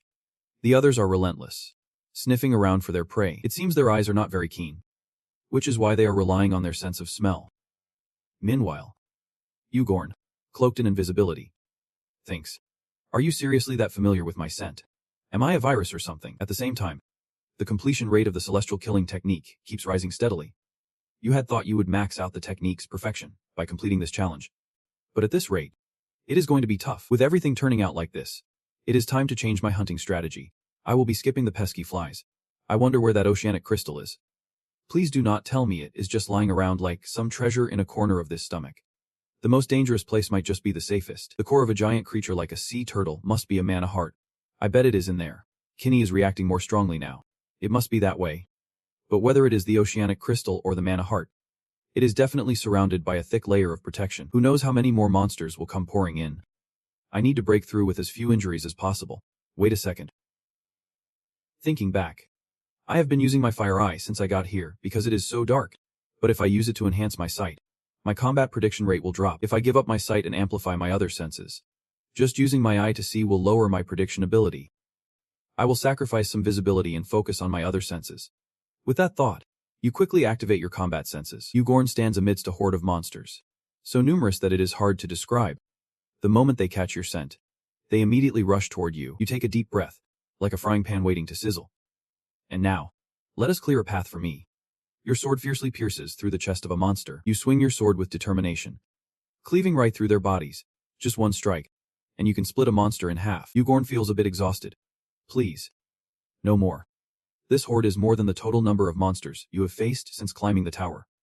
Luckily, your stamina and mana recovery rates are increasing thanks to the effects of the night cloak. There are countless of them, and they keep coming. You think your stats are rising, but if you keep burning through your mana like this, you will be out of strength before you find the oceanic crystal. My mana is down to half now. I feel like I am close. Are we there yet? Come on. Wake up. How much longer can I keep fighting? It has been over an hour since I stepped in here. You are getting frustrated, hacking away wildly. Come on. Show yourself, before my magic runs dry. Appear already. You hesitate for a moment, your sword still swinging down. As you catch a glimpse of something familiar, you rush over there like a madman. Yep. There it is, glowing with a brilliant red light. It looks like a massive, molten lava rock. It seems to be attracting all the monsters around, leaving you utterly amazed. What a crowd. Are you throwing a party here? With that, you aggressively draw your sword, pointing it at them. Your power surges as you glare at them, saying, "Get out of the way. You have no reason to protect them anymore. I am the master of the mystic ocean crystal, with wings of 2 meters, the earrings of Athena, and the sun chariot buried in Apollo's kiss. Those are the tokens representing the legendary craftsmen of the tower, Hephaestus. But if I had to pick one token that stands out among all his creations, it would definitely be the spark of a dream. One artifact, with just one swing, can obliterate an island and control the weather at will. And what I have in my hand now is an artifact that matches it. Right now, you are fiercely staring down those monsters, and they are staring back at you. You are about to face off against a horde of monsters, as numerous as the stars. You think to yourself, adamantium can harness the full power of black crystal, celestial crystal, and ocean crystal. Of course, the power of an artifact greatly depends on the skill of its creator. In the past, Hade's artifact was made by one of Hephaestus' disciples, but mine was crafted by him personally. In other words, my artifact is even more perfect than Hade's. You leap into the fray, a massive beam of light fiercely sweeping towards them. You ponder. The monsters are vanishing into the flow of magic, as if something is swallowing them whole. You wonder, where does this dark energy lead to? Damn it. It feels like my right arm is being ripped apart. Even though my magic is over 100, it still manages to bring them back to life. You wonder again, where does this dark energy lead to? Damn it. It feels like my right arm is being ripped apart. Even with over 100 magic, is it still painful this much? Just my body alone is not enough to withstand the power of this artifact. Just hold on for 2 more rounds. I can do this. You quickly utilize your shoes and Hermes' walking skill. System notification. Due to the artifact's effect, your agility has increased by 50%. You leap straight toward them, striking hard. Taking on that many sea monsters alone is tiring, but you can let down the giant race. Sky Stomp activated. Movement speed increased by 100% for 5 seconds. You tell yourself, just one more time. It seems U1 is really worn out. You quickly scan your surroundings, and the system alerts you. The fire eye is scanning. U1 looks around in frustration, wondering, where are they? Where could they possibly be? It seems like your kini gloves are reacting to a shard. Finally, you found it. U1 is so furious. He vows to split it in half with a single blow. Without hesitation, he charges forward and decapitates a snake in one swift motion. Its fresh blood erupts like a dam breaking. Gushing everywhere, the blood quickly spills, turning the area into a sea of crimson in mere moments.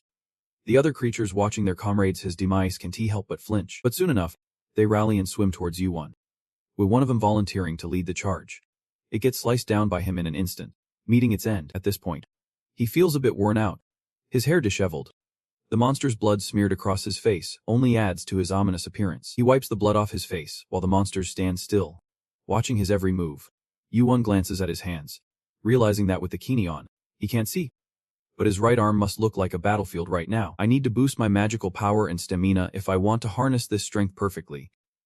For now, I must focus on leveling up to improve my key stats. He shifts his sword to his left hand and tells the monsters, "Step aside. Will you? I'm exhausted." With that, He channels energy into the black stone. This group over here is just standing around gawking at the situation. How stupid. Do they really think Yuan can get the ocean stone? The onlooker scoffs, saying he will succeed. The elder believes so. He thinks to himself, what fools. There is no way he can defeat a monster that rules the ocean and wields the power of the ocean stone. For now, let us just wait and see. But once the test is over, I will wipe those idiots out. Suddenly, the turtle reacts oddly. Thrashing around and screeching in apparent agony, the waves rise violently, creating a tumultuous storm that leaves the onlookers on the shore holding their breath. The system announces quickly, player U1 has passed the test. The onlooker is furious, his eyes blazing red. No way. That can't be. He then orders aggressively, find U1 and bring him to me. Meanwhile, he is not backing down. Don't let that happen. Stop them, he shouted loudly. Do not let them touch even a single hair on U1. Dia sneered. So you plan to drag the entire race into this? What is your plan if your actions trigger another catastrophic gigantomachy? Sucha exposed it. Have not you all been plotting this for a while? Stop pretending, you dogs of Olympus. Let us settle this once and for all. Deer's eyes glinted with malice. How foolish. History will repeat itself. Desus tightened his grip on his sword, ready for battle. From the water, a massive chariot quickly approached, and Deus challenged. Sucha, do you remember our third encounter? Back then, all you did was run away. Are you planning to run again this time? Hearing this, Sucha was infuriated. Dres. You bastard, Sucha yelled, as Poseidon's son. Are not you ashamed to act this way? He replied. Since when did you start respecting my father? He then continued to threaten. I told you. History will repeat itself. A tremor quickly resounded, rocks and dirt flying everywhere. The battle between the giants and Olympus was about to commence. Sucha pondered. Can't we stop them this time either? Is this another chapter of bloody history about to unfold? Remembering that tragic war, Sucha could not help but feel a chill run down his spine. Suddenly, a shockwave rippled through the area, startling everyone. What was that noise? From beneath the sea, a massive wave surged towards the shore. The crowd panicked. Is that a tsunami? That is not a wave, it is the monsters. As soon as the words left their mouths, countless sea monsters erupted from the water. But that is not all. Behind them, a pair of fierce eyes and a gigantic shadow slowly emerged. It resembled a dragon but had the body of a serpent. It seemed to be the king of those smaller creatures. And that sea monster was none other than the high-level beast Leviathan. The crowd was in a frenzy. Leviathan. That is a monster that only appears on the Hamima floor. Wait, we are on the Hama floor. Damn it. That is the boss of this level. Why is there a horde of monsters showing up right now? They are not creatures that typically travel in packs. Deers thought. The one who finds the ocean stone will become the king of the sea. So that is why my father always yearned to find the ocean stone. Is it true that the legend thought to be myth is real? The surface of the water trembled once more, waves crashing in but this time more gently. A familiar figure stepped forward. Sorry to interrupt your private matters, but I am really exhausted right now. The being was emitting a continuous, shimmering blue light. Just seeing Yuan sparked a fire of rage inside Dearest. Yuan. That bastard. He shouted. Get him out here. Get Hai Dung Thech out here. Now. You have been quiet this whole time. Yuan stared right at him. He seemed a bit sluggish. Probably tired from all that movement. Bananas. He lunged at you like a madman. He raised his dingba, and a swirling stream of water quickly gathered. In no time, he struck toward you. But you were just blocking the blows without any intention to attack. Yuan quickly realized that without water, he could not do anything. Like a fish out of water, DS yelled. Shut your mouth. How dare you speak such nonsense? Damn it. I am not wrong. Something is interfering with my powers. A tremendous force that could nullify water magic. It is that. Hai Dung Thich. Yuan noticed the phenomenon and quietly speculated. A punishment. Maybe. He quickly activated his fire eye, owning his sensory field. Right after, Yuan swiftly darted towards DS, catching him off guard. Both charged at each other, neither willing to back down, with rage simmering in the air. But the pressure seemed to lean slightly in favor of DS, who relentlessly attacked you. Yuan gritted his teeth, thinking he had to overpower him fast. His sword slashed fiercely while DS defended with his dingba. His father's words echoed in his mind. Dres. Find the Hai Dung Thach. If you succeed, I will recognize you as my son. No matter the cost. I need my father's acknowledgement. I will be recognized as the son of the great Poseidon, and become the rightful heir of the sea god. As he thought, he attacked quickly, while Yuan did his best to defend. The aura around them was so intense that no one dared to intervene in their battle. In just a moment, Desurs coughed up blood, looking seriously injured from your strike. He quickly stood up, refusing to be on the defensive for long. No wonder he is the son of a god. DTSR charged back at Yuan. A long gash appeared on his face, blood streaming down. Yuan thought. I figured his mentality would be his weak point. But he is tougher than he looks. Seems he has put a lot on the line this time. DTSR glared at him fiercely. After I am done with you, those giant beasts are next. You picked the wrong opponent. Yuan. I am the son of the great Poseidon. DRS. Yuan pondered. Things would go a lot smoother if I fully utilized Kini's power. Right.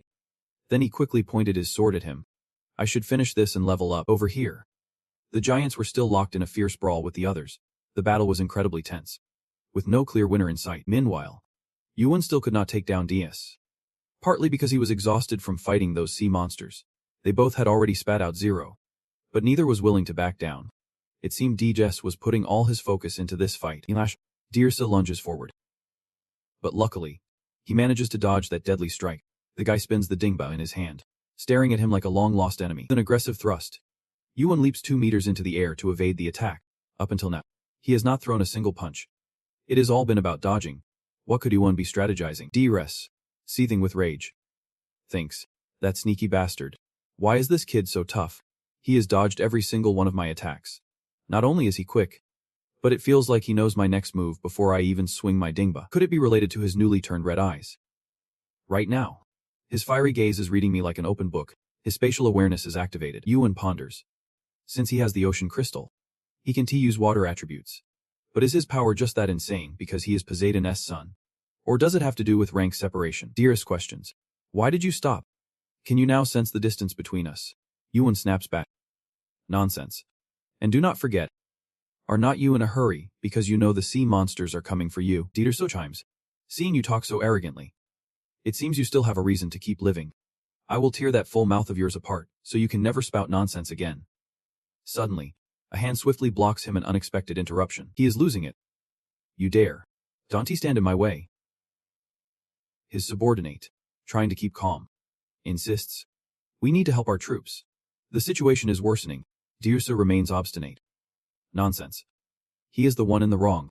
Before he can finish, one of his goons gets his head taken off. Sastanta stands ferociously among the pile of corpses he is taken down.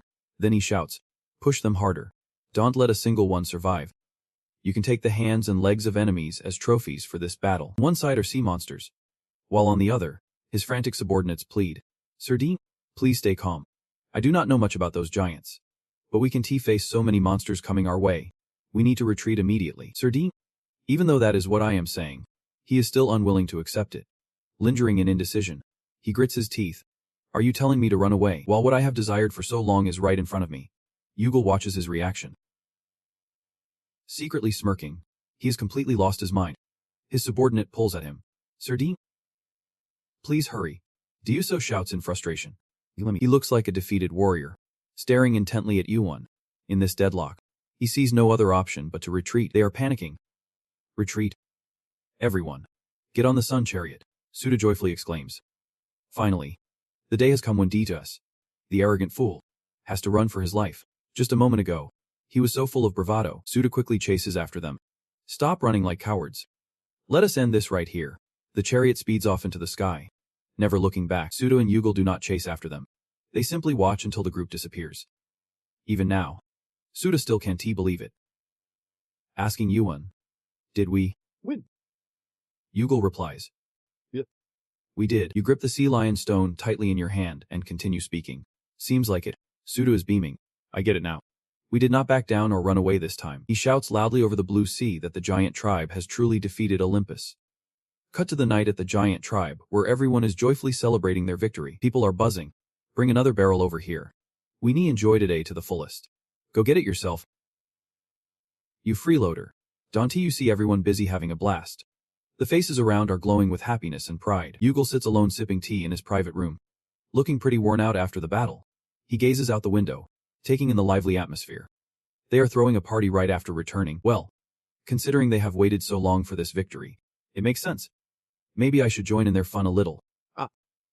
But wait, now's not the time to get excited. I lost the fight against Zerzer. If it were not for the sea lion stone, we would not have held on for this long. If the battle had gone on a bit longer, I would have been completely defeated by Han. and Zuta would not stand a chance either. In the worst-case scenario, all of you giants would be dead. He looks at his hands, realizing this is not enough to dig deep into Olympus, but still, things are progressing better than I expected. In just 5 years, I have come this far. Now that I have the sea lion stone, I am going to push even further and faster. He takes out the communication orb, pondering what to do next. Suddenly, a thought flashes in his mind. He notices Yuun seems to be in a better mood.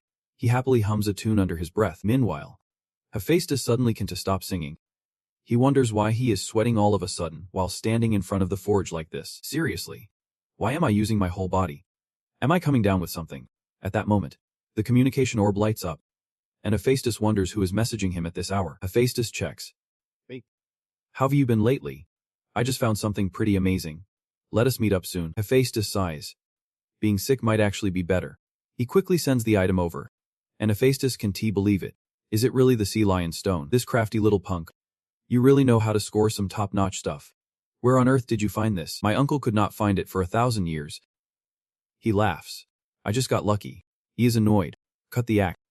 You talk as if you just picked up a penny off the street. Losing the sea lion stone. Your impulsive actions will come to light, at least for now. Olympus won't have the time to worry about you anymore. Hephaestus looks at you. You must be so happy. Right. Yuun is smiling brightly.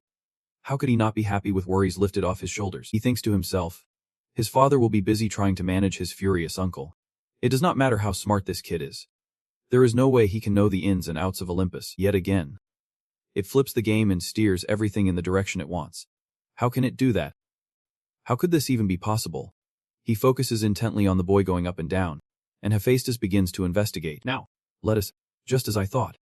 Even though the attributes are different, it resembles my father's lightning. Yuun wonders. Can you craft it? The issue is not about crafting. I need other materials to create a fitting item. He sighs. So it is going to be like last time. How many days will the crafting take? Hephaestus replies. About 10 days, but there is nowhere to get adamantium now. Yuun says. I will get it for you as soon as I can. His uncle looks back at him in surprise. What did you say? Adamantium. Yuun insists. Yeah. Hephaestus is taken aback. You really have that much money? Or are you some rich kid? Yuun chimes in. No way. Besides, I barely have any cash left after spending most of it on producing kidney. Uncle raises an eyebrow. So what is your plan then? Yuun shrugs. I will just have to figure something out. But it is definitely going to take some time. Hephaestus says.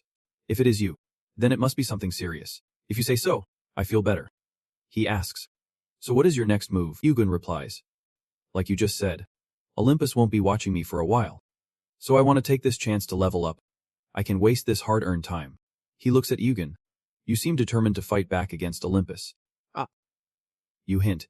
If that is the case, then that is great. Hephaestus questions. Wait. What do you mean by that? Are you planning to stir up some serious trouble? You do not answer. So I will be relying on you for the crafting. Do not worry about the fees. I will pay you later. Right after that, you quickly say goodbye. I gotta go now. Catch you later. You rush out of your uncle's forge and head into town. On the way, you think? Uncle seems pretty shocked. If he knew what I was planning, he would probably faint. Suddenly, the system alerts you. The egg is moving. Yuun wonder. Is the egg stirring because the hatching rate is higher? It must have been awake for at least half a day. Yuun speaks up. Just wait a little longer. We will meet your sibling soon. The egg tilts its head in confusion. You entice? It will be so much fun. The brave parts of the tower will come one by one, and you will grow by eating those. Right. The egg nods eagerly. Yuun encourages it. All right. Just hang in there a bit longer. Soon we will have a feast. Your food is waiting for us over there. The place Auden told me about. You think about being robbed of something you have always longed for, and you can already guess how Poseidon will react. Now all I have to do is wait and see if their relationship is like what Hagwin remembers, Auden once said. Oceanic crystal.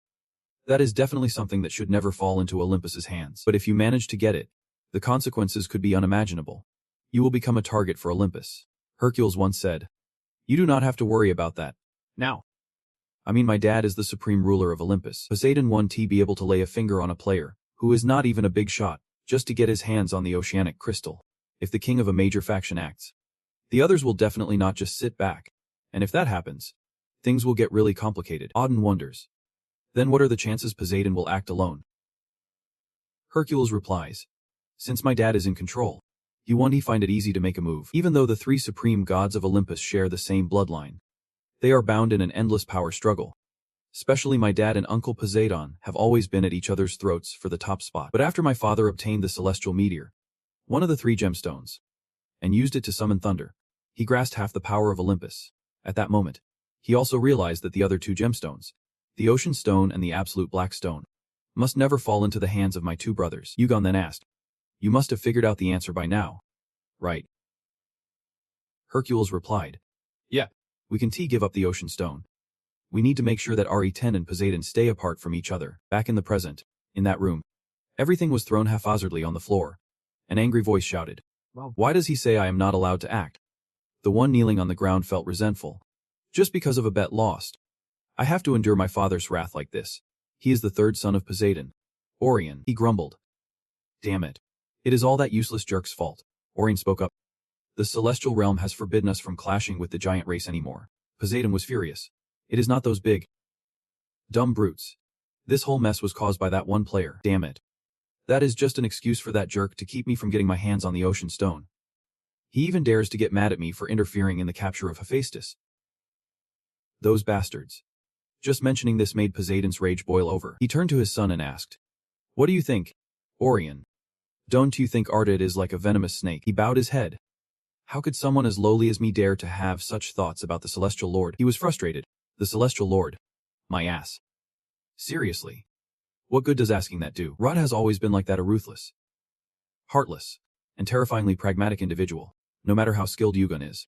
He is just another player. Nothing more. Ray decided to leave that troublesome prey behind and focus on his bigger opponent, me. He wants me to know how to behave with restraint. I let the ocean stone slip from my grasp, and now I can't even use the excuse to mobilize the heroes. Why is it only me who loses everything? Poseidon continued to wreck the place. Meanwhile, in the giant's castle, people were spreading rumors. Have you heard? The ocean stone has fallen into the hands of a player. Odin was intrigued. A nameless kid got the ocean stone. That is worth a shot. I bet those Olympians are flipping their stomachs inside out right now. A voice echoed. Yugon. That is who you are talking about. He is not even a hero. Yet he is this talented. I wonder if one day I will have the chance to duel with him. This guy is the god of war. Ozura. In the Flower Fruit Mountain, the great sage, Sun Wukong, has also heard of your reputation. Yugon. That is the guy who got the ocean stone. How interesting. I thought he was just some rookie kid. I can wait to see what happens next. At the first floor of the tower. We have arrived at the first floor. Thank you for using the sun chariot. Olympus S. Pride. You have used up 1,000 points. It has been a pleasure serving you. And we hope to see you again. Yugon was amazed. Both this and the one he wrote earlier were copies. How many copies are there in total? You should stop wondering. Thanks to it, I got here quickly. Right in front of you is the low wall of the first floor of the world. Yugon reaches out. I have heard no one has ever broken through this wall. Who would have thought it would just crumble on its own in the future? Now's not the time to get lost in thought. I was told it is somewhere around here. The fiery gaze is scanning the roads. You draw the sword from the system. The one Susanoo used to seal any great serpent. The sword holds a special power sealed within it. Right now, it is in a broken state. And you need to gather the remaining shards to unlock its full potential. Odin was right. The difficulty of this challenge is not something that can exist on the first level. This is the dungeon of the 57th rank. One of the three noble sons, Susanoo, before I reincarnated. The dungeon he created was only discovered a century later. I heard the other two from the three noble sons managed to retrieve the three divine artifacts. I am not surprised Susanoo thinks they will find where he hid his relics. After all, they are brothers. I do feel a bit guilty. But I have to get it in this timeline. Speaking of which, you aggressively stab the sword into the ground. The system announces. You have discovered the hidden dungeon of Susanoo's relics. And Wugwin exclaims. The hands of Kronos are pretty convenient. The system chimes in again. Checking player criteria. Criteria met. You may proceed. You pat yourself on the back. I just jumped a whole century by doing this. This mission is to conquer the tower and claim Susanoo's relic. You will be able to leave the dungeon after finding the key. Sounds pretty epic. Right. I bet both the relic and the key are up there. So even entering the tower can't be a walk in the park. Wugwin thinks to himself. It is. Actually. The more, the merrier. And just like before, you are going solo against those spirit orbs. But there is a big issue. The kill count for the heavenly spirit orbs barely goes up. Yuguan continues to aggressively stab at another spirit orb. You fiercely grip its neck and then throw it away, piling the spirit's remains into a heap. The entire area quickly turns crimson with the blood of the spirit orbs. You calculate. It only increases by 0.003%. I guess 0.5% after taking down the sea tortoise would be a lot. What a bummer. If only it hit 100% right away. But thanks to my field perception, my sensory stats have skyrocketed compared to before. Right after, you raise your hand to open the door to the first floor. Light from outside slowly seeps in. It is incredibly dark inside, and there is no one around. You slowly descend the staircase, and the system promptly announces, you are entering Suzanu's dungeon, and your mission this time is to reach the 100th floor. In note, you have passed Suzanu's test. You think? Compared to its height, it is not very wide. Is it? Could this be a Mekong dungeon? 100 floors. It is like a mini version of a tower. Though I have never encountered Suzanu before, I have definitely heard my fair share of his bad reputation. Suzanu. The level of difficulty must be on par with those beastly leopards. It can't get worse than this. I think that says it all. I want to fight him. I have heard he is really skilled with a sword, and I dare say he is the one who has taken out the most people in this tower. However, alongside all that notoriety, there is one thing everyone agrees on when they mention him. He is incredibly strong. Suddenly, you feel something strange. You look down at your body, puzzled as to why your bag just what is going on. Yuan quickly pulls out a long sword from the system. Seemingly not something you took. It just floats out on its own. There is something you do not quite understand, but is staring intently at Yuan, resembling a tiny warrior. It wonders, where am I in a mini tower? That is right. I must be dead. It looks at you and asks, hey, who are you? Are you the one who brought Tasuka no Tsurugi here? Yuan. Yep. That is, the being continues. Oh really? Just by the way you talk, you probably still do not know who I am. You think? Despite that tiny appearance, I can feel an overwhelming presence. This person is likely one of the three great deities. Susanoo. Not only is he a sword master, but also a spirit magician and a necromancer. He is known as a cold-blooded killer, ranking 57 in the tower while he was alive. Susanoo seems surprised. You know quite a bit about me, do not you? You continue, and you died facing Bakidaisha. Hearing this, he appears angry and retorts, what nonsense are you spouting? Yuan continues, anyway, I know you are a great man, but I have to ask, after living a life like that, do not you want to be respected by others? Susanoo replies, now that I am dead, it does not really matter anymore. Honestly, that much respect is enough, because I did not die just to be respected. But let me be clear about this. How dare you say my life was just that? To me, it was the best, you bluntly say. I can't believe you are proud of the number of people who died by your hand. Honestly, I am just glad you are dead. Susanoo is astonished. I am truly surprised that even knowing who I am, your mouth is still so reckless. You do not seem like a big shot around here. Which faction do you belong to? You reply nonchalantly. I am just a newbie who climbed up to level 21 not too long ago. Oh really? Level 21. You dare act tough just because you made it that far. This is not a place for low-tier losers like you. There are things here that level 21 monsters can't even compare to. You confidently say, I have already dealt with a few on my way here. Susanoo asks, did you kill them all? Impressive? Well, as long as you are holding on to that fragment, I will have to stick with you. That is how I have been programmed. Yugun does not mind. Just do what you want. He continues. Do you have any companions? Are you a pureblood? But you do not quite look like one. Yugun replies. I do not have any companions, and I am not a pureblood either. Susanoo keeps firing questions. Where do you live?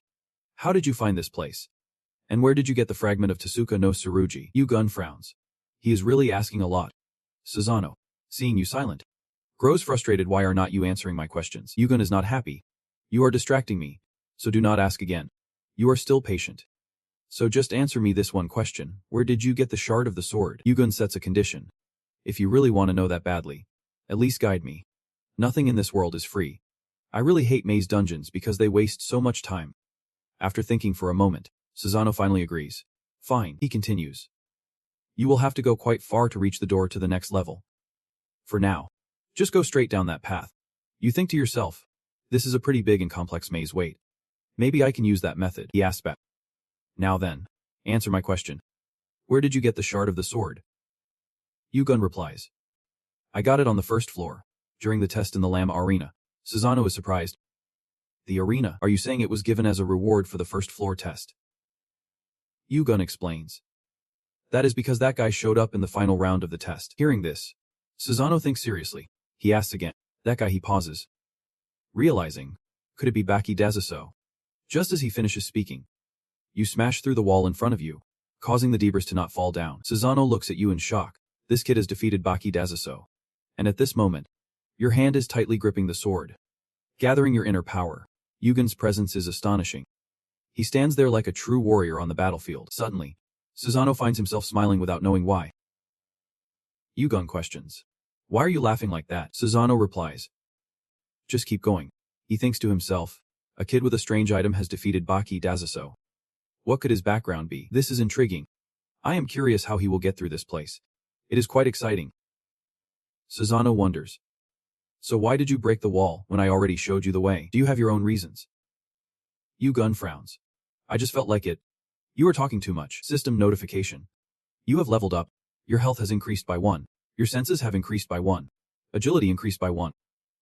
Yugen thinks. These monsters all have magic or undead attributes. Could it be that, thinking this, he speaks up. Are they the people who died at your hands? Susano says. Possibly. You are astonished. This seemingly small man before you is not just a master swordsman recognized by the war god Azura, but also one of the most powerful spirit and necromancer casters in the tower. For him, imprisoning the souls of those he has killed here is nothing difficult. Yugen imagines. Climbing this tower feels like walking on the corpses of others. It is truly horrifying. Susano, disgusted, asks, are you an ally of the righteous Atus? You respond, righteous my foot. I have met all kinds of people, but someone like you is a first for me. He says, you have only just reached the 21st floor, and you act like you have been through it all. In an instant, the system announces, you have reached the 10th floor, and as soon as you step inside, a figure stands waiting. You have entered room 1. Defeat the enemies.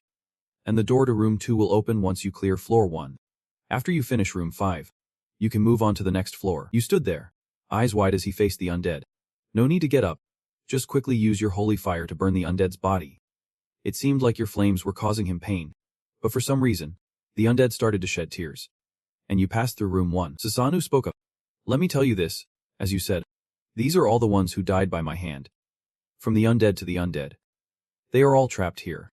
The weakest among them must be at least 5,000 years old. Unless you master the art of necromancy and spirit magic better than I do, there is no way to save them. However, at least they will be freed from this place if they are killed. But in room 6, the difficulty will spike dramatically. What will you do? Ally of justice. Are you really just going to abandon those deeper in the rooms and move on to the next floor after clearing room 5? You frowned, realizing they were right. He is truly a piece of work, and Susano was surprised. How dare you? Yugal continued. Even if you do not say anything, I am going to try it anyway. Hold on tight.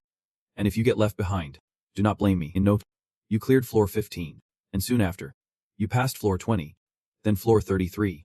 Countless undead fell by your hand, and their souls were freed. The undead cried out, begging Yugal, save me. Please just kill me.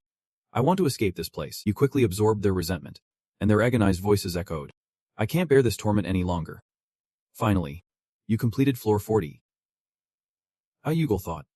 What does it mean to absorb resentment? You breezed through floor 50, and here Yugal found the first artifact of Susano. You quickly put on that garment, and the system chimed in. You have obtained the garment of the 4 elemental lords. Susano, covered by the garment, grumbled. Damn it. This is the garment of the 4 elemental lords, blessed by the elemental kings of fire, water, wind, and lightning. It has strong resistance against the aforementioned elements, and can use mana to further enhance its durability. Meanwhile, he was still screaming, get this off me right now. Ugul remarked. Not bad. Physical resistance has dropped a bit, but I can make up for that by using field perception to dodge attacks. Susano looked at you in awe. You found such a nice item already. Incredible. Alright, let us keep going. Time flew by quickly. It had been 42 days since entering Susano's mini tower. Yugal felt exhausted. He did not know when it started. But every time he killed something here, he heard their voices echoing in his ears, along with a strange message saying he had absorbed their resentment. What the heck does that even mean? Hearing the voices of the dead is something only high-level necromancers can do. Could this be related to the forbidden texts? Either way, that feeling was terrifying, as if it was gnawing at his mind. Susano quickly realized. You seem tired. Your pace is slowing down. This dungeon is no joke, but considering that a new player has made it to level 21, that is pretty impressive. And this glove? Seems like it has some special abilities. Why are not you using it?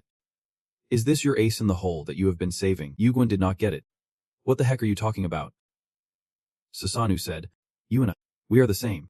That is why you are not using it. Not that you can use it, but you do not know how to use it. Right? Yugwin asked back. What do you mean?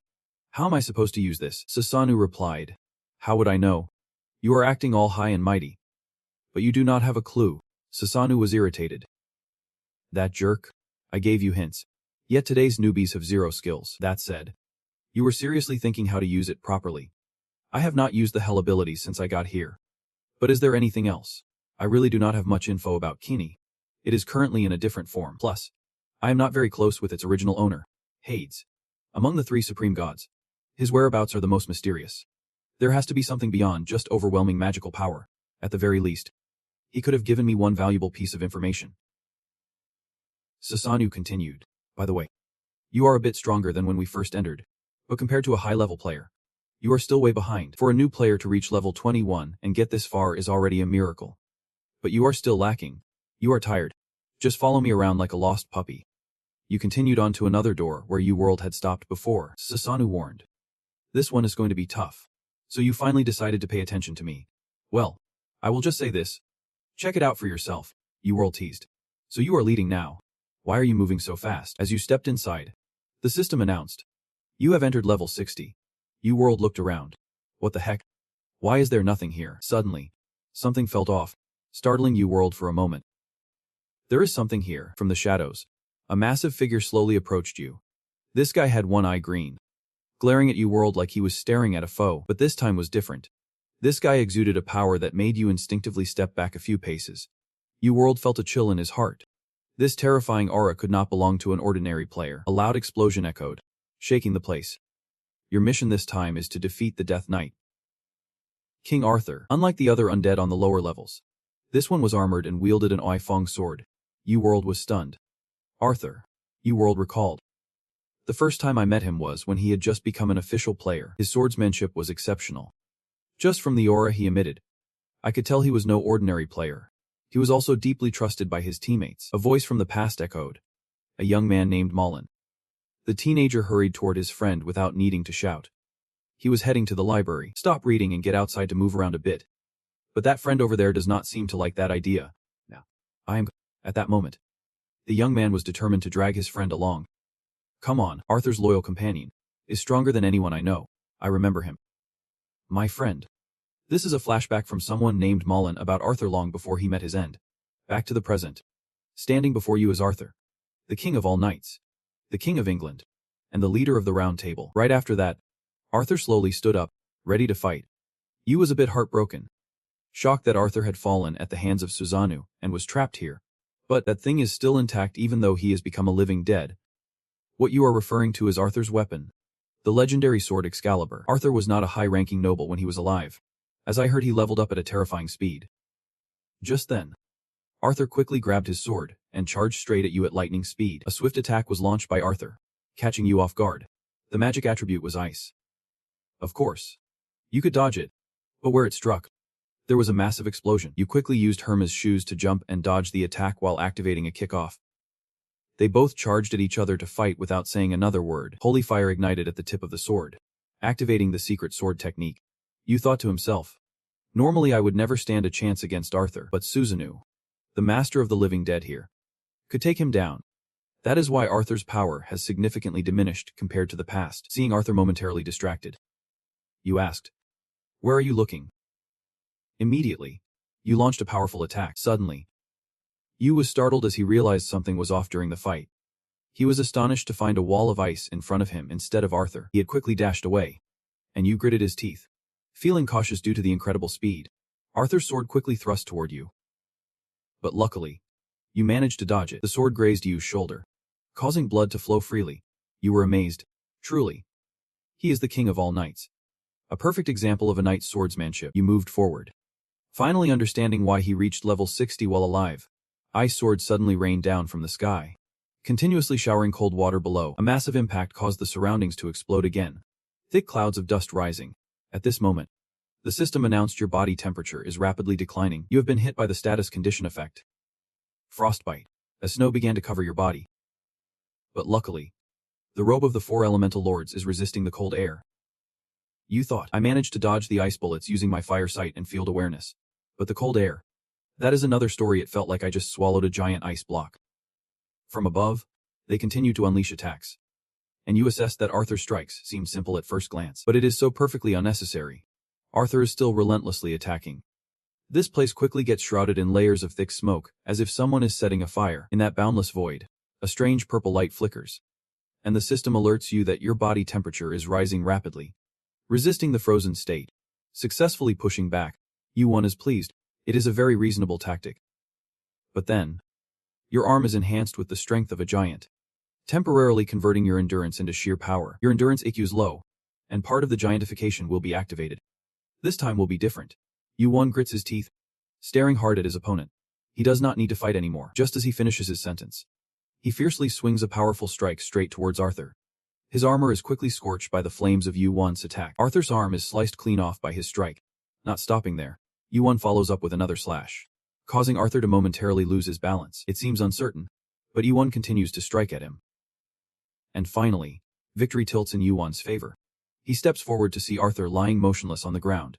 He can stop fighting now. Right after that, You1 quickly absorbs Arthur's resentment. He looks up into the distance, wishing he could see Merlin again. Suddenly, a voice echoes, "Merlin, yeah." You1 is surprised. "Arthur." The voice more urgent now. "Did you just say Merlin? If you fulfill my request, I will accept all vows with you, even if it means becoming your servant for life. In return, please help me meet Merlin.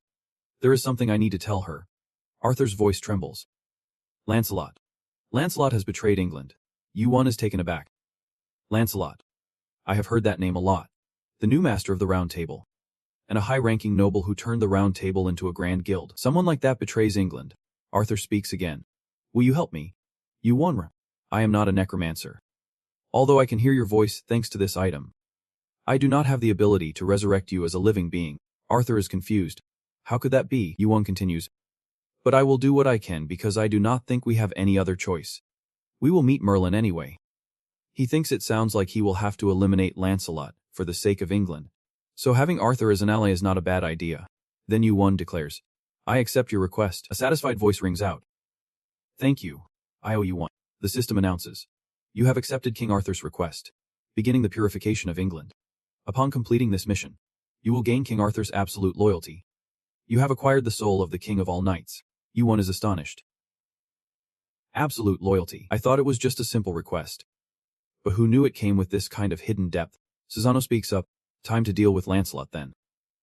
But still, he was one of the useful ones among the undead. You1 wondered. "You are back. Where did you sneak off to?" You1 frowns and asks. "Wait. Was it just a coincidence that you killed Arthur?" Susano remains vague. "Who knows? What do you think?" "I will answer your question if you can reach the highest floor." With a fierce shout, he hurled his sword forward, and Susano gasped in surprise. "What the heck are you doing? Is there anyone on this planet who puts items in their bag like that?" You-World chimed in. "My bad. I was lost in thought thinking about how someone could design such a terrible test. But hey, turning into a sword is not too shabby. Come on, let us keep climbing. I want to finish this test so I can finally relax." At the 50th floor of the rank management tower, 2 guards stood nervously. Where did that guy come from? And where is he now? That is the question. The man slammed his fist down on the table, shouting loudly, "Stop stuttering and answer me." Suddenly, another voice broke the tension. "Are you planning to keep causing chaos here? Should I call you my clone instead? I am getting annoyed." "This is not your business," he continued. "I am the management director here. At least you should show me some respect. Are you really going to wreck this rank management office, just with a clone? And I can't answer your question because that is personal information. I am the administrative director of the 50th floor of the rank management." With that, he stormed off in anger, slamming the door shut with a loud bang. One of them sighed in relief. "The pressure he exudes is terrifying." "And that was just a clone," the director replied. "If it were the real deal, the administrator would have had to show up personally. Anyway, unless it is someone relevant, we can disclose any information besides their rank." "Understood," everyone quickly complied. "Understood. Putting aside the fact that we are not allowed to leak information, even we, who know everything about the tower, have very little info on him. Why is there no information about his background? I do not think this is a system glitch. No wonder the administrators are interested in him. He has been on the 21st floor for almost 3 months now. But someone like him would not just be satisfied and stop climbing, he thought. You World. What are you scheming? Meanwhile, You World was busy slaughtering zombies, and soon after, he completed the test on the 99th floor. He looked at the evaluation board, struggling to increase his stats. Feeling exhausted. Now there is just the 100th floor left. With the difficulty spiking since the 90th floor, the final one is bound to be insane. Susanoo asked. What is wrong? Why are you hesitating? Aren't you curious what is behind that door over there? I am quite looking forward to it. You World grumbled. He is rambling again. I need to hurry. Susanoo continues. Honestly, I did not expect a newbie who just climbed to level 21 could make it this far, even having witnessed your skills. I still can't believe it. Fire Eye. Golden Spirit. Even the Holy Fire, I wonder. Are you really just a nobody? You World responds. I am no nobody anymore. Susanoo asks. What do you mean? And quickly, you open the door to this room. You have entered the final level. If you succeed, you will obtain Susanoo's artifact. You World realizes that Susanoo's soul has vanished, and a voice echoes. There it is. That is the one who killed me. You World gasps. Wait, was not it you who killed Arthur? A familiar voice chimes in. That punk from floor 21. You World jolts. No way. The figure longing in the shadows says. Why do not we continue our little chat? Shall we? You World is stunned to see it is Susanoo. He continues. I have a bad habit of being curious. When you say you are not a certain someone now, could it be that you were that someone in the past? You World replies. Who knows? You think? I can't believe he turned himself into the boss of the dungeon he created. Susanoo presses on. Let us skip the act. It would be better if you answered my question. At the same time, the fiery-eyed beast is analyzing its target. You World speaks up. How about we make a wager? Because I have a question I want to ask you too. The loser will answer one question from the winner. No matter what that question is. What do you say? If you are not confident, then just forget it. Susanoo laughs heartily. What? Not confident. Get real. Fine. I accept. With that, he swiftly draws his sword. System notification. Wager with Susanoo has been set. If you win, you will get an answer to a question from Susanoo. The question must be the truth. I can sense the presence of a terrifying number of angry spirits.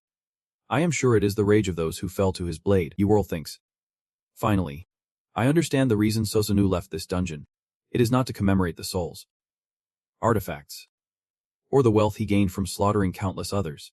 He is not the type to be haunted by material things. He bound himself to the system even after death, so he could keep fighting. And this time, your mission is to defeat Susanoo, the Death Knight. Susanoo speaks. Are you done with him yet? You World stands vigilant with his sword in hand. He says, do not say that. It sounds ominous. Immediately, Susanoo grins wickedly, then unleashes a menacing energy towards him. You World thinks to himself. His killing intent feels like a chasm compared to before. It is the killing intent of someone who has slain thousands of elite players, tens of thousands of challengers, and millions of lives. Susanoo stands up, looking at him. I am thrilled to meet someone like you in this tower. Don't let me down. Give it your all. With that, he raises his sword and strikes fiercely towards him. You World grips his sword tightly, gritting his teeth as he tries to block his attack. Susanoo looks at him in disbelief. You actually blocked it. Both quickly charge at each other, their killing intent saturating the air. You World's sword shines brightly. This is the first time he has fought such a ferocious opponent. Susanoo continues to growl. The reading of his energy field has been activated. You World is taken aback. He is still this strong even as just a corpse. He thinks to himself, if I make even a single mistake, I am done. It seems even against a formidable opponent like this, I am still struggling to land my attacks. You World quickly uses his arm. Enhanced with the strength of a giant, both continue to clash fiercely, unable to determine a victor. But clearly, Susanoo's power is a notch above yours. The rage radiating from him makes the U troops tremble in fear. Susanoo, he has got you now. You quickly unleash your holy fire to strike at the grim knight. Susanoo, your flames blaze fiercely, engulfing him in no time. The U troops think to themselves. The gap in strength and skill between you and him is just too vast. You are panting heavily. Power. Speed. Magic nothing. Not even your holy fire seems to faze him anymore. Susanoo gazes at your holy fire with indifference. This flame again. How ridiculous. He scoffs. But there is a hint of amusement in his eyes. At that moment, he is standing in the woods, chatting with someone. Susanoo is taken aback. The one asking for Arthur's head is not some high-ranking noble, but just a snot-nosed kid. Why on earth would they make such a request? Who do they think they are to ask something like that from me? The one who asked to disguise their identity said. Who I am is not important. What matters is what you want. Right. Susanoo was thoroughly surprised. What I want. That guy seemed to be well informed about Susanoo. He said, War. If war breaks out, you won't have to worry about punishment or intervention from the administrator. All you need to do is enjoy a bloody game filled with pleasure. What do you think? Isn't this an enticing offer? Back to the present. Yep. Someone has indeed ignited the warrior spirit within me. Just like this kid, you grip your black sword tightly. A golden light enveloping you. Seeing the U-troops dazed, he calls out, Where are you looking? You still have time to look away. You are still trying to dodge. How ridiculous. If that sword lands a hit, your wounds won't just be bleeding. Susanoo taunts. You keep dodging like that, it won't be fun. What can I expect from a kid who has just reached level 22? If you are just going to keep playing it safe, let me finish this, at this point. The sword in your hand has chipped a bit. Susanoo is not shy about delivering more blows. You quickly drop to the ground to dodge a vicious slash aimed at your neck. But he follows up with a powerful strike aimed at you. What surprises him even more is that this time, the clash is fiercer. Susanoo is pleased. Very pleased. Finally, you are using it. Don't die too soon. We still have much to discuss. You always claims that the reason he can hear the voices of the wandering spirits here, even though he is not a necromancer, is because Kini absorbs those souls. And what Susanoo said when he saw Kini after all. That glove, he once mentioned, has a very special ability. Why are not you using it? This is your trump card. You and I.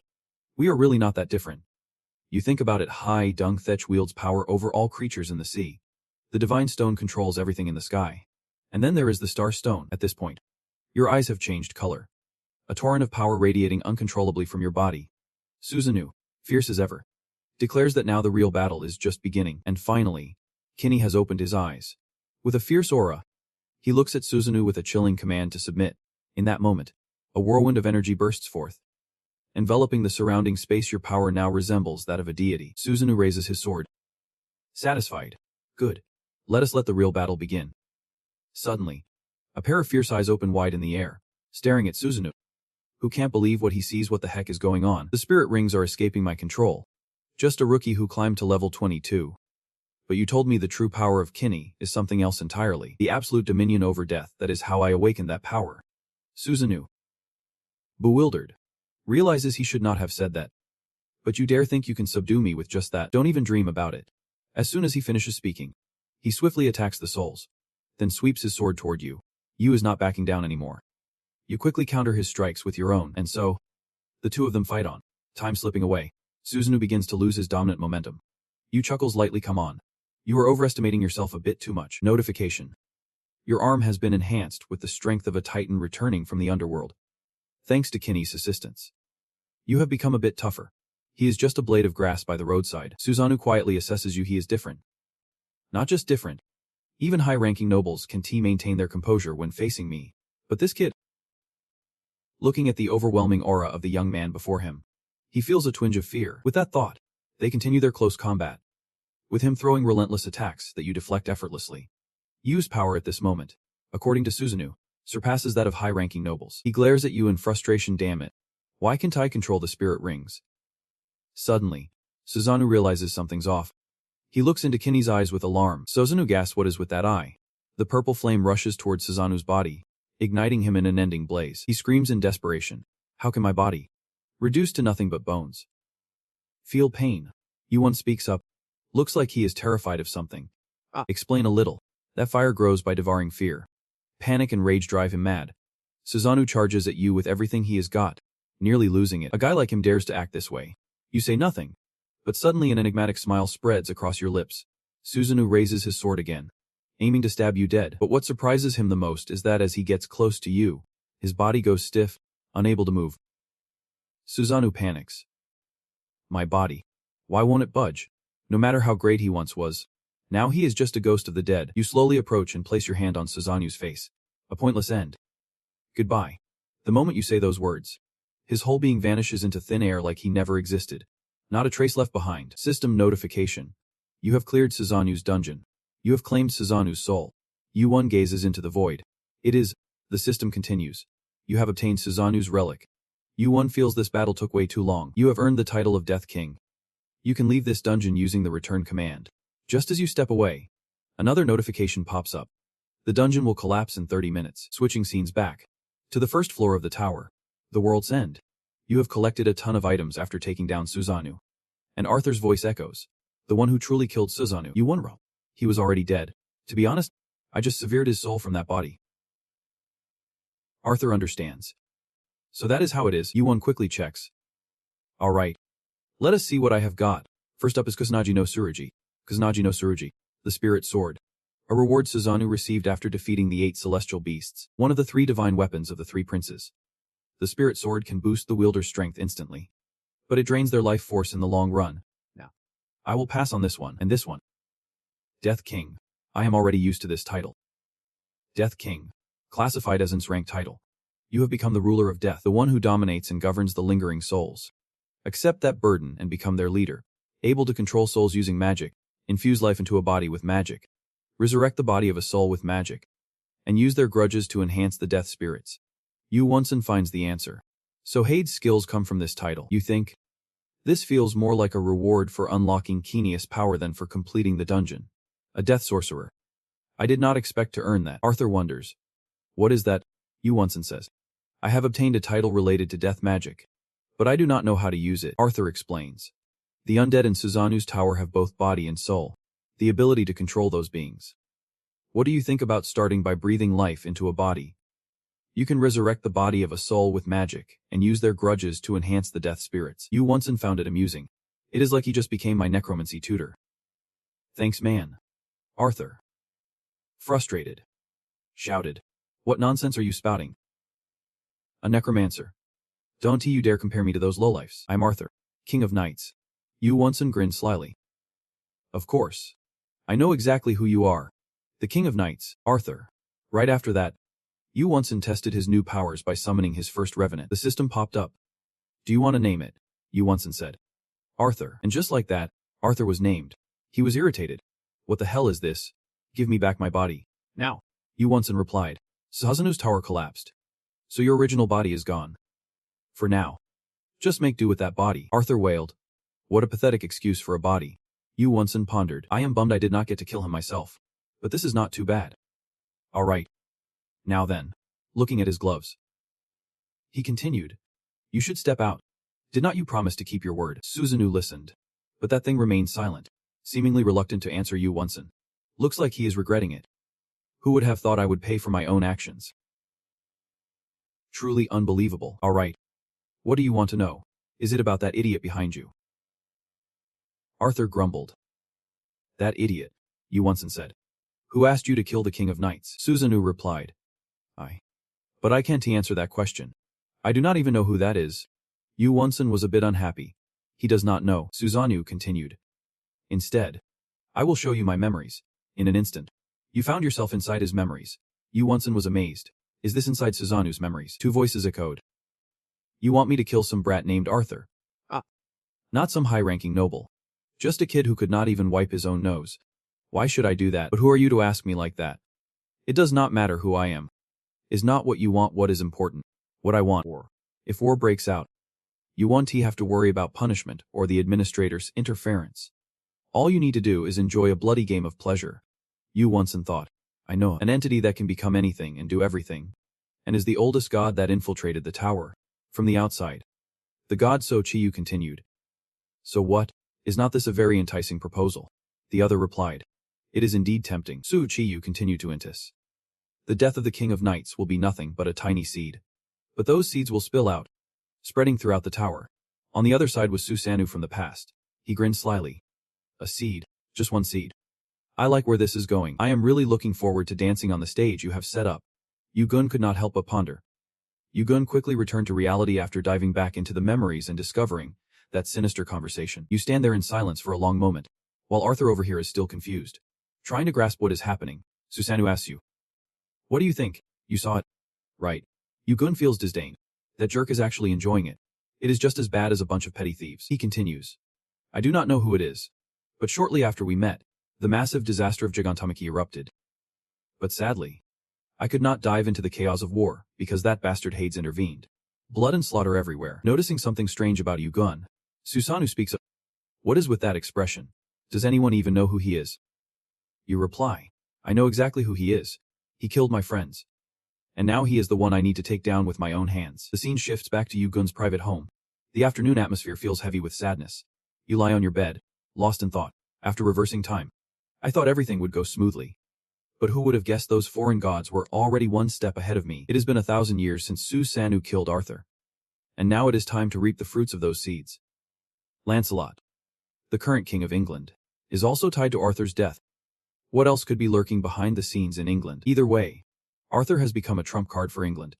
So I have to keep climbing. For everyone's sake, I will change the situation with my own hands. Yugun slowly closes his eyes, the painful images of the past flashing vividly before him. The version of himself back then feels frozen, staring blankly at the chaos around him. Yugun thinks, damn it. Even Azura, all of everyone will die here today. When that brutal battle broke out, so many soldiers surrounded him. Capturing him, Yugun steps over countless corpses. The stench of blood thick in the air. He and his teammates fought valiantly against those foreign gods. Hercules sneers. Can't he believe it? You leading the charge? Yugun replies coolly. I know. I should have done this from the start. You grit your teeth. If only you had known this back then. How many more lives you could have saved? You resolve. No matter what world you live in or which timeline you appear in, I will find you and kill you. For everyone, in your dream, you raise your sword, charging forward like a fierce warrior. This dream jolts Yugun awake. Feeling frustrated. Damn dream. Quickly, you change clothes and stand up. That is right. It is still too early to say those foreign gods have outpaced me. This is just the beginning. Before heading to the 21st floor, I should stop by to see Uncle. Right, the soul duel is intense. He is probably finished with what I asked. And I might even get an earful from him for not visiting in a while. At the fort, Hephaestus sees you and immediately hurls his hammer at you. Yugun did not expect him to be so aggressive. Yet you do not even flinch. Pain crashes down on you, causing you to stumble. It is not just the shouting. Hephaestus is really letting loose. What the hell took you so long to show up? You little brat. Just get lost, you rotten kid. Yugun remains unfazed. Uncle, have you calmed down a bit? Hephaestus, irritated, replies. Why did not you dodge? Yugun was in pain but still explained calmly. Because he felt that Uncle would calm down after his punishment, and it also served as an apology. He was at a loss for words with this kid's way of thinking, but Hephaestus was still furious. Recently, he had not even seen the kid during the floor tests. What had he been doing for the past few months? Yugun wondered. It looked like he really was worried about me. He even knew I had not participated in any tests lately. He recounted, I went to subdue a hidden dungeon. The difficulty there was pretty high, so it took a bit longer. Uncle thought to himself, what kind of trouble is this brat getting lost in now? Right after that, he spoke up to ask, Uncle, about that thing I asked for. Hephaestus cut him off. Enough. Just check it already. Every time he thought of that guy's face, he just wanted to smash it. But luckily he managed to hold back. Inside the box was pure ocean crystal, a gem formed from water, containing water attribute magic. It was made from materials that dominate the ocean, capable of transferring magic into water attributes and summoning the ocean. Yugun wondered. Aside from the attribute, it was not much different from dark crystals. But what did it mean to dominate the ocean? Hephaestus continued.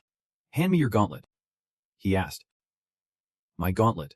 Well, so I can attach the ocean crystal to it, making it easier to carry. Hephaestus replied. Yugun flattered him. Only you care about me. Uncle. He repeatedly denied it. I am just finishing up. Wait another half a month. While working, Hephaestus said, if only the gauntlet could harness both types of power. That would be great. To which Yugun replied, I get it now. He pondered whether he should give Uncle a hint. Then Yugun asked, can you upgrade the gauntlet itself? Hephaestus asked back. Upgrade it? How? Yugun explained, like adding other materials or magic elements. For example, when he brought this up, Hephaestus could not help but be startled by the bold idea. Yugun noticed his reaction and wondered if he had realized what he was about to do. Was that suggestion too far-fetched? Hephaestus could not help but mutter under his breath, this kid is a genius. Yugun, confused, asked. Really? Uncle shot him a glare. It is nothing. He continued, that is a good idea. Sometimes this brat can actually be quite useful. Yugun teased. So you just called me a genius. Right. Hephaestus fiercely pointed his spear at him, shouting, when did I say that, you little brat? Trying to suppress his anger, Hephaestus seriously reviewed what Yugun had said. surprised at the thought of upgrading the gauntlet itself, like adding other materials or magic elements. For example, he thought hard, realizing it was entirely possible with a certain spell, but that would only be temporary. It could not permanently change the equipment's function. As his instincts as a craftsman suggested, it was not completely impossible. He frowned, unable to believe that kid could even think of that. Before he could finish his thoughts, a loud knocking at the door interrupted him, making Hepatus irritated. He stepped to the door and shouted, "Who the hell is banging on my door this early in the morning?" Just then, Hepatus sensed something strange. It was not those Olympus jerks. But from behind the dust, a figure slowly stepped inside. What the hell was this? Is this old man's house? Hepatus is furious. What a mess. Just looking at that pathetic figure of the stranger, I can tell you are just a clone. What are you doing here? Is your real self too busy arguing with those idiots in the heavens? The great sage chuckles lightly. Come on. Chill out. It has been ages since we last met. Why not relax that face of yours a bit? The great sage exhales. It is so hot in here. You are still hanging in there. Hepatus asks. Where's the weapon I made for you? What is that stick on your back all about? He shrugs nonchalantly. I found something better, so I tossed it away. That used to belong to the Dragon King. I heard it was not even a weapon to begin with. Hepatus growls. You threw it away. The great sage continues. Yeah. But I did not come here to talk about that. Do you know a guy named Kim Yugwon? Seeing Hepatus's expression, the great sage quickly catches on. So you know him, he thinks. With the fiery eyes of the golden phoenix, he can see right through minds and reveal the truth. Although it might be weaker since this is not my real body, it is still a clone of the great sage. Sun Wukong. He will catch me in no time. But if it is about that kid, that is a different story. The great sage asks, what is so funny? He decides to play coy. I do not know who he is at all. The great sage raises an eyebrow. What? You are lying. Hepatus presses on. I already told you I do not know. Why do you keep pushing me to repeat myself? The great sage's expression darkens as he changes his tone. Listen up. I do not want to do this. But if you do not spill the beans, you might just find yourself in a world of hurt. He starts radiating anger. Even if you threaten me 1,000 times, how can I reveal something I do not even know? Let me say it one more time. I do not know him. You little punk. Meanwhile, the players are buzzing with excitement. Is that really him? Look at that red shirt. That item costs 6. Who else could it be but him? But I heard he was dead. Is he really planning to climb the tower again? One of them snaps. Are you seriously gossiping about someone while he is standing right in front of you? You all must be asking for trouble. One of them gulps nervously. He is Kim Yui-won. Looks all charming but has a venomous tongue. That is the player's name. Just then, the system announces. The challenge for level 21 has begun. A crystal block has been generated. Protect it from the invading monsters. There is an unknown number of doppelgangers in our team, and they are ready to destroy the crystal. If the number of players hits 0 or the crystal is destroyed, the challenge will fail. Find the doppelgangers and eliminate them. The challenge will end once you clear out all the doppelgangers. The players are shocked. Doppelgangers. Are they saying there are doppelgangers among us? They start murmuring. No way. It can be him. Right, Yugwon sneers at them. A bunch of fools. Are you scared of a trivial challenge like this? He draws his sword and steps forward. Are you really that terrified of the doppelgangers? He stands face to face with someone in the crowd, and they lock eyes in silence. He wondered what was going on. And at that moment, Yugwon flashed a strange smile. He said nothing. Silently gripped his sword and swung it fiercely towards the monster. But something strange happened. As soon as the head rolled off, it turned pale, like a wax figure, making all the players stop in their tracks. What the hell? Is that a doppelganger? Yugwon spoke up. I will guard the crystal so those doppelgangers can get near it. You all handle those monsters and keep them away from here. Do not get in my way. The group nervously huddled together. Whoa. Look at that energy. Kim Yugwon is the real deal. There is no way that is a doppelganger. He wore a dark smile as he looked at the players. Alright then. Let us get this started. Immediately, a horde of aggressive monsters charged at Yugwon and the players. Panic erupted among everyone. They are coming. Damn it. This wave of monsters is twice as many as the last one. Everyone get ready. Take your positions. One of them struggled to push forward. Does anyone have a skill to slow them down? Hurry. I will support you all. Others were in a frenzy. Over there. They are coming this way, this guy said to the rest. Calm down. All we need to do is focus on the monsters. Yugwon will handle the doppelgangers. The guy with Rena seemed excited. Rena. I have a good feeling about this challenge. Everyone's energy feels like it is soaring to the heavens. He was taken aback. Do not let your guard down. Rena thought to himself. Just his presence alone has such a significant impact. Yu-gun truly lives up to the hype. Lost in thought, he bumped into another player. Rena quickly apologized. Sorry. I was too focused on the battle to notice. The other player replied. It is. I do not mind hearing a somewhat familiar voice. He turned to look closely and realized it was Kim Yu-gun. But Rena quickly looked back. They look so alike. I can't believe there are two people in the world who look like two peas in a pod. He said.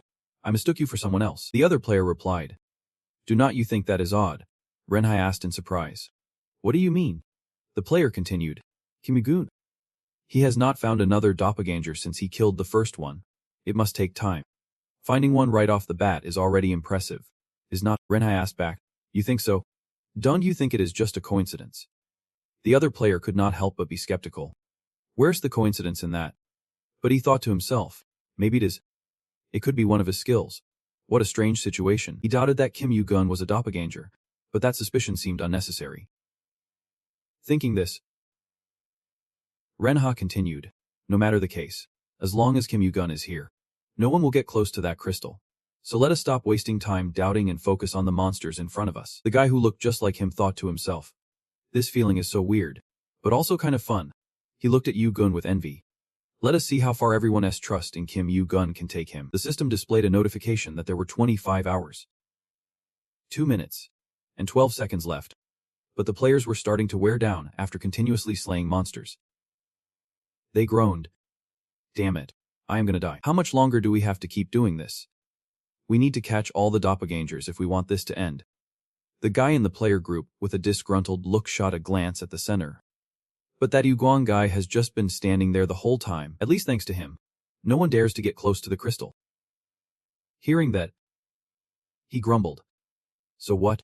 At this rate, we will be killed by the monsters first. Yu-gun the fake could not help but sigh. He walked over to the group that was gathering and said, those little rats are hiding well. After seeing me take down the first one without hesitation, they probably plan to wait for us to exhaust ourselves while hiding in the crowd. Hearing Yu-gun the fake say this, they looked confused. What do you mean? Are you saying you can't find the doppelgangers? Yu-gun the fake brushed past him. I will get through this challenge no matter what. He raised his sword and proposed. Okay everyone. Each of you point out one person you think is suspicious. Then Yu-gun the fake continued. If we kill the person everyone suspects the most each time, this challenge will wrap up in no time. They all trembled at his words. Have you lost your mind? What kind of suggestion is that? Others chimed in. How can we kill someone just because they seem off? We do not have any solid proof. Suddenly, someone in the crowd raised their hand.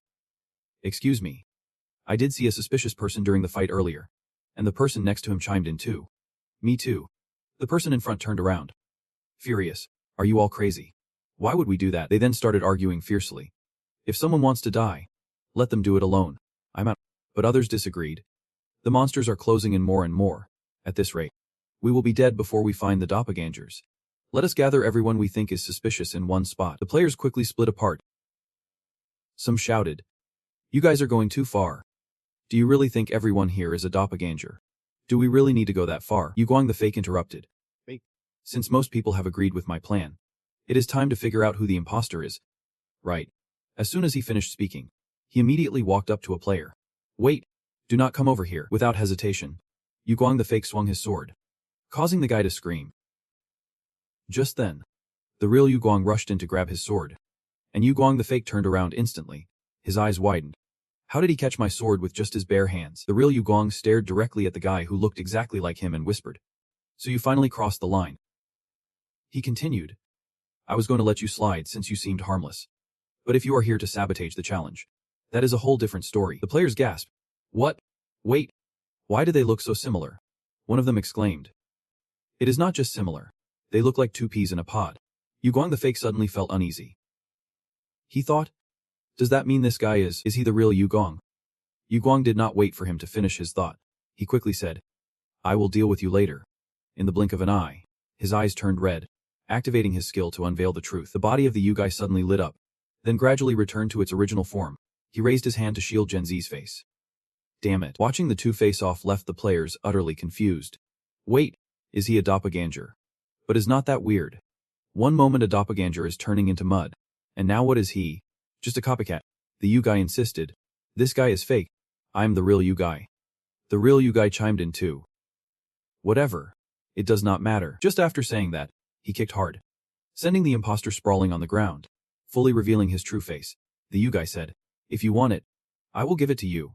He sent the imposter flying under the gaze of hundreds of onlookers. The fake Yugai was dealt with, and you turned back to say, "Now, while we are at it, let us clean up any leftovers." The one being looked at quickly changed his tune. Stammering, he said, "Meat is not. I do not even know what he is." While others chimed in, "Me too. I am just an ordinary low-level player. I can prove it. My name is Miles. I live at Me too." The Yugai ignored them and walked straight to where Renha was standing. Renha appeared cautious. "So you are the real Yugai?" "Whom?" He swiftly drew his sword to Renha's neck. "But it does not matter," he said. "Are you doubting me as a doppelganger?" Renha calmly explained. "My teammates can vouch for me. Since the challenge began, we have never separated." The person named stepped up to support him. "That is right. I can confirm this is our captain." Hearing that, the Yugai smirked. "You can claim someone is not a doppelganger just because you follow them. Can you?" Then he unexpectedly squeezed his neck. Renha struggled to speak. "What do you mean by that?" His teammates started to panic. "Captain," they began shouting at the Yugai. "Let go. What do you think you are doing?" Struggling to breathe, Renha's face began to change. He gritted his teeth and used all his strength to shove Yugai's hand away from his throat. But it was too late. Renha had reverted back to a doppelganger. The teammate who defended Renha was horrified. "Captain, why would you?" Before he could finish, Yugai's sword pierced through his head. He only managed to say, "What the hell? Damn it." Before quickly reverting back to a doppelganger, the players watched in shock as the guy who just moments ago was shouting for his teammate and transformed into a doppelganger. "Is that another doppelganger?" Yugai appeared surprised. A doppelganger pretending to be a player. And they are really getting into character. You are really expanding my horizons here," he challenged loudly. "Let us cut the crap and settle this once and for all." Fakes. A growl erupted from nowhere, and a few doppelgangers quickly appeared among the players. Seeing this, Yugai smirked provocatively. "Come at me." Then he activated the energy of the celestial demon. "You have completed the challenge on level 21. You can now move to the next level. Your level is..." The loud system notification made Mamos open his eyes. He groggily saw a figure in front of him. "Challenge. What is going on?" Seeing this, Yuguan sat next to him and said, "If you are awake, get up." Mamos jolted back in shock. "Yuguan. You are being so friendly. What is your name?" "Mamos." "A bit date." Asked back. "What?" Then Yuguan raised his fist. "Are you still half asleep? Are you really Mamos?" He looked at Mamos with a skeptical tone. Looking at him still intact after the challenge ended, it seemed like he was not a doppelganger. "But I can't be sure yet. What even are you?" Mamos lowered his head and honestly told Yuguan, "I am a doppelganger. But I am also a player." Yuguan questioned. "So you are a pureblood demon. Which lineage do you belong to? You seem pretty extraordinary." He hesitated to reveal. "My father is..." "Well, he is Belial." Yuguan quickly asked. "Wait, who?" Mamos replied. "The Demon King Belial. The king of all doppelgangers." Yuguan thought. The Lord of Deceit and one of the 7 demon kings of the Great Demon Lord Guild. So he is the son of the high-ranking schemer Belial. A notification popped up, confirming the truth. At that moment, he recalled the palace and Hygan's identity, realizing it was no lie. Considering the power and scale, the Demon Lord Guild could rival Olympus. And it turns out his status is quite similar to Hygan's. So Yuguan continued to ask Mamos, "What is someone like you doing here?" He shrugged. "Well, it is a long story." Then he added, "Plus, this is not the right place for a heart-to-heart. You know." This left Yuguan a bit puzzled. After a brief silence, Mamos stammered. "But I was surprised." But Yuguan remained silent, waiting for him to finish. Then Mamos started to change his attitude, his eyes sparkling as he said, "I am your biggest fan." Yuguan. Yuguan froze for a few seconds. "What?" He could not hide his admiration. Excitedly continuing, "Ever since I saw you crush the rankings from the first floor, I was totally hooked. I officially became a die-hard fan after witnessing your performance at the martial arts tournament. And you do not need to hold back just because I am your fan. What happened earlier was totally my fault. And I am really sorry. I promise it won't happen again." Yuguan did not believe him and quickly used his fire sight to double-check. "And oh, seriously? I never expected this. He mimicked me because I am his idol." Yuguan thought to himself. But hey, getting chummy with Belial's son can only be an advantage. He slowly stood up and told Mamos, "I will let you off this time." Hearing this, Mamos happily replied, "Really? Thank you so much." He had not even finished his sentence when Yugon made a proposition. And Mamo stared blankly at the sudden question that appeared before him. Then he smiled and said, "Since I spared your life, you have to help me with this. Give me your number." A month later, Yugon received a message from Mamos.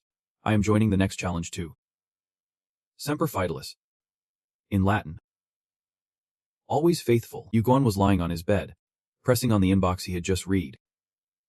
Semper Fidelis. He wondered. He never expected to hear that in the tower. Then he thought about the kid who just sent him the message. It seems like this kid has a bright future ahead. Yugon was deep in thought, scrolling through information, thinking to himself, "I will conquer floors 22 and 24 in the next 10 days. It is just a few challenges around floor 20 anyway." He lifted his head, contemplating, and thought, unless Olympus steps in, this is going to be a piece of cake. Climbing the tower should not be a problem right now. Suddenly, his train of thought was interrupted by a message from Huxley. He could not help but wonder why this guy was suddenly messaging him. Yugon read the text displayed on the orb. "Huxley here. I am on floor 22 already. Let us meet up for a bit." On floor 22, at an outdoor cafe, Hagen was already sitting at their meeting spot, waiting for Yugon. Yugon walked over casually, picked up a cup of tea, and said to him, "You are here early." Hagen seemed lost to thought and only looked up when he heard Yugon's voice. As Yugon sipped his tea, he casually glanced at the table and remarked, "Looks like your cup is empty." Hagen did not seem too concerned and replied, "You made it?" Then he explained to Yugon, "I had nothing to do, so I came here early to enjoy the breeze." Yugon took a seat across from him. After a moment of thought, he asked about Hagen's current progress. "How far have you climbed?" Hagen honestly replied, "Floor 34. Yugon looked at him, impressed. "That is pretty quick." Hearing this, Hagen added, "But now it is getting tricky. Climbing the tower is starting to get tougher." Yugon raised an eyebrow, as if he heard something unbelievable. "Humble. I do not want to hear that from you." Hagen frowned. "What are you rambling about?" He then started asking, "Yugon?" And Yugon replied, "Yeah." It seemed that Hagen had caught wind of some rumors about Yugon. He asked, "I have heard you are the one holding the ocean gem." Seeing Yugon's indifferent attitude, Hagen seemed to realize something. He continued, "Just like you, Olympus is in chaos right now. The relationship between my uncle and my dad is a total mess. And things have been tough lately." He added his speculation. "I guess you already know, but with the internal conflicts, Olympus is not keeping an eye on you right now. That is only temporary. Though, you could really be in danger." Next, Hagen laid out two options for him. Either bow to Olympus and hand over the ocean gem, or find a place like Asgard where the gods can protect and back you up. Yugon did not seem to care much about Hagen's words. He stood up, casually asked, "Are you done? If so, I am leaving." Hagen was taken aback, stammering, "Wait, we have not even gotten to the main point yet. I did not mean it like that." Yugon surprisingly looked like he really wanted to leave. Hagen said urgently, "Are you serious about going?" Yugon shot back, "Well, you keep asking the same question over and over." Then he turned to Hagen and asked, "What about you? Have you decided which path you are going to take?" Hagen was so mad he was practically fuming, raising his voice at Yugon. "Of course. If I had not made a decision, I would not be sitting here talking to you. If I keep meeting you like this, I am going to lose all my dignity as the son of a god." He looked at Yugon, then sighed and reminded him, "Whatever you do, just be careful on floor 25. He emphasized the key point, especially the heart of England, where there is a trap tailor-made just for him. After Yugon left, Hagen's screen lit up with a new message from Apollo, asking how things were going. He heard this and got furious, retelling the conversation he had with Yugon. "Yeah, that guy is so stubborn." Apollo asked, "Is he really planning to go through with it?" Hagen grumbled, "Who knows what he is thinking?" Then, he asked Apollo about the current situation. "What is going on with your uncle?" Apollo replied, "Seems like he is still pondering. You know, this is a pretty big deal, so it is not easy to make a decision." Hagen seriously asked Apollo, "Bro, are you sure you want to regret this?" "But maybe. Apollo has had his choice for a while now. He is certain. But that does not mean he can just sit back and do nothing," Apollo reminded Hagen. "For now, you need to focus entirely on becoming a warrior. Now is the time for you to power up." Hagen was thinking the same, replying, "I know, I will do that." Then he expressed his concern. "I warned Yugon to be careful with England, but it seems he totally ignored my words." Apollo simply responded, "This is not some playground where a low-level player can do whatever they want. That is just stupid." But Hagen had a different view of Yugon. "Who knows? Just look at Craze. Hypnos. and Durser. No one could predict how it would end. After finishing his thought, Hagen chuckled to himself, saying this might sound a bit dreamy, but I have a feeling this time he won T let us down. At the same time, Yuguan was starting the challenge on level 24, with a mission requiring players to stop the dream monsters. Then, the system provided some additional information. With each passing stage, the number of summoned dream monsters would increase. You would earn at least 10 points at the end of each stage. You would get 5 points for each dream monster you kill, and you can summon one to attack the opposing team by using 10 points. Teams must stay within the designated area. You will be eliminated if you leave the area or declare surrender. The last team standing will be the winner. With the first stage starting in 5 minutes, Mamos ran up to Yuguan, looking super excited about the defense challenge. We are on the same team. Hey Yuguan. Yuguan just replied nonchalantly. Yeah. Then reminded him. We will be challenged from the next level. Remember that? Mamos asked in shock. Wait. Why not? That is such a waste. Why can't we stick together until the end? Yuguan quickly cut off his daydreaming. Yuguan continued. Besides, you will have to change your mind after the mission I am about to give. Mamos did not get it at all. Curiously asking, what are you planning to do on level 25? The system notification sound accompanies a boundary circle that appears around each team. The field boundary is being set up. You will be eliminated if you cross it. Points are being distributed, with a total of 10 points. Yuguan thinks to himself, so everyone starts with 10 points. Just enough to summon a bull. His teammates begin to relax their guard.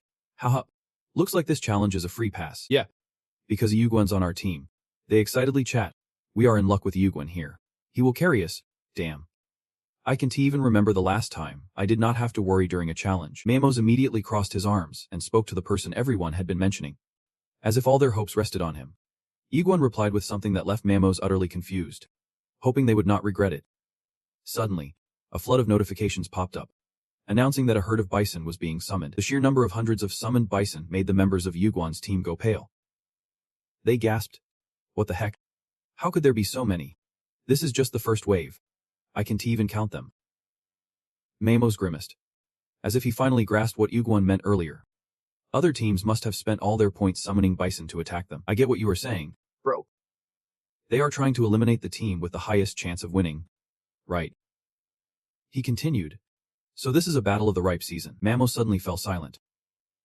Around Yuguan, countless mana orbs swirled, indicating he had activated his mana shot skill. Mamos could not help but feel a chill run down his spine. Are you insane? I mean, how much mana do you even have to fire off that many shots at once? Yuguan cut him off. Just focus on holding your ground. Then he began launching the mana orbs at the rampaging bison charging toward him. They were aggressive, barreling straight at Yuguan. The bison hit by the mana orbs vanished in an instant. In no time, he had wiped out the herd completely. The team members watched in awe at Yuguan's terrifying power, feeling a twinge of insecurity. How is this possible? I feel like we are just here as dead weight. Then someone suggested, maybe we should just stand still. But Yuguan interrupted. Just try to hold on for as long as you can. If we have decided to stay, we might as well aim to pass this challenge with some decent points. Right. The other players quickly understood Yuguan's implication. Meaning if we do not fight, we are gonna fail, are not we? But to Marma's eyes, everything looked way too easy. Wait. Yuguan, in Team 3. Someone exclaimed. This game feels like a breeze. They were reveling in the sight of Yuguan's team facing off against hundreds of bison. They chatted among themselves. Looks like our team hardly encountered a single bison. Ah, you are right, surely. The other teams must be thinking the same way. Meanwhile, Team 5 proposed bolder tactics. Let us take out Yuguan's team first. Everyone got the memo. Right. In Team Nut, someone who seemed to be the team leader was rapidly tapping on the system interface. You have used 300 points. 30 bison will be summoned in the next wave, while issuing orders for his team to follow. He was determined to eliminate Yuguan's team. The trial would not start until Yuguan's team was defeated. The system quickly announced. Stage 9 will begin in 5 minutes. Reinitializing the area, Yuguan's team gradually began to realize the intentions of the other teams. They anxiously said, what the hell is going on? I swear. We are facing 1,000 bison from just one herd. No team has been eliminated yet. This is insane. I have not seen any messages pop up at all. It seems like we are the only team being attacked right now. I wonder how many will come next. Marmos voiced his concern. At this rate, it will never end. When he wanted to charge at those bulls, Yuguan stopped him, saying, just hold out until phase 10. Marmos, confused, asked. Phase 10. I do not think I can last that long. He hesitated and asked Yuguan. Are you sure we can complete this challenge? Yuguan just shot a quick glance at Marmos and said, didn't you say before that 100 bugs are still just pests? I thought you were finally stepping up to be a real menace. Marmos broke into a cold sweat, awkwardly explaining, that was different back then. The system notification blared again, startling the members of Yuguan's team. A bull is being summoned. A bull is being summoned. A bull is being summoned. The team members started complaining. I am going to lose it. Why are they multiplying like crazy? Just send them over to us. For the love of all that is holy. At this rate, I won't see tomorrow. When is this going to end? Yuguan stood up and told his team. All right. Everyone take a breather. From now on, just leave it to me. I can handle it. Marmos was taken aback. Just you. Are you sure you will be okay? He could not help but feel a bit worried. But Yuguan reassured him. For now, Marmos stared at him in disbelief. Then quickly counted the number of new mana orbs that had just appeared. He gasped. 3. So many. There are even more than before. Yuguan's skill info popped up. Mana controller. Plus rank. Proficiency 21.49%. Mana recovery rate plus 10%. Mana resistance plus 10%. Increased sensitivity to mana. Enhanced control over mana. He thought to himself. Thanks to this skill, controlling mana is way easier. But this is still far from enough. Surrounding Yuguan were countless floating mana orbs. He recalled his past life, where before he regressed, he could create 50 without breaking a sweat. I wonder how many I can make now. Just as the system announced that Stage 9 had begun, Yuguan was ready and softly said, all right, let us get started. The mana orbs fell in an instant, attacking the horde of bulls charging in. Dozens, maybe hundreds of notifications rang out. You have killed one bull.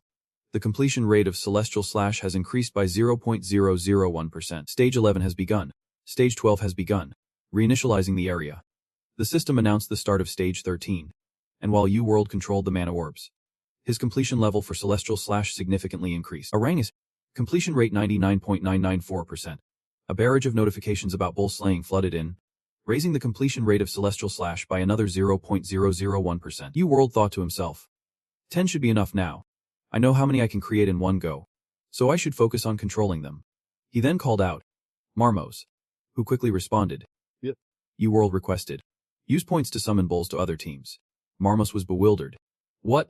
Wow. Aren't you planning to wait and gather more points before attacking full force? U-World replied.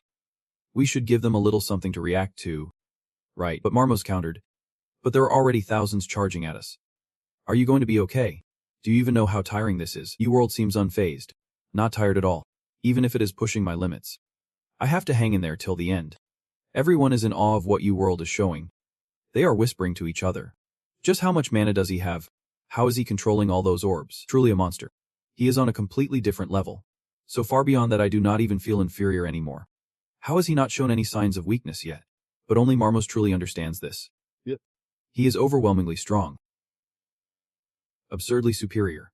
A pureblood demon. I have grown up and met countless players who broke all the molds. Yet witnessing U-World's abilities from afar still left me in awe. He thinks the destructive power might be lower than a high-tier demon. But has anyone ever shown such limitless potential, while still being a mere player? The more Marmos thinks about it, the more he admires U-World. He is even cooler than I thought when observing from a distance. It is incredible. U-World keeps taking down the relentless herd of cattle. And the completion rate of the Heavenly Slash technique has just increased by 0.001%. You have met the requirements for the Heavenly Slash technique, classified as a plus, completion rate 100%. The Heavenly Slash technique will be erased. The next notifications pop up. You have fulfilled the requirements for the Celestial Slash technique, classified as a plus, completion rate 100%. The Celestial Slash technique has been removed. U-World is taken aback. The system displays that you have acquired demon form. News. Demon power has been added. Your demon power has increased by 20 points. Demon form. The body of a demon. Can manipulate demon power. Classified as proficiency 0%. Can gain unique skills of the demon race. Demon power plus 20. Special demon power 20. Cannot be increased through leveling up. Can be applied to all skills. U-World clenches his fists. Feeling the new skill just added, who would be thought the ultimate form of Heavenly Slash would lead to such a high-level skill, raises his hands high. Manipulating the mana orb demon power is the unique strength of the demon race. It is somewhat like magical power but fundamentally different. Its destructive capacity is off the charts, magnified many times over. U-World uses the skill he just acquired, and in a blink, he annihilates the remaining cattle in one go. Everything happens so fast that the onlookers are left stunned. Oh my, dude, are you serious?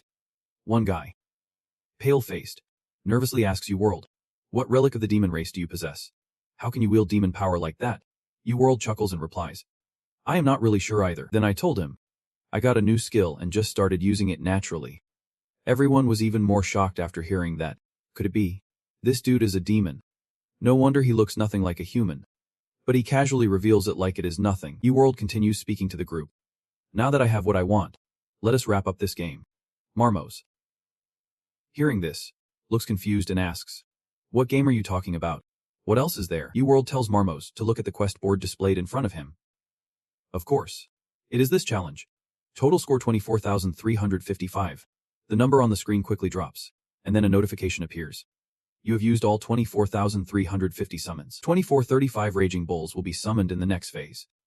So please choose the team you want to call up to their stage. Back to the other teams.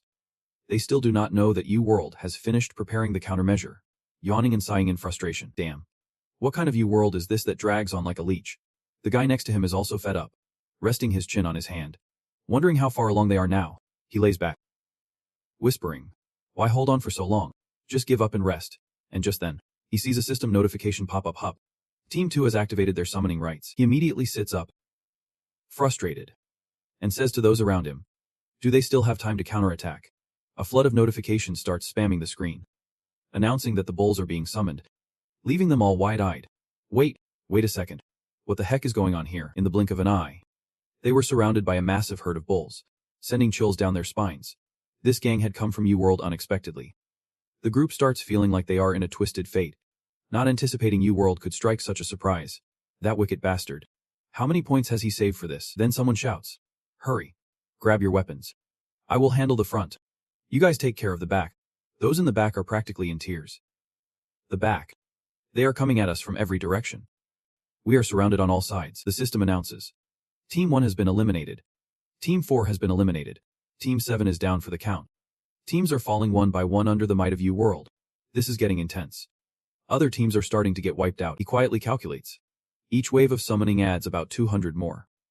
And they are all players who've made it to level 24. So there should be 1 or 2 teams that survive. The only question is time. U-World's cold gaze is fixed ahead, and he smirks coldly. Will they survive this monstrous wave, or will they kick the bucket before the score clock runs out? I will wait and joke around until they are pulling their hair out. U-World's attitude is even getting to the point where his teammates can't help but feel uneasy. Are you sure he is not a wicked bastard? Good thing we are on his team. Or I would be freaking out right now. Ding. A new notification pops up. You have passed the challenge of level 24, earning 50,000 points. Everyone jumps up in celebration. It is over. Thank you, U-World. One team member shouts. Thanks to you. We breezed through this challenge. I mean, you are seriously awesome. We are out of here. The system board displays. You have received an additional 54,360 points. You have acquired the skill Feather Steps. When activated, you can temporarily lighten your steps and create an invisible path in the air. U-World thinks in astonishment. Is not this the precursor skill to the 2M step technique? Even with a new skill, he is still a bit disappointed. He would rather use the skills he already has. Issa also racked up 100,000 points. Before heading to the next level, Marma stands nearby, looking wistful. Oh, bro. We are going to have to say goodbye now. What a bummer. But U-World's attitude shifts. Let us stick together and head to level 25 first, he exclaims in surprise. Really? Then he happily grabs U-World's hand. Okay, Marmos uses his teleportation ability to reach the next floor. Both of them are whisked away to the 25th floor of the British Tower, landing in a crowd of players chattering away. So this is Britain. One of the guys in the nearby crowd slowly speaks up. This place is famous as the capital of Britain. Seeing it with my own eyes, I can confirm it lives up to the hype. I heard it is a super popular tourist spot too. Someone then asks, are those statues the Knights of the Round Table? U-World immediately glances where everyone is pointing, quietly assessing the Round Table Knights and their king. A giant knight statue holding a sword and riding a horse appears before them. It is Arthur. Arthur, nestled inside U-World's glove, can't help but feel a pang of nostalgia, saying, that is clearly my likeness. U-World asks him, still hung up on it. Arthur snaps back. Hung up? What are you talking about? It is not easy being stuck in this human form. He continues. If you think it is all good, can we ditch the whole human thing now? Arthur roars in response. Are you kidding me? Marmots, having eavesdropped, reports back to U-World. I heard the current king of Britain is Lancelot. But the statue has not changed. U-World coldly replies. He is just a temporary king. He chuckles at U-World's words. Temporary. But it has been centuries since Arthur vanished. Marmots continues. I am also curious about this Lancelot guy. Arthur brought Britain to its peak in history, while Lancelot has held this place for thousands of years. U-World gently responds. You will see soon enough. The round table I know won't just sit around. As they chat, a figure approaches. Riding a stone horse clad in round table knight armor. He announces. We have arrived. Percival, the 31st knight of the round table, sees the crowd gathered around Arthur's statue and asks his companion. Are those the challengers? His companion nods. Yep. Each player quickly introduces themselves upon noticing him. It is a pleasure to meet you. I am Ellie Rosamund, and Percival's gaze is different from theirs. You world size? Every knight in the round table seems to be driven by greed. He thinks it over. It makes sense the round table has developed faster than any other guild.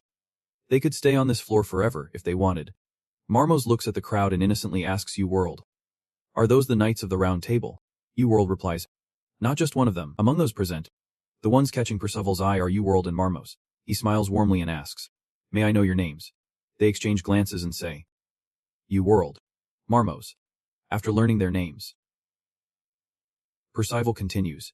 You two do not say much. And the vibe from you feels different. I am Percival, the 31st knight of the round table. He flashes a wide smile. I am thrilled to meet new faces here. But when Percival opens his eyes, there is not a hint of emotion in them. I come here on the prince's orders. The new players have just arrived. And we are looking for a candidate to fill the vacant seat at the round table. We will discuss the details later. But I bet everyone is tired after that last challenge. So let us take a breather first. After that, Percival addressed everyone, saying, this is the border with other nations. And the capital of England is not too far from here. Just follow me. Marmos raised an eyebrow and whispered to Ugwon. There is something shady going on. I think they are trying to lure you in. He wrapped an arm around his shoulder and whispered. But Marmos, I am just saying this as a precaution. Marmos blushed, hesitating to ask, Wait, are you sure? I did not expect them to be such terrible people. Then he looked at Ugwon and said, if you are saying this, I will keep it in mind. All right, let us just follow them for now. They quickly arrived at the gates of the capital. Percival looked at the towering wall, extremely proud and boastful, and declared, behind this wall lies Camelot, the capital of England. The players gasped in awe. It is so high. This city is even bigger than I imagined. Percival quickly added, but before we enter, I have one request. Everyone switched from pride to confusion. A request? What do you need to check? He lowered his gaze and spoke in a flat tone. It is nothing major. Percival paused for a moment before continuing. Just that England is very strict when it comes to demon races. It is going to be tough for unidentified demons to get in or out of here. Marmos, hearing this, immediately snapped back. What did you just say? He then became wildly agitated. What the hell are you talking about? It is not the Dark Ages anymore. U-World asked him. Does England have a law like that? Percival began to explain. It is a law we have debated ever since the first king disappeared. Since this is a sensitive issue, I hope everyone understands. His gaze shifted to U-World, suggesting, but if U-World could vouch for that boy, then it would be a different story. U-World fell silent, asking, what do you mean? Marmos was furious. What are you trying to say? Who is going to vouch for me? My very existence is proof enough. Do you even know who my father is? Percival did not care. How could I know that? And who cares who your dad is? Marmos was fuming, ready to set Percival ablaze. He shouted, my dad is, you dare doubt me, one of the 7 demon lords ruling the demon realm, one of the top 100 strongest in the tower, and I am his son. Marmos, how dare you question my identity? Hearing that made Percival break out in a cold sweat. Belio. You mean? Marmos pointed a finger at Percival. You know what? I'm going to tell my dad about this. And who the hell are you to act high and mighty? One of the aides chimed in, reminding Percival that this conversation was not going in a good direction. After all, we already know who he is, so let us just let them through. By me. The city gate swung open, revealing the capital before their eyes. Just as a new message popped up from Marmos, he texted Yuga. Dude, I can believe those jerks do not want to let me in just cause I am from the demon race. Can you believe it? And yet, when I brought up my dad, they went all chicken. Not yet. But how do you know that? Did you study the laws of England? Just a hunch I have. Some people are looking around and then exclaiming, so this is Camelot. It is massive. What is that building over there? Yugen took a few steps when suddenly a notification popped up. Your egg has grown teeth. Your egg is hungry. Your egg is starting to wail. Your egg is squirming. You get it now. Right. This place has remnants of the divine outside world. He quickly calculated. He had finished the celestial slash. Now he just had to worry about the egg. He decided he needed to speed up the incubation process and figure out what was inside. Yugon could not help but feel a little anxious. Would it be an ally against the divine? Or would it stab him in the back when he was at his weakest? Another notification chimed in. Your egg is urging you to hurry up. Yugon walked while trying to calm it down. Alright, get it? Just be quiet for a second. Your egg is urging you to hurry up. Your egg is urging you to hurry up. Yugon was getting annoyed. What is with all the chatter? Is it because the hatching rate is high? Inside the grounds of Camelot, Yugon, dressed in formal royal attire, spoke with Arthur from the balcony. Since we entered Camelot, you have not said a word. Why are you so quiet? A part of Arthur's spirit surfaced from the glove and replied. Even though Camelot has changed a lot, it still feels the same. Then the spirit detached from the glove and flew around the room. Yugon watched and said, You mean this palace? It is just an ancient castle. Arthur seemed to agree. Exactly. It is even older than I am. He could not help but wonder. But why did you come all the way here? They could have reported your whereabouts to Olympus. Yugon was not worried at all. You heard what Percival said on the way here. Right. He told me to follow him because Lancelot wanted to see me. Earlier, after entering the capital, Percival had suggested, Yugon, the prince wants to meet you. Why did not you and your companion come with me to the palace? One of them refused. Is it okay for a lowly demon like me to step into the esteemed royal palace? So I had to go alone. Arthur, looking puzzled, said, You know that is not what I was asking. Yugon retorted. You are the one who told me there is someone you needed to meet. Do you mean Merlin? You came all this way to help me reunite with my friend. You replied. He wants something from me. So I want to meet him too. Arthur said. That is touching.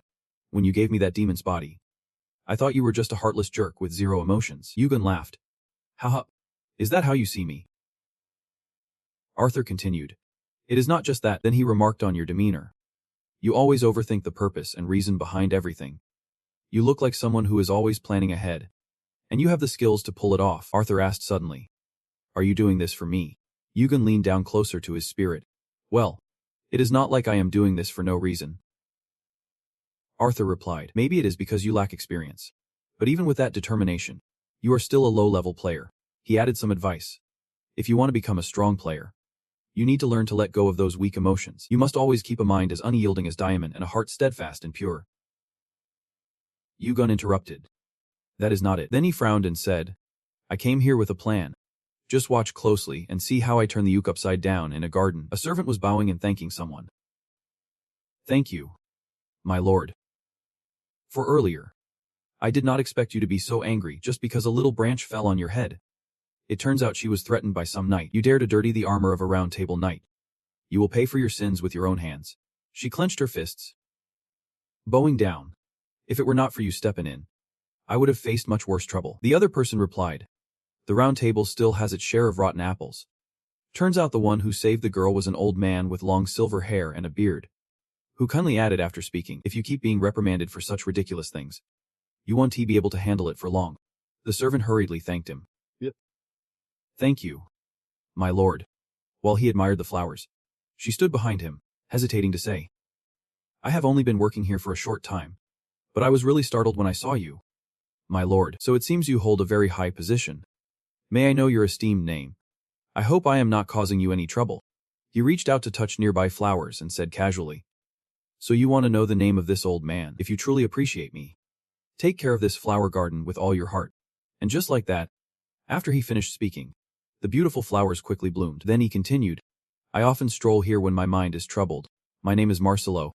After leaving the garden, he walked down the stairs while saying, These knights today, I wonder where they have sold their nobility. He shook his head and sighed.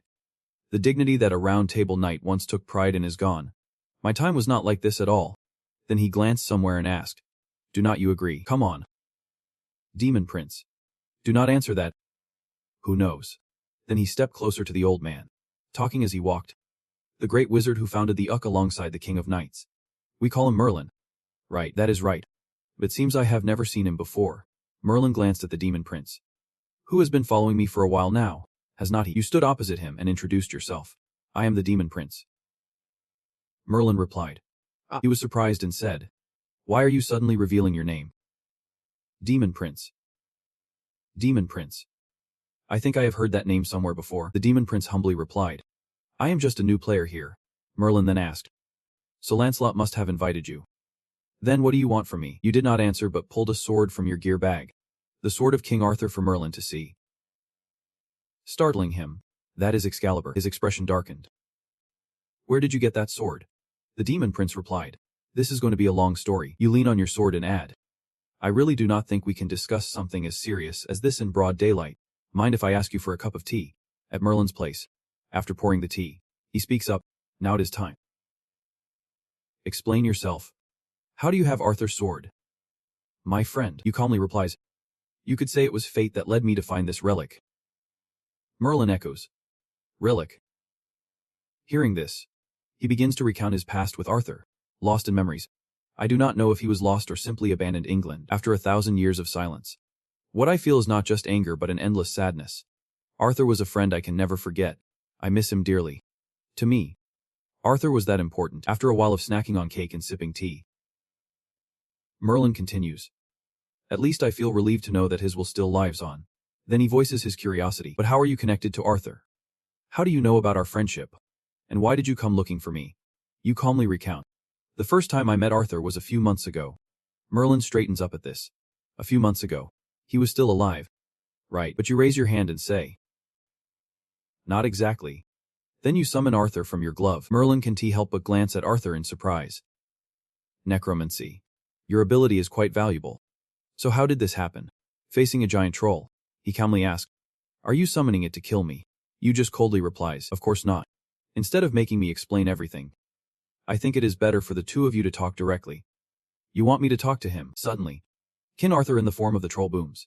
Long time no see. Old friend. And just like that, they both fall silent for a moment before Merlin finally lets out an ah, tears welling in his eyes.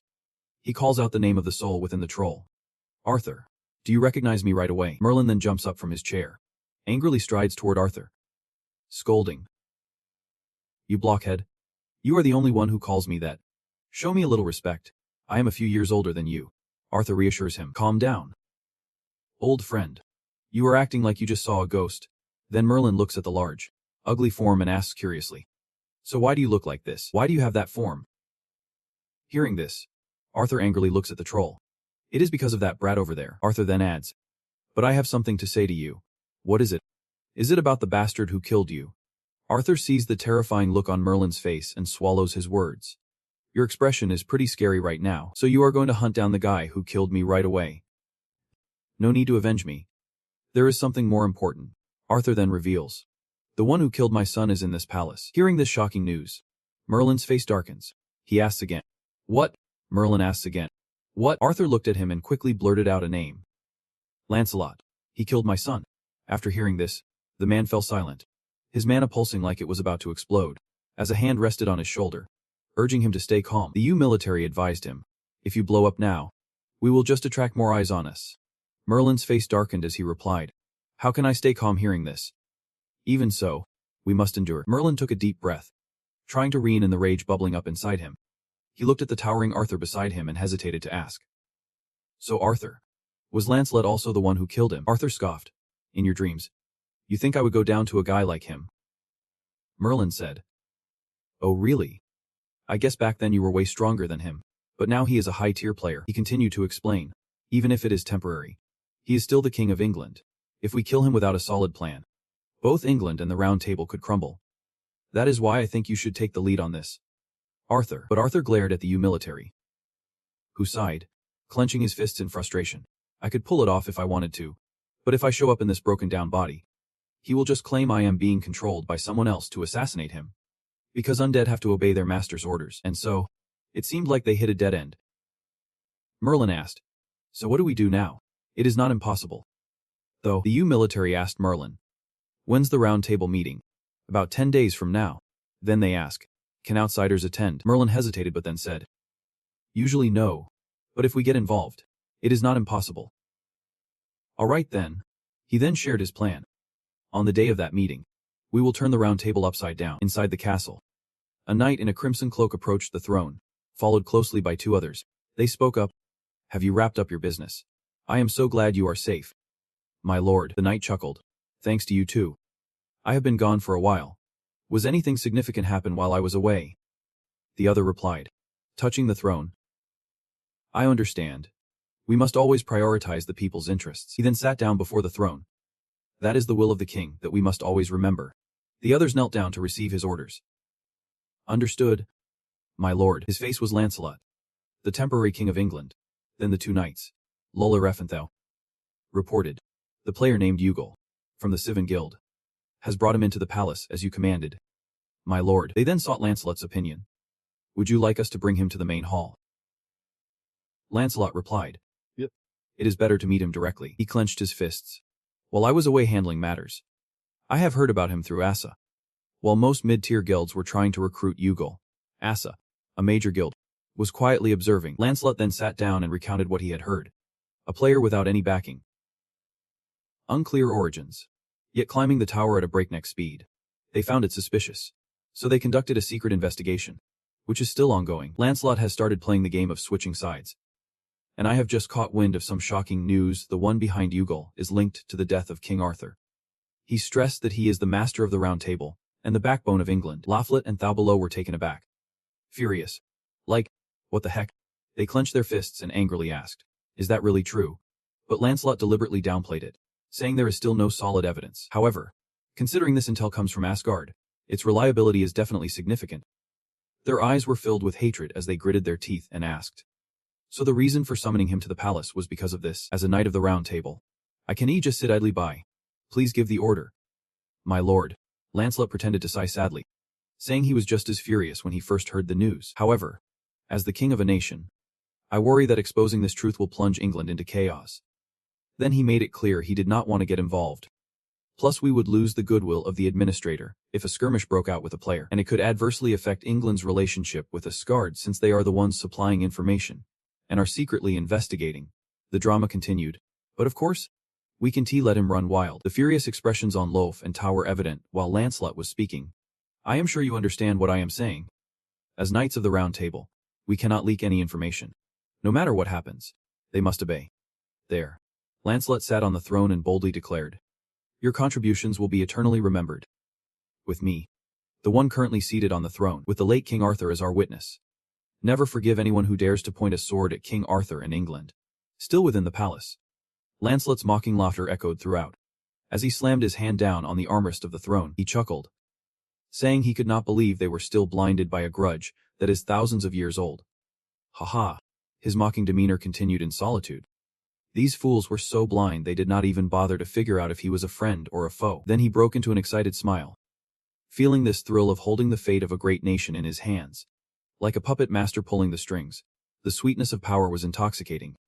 Arthur, who once drowned in this sweetness alone, but now it is mine all thanks to the ocean of Olympus. Inside a room, Yuan was using a label tracker while observing all of Lancelot's actions.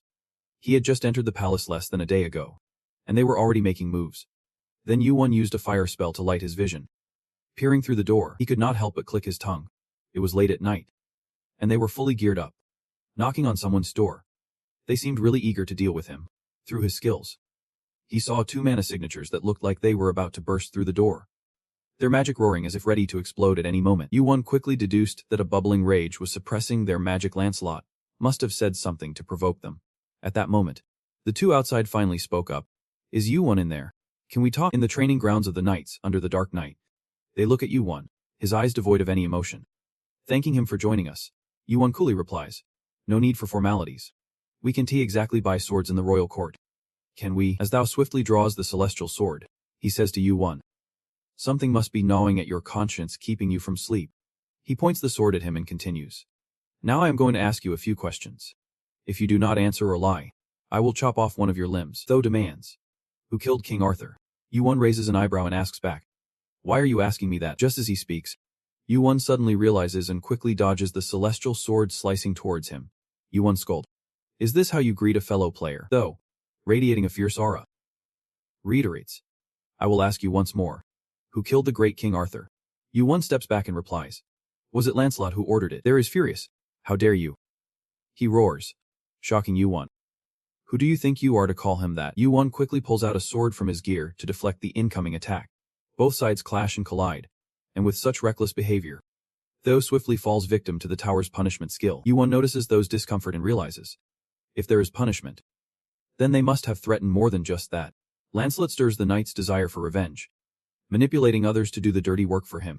It seems his strategy is paying off. U1 then advances toward him, thinking first, I need to take him down. His hand reaches out, catching Theo off guard, and in a blink, Theo is kicked away, frowning and wondering, what was that just now? For a moment, he loses sight, a chilling sensation making his skin crawl. Then he hears Arthur's voice. Do not kill him. He is just being used. U1 thinks, I know. It all comes from the loyalty of the knights. U-World chuckles softly. What should I do?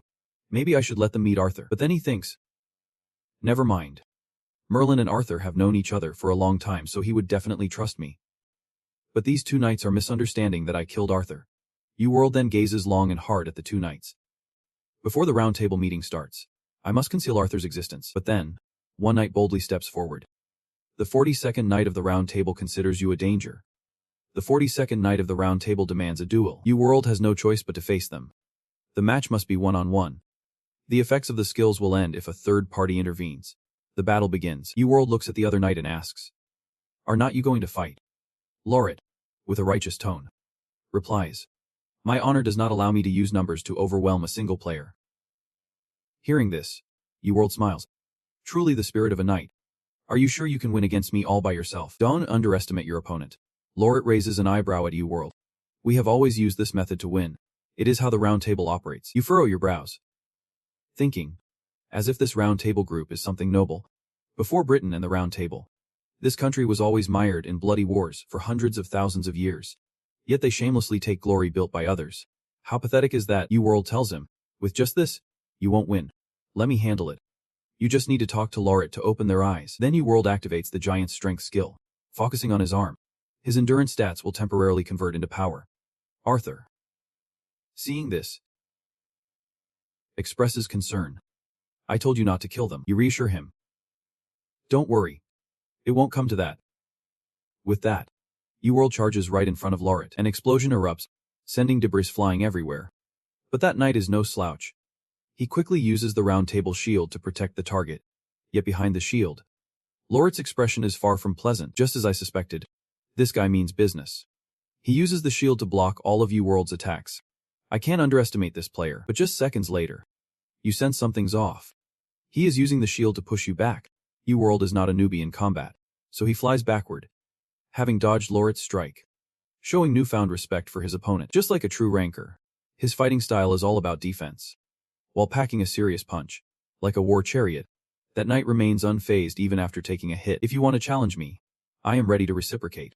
After hearing that, U-World charges forward again. Alright, let us add another hit. Let us see how you handle this. My endurance will temporarily convert into power. Do you have enough endurance? The giant's strength envelopes your entire body. Yes. Full transformation successful. U-World then delivers a powerful punch down onto the shield. Lauret gets hit hard, causing him to grimace. What kind of strength is this? U-World thinks to himself. It is not just strength. The shield is forged from adamantium, the most durable metal, crafted by a top-tier smith from the tower. Then he throws another punch. The cost must be paid. With that, U-World punches the shield again. This time, the shield shatters. Then another punch, followed by a flurry of strikes. The shield now looks like it can't take any more damage, showing cracks as Lauret grits his teeth, blood trickling down. His eyes turn red. Damn it. He does not have any special skills. Yet he can push me into a corner with just regular skills. Lauret quickly activates a skill aimed at U-World. The skill momentarily stuns him, but U-World quickly regains his balance and continues charging forward to punch the shield again. This time, the punch is even stronger than the last. Even with protection, the shield still cracks. Seeing it nearly shattered, Lauret grows increasingly frantic. How can he do this? He is not some pro. He is just a regular player. Then a huge explosion occurs, sending debris flying everywhere. In the thick, choking smoke, the voice of U-World boomed. If you really think I am in cahoots with the ones who assassinated King Arthur and actually want revenge, then drop that phony knight act.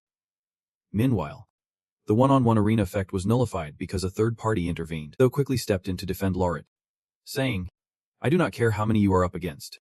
U-World touched the frayed shoulder of his outfit and declared, this is a solo fight. Then he ripped it off, symbolizing nothing but sheer stubbornness. Theo quickly defended himself. I know I can be stubborn. And then he pointed his sword at you world. If you say you want to fight both of us, then do not come crying later. With that, he activated his sword enhancement skill, turning it gigantic. U-World swiftly pulled his sword from his equipment bag and charged at him. Theo's massive sword came crashing down hard onto the ground. U-World leaped up from the cloud of smoke, focused on his target, then activated Sky Step. He dodged several sword strikes mid-air and activated his ability, boosting his speed by 100% for 5 seconds. You will have the ability to move freely in the air for 5 seconds, activating Fire Eye to trace a path, enhancing all your senses. Once he got closer to Thao, U-World slashed down, and the two swords clashed, sending them both flying back. Even though he dodged one hit, Theo could not escape punishment. They crashed into each other again, creating a massive explosion, and U-World fought with increasing fervor, causing sparks to fly as their swords collided. While dodging U-World, Theo was barely holding on, his eyes glazed over, blood raining down. Damn it. The penalties were getting tougher. This was not sustainable. He needed to take him down with one blow. But looking at U-World, he felt he could not. U-World then sent Theo flying. Thanks to that, Theo seized the moment, quickly calling out to his teammates. Before leaving, Lorit did not forget to plant a banner into the ground. Moments later, a gigantic sword blocked U-World from reaching them. Lorit cursed. Damn it. Just playing defense and the penalties are this severe. Theo gritted his teeth, thinking, even if my body gets wrecked, I will do everything for England. U-World also paused to assess the situation. Things were getting dangerous. If he did not handle this well, it would all be over. He concentrated on channeling power into his other hand, knowing he could only use this for a minute max. Then he quickly activated his demonic energy. But if it could hold him off, U-World pushed forward, using every bit of demonic energy he had. It was worth a shot. After observing for a while, he spotted Lorit hiding behind a shield gotcha. The judgment of the round table fell, and the protective barrier vanished. He swung his sword, pouring all his strength into it. A massive explosion erupted from a distance. It looked like a nuclear bomb had gone off. Lorit and Thao quickly collapsed after taking that hit. He turned to Thao and asked, "Are you okay?" Lorit wondered, "Is this guy knocked out? Thank goodness he is still alive." There is no mistaking it. His final attack contained that cursed energy. He could not help but wonder how he could wield it alongside magic. How could such opposing forces coexist? And there is no way he could survive that last strike. So gathering more intel is off the table. Luckily, there is still a lead. In Lolith's eyes, Yugen remains the prime suspect in King Arthur's murder. We must track down the identity of the demon connected to his cursed energy. Amidst the swirling dust and smoke, a figure emerged. As Lolith recognized Yugen stepping out from the haze, he gasped, stuttering, "How are you still alive?" But before he could finish, another voice thundered, "This place is done for." Yugen turned his gaze behind him, while Lolith shouted loudly, "Your Majesty," he thought to himself. Is he really here in person? That traitorous knight. Lancelot. He quickly dropped to his knees before Lancelot, repeatedly begging, "Please forgive me." "Your Majesty, I am truly sorry," Lancelot slowly replied. "Right. It is good to know you regret your mistakes. But for tarnishing Britain's reputation at the Round Table, I sentence you to death." Then Lancelot swung his sword, severing the heads of both witnesses, Yugen and Lolith. The fresh blood of the two sprayed across Lancelot's cold face. He calmly stated to Yugen, "These scoundrels are truly a disgrace to the nation." Arthur witnessed the entire scene. His only desire at that moment was to crush Lancelot. Yugen kept reassuring him, "Hold it together. We need to keep our cool for now." He added, "If he dies here, people remember him as a noble king who defended Britain's peace on your behalf. You would not want that, would you?" Lancelot wiped the blood from his face and glanced at Yugen. Just then, Eugen's device reacted, displaying a status that connected him to something beyond. Could it be that a foreign god resides within him? This must be an order from Olympus. Otherwise, what reason would he have to attack me while Arthur's existence remains under wraps? The more he thought about it, the stranger it felt. Olympus. Have they discovered something crucial? Or is there something that compelled them to act? If this is not related to a foreign god, then what could it be? Lancelot approached Yugen, trying to present himself as a wise and generous king. Apologizing on behalf of his knights, he said, "These knights are in an unstable state due to the unfortunate events surrounding the King of Knights. Please forgive my abruptness." Then Lancelot suggested, "Given the uncomfortable circumstances, I propose a more proper meeting to discuss matters. As king, it is my responsibility." Yugen interrupted him, "Whenever you are ready, today or tomorrow. Just let me know when it is done." He shot a glance at Lancelot, leaving him stunned. This dismissive attitude only made Lancelot more frustrated. and he began to regret not sending more support. Suddenly, an odd sensation washed over Lancelot as Yugun moved forward, employing his ground restoration skill. He felt something shift. What had happened to those inside the castle? They were watching Yugun closely. Just then, a voice echoed beside Lancelot. What winds brought you here at this hour? The next morning, at the training grounds, the guards stood together, a bit curious, poking the ground with their staffs. Someone wondered if the ground felt off. Had there been any repairs yesterday? It seems not, which is strange. All right, enough chit-chat. Let us vote. After a moment of discussion, they received the command to assemble. Got it, team. Let us regroup. Yugun was just finishing his steak and taking a break. Even though they were far from the castle, the energy had been pouring out all night, yet everything felt unnaturally quiet. Lancelot must be up to something. He dropped his knife and said, "This is just awful, smells like blood." Hearing this, Lancelot mocked him. "Looks like you are not used to fine dining. From now on, we will be eating like this. It is what you deserve." Yugun reiterated, "I told you I do not like it." So he quickly changed the subject. "How could you get used to this nonsense?" "Honestly, I did not care much before because the guy was just obsessed with gardening and trivial stuff. But since you showed up, he has gotten a lot more enthusiastic. In fact, after you left yesterday, he even showed up at the training grounds. What brought him here at this hour? It was quite lively. Just a couple of knights getting a bit too excited. So there was a little scuffle. Nothing to worry about." Yugun replied nonchalantly. "It was just a coincidence, by the way." "Really? You see Lancelot beating around the bush." He reminded him, "Stop with the nonsense. Let us get to the point." The atmosphere between the two instantly grew tense. Lancelot said, "Get to the point." Yugun frowned at Lancelot. He had used magic to completely cover this place. "That is too much. Now I can send messages or contact the outside world." He laid out his intention. "Yugun, I heard you have the sea stone. A friend of mine wants it. So I propose a partnership." Yugun replied, "Poseidon needs the holy sea stone. Right?" Lancelot frowned. "Do not just throw that name around." He then shared his prior calculations. "I plan to take it by force. From the moment you set foot in Britain. Like, say, killing and burning bodies. I have my ways." "Everything," Lancelot said. "You have considered before. Just as you thought. His plan is to put Marmos in danger. But he is letting knights do it. Probably unaware that Marmos is Bilios' son." Lancelot began offering Yugun a choice. "It seems like the power of the cup has helped you a lot. If you hand over the stone and become my ally, I will overlook everything and support you in the future." Hearing this, you let out a sarcastic laugh. "Just yesterday you were ready to kill me. And now you are changing your tune." Then Yugun stood up, praising his generosity. "You really are generous. It warms my heart." You continued. "Maybe I should bow to you, being so generous. Who knows? I might score an even better deal." Lancelot's face turned red with anger. And then he could not hold back and cursed at Yugun. "You bastard. Who do you think you are?" Before leaving, you dropped one last line. "I know myself very well. It is you who does not realize what you have become." Yugun exited the dining room, still pondering about Poseidon reaching out to him earlier. Given his position, he could take me down anytime. But his attitude suddenly changed. So there must be a reason behind it. Don't tell me he is gearing up to go against the tide. The player possesses the Holy Sea Stone and has the potential to become a high-level schemer. In other words, he craves power, thinks way too highly of himself.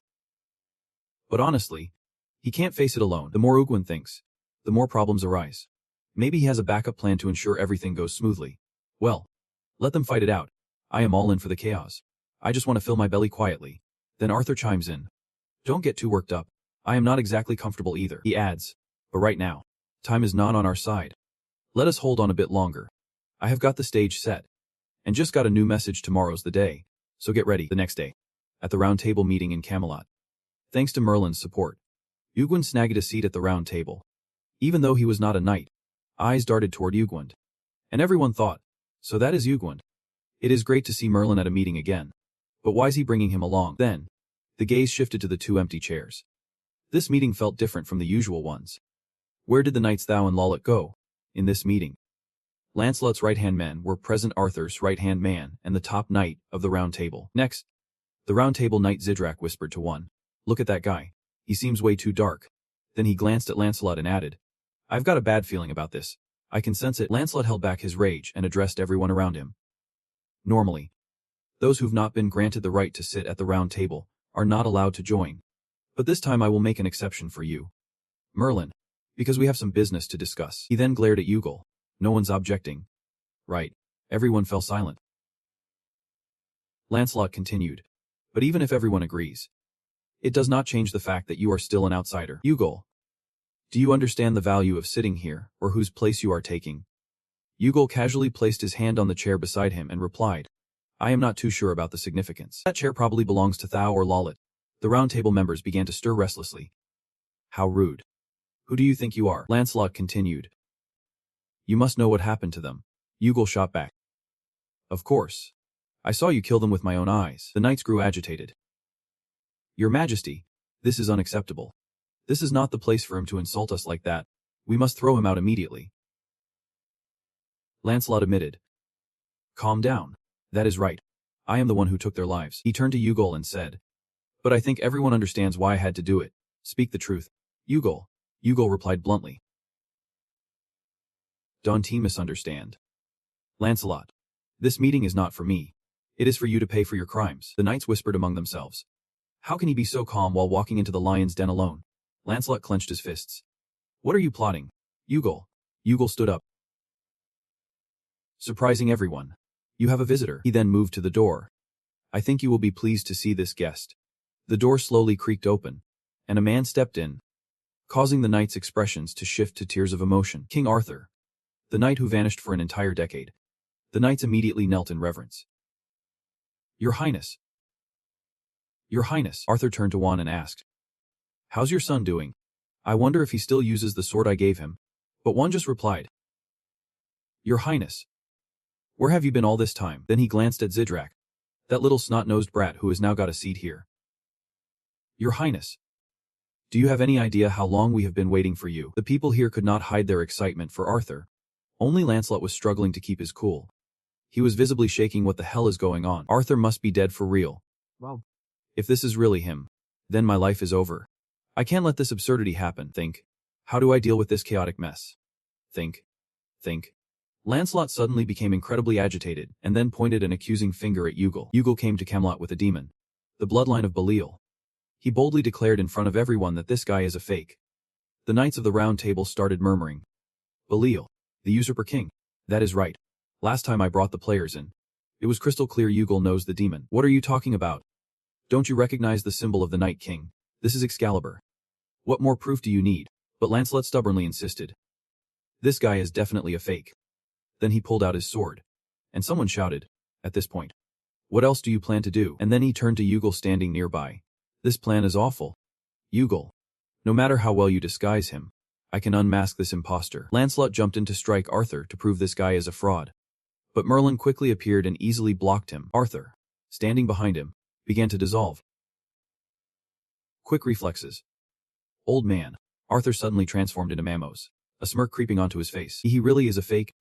The knights started to shift their attitude, hurriedly ordering them to capture him. Mamos deliberately said to them, wait. Are not you all drawing your swords a bit too slowly? It is like you all knew he was not the real deal. It is someone you all know. Yugol stood behind Mamos and Merlin, giving them a slight smile. From behind him, the image of a massive demon quickly emerged, with two razor-sharp fangs. Looking ferocious, none other than Arthur in the form of a demon. He roared. Lancelot. That is right. Lancelot, tell me. How did you know I was dead? He was terrified. Every cell in his body was reacting to the energy radiating from him. He is the real deal. It is Arthur. Seeing him staring at him intently, he continued to speak. Addressing Mamos. Answer Mamos. Over here. Merlin intervened. Let them talk. Do not interrupt. Gaul was astonished. Elder. Lancelot was trembling. What do you mean by that? How ridiculous. I only know that demon is a fake. Aside from that, I do not know anything else. Arthur's eyes widened. Weird. You dare to say that? He continued. Lancelot. You say I gave the royal seal to you. Right. He extended his hand, eager to quickly put that ring on. Which meant I chose you to be the next king. I still hold one of the two unique seals in the world.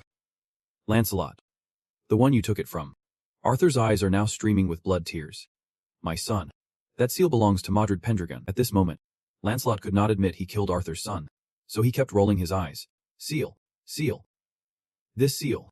He glanced at the knights, everyone eager to uncover the truth. The fierce eyes of the knights were scrutinizing their false king. Lancelot cursed under his breath. Damn it. At that moment, Arthur struck hard at him, but Lancelot quickly made a run for it. Muttering, damn, damn, damn, damn. He jumped through the window, causing all the royal knights to momentarily freeze in shock. People whispered among themselves, "Damn. What the hell is going on here? Who do we trust?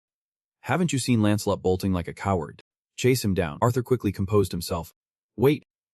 Everyone. Stop. If all the knights of the Round Table act, the people will be stirred up. Isn't the welfare of the people our top priority? No need to chase Lancelot. He won't be able to step out of Camelot." His main goal now was to escape Camelot. But he would not easily give up on Britain. He must be hiding somewhere to regroup. Meanwhile, Lancelot was sprinting towards the city gate, bursting it open. The soldiers were surprised to see him here. What the hell? But he did not have time to ponder. As soon as the gate opened, Lancelot rushed out. Something ahead startled him, strangely enough. He was so close to escaping. But a golden barrier suddenly appeared, blocking his way. He was thrown back, and the soldiers were in a panic. What the hell? "My lord, are you okay?" Immediately, a warning system activated. "This area has turned into a prison. You cannot leave here." Lancelot was furious, grinding his teeth. "Damn it, Mullen. This has to be that old man's trick. Everyone, stay away from the castle." Without saying it, he knew who was behind this. Lancelot fumed. "Mullen. It has to be that old bastard." Suddenly, chains extended from the air, intertwining and wrapping tightly around Lancelot's limbs. The soldier stepped forward. "How dare you disrespect His Highness?" Mullen shouted loudly. "Back off if you do not want to be blown away. This guy is no longer the king of Britain. He is a traitor." He recalled what Kim Il-1 had said. Even if the doppelganger transformed to look exactly like Arthur, the Round Table would recognize that magical aura as fake. He should use Arthur's energy to cover Marmos. That way, he could fool the Round Table. With that in mind, he said to him, "Confess to everyone about your heinous crimes, or face immediate execution." At that moment, Mullen glared at the despicable Lancelot. "But first, I have a question. Why did you do this?" At this point, Lancelot's body was already bound by many chains. And he paused for a moment. Lancelot's face suddenly contorted with dark veins as he smirked slyly. "You think I have some noble motive?" Suddenly, his voice shifted, and even his body began to change. "All because I just want to be king." Lancelot's eyes were now shrouded in a dark energy. Suddenly, as he transformed, everything around him exploded as if someone had set off a bomb. Mullen looked at him. Kim Il-1 mentioned that the demon within Lancelot was not using demonic power or magical energy. He speculated that this might be a new kind of energy born from Lancelot's betrayal of Arthur. As the notification system declared the King of the Round Table's sovereignty over his territory, "You will be punished if you attack the King of the Round Table in his territory." Mullen shouted, raising his scepter high. "I want to let you leave Camelot. Not a chance." Moments later, he landed a powerful blow towards Lancelot, causing the ground beneath him to explode. His energy did not strike Mullen but instead shot straight back. That energy quickly ravaged everything in its path in an instant. Frustrated to the core, he redirected his attack towards the city. "The coward's choice," he shouted angrily at Lancelot, calling him insane, and quickly gathered his internal power to shield the city. Protecting Britain? He could not believe it and asked him, "How could someone who wants to be king hold the people hostage? Where's your honor?" At that moment, the two were separated by a long line of rapid notifications, the prison showing signs of damage. Lancelot smirked. "No matter how powerful a wizard you are, you can't outsmart high-level cunning." He silently lamented. Oh no. The prison's damage had been restored. Lancelot gritted his teeth. From the start, his goal was to exhaust the prison. Notifications continued to pop up showing the prison's damage being repaired. Lancelot's eyes turned wild, resembling a demon in human skin. He clenched his teeth in anger. He struck fiercely at Mullen, but the Round Table's shield protected him. Meanwhile, the egg of U-World was acting strangely. The egg of saliva. The egg of was starving. The egg of was starving. The egg of was hungry. U-World thought, "This is chaotic." Finally, he was surrounded. "You bastards. I have waited for this day for so long." Arthur roared. "Lancelot, I am coming to take your life." Then both charged fiercely at Lancelot. But it seemed after evolving, he had grown stronger.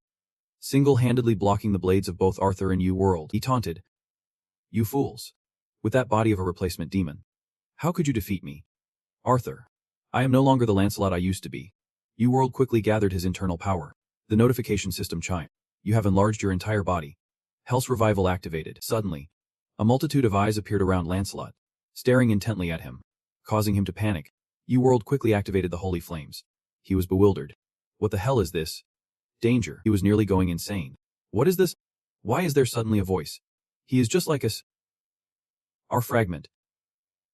Our fragment. Quick, run, run. He is just a player. Take advantage of his fear. Run. Food. This is the body of a high-level demon. What is there to be scared of? It is too late. Your body. Your soul. And everything else will be devoured by it. Soon. Sharp teeth gradually emerged from the void. It was the sign. It is starting to feast. Right after that, those sharp teeth viciously sank into Lancelot's body, gnawing away at him piece by piece. The truth of his exposed body laid bare. A testament to Lancelot's greedy and treacherous nature. He felt a wave of pain wash over him as he let out a fierce growl. Glaring at the little brat. You whirled. Everything around him quickly fell into ruins. Like a long-abandoned wasteland, Malin watched as he was slowly devoured by the fruit of his own actions. Unable to hide his disdain, what a pathetic sight.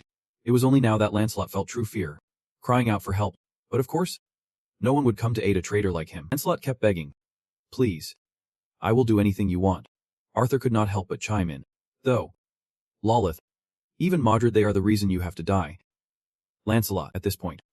His body had been gnawed away to the point where only a blackened skeleton remained. Finally, that skeleton collapsed, and a notification appeared. You have defeated the greedy and treacherous Lancelot. The throne of Britain stands empty. There are only 10 days left to choose a new king. If someone garners enough votes of confidence, that person will become the king of Britain. You have leveled up, agility +2, focus +1. And you have gained 200,000 points. You World thought to himself, killing Lancelot also earns me points. Similarly, Orochi's head also counted as a boss monster. Not only was his name Lancelot, but he was also tagged with greed and treachery. A foolish reflection of despair in a murky swamp. A being that should never have existed. It seems that all the outer gods carry titles corresponding to their traits and powers. The seed of foolishness that was sown into Lancelot must surely be related to greed. At this moment, after gorging on the egg, it began to pat its belly in satisfaction and even hummed a tune. With only a 70% hatch rate remaining, World observed. Unlike when it devoured Orochi, this time it seemed to eat more slowly. Likely due to the massive amount of food it had to digest. A voice echoed. What is that? A spirit approached, radiating a form of malevolent energy similar to Lancelot's, but even more terrifying. Could it be the source of your power? World asked him. It sure looks that way. He gazed up at the sky. Outer beast. Let us just call it that for now, since I do not know much about it either. Merlin was taken aback. Outer beast. What a bizarre name. Do such creatures even exist in this world? He fell silent for a moment, as if realizing something. I think we can breathe easy just yet. Sir Merlin. World predicted that a tremendous force would soon come crashing down on them. Cut to a palace, where a man's voice dripped with sarcasm.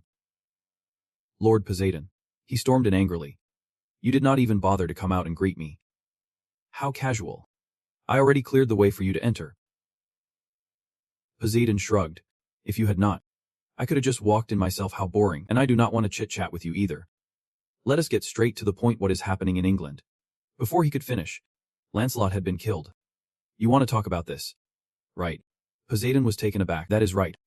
He knows the ins and outs of Olympus like the back of his hand. He continued. So what are you planning to do about it? Rarchi replied. It is best to avoid making a mountain out of a molehill. We will just have to accept this small loss. We can't leave any evidence of our connection to Britain, so the best way is to erase everything.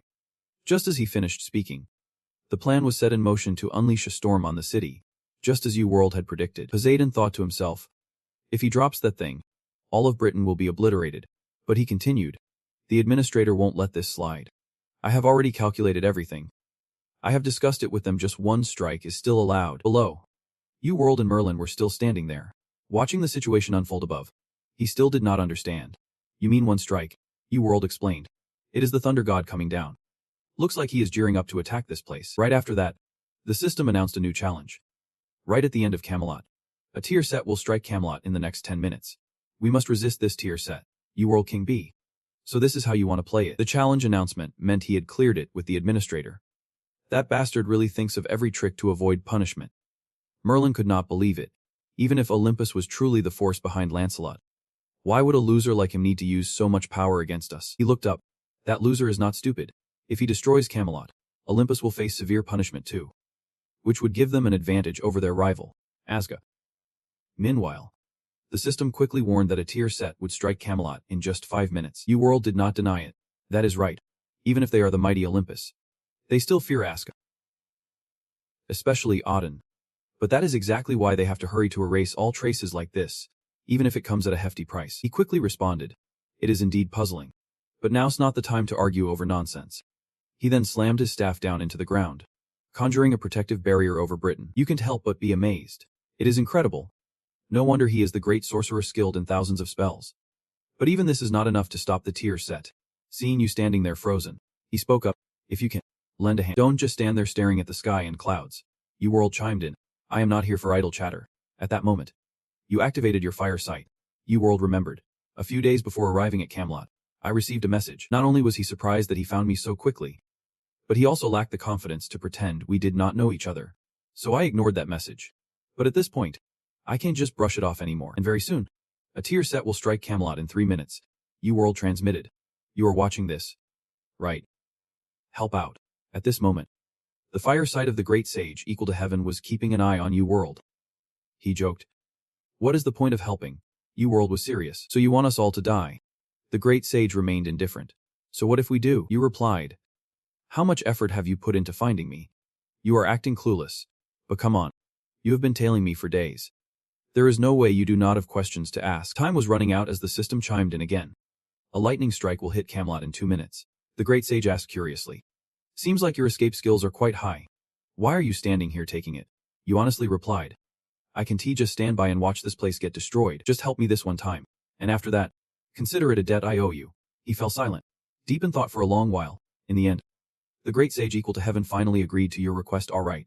Just this once. As soon as he finished speaking, he shot down from the sky like a bullet. The onlookers could not help but gasp in awe. Amazing. Sun Wukong was on cloud 9. That is right. He introduced himself. Even though everyone already knew him, it is me, the great sage equal to heaven. Time is running out. A bolt of lightning will strike Camelot in just a minute. He looked at you with excitement finally. Someone. But you cut him off, saying we need to focus on the situation at hand first. He puffed up. Looking at you, remember this. Just this one time only. There won't be a next. And do not worry. I am not looking to complicate things further. The great sage equal to heaven grinned with satisfaction. All right. This is fair enough. And just like that, time ran out, marking the end of Camelot's day. At that moment, he pulled out his Roi Jingu Bang. It grew, stretching upwards towards the sky. Meanwhile, a massive strike was heading straight for the city. But the barrier and the Roi Jingu Bang managed to hold it off just in time. He struggled to maintain his ground, pushing himself to the limit, even coughing up blood. The thunder was getting louder, and the barrier was on the verge of collapse. Now it was just the Roi Jingu Bang standing against the lightning, and the situation was dire. The great sage lovingly caressed his weapon. Oh, this is quite something. He thought to himself, this Roi Jingu Bang is just a replica created by a skill. Perhaps this clone of Sun Wukong is not strong enough to fully withstand the lightning strike. Suddenly, your gloves reacted strangely, and its eyes began to open. You immediately sensed its eerie power and raised your hand to observe it closely. You looked up thoughtfully, holding on to your feelings. Not quite sure what you were referring to, but right after that, you shouted. Hold on just a little longer. The great sage looked puzzled. Huh? What are you talking about? What is with the you? You did not answer him. Instead, you kicked off his shoulder and soared into the sky. Your eyes had turned red. You gazed silently at the heavens. The great sage could not help but worry out loud. Hey, where are you running off to? What on earth? He knew he was not weak, but charging in like that was like running headfirst into doom. As he spoke, he used his fiery eyes to keep an eye on you, but contrary to his expectations, the great sage was utterly shocked. He had no idea what you did.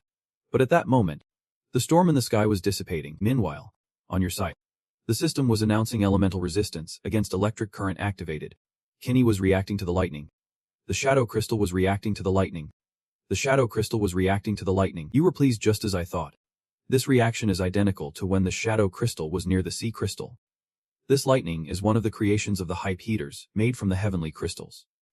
And this reaction definitely came from the heavenly crystal. Everything became clear. Kinney formed from the shadow crystal. The lightning formed from the holy heavenly crystal. And finally, the sea crystal. These 3 crystals were originally one. If it were not for that, the reaction between them would not have been this intense. Right now, the voice echoes, it is all mine. Kinney is absorbing the power of the lightning bolt, and in just a moment, Kinney is now filled to the brim with the power of the lightning bolt. You can't help but spit out a mouthful of blood, damn, scattered like dust into the staff. And yet it is still incredibly powerful. At this moment, he is experiencing an electric shock. The elemental barrier resisting the electric shock state. But unable to withstand it, he is suspended in mid-air, struggling to hold on to the power he fought so hard for. Yet it is still not enough to face the real deal. The system alerts. Electroshock status rises to level 2. The elemental barrier resists the electric shock state.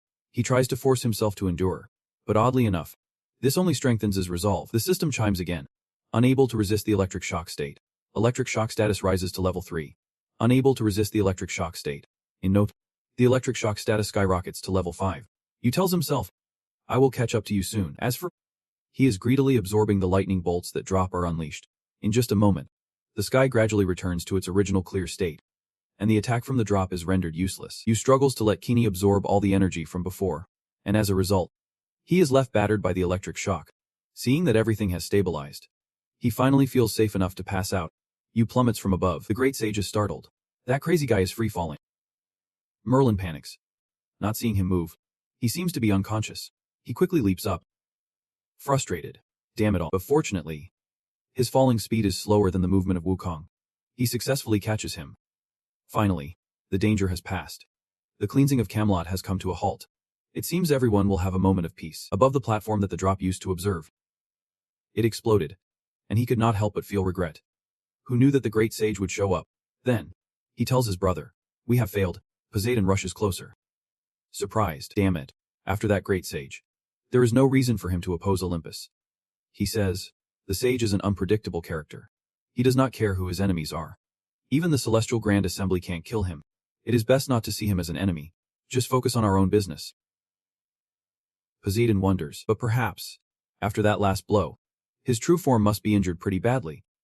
How could a mere clone block the lightning bolt from him?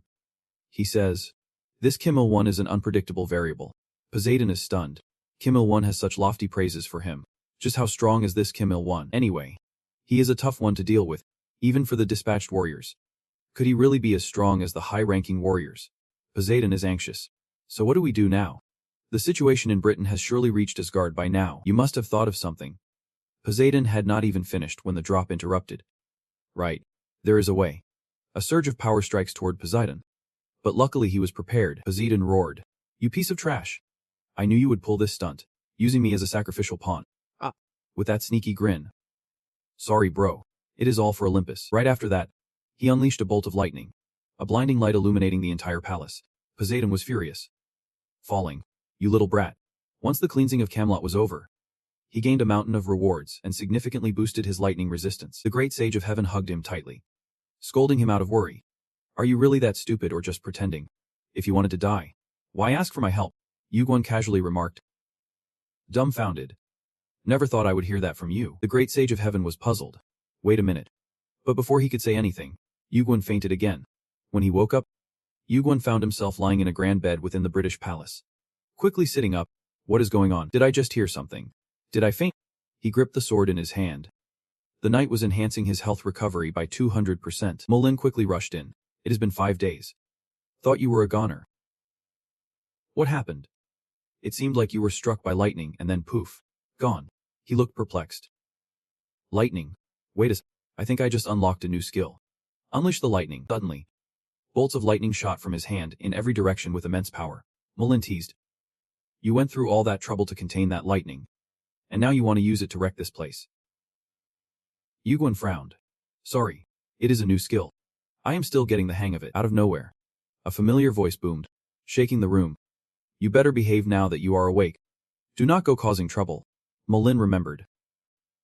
And there is a guest who has been waiting for you to wake up for days. The visitor was none other than Hephaestus. When he saw Yu Guan silent, he yelled. Hey. Did I say anything wrong? You brat. Now that you are awake, say something. Yu Guan frowned.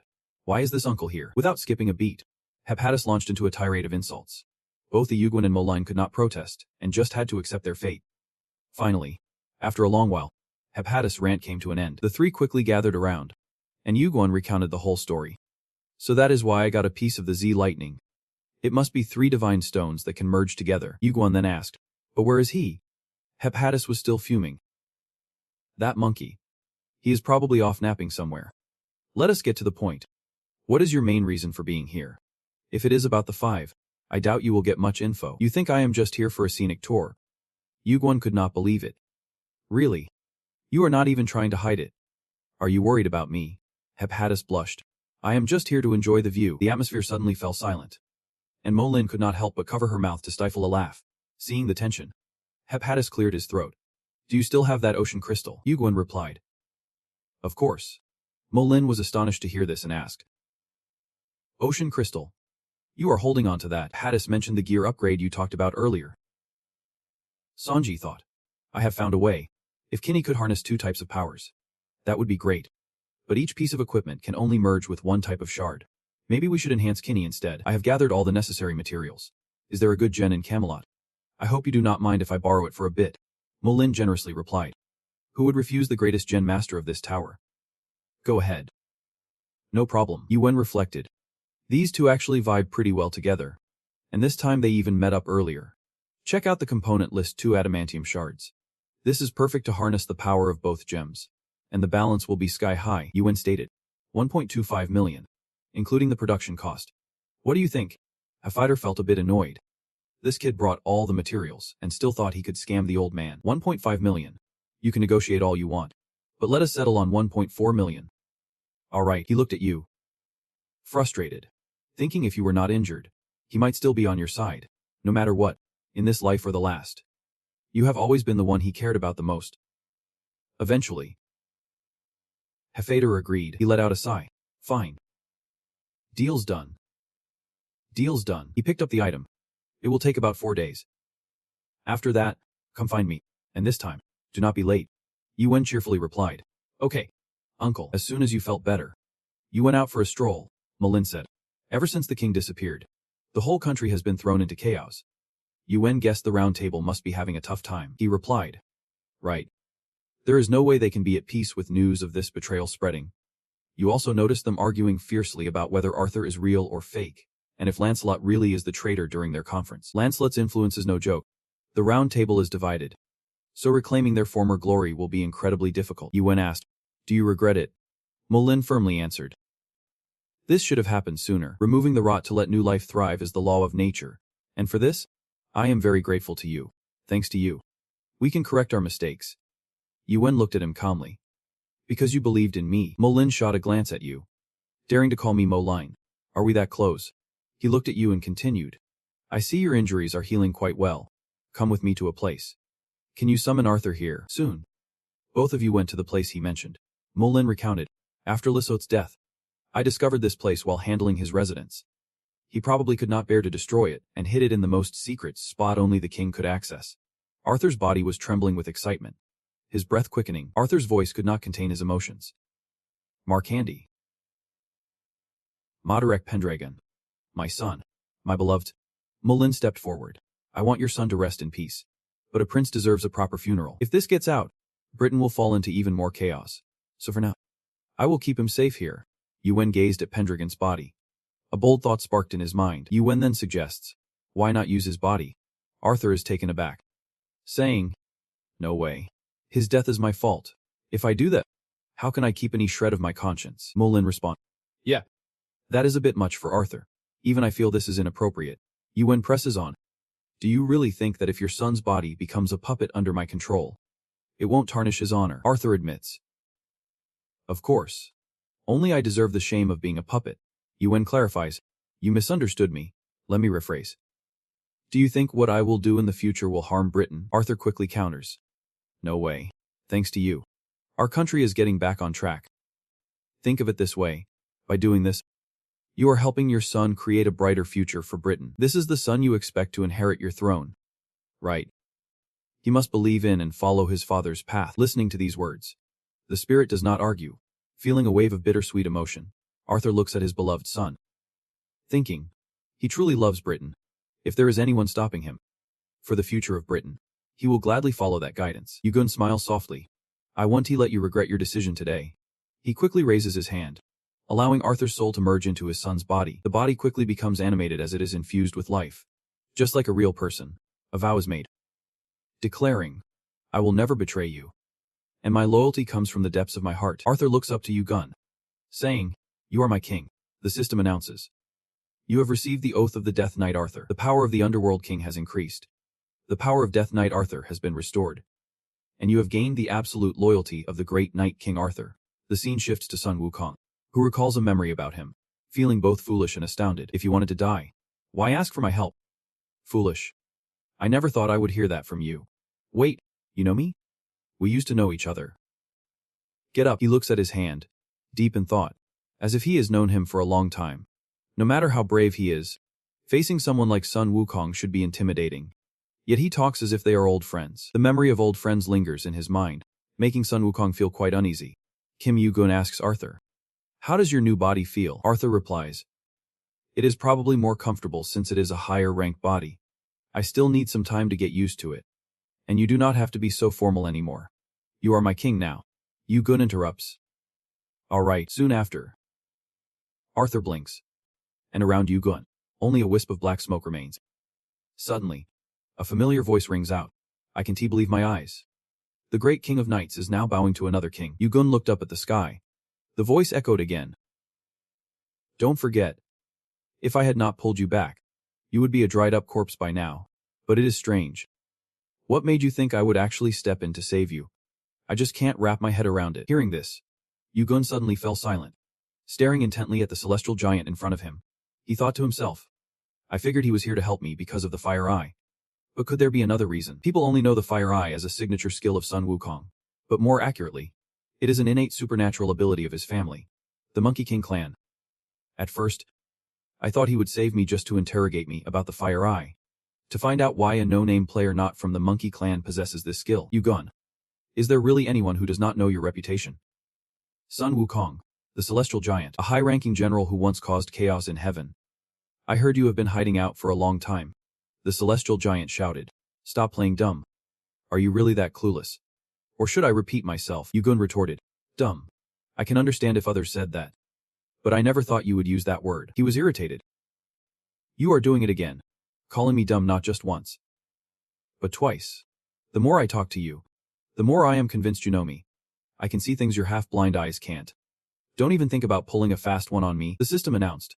Fire Eye is dispelling the effects of the golden fire eye. Dispel failed. Yu-gun spoke up. So what do those designer eyes of yours see? He shot back coldly. You know me? I see my true self standing next to you. And you know my true self quite well. Even intimately. Yu-gun sighed. How should I respond? No matter what excuse I come up with, his golden fire eye will see right through it. I can't outsmart this idiot. Thinking about that, Yu-gun reluctantly admitted to him. Yeah. We know each other from a world I used to live in, the celestial giant questioned. A world you used to live in. How do we know each other then? Yu-gun continued. As friends. Hearing this, the celestial giant was taken aback. The fire eye was resonating at this moment. He added, we are friends. Or rather, rivals. Memories flooded back. A vivid image of a monkey with crutches glaring at him popped into Yu-gun's mind. He would often lie on a large rock, and the celestial giant would always come in hot, asking, what is up with this? Hey, you still sleeping? Gun would casually reply. Not yet. He would retort angrily. Then get lost. That is my spot. Yu-gun just kept his eyes closed. This spot has the best sunshine. The celestial giant wasted no time, extending a powerful hand to strike directly at him, causing rocks and dirt to fly everywhere. He glared at Yu-gun with cold eyes. I said get lost. But Yu-gun quickly dodged off that rock, evading the attack. And now he was feeling a bit annoyed too. And just like that, a powerful surge struck straight at the celestial giant, forcing him to stumble back a few steps.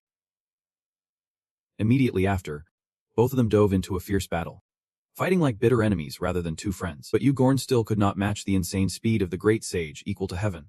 He quickly unleashed a flurry of powerful strikes that left Yu-gon dizzy. And finally, the great sage equal to heaven landed one last devastating blow. A loud crash echoed through the forest, sending birds scattering into the sky in sheer panic. Lying on the ground, feeling frustrated as he listened to the criticisms, he thought to himself, just as I guessed, this weakling will never become a master. Good thing I have not killed him yet. Suddenly, for some reason, he burst into laughter, making the great sage raise an eyebrow, wondering if he found something amusing. Yu-gon spoke up, finding it quite interesting. At that moment, the great sage looked like he was staring at a madman. Then, both of them continued to clash and fight. Time passed, yet neither was willing to back down. The explosive sounds reverberated through the mountains, causing ripples on the water's surface.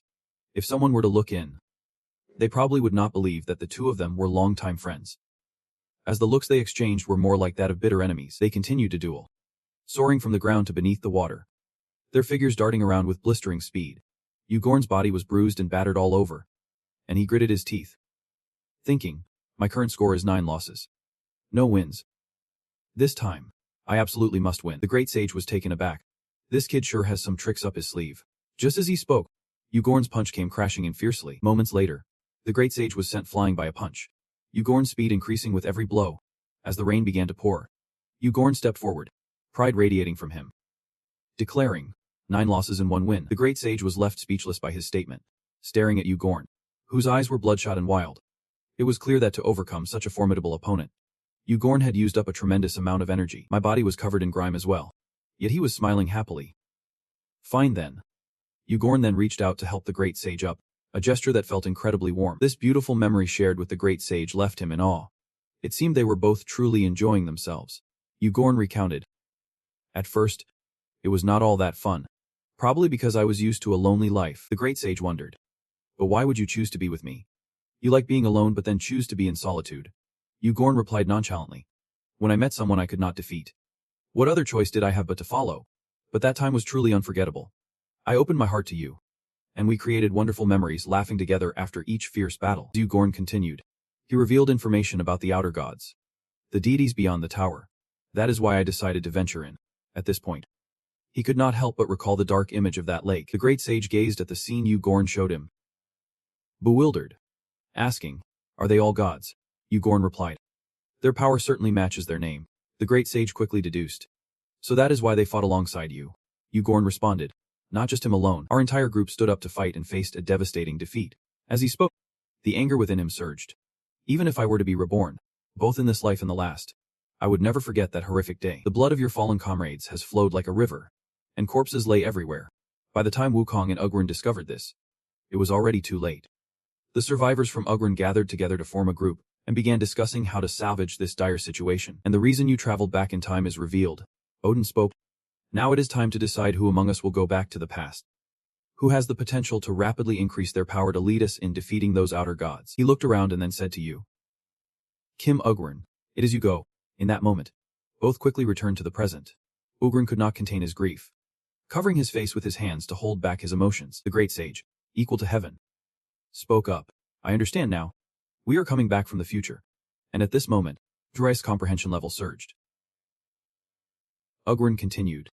One of my missions upon returning is to protect the United Kingdom, because in the future, that bastard Lancelot will become a significant threat to the tower. He asked you. Any progress yet? Ugrin replied. Nothing significant. To deal with those outer gods. What I have achieved right now is just a drop in the bucket. The great sage asked again. So what are our chances of winning if we fight them? Ugrin bluntly answered. Who knows? Right now, it is probably around 0.1%. Hearing this, the great sage could not help but gasp in shock. Seriously. That is it. You are so optimistic. The important thing is that there is still a chance. He scratched his head in annoyance.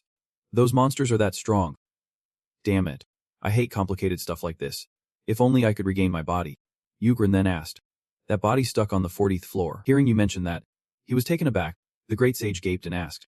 How do you know? Ugrin shot him a glare. Are you serious? It is obvious. You are the idiot monkey here. He mumbled. Aha. You came back from the future. The great sage was flustered, unable to believe it. If you already know the situation, are you going to save me now? Ugrin quickly replied. Of course. But is a give and take deal. The great sage was surprised. Wait a minute. I just saved your life. Did not? Ugrin chuckled lightly. This is to help you find your true self. That is not enough. The great sage tried to argue back. Do not be a con artist.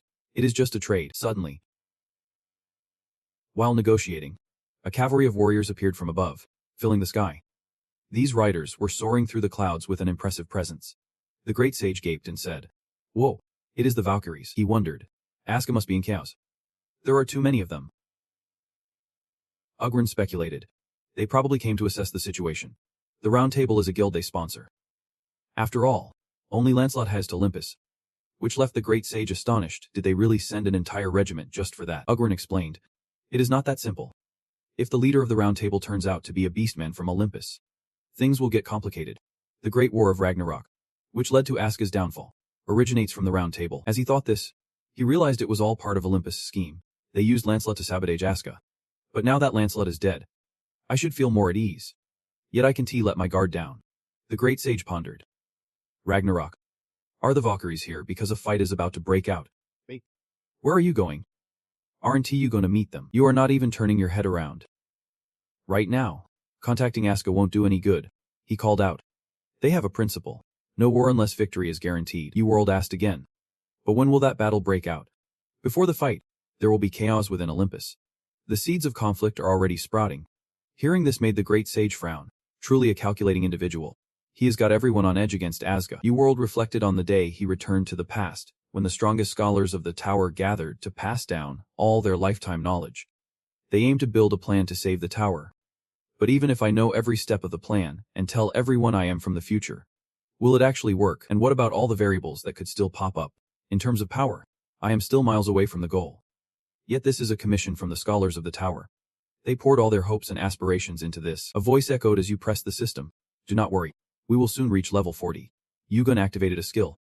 You have invited the administrator for a private meeting, costing 1,000 points. Sure thing. The great sage is pumped. This way. We can head straight to the next floor. But at that moment, the system's voice chimed in. The administrator is deep in thought. The administrator is deep in thought. The administrator is pondering. After a brief pause, the administrator finally agreed to meet privately. Scene switch. Yugen stands in contemplation on a tall wall. Completely alone. A revelation dawns with Yugen. The lecture of Master Yugen. Ragnarok. Once upon a time, in the future where Yugen lived, the leader of the Round Table, Lancelot, ordered an attack on the demon race, leading to the giants and demons seeking vengeance. Thus, Olympus, the opposing force to Lancelot, could not just sit back and watch the Round Table get obliterated. Meanwhile, the Asgard Alliance for Peace decided to jump in when they saw their rivals starting a war. This led to continuous warfare, resulting in significant damage to the tower and a sharp decline in combat power. Fine. Let us not fight anymore. Let us fight the gods instead. Kim Yugen decided to prevent Ragnarok. It is that simple. Yet the great sage's head is spinning. Yugen shot a glance. Got it. He is like, oh man. A voice boomed. Here. High difficulty will be rewarded with worthy prizes. But you know you will need to spend quite a few points if you want to test through me. Right. Yugen regretted it. No big deal. Lots of people overact about challenges and failing the requirements. But I have accumulated a ton of points already. Continued. If we do not do that, then there is this old man tossing lightning everywhere. The administrator always prioritizes. Above all, the order of the tower. Then implementing challenges. That is both our mission and our reason for existence. Yugen told him. Then prove that duty immediately. The system announced. The tower climbing challenge has been initiated. Do you agree? The participation fee is 30 points. This time's mission is to cross the forest and pioneer a path within a year. You can receive assistance for this test from the pioneering team. A bonus will be awarded if you finish ahead of schedule. Yugen stands silently, carefully reading the instructions. The challenge will begin the moment you jump off the city wall. He thinks to himself, a year-long challenge. Looks like they are serious this time. A voice echoes in the air. I know everything. You audacious pioneer. Yugen looks up at the glowing sky, radiating a halo above him. As the voice chimes in again, need my help, the great sage, equal to heaven, teases with a smirk. But honestly, why would I want to help you? Yugen shrugs it off. Whatever. You can just disappear now, he explains.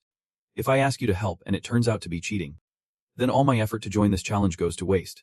The great sage feigns regret. Oh really? That is a shame. I actually wanted to help a bit. Suddenly, the great sage asks him. I have to wait an entire year. Yugen replies coolly. Of course not. He firmly kicks off the city wall. A month is plenty. Once I am done, I will give you a call. See you later. Just as Yugen finishes speaking, he leaps off the city wall, and they bid each other farewell. Now, the challenge has begun. The scene transitioned to the 25th floor, the edge of the unexplored world. A group of people sees him and whispers, isn't that Kim Yugen? I thought he was supposed to be in the city at this hour. It takes 4 days to get here. How did he? Looks like he directly entered the challenge through the admin. Earlier, he presented his player ID to prove his identity. Is that even allowed?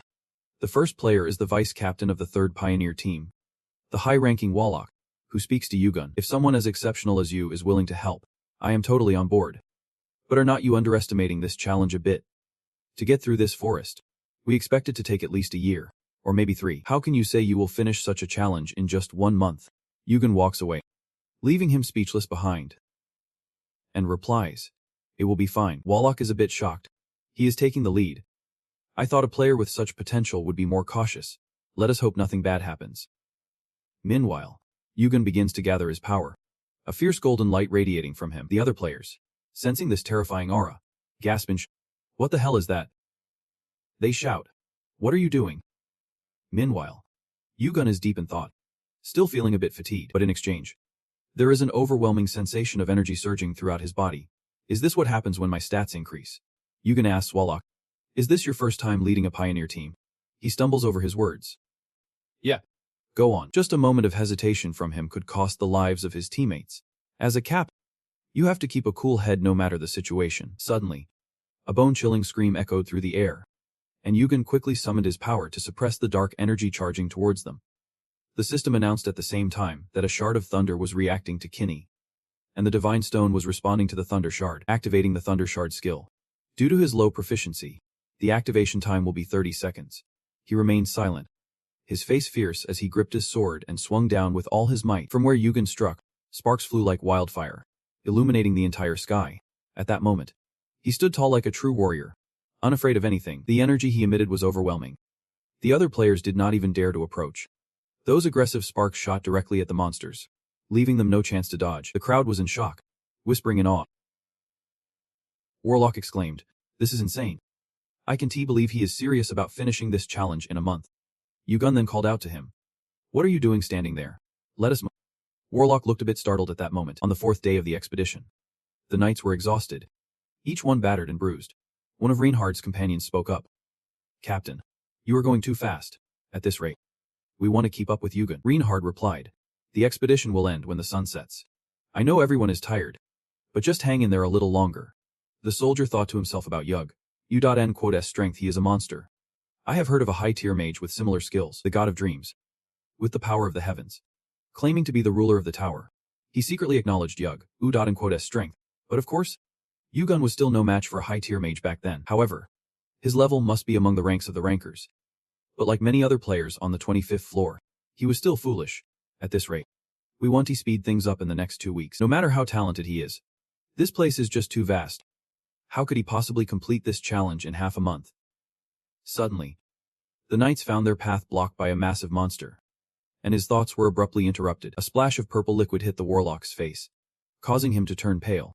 In that instant, a gigantic serpent suddenly appeared before them. It raised its massive mouth filled with sharp fangs and stared at the knights with glowing eyes, as if it wanted to swallow them whole.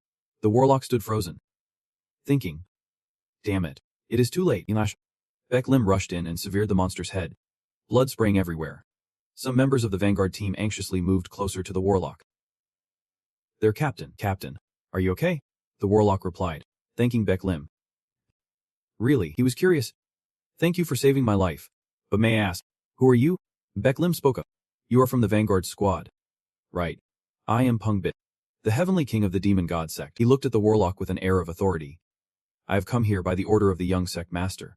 "Where is he?" The warlock was momentarily stunned. "The demon god sect. One of the 4 heavenly lords representing the demon god sect. Not to mention, there is the young sect master, second only to the sect master, with power over thousands here." He asked why was he looking for the young sect master here. Beklim replied loudly, "I heard he was here." The warlock was surprised. "What? But it is just us here. You can only enter this place with the vanguard's permission. So who could it be?" He was stunned, immediately recalling the guy from earlier. Wait, could it be? Just then, a figure emerged from the distant forest. Beklim exclaimed joyfully, "There he is." "So you have been nearby," Yule said. "I came back because it seems like you are looking for the wrong person." He looked at him with a serious expression. "Do not tell me you are the only one who came." Beklim continued, "Of course I am not the only one. It is an order from him." The warlock was taken aback. "Wait, Akimul is the young sect master of the demon god sect." He scolded himself, thinking he might have been short-sighted. This challenge might actually be completed in 2 weeks. Suddenly, a group appeared, chanting together, "The followers of the gods pledge to serve the young sect master. We ask to pay our respects to the young sect master of the demon god sect." Hearing this, Yule quickly interrupted. "That is enough," he thought to himself. "This challenge requires me to handle things on my own. I can't ask for help from anyone except the vanguard." A notification from the system displayed on the screen. Sender: Kim Yule. Requesting support for the vanguard team on level 25. Beklim shouted, "Please mobilize as many troops as possible." You keep thinking, but if I use the power of the demon god sect's leader, would not that still count as using something I struggled with? After some thought, he declared as the junior leader, "I command you all, from this moment on, Help the vanguard team cross this forest as soon as possible. The group immediately complied, respectfully saying loudly, "We understand, my lord." The sky is gradually brightening, and those white clouds are starting to clear up. Finally, they found a place to set up camp and take a break after the hardships of their journey. A small glimmer of light flickered from Ugold's hand. A new message. "Merlin, I am wondering where you are. Is that where you have been, vanguard team? Hold on. Why is the demon god sect there too?" You replied instantly. New message. "Kim Ugold. That is just how it is. I thought I would need to use my identity as a junior leader of the cult to mobilize more troops. I heard you are representing the king. Can I request some assistance? The kingdom is in chaos right now. I doubt we can send many people." Green rays of light flashed down from the sky in the forest, and someone spoke up. "Your Highness, this area is secure now." The Highness responded. "Good. Let us clear the way quickly." He turned to Ugold, the junior leader, and said, "You can finish this off." Golden flashes appeared from Ugold's hands, obliterating the monsters in an instant. The system screen lit up once again. Day 14. You have completed the Vanguard Challenge of the World, and you will receive a bonus reward based on your completion time. Your next bonus reward will be temporarily suspended. You can move up to the 26th floor. Once you move to the 26th floor, the system will notify you that you have gained an additional 50,000 points. Your total points now stand at 5,450. You will receive a reward based on your points and completion time. The system continued to announce. You have gained 150,000 points. And you have transferred 50,000 points to the divine power, and what is meant to happen will happen. A handshake seals the deal. The familiar sound from the system echoed. You have transferred 50,000 points to the deity. The Highness raised his hand, joyfully exclaiming, "Thank you so much." Ugold watched the scene unfold before him, deep in thought. No one is more annoying than a boss who is stingy with rewards for their underlings. Without the demon god sect's support, I would not have been able to do any of this. Guess I will have to head back to Camelot. They are pushing me like crazy. The image of his uncle fuming popped into his head. The old man was growling his usual complaints. "You have been gone for ages. What took you so long? This time I won. Let it go." Suddenly, Beck Lim stepped forward, his tone firm. "Deputy leader, if this counts as a reward, I want a different reward." While Yugen was trying to figure out what was happening with this idiot, Beck Lim laughed excitedly, fist bumping, and then said, "Let us set aside ranks and just fight me already." The Highness could not take it anymore, bursting out, "What is with that attitude?" Of course, Yugen was already used to Beck Lim's antics. He brushed off the comment and said, "All right." He then took action instead of words. "Let us get this started, shall we?" As for Beck Lim, he was cheerful, and in an instant, he seized the opportunity to respond quickly. "Sure. Thanks, buddy," Yugen replied with a hearty laugh. "No problem." Then he turned his attention to the soldier, continuing, "He over there. Set up this area so no one interferes with our battle." Okay. Beck Lim, filled with enthusiasm and a smile, was ready for battle. The system announced that the fight was officially on as agreed, and the penalty would be temporarily lifted. Yugen thought to himself, the power of the divine. The one who could ultimately claim the title of king among the four, ranked highest in the demon god cult. Wielding martial arts symbolized by the Thunder Fist, Yugen raised the Thunder Fist gently in front of him and said, "I won't use any of my demon skills. After all, it is tough to unleash my full power in this fight."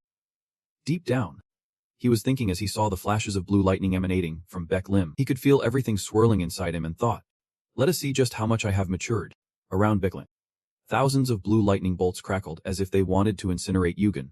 The old man yelled, "Aren't you putting a bit too much power into this fight?" Deputy leader, the two charged at each other like titanic waves, their hands clashing and creating a storm of fury, causing the ground and rocks around them to tremble like a cyclone. Beck Lim laughed. "Aren't you supposed to be using fire god powers?" Yugen chuckled back. "I have trained in a different technique." You know. This remark struck a nerve in Beck Lim's pride. Yen Jed. You will soon regret saying that.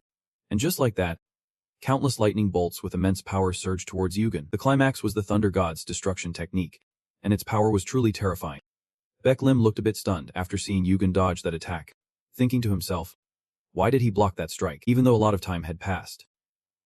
So naturally, he must have improved, but to this extent, Yugen took the full brunt of Beck Lim's thunderous punch, still smiling lightly. As the system announced, the power of the giant is flowing within you. The stamina stat converted to a higher strength stat. Yugen then replied with a cheerful grin. Alright, let us go all out now. He unleashed all his power, jumping 3 times at a speed of 100 km/h. Then he struck with everything he had towards Baek Lim. Baek Lim clenched his teeth in shock, thinking, "My arm feels like it is shattering. This is too strong." He was astonished, remembering the unexpected defeat he suffered that day, when a player had stormed through 10 floors of the tower. Baek Lim had trained tirelessly until today to face him, to have a rematch without any barriers or restrictions. Finally seeing how strong he had become since that day, Yugen's eyes burned with an unwavering determination as he looked at him. Despite being at a disadvantage, Baek Lim felt a sense of satisfaction. His long-cherished wish had finally come true. Yugen did not hesitate and landed a powerful punch right on his face, making Baek Lim spit out a mouthful of blood. At this moment, his fighting spirit surged even higher. But do not think things will end simply like this. Right after that, Baek Lim clenched his teeth, channeling his inner power, launching himself into the air as the ground shook violently around him. His ears started ringing in the chaos. Powerful bolts of energy shot straight towards him. This was the Thunder Fist technique. Suddenly, a deep voice echoed through the air. Baek Lim. But he still could not grasp what was happening, as a swirling purple aura surrounded him. The voice rang out again. Baek Lim. Explode. Baek Lim, can you see me?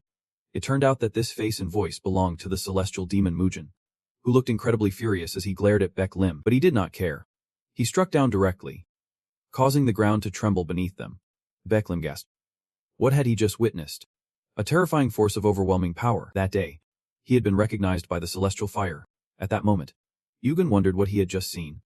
Baek Lim felt a twinge of fear. He had seen the leader of the celestial demon sect. Yugen chuckled softly. So the followers of the celestial demon sect have always revered the celestial demon the most. Immediately, Baek Lim knelt down. His power was so intense that the ground trembled once more. Looking up at him, Baek Lim exclaimed loudly, "I admit defeat. Thank you for accepting this humble request of mine." Yugen replied nonchalantly, "No problem." Meanwhile, at the palace, Merlin turned to Yugen. "You have been on the front lines for a while. Why are you just now returning? Prepare yourself for some serious work in the coming days. Was it the great sage who sent you?" Yugen sat down, furrowing his brow in annoyance. "I'm exhausted. I thought I would not make it back alive." Remembering their past, the two had a wild ride filled with chaos along the way. "Slow down. You madman." Merlin continued. "You really are indebted to the celestial demon sect. The entire martial world owes them now. Who would have thought the celestial demon sect would join the martial world? Now the martial world stands on equal footing with the major guilds." Yugen replied. "Exactly. What about the Round Table Guild?" Merlin grumbled. "Speaking of which, after causing trouble with Asla, some bold souls are even considering leaving the guild. It is unclear exactly who. All because of that bastard Lancelot." Yugen chimed in. "More accurately, it is Olymp. We are currently in the midst of a storm, but everything will be fine. I promise." Merlin said. "Well, that puts my mind at ease. What is meant to happen will happen." Immediately, he unleashed a wave of green energy that quickly enveloped Yugen. "To pull this off, you will need this. Take it and keep moving forward. I call it the Triad Peak. Remember to use it wisely. I am not sure what you need to save here, but I believe you can achieve what you want." Yugen pondered silently. "The Sea Stone. If I can get my hands on it and fuse it into gear, it needs to go into a defensive piece, not a weapon. Right now." Yugen thought of Hephaestus, his uncle this time. He would not regret it. Merlin explained. "I figured you would prefer something more comfortable than armor, so I created this."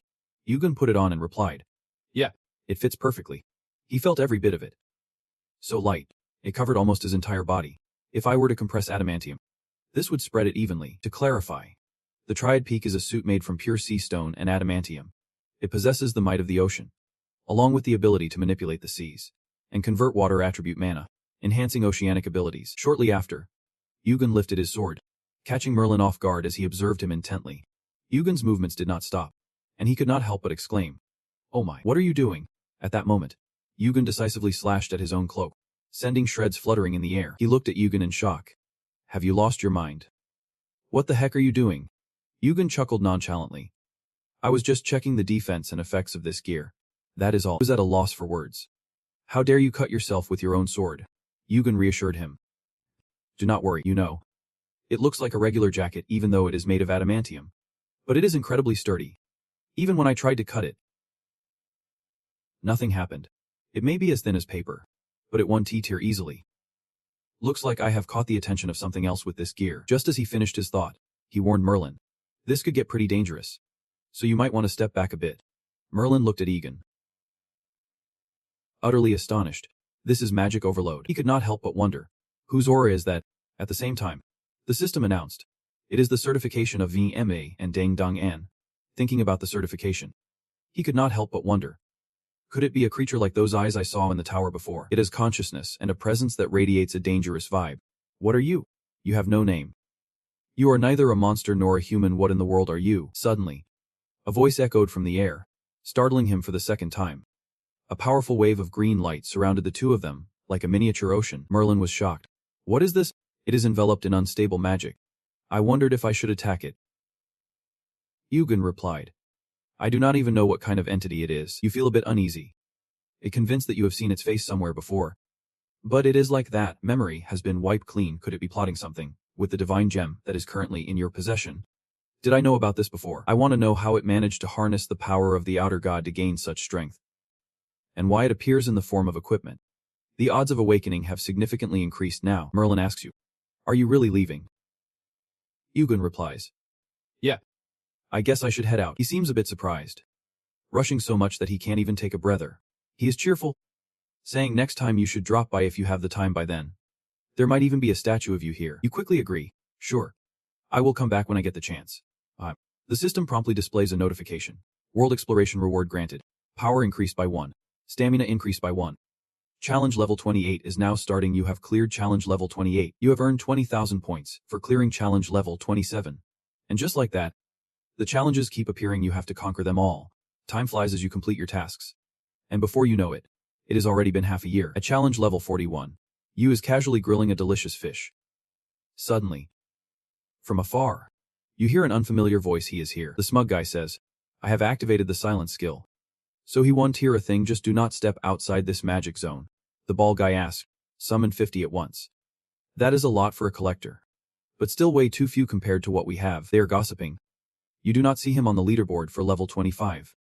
Right. That means he is not anything special. There are rumors that many people cheat their way up the tower. Like those kids hiding under the protection of major powers. He orders. Everyone get into position. We should stick together just in case things go south.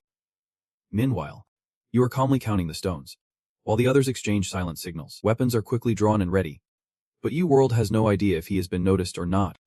You gather all the stones you have into one large mass. At the same time, the leader shouts and his gang rushes at you to attack. You quickly stand up. 3 of them strike towards you world, just as you manage to turn your face back. But the smug guy, seeing the stats above your head, panics and grits his teeth. You world turns around to look at him. Then flashes a charming smile. Your score is currently at 817. The guy can't believe his eyes. Stammering. But he just had 50 stones. As your fierce flames sweep across the ground, there is not a soul left, and you world returns to a calm silence. You can't help but scoff. How pathetic. They are the last surviving team. So you thought they would put up a fight, especially since they had a pile of summoning stones. You are calculating with the stones in your hands. If this many stones are summoned, the number collected will change. So using these stones to lure them in will be great. Thanks to that, you quickly gathered over 1,000 stones. This is definitely an effective way to gather resources. Even if I am not out there hunting monsters for their gems, they will still come to me. Now, it is time to dive into the main challenge. He clenched his fists together, excited about this trial. Suddenly, the system chimed in with a warning. You have used a summoning stone. How many would you like to use? You chuckled softly. All of them. Instantly, the system announced. You have used 1,020 summoning stones. You have summoned the demon lord Diablo. Around the grand altar, red sparks ignited, gradually swirling together like a flowing stream. He could not help but be astonished. Diablo sound was the demon lord appearing in the level 41 challenge. This trial was created by the tower's overseers and the demon race to simulate the tower's ascent, making it relatively easy to tackle. But I did not expect a high-ranking demon like him to show up here. He is way too powerful for an ordinary player to handle. The balance of this challenge has completely shattered. Who on earth messed this up? A chilling voice echoed. I was in a deep slumber. But who dares to disturb me? I never thought a lowly creature would be foolish enough to use thousands of summoning stones. You pathetic humans. Do you even know who I am? You stood his ground, facing him head-on. You are Diablo. Right. The demon answered. You know who I am. So why are not you begging for mercy? He quickly drew his sword. Haven't I made my intent clear? I will obliterate you and take all your points. At that moment, his expression remained completely unfazed. Diablo then swung his fist forward. Quite bold of you. Knowing who I am yet still daring to challenge me like this. The system chimed in quickly. You have entered Diablo's shadow realm. He continued to threaten. I will turn you into mist. At that moment, the system warned. Your familiars are paralyzed. You are resisting the domination status effect. Defeat Diablo. Yugal calculated. A disadvantageous status condition. Ah, sounds like fun. I will start by resisting the Shadow Realm. Just then, he managed to resist the effects of the Shadow Domain successfully. Holy fire was scorching the Shadow Realm. At this point, it felt like his flames were clashing head-on with the demon lords. Both quickly launched fierce fiery attacks at each other. Yugal thought to himself after executing his move. Did that even work? Just then, a grotesque red hand lunged toward him. The earth shattered beneath the force. But luckily, Yugal managed to dodge that strike. Diablo looked at him with a cunning grin. Thoroughly entertained, revealing his sharp, ghastly teeth. Seeing Yugal charge at him, he was delighted. Now that is more like it. You should not fall so easily. Diablo then unleashed flames at Yugal with ferocity. He swung his sword toward Diablo with such a speed that the demon had no time to evade. The impact left him momentarily dazed. Diablo stumbled back and crashed hard into the ground, causing the earth to tremble. Yugal was also shaken by the force, getting thrown back a fair distance. At that moment, his long, menacing tail whipped straight toward where Yugal stood. Yugal swiftly leaped to dodge while simultaneously slashing his sword at him. The fiery strike came crashing down, and the power he unleashed was as fierce as a demon king. For the first time, a battle of flames clashed, and the outcome remained undecided. Diablo fought on, frustration bubbling up. He could not stand that fire the other side was using. He concentrated his flames at his mouth and blew them fiercely towards Yugal. Dodging continuously was starting to wear Yugal out. He calculated that holy fire would not affect him, of course. The mighty Diablo would not be harmed by such weak flames. After all, his mental strength was on par with his physical form. Even so, it seemed Kinney's thunderous strike had taken effect. Diablo's body blazed like he was forged in molten lava. What a pesky rat. Where could he have run off to? Now I know which attacks can actually hurt him. Compared to the Demon King's powerful attacks, Yugal was definitely at a disadvantage. He decided to temporarily dodge before looking for an opening to strike the Demon King. Not seeing him anywhere, he shouted, "Where did that pesky rat hide?" After observing for a while, Yugal finally figured out which attacks could affect Diablo. He then drew his sword and leaped into action. This battle would end in a flash. Activating his heavenly speed, the system displayed the results. Your movement speed will increase by 100% for 5 seconds. You can move for 5 seconds. And just as Yugal appeared, Diablo smirked. There he is. Suddenly, a massive explosion rocked the area. Shaking the ground like a natural disaster was unfolding. Yugal could not believe he had fought so hard, and yet Diablo was still standing, still resisting. At that moment, Yugal's face was resolute, and the system announced, "Your entire body has been enhanced with giant strength." The Demon King was secretly terrified. No, it was not just holding on. He was charging straight at him. Diablo shouted, clenching his teeth in defiance. "Bodies." Just then, Yugal lunged forward and struck down hard on his arm, severing it. Diablo screamed in pain. "You bastard," the system announced simultaneously. "Your whole body is now drenched in giant strength." Moments later, a massive explosion erupted around them, flames raging fiercely. Yugal surged forward, stabbing his sword towards the Demon King, catching him off guard. Diablo exclaimed, "How surprising. You must be a player. Only a player could pull off something like this. I do not like this at all. Join my demon guild, and I will grant you the right to become the next Demon King, once you reach the rank of a noble." Yugal wondered. "I am just a human. How could I be accepted into a guild that only accepts demons?" Diablo explained, "You are immortal, but at the same time, you are also a demon. This dark energy coursing through your veins proves it. You have great potential to become a demon lord, just as I predicted." At this point, he felt a bit uneasy. He realized he possessed dark energy. Yugal assessed seriously. "Diablo, I have never seen such a unique invitation to join a guild. Looks like he is really interested in me." Just then, Yugal swung his sword, declaring, "And I will not join any guild." Diablo roared back, "So you won't join any guild? Got it, you are the one known as Yugal."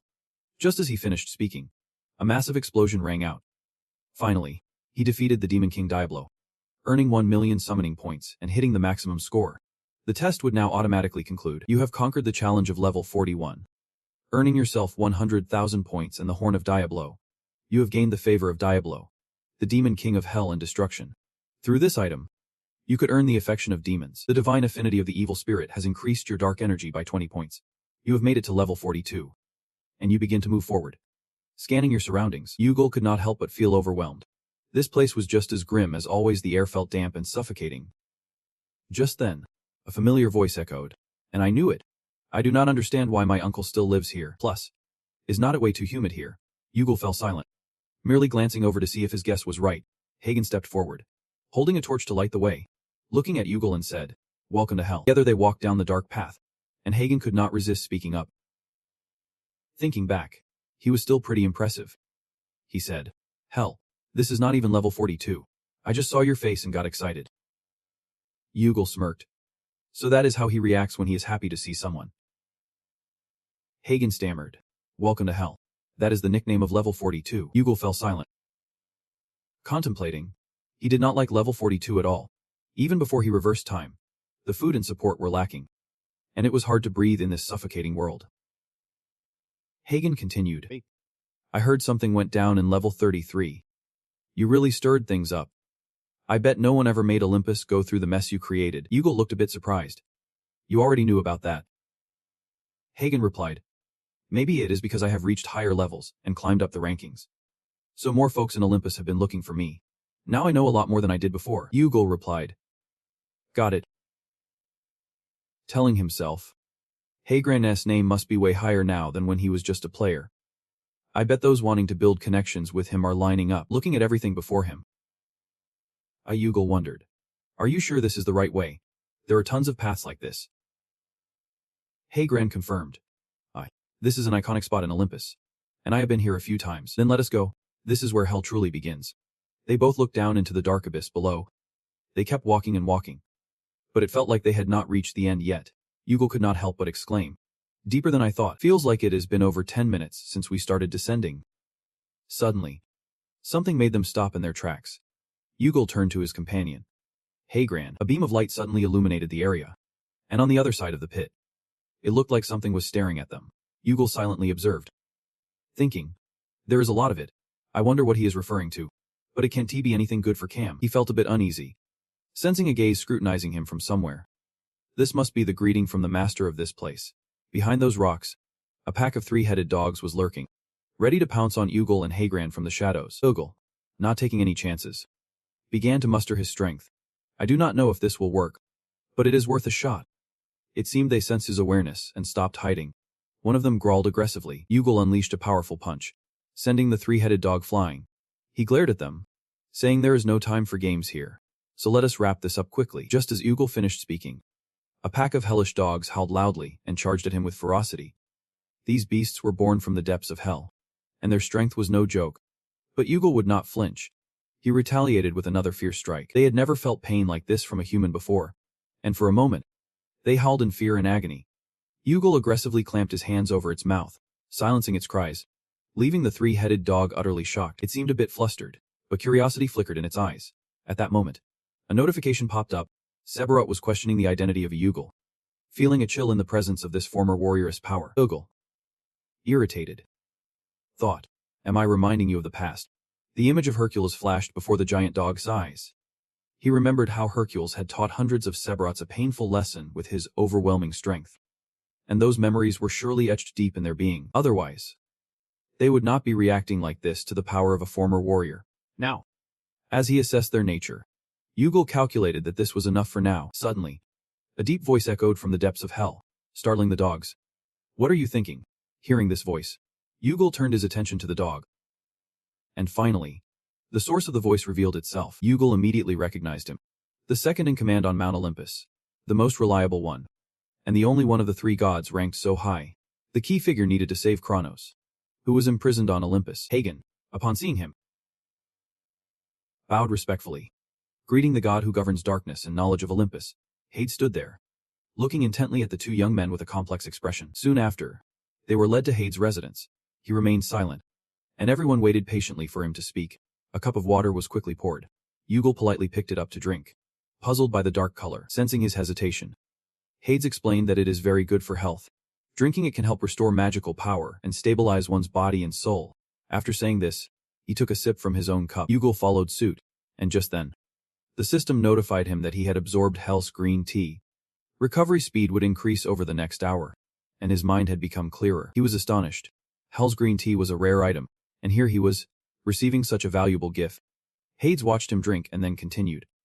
"I still can't believe a kid like you managed to block that overwhelming lightning strike," Hagen said, From now on, you should work with this kid. And I answered straightforwardly, sure. I will give it my all. This guy seems reliable enough for me to join him on this journey. Hades looked a bit surprised, replying without hesitation. Then he turned to Yugal and said, I feel like you are hiding something while fighting Sephiroth.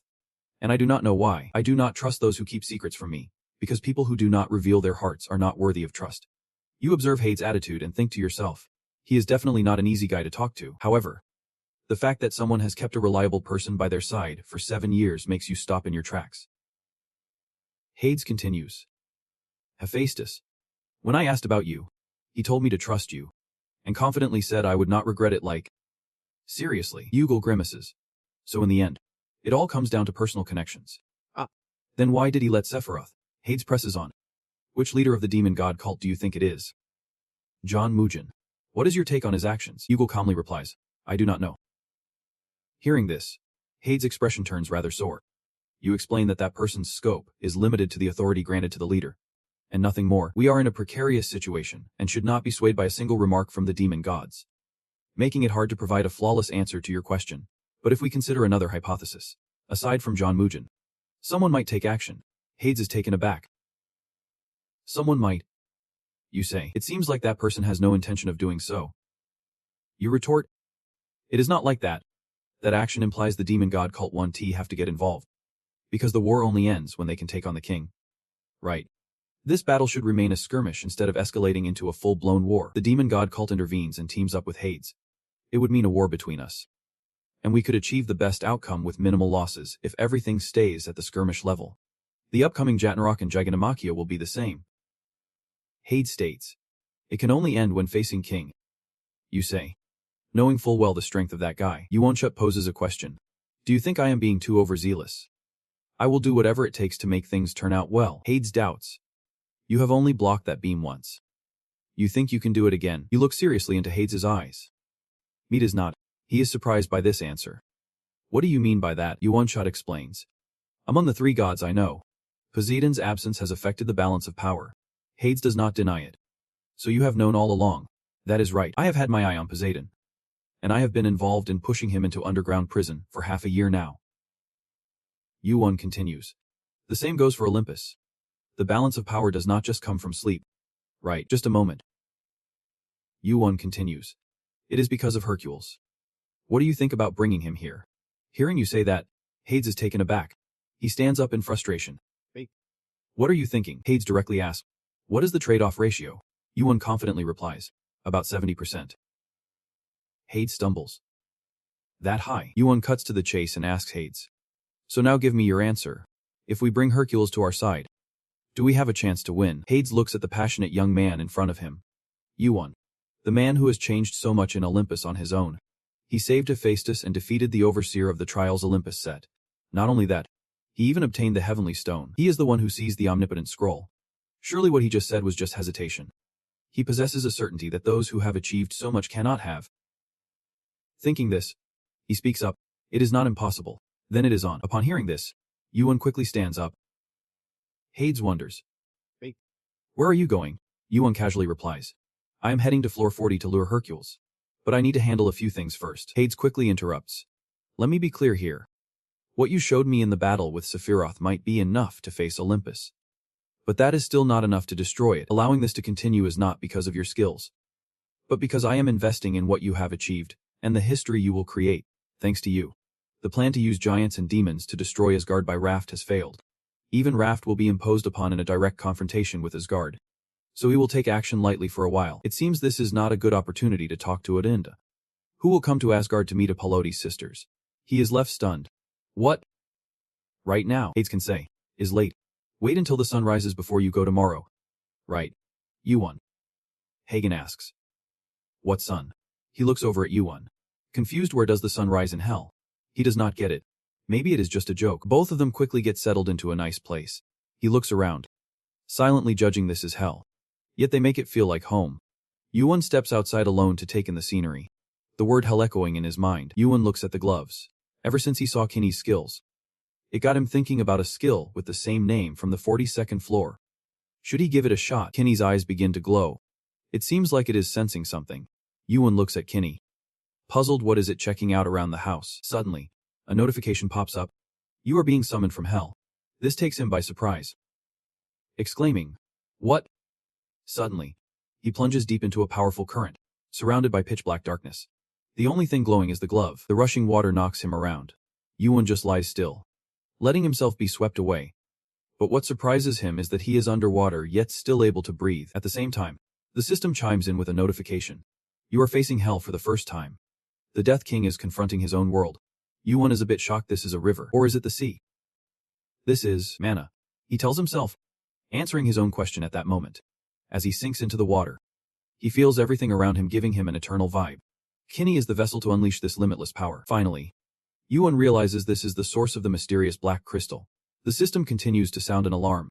The dead are kneeling before you, in the dark waters. He seems to shine like a god. Yuan is taken aback. Are they worshipping him? And just like that, he gradually sinks to an unfamiliar place. The scene shifts to a very airy location. Sunlight pouring in with fluffy white clouds, looking like paradise. And this place is indeed the 40th floor, where a man stands in awe, wondering to himself, "Where do the dead go?" He says to Yuan. "So you have never checked out the view on the 40th floor? You were just lost in your thoughts." Yuan wonders, "Do you remember anything?" It turns out, it is none other than Arthur. He tells him, "Right after I died, I was bound by Susanoo somewhere between life and death. So I am not really sure what happened after I died." Yuan remains calm. "You are not giving me anything useful." Arthur's disappointed voice has a hint of sadness. Thinking back, it seems I saw something like an ocean. And Yuan is shocked. An ocean, he says. "Yep. But it was so quick I can't be certain." Yuan looks around. "I get it now." He looks at the gloves. Just as he thought. Perhaps the dead are those in the water. Kinney is way more important than he thought. Arthur points off into the distance, saying, "I can see it over there." He asks, "Have you been here before?" Arthur recalls, "A long time ago, before Britain was founded, I was here for a brief moment to meet a deity from Olympus. The preparations are complete. Please guide us." "Your Majesty," from above in the sky, something strange rapidly descends towards this tower, causing a slight tremor below. A mocking voice echoes, startling the soldiers here. "What are you looking at?" Immediately after, the U troops charge forward, weapons drawn, targeting the soldier named Vang Zaza. His body is hit so hard that even his armor can't protect him now. The U troops enter, and amid the soldiers' astonishment, he assesses the situation, thinking to himself how wealthy the Olympus must be. They built this grand structure for someone who just became a high-level con artist. Or is it because he is directly descended from Zoth and Hela? Talk about being born with a silver spoon. The soldiers listen in shock, silencing their master's insult, realizing they might be next on the chopping block. Unfazed, the U commander continues, "If your master has been insulted, then you should take it up with him." The U commander challenged the god of war, Ars. On this side, a man with platinum hair and dark skin vaguely hears the commotion outside. Unable to hold back, he wipes his sword and shouts, "What is all this noise about?" But the soldiers seem unable to hear him, so he asks again, "Can't you hear the sound of swords clashing and blood spilling?" Ars looks darkly towards the main hall, his voice low and his eyes glowing with malice as he questions, "Who's it?" A frantic subordinate rushes in, exclaiming, "Lord Ars, the U commander is here." He repeats the name, puzzled. "U commander, you say?" Another soldier bellows, "How dare that guy challenge our god Ars?" But before he can finish, Arthur and the U commander charge in, swinging fiercely at the soldier who spoke.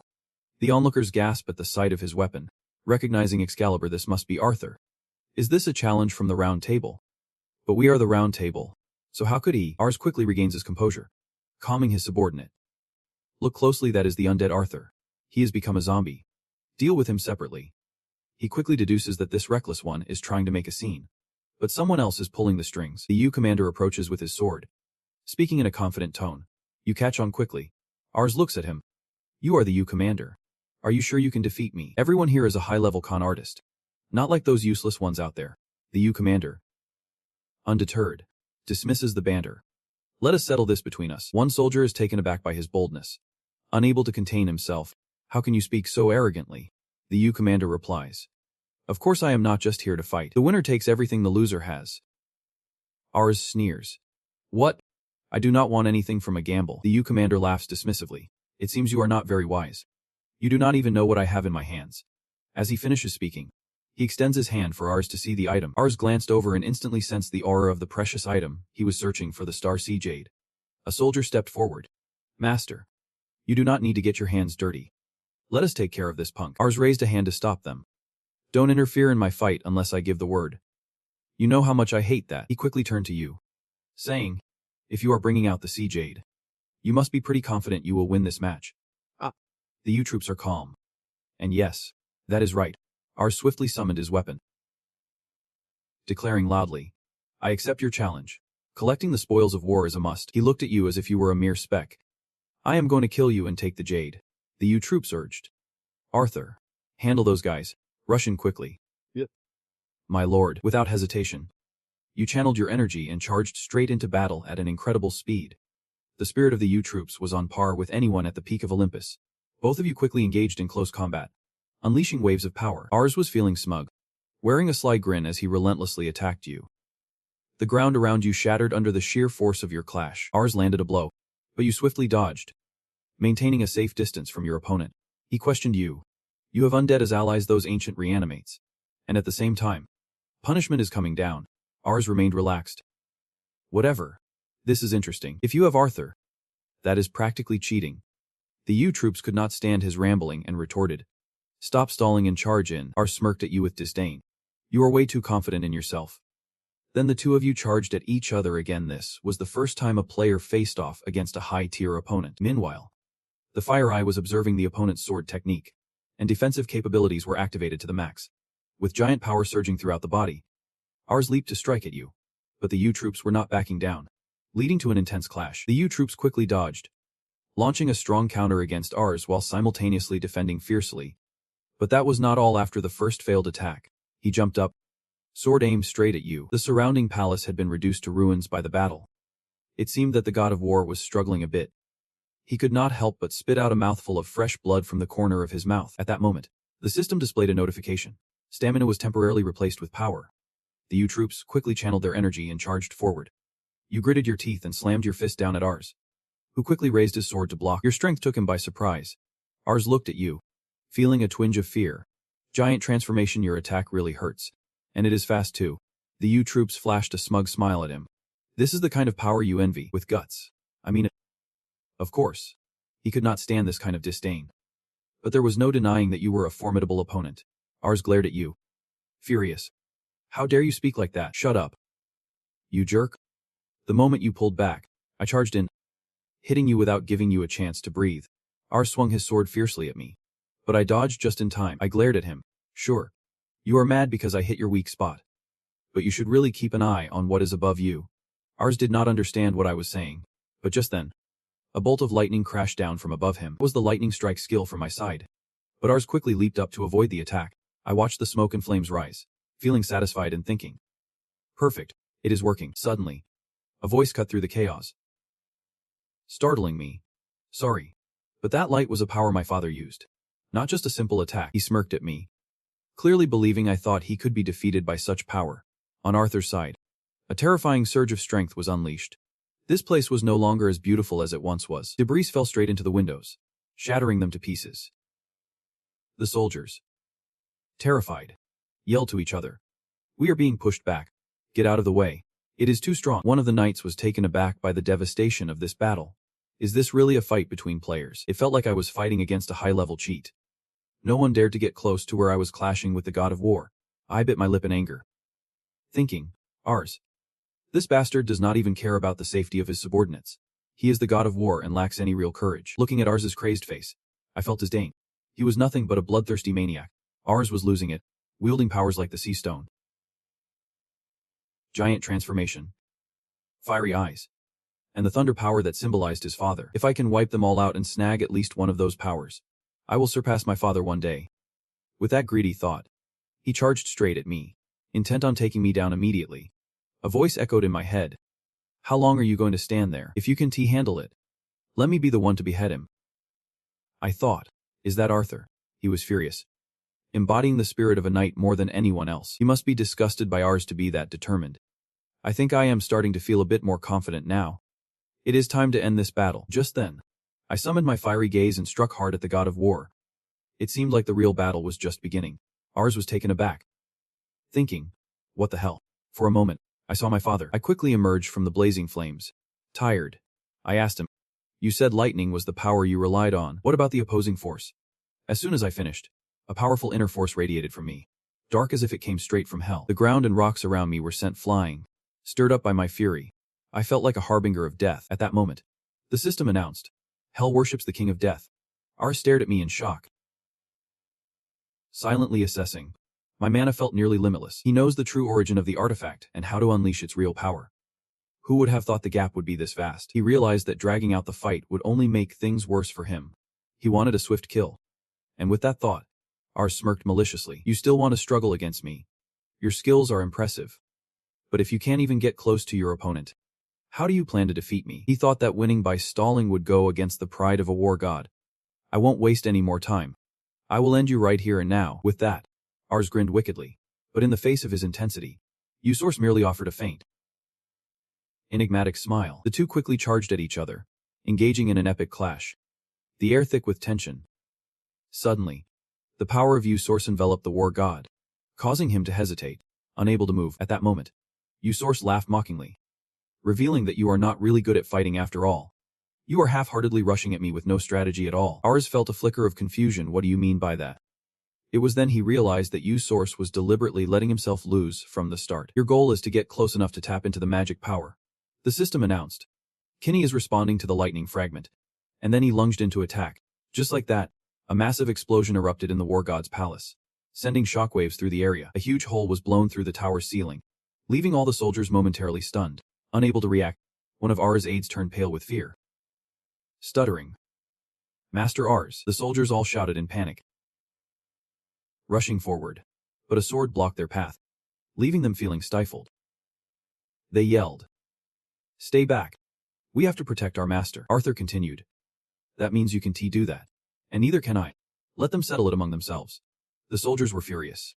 But they knew Arthur's authority all too well, so they could only grit their teeth, cursing under their breath. Meanwhile, it seemed Ars was in deep trouble. Usource quickly grabbed the pendant around Ars' neck. At this point, he was completely breathless, a dark aura enveloping both of them. At that moment, the system announced that the Death King summoned Ars' soul. He held the pendant in his hand, contemplating that Ars' power could turn high-level beings into dust. Once he becomes familiar with it, this power could be used in many contexts.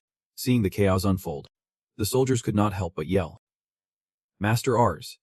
But Arthur still would not let them pass. Surrounding you now is a pile of rubble, with soldiers scrambling around like headless chickens, unable to do anything against you. Yugun quietly watches the sky, muttering to himself, he really knows. At this moment, from above the clouds, shimmering golden chariots swiftly gather towards Ars' palace. A cold voice rings out. Really? It is the one who killed Ars. The woman speaking to you is none other than the high-ranking Olympus goddess, Athena. Seeing everyone fall silent, she continues, answer me. I am not hearing things.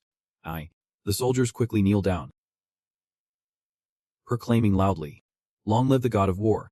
Witnessing the goddess aura, all the soldiers are so frightened they do not even dare to breathe heavily. She goes on, is it true that Ars is really dead? Yugun remains silent, not daring to speak in the face of Athena's wrath. Noticing your silence, she self-verifies, which means you are indeed my brother's enemy. And at this moment, your eyes quickly change color. Yugun is ready for battle. At that moment, both sides' systems announce, Gorgon has heard the call from Olympus. The cleansing begins. Sacred flames are resisting the petrification effect. The fire-eyed are resisting the petrification effect, successfully resisting the effect. Yugun assesses the situation, causing Aegis and Gorgon. This is the most powerful weapon of Olympus, which can be activated just by its cry. Standing before the oppressive presence of the goddess of war, Arthur feels a bit flustered. This is dangerous. What should I do? Yugun quickly stops him. Hold up. It is not our turn yet. You let out a sigh, finally understanding. Meanwhile, the system chimes in. Fire Eye, the 12th eye of the great sage, is watching you. Just as you finish your thought, a familiar staff comes crashing down from the sky. Yugun looks up. It is coming in hot now. It is your turn. The great sage is having a blast. Main characters always show up in the tense moments. Right. Yugun helplessly hugs his head. Whatever. Over there the Olympus crew is singing loudly. It is the great sage. The great sage. Athena glances over and immediately knows what is up. She tells her soldiers, that is his ally. The great sage flips down. That guy is definitely not my ally. Now what are you going to do? Yugun skims by. Nothing else to do but mind your own business. He continues. And now everyone's talking about Kim Yu-gwen. You should focus on saving your own skin. The soldiers over there wonder. Great sage. Are we really going to start a war with Olympus? Right after that, Athena shouts orders. Punish the enemies of Olympus. The great sage sneers. Get lost. Then, the great sage's enormous staff comes crashing down onto the goddess's shield with a thunderous bang. He is frustrated. Hephaestus' gear is way too strong. How much adamantium did he use? But it still can't match my staff. Atrodan excitedly tells you. It is even more fun than I thought. Kim Yu? Take care of those weaklings. Let me handle the strong ones. You can do this. Right. Yu-gwen chuckles dryly. Why are you asking me such a simple question? Then, you order Arthur to protect the weaklings. Leave the rest to me. Arthur quickly complies. Yep. Understood. The great sage watches you with great satisfaction. That is more like it. I am starting to like you. Both of them quickly charge towards the goddess Athena. The great sage can't help but feel thrilled inside. Now how should we play this? At that moment, the system announces that Gorgon's blessing has been activated. The blessing of war surrounds the shield. The great sage does not hesitate and strikes directly at the shield from close range. Athena, feeling a bit frightened, realizes if he can break through that shield, she will be done for. Just as she thinks that, she also finds a way to push the great sage away, keeping a safe distance from him. Then, Athena leaps onto the tip of the great sage's staff and launches an attack. But what is that to me? He quickly laughs as he yells. Catch this. With one powerful strike, Athena is sent flying back, utterly shocked by his strength. Not stopping there, the great sage continues to point his staff at her and says, Vanish. At that moment, his staff shoots straight up into the sky, sending Athena tumbling away. The great sage looks at his achievements and then uses his movement technique to shoot straight up. Below, only Arthur and Ugrin are left fighting. Honestly.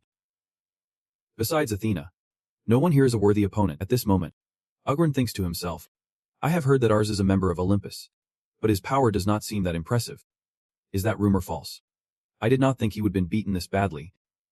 Meanwhile, the system alerts that the combat mode has been activated for the labels in use. Ugrin thought to himself, it seems I have hit my limit fighting Ars.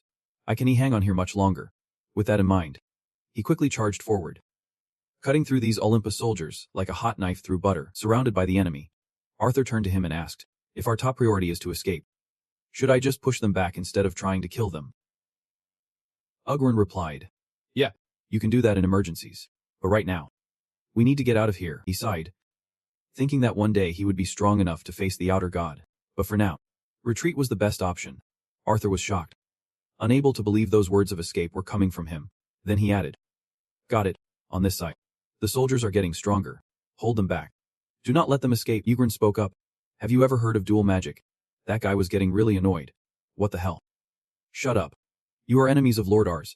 In that moment, he conjured divine flames with his magical power, and as a strike flew by, Ugrin continued, you might not know, but it is fine. Do not block my way anymore. He thought, I just want to get out of here quickly and rest. Ugrin's eyes blazed red, channel still maintaining the divine flames, the holy energy sustaining it. Suddenly, a massive explosion rocked the tower. He stood, watching the devastation caused by the divine flames, incinerating all the soldiers, making them scream in agony. Ugrin exclaimed, the divine flames are incredibly powerful. Any soldier not of high rank gets burned to ashes easily. It is unfortunate that I can only hold ours up for a while longer. But hey, at least I did not run into Goddess Athena here.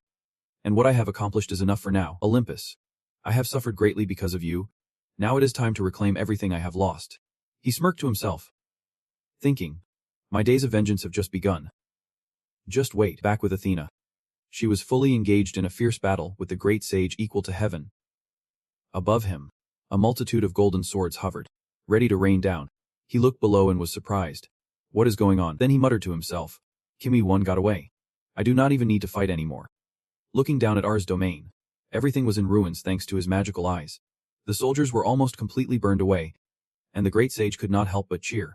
That is pretty impressive. Athena asked, were you here with Kim Yu-gwen before? He replied nonchalantly. He did not want anything to go wrong with the plan. So I just retreated a bit. She was worried. What is with that attitude? Is the great sage equal to heaven involved in this because he knew I would be coming too? A big question echoed in Athena's mind. Well, the great sage equal to heaven teased. Well, everything here is wrapped up. He mischievously grinned at Athena. I had a pretty good time here. You know, I am off. See you later, he said, and in a flash, he vanished into the clouds. Athena stood there, dumbfounded, watching his shadow fade away, muttering to herself, "Will I really see him again?" Transitioning to the 38th floor. The atmosphere here felt incredibly fresh. With the trees playfully blooming, Ugwon had quickly arrived, observing for a moment before assessing. It is a bit warm here. Probably because of all the volcanoes around. Who would have thought a powerful entity was hiding in such a peaceful place? He quickly moved inside, looking around as if searching for something. Suddenly, Ugwon stopped, noticing huge footprints clearly imprinted on the ground. These footprints felt a bit odd, and he thought to himself, "Here we go." He continued following the prints, carefully using his sword to clear away the thick foliage. As Ugwon walked, he wondered, if I keep following these footprints, will I find him nearby? Then he paused, looking around, and suddenly spotted something. A man with an enormous physique and bulging muscles was striking a tree in front of him. It seemed like he was venting his frustration on that huge trunk, but no one knew what his purpose was. The man was so focused on the tree that he did not notice anyone nearby. Ugwon silently approached, observing the man. Feeling a powerful yet refreshing aura emanating from his body, the man did not turn around but sensed someone standing behind him. Without looking back, he asked, "Are you lost?" Ugwon replied calmly, "Not really. What are you doing here?" The man answered flatly, "I am chopping wood." Ugwon followed up, "Are you a lumberjack now?"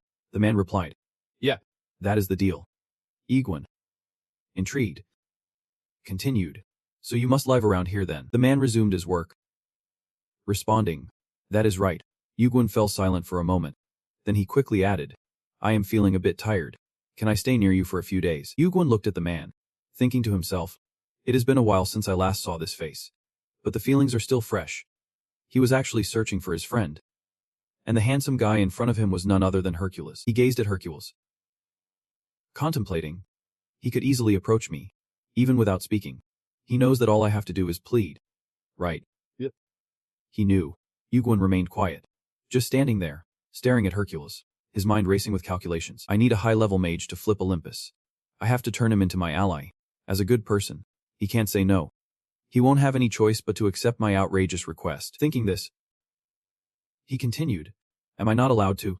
I am so. I feel like I could drop dead at any moment." In the end, Hercules could not refuse. He turned back to his work and said, "I still need more wood, so if you can wait, just follow me." Ugwon felt touched. Thanking him, "I will definitely repay you." He sighed in relief inside. He had gone too far. But Hercules did not have the same tricks as Goku. He silently assessed, unable to imagine someone like him could earn the title of Giant Slayer. Right after Hercules chopped down those massive trees, he kept his promise to take Ugwon home. Ugwon silently observed the entire scene. It was still the same. Hercules dropped the huge logs to the ground and called out to Ugwon. The doors opened. "Come inside." Ugwon wondered, "What are you planning to do with all that wood, in this weather? Why bother?" Hercules replied, "Someone will need it, only the players want to be cold." He asked again, "Are you sending it somewhere? You are really nice." Hercules coldly responded, "Not really. I will sort this wood out first, then find something for you to eat, so just wait a bit." Before he could finish, Ugwon interrupted, "It is, since you have allowed me to stay, at least I will prepare the meal." Hercules was a bit surprised. "I thought you said you were tired." Before long, time passed quickly, and Ugwon had cooked a meal. Hercules was a little pleased. "You know how to cook? Ah. Do you cook often?" Ugwon replied, "Sometimes." He could not help but compliment, "You are quite skilled. Someone might think you have lived in this house for months." Ugwon casually responded, "No way." The boy turned to Ugwon, getting to the point, "What is your name?" Ugwon let out a breath. "You do not waste any time." "Ah. I am Kim Ugwon." Hercules looked a bit taken aback. "Kim Ugwon. That is a first for me. You do not seem like a nobody." Ugwon replied, "I am just a regular guy. Nothing more. Even so, I am pretty well known out there. Have not you heard of me?" Hercules said, "I have been living alone here for a while now."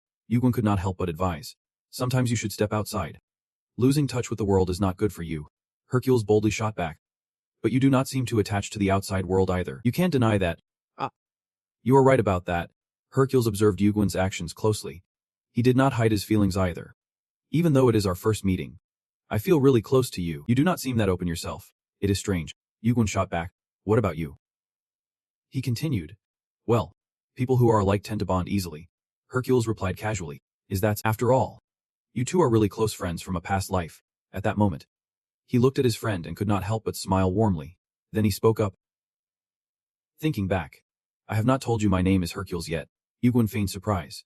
I think I have heard that name before. You are a high-ranking ranker. Ah. Soon enough. The sky brightened, and Hercules got back to chopping wood. This time, with Ugwin helping out, they worked together. Resting together, everything went on as normal until dusk when they prepared to enjoy grilled fish. Ugwin focused on making dinner, the flames flickering merrily. Looking up, he saw Hercules diligently hauling the wood he had chopped for 3 days. He felt a bit contemplative but silently observed his friend. The night sky was filled with stars. Beneath it lay Hercules' simple wooden house nestled deep in the forest. Alongside Ugwin's presence, morning came quickly, and Ugwin was helping Hercules chop trees. He could not help but complain.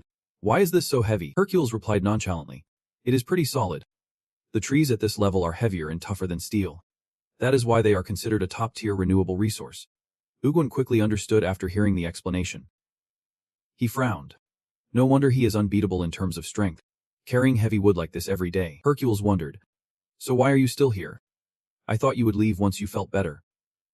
Ugwin said. I just think living here is not too bad. Hercules asked. You still have a long way to go before you face the challenge. Right. Ugwin replied.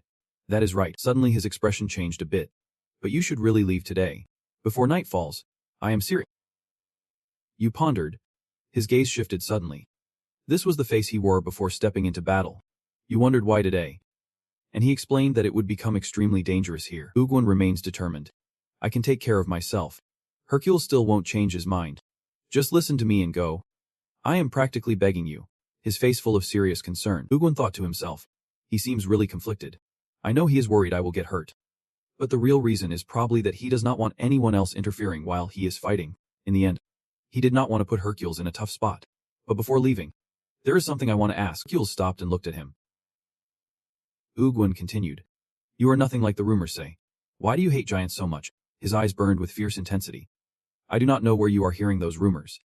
But you would better watch your mouth. Ugwin was not scared. They used to get along just fine. With the giants and everything. Suddenly, an overwhelming surge of rage emanated from him. Startling Ugwin a bit, Ugwin was surprised. The energy was dense. And it felt like his body was about to explode. Hercules struggled to stay calm. Do not ask any more annoying questions. We are not close enough for you to be curious about stuff like that. Just go.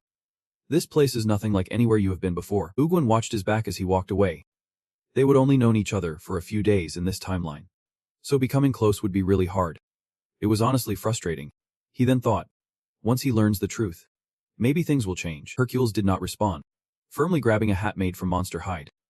Ugwin genuinely wanted to hear the story from him, the tale of a statue. A friend. The story of the greatest hero. The system announced. Starting on the 16th, we are initiating the pact between humanity and the giants. The master of this world is changing, and the foreign races in the area will face harsher punishments. The master of this world is now the giants. As monstrous hands began to rise from the ground, they looked like some kind of terrifying demon. Pitch black and horrifying. Hercules warned him to stay put if he did not want to get dragged into this mess. Just then, the demon spotted him and charged in wildly. Breathing fire. The lush green forest quickly turned vibrant with flames. Hercules rushed in alone to fight them. His strikes powerful enough to make the demons hesitate. In the sea of flames, he was like a thriving green branch, constantly pushing forth. Despite the demons charging at him aggressively, the system was flashing warnings. But he remained focused on battling the demons. Ugwin had been standing still, not joining the fight while the demons were already getting wrecked, with no sharp weapons. Hercules fought barehanded, using the massive trunk to strike repeatedly.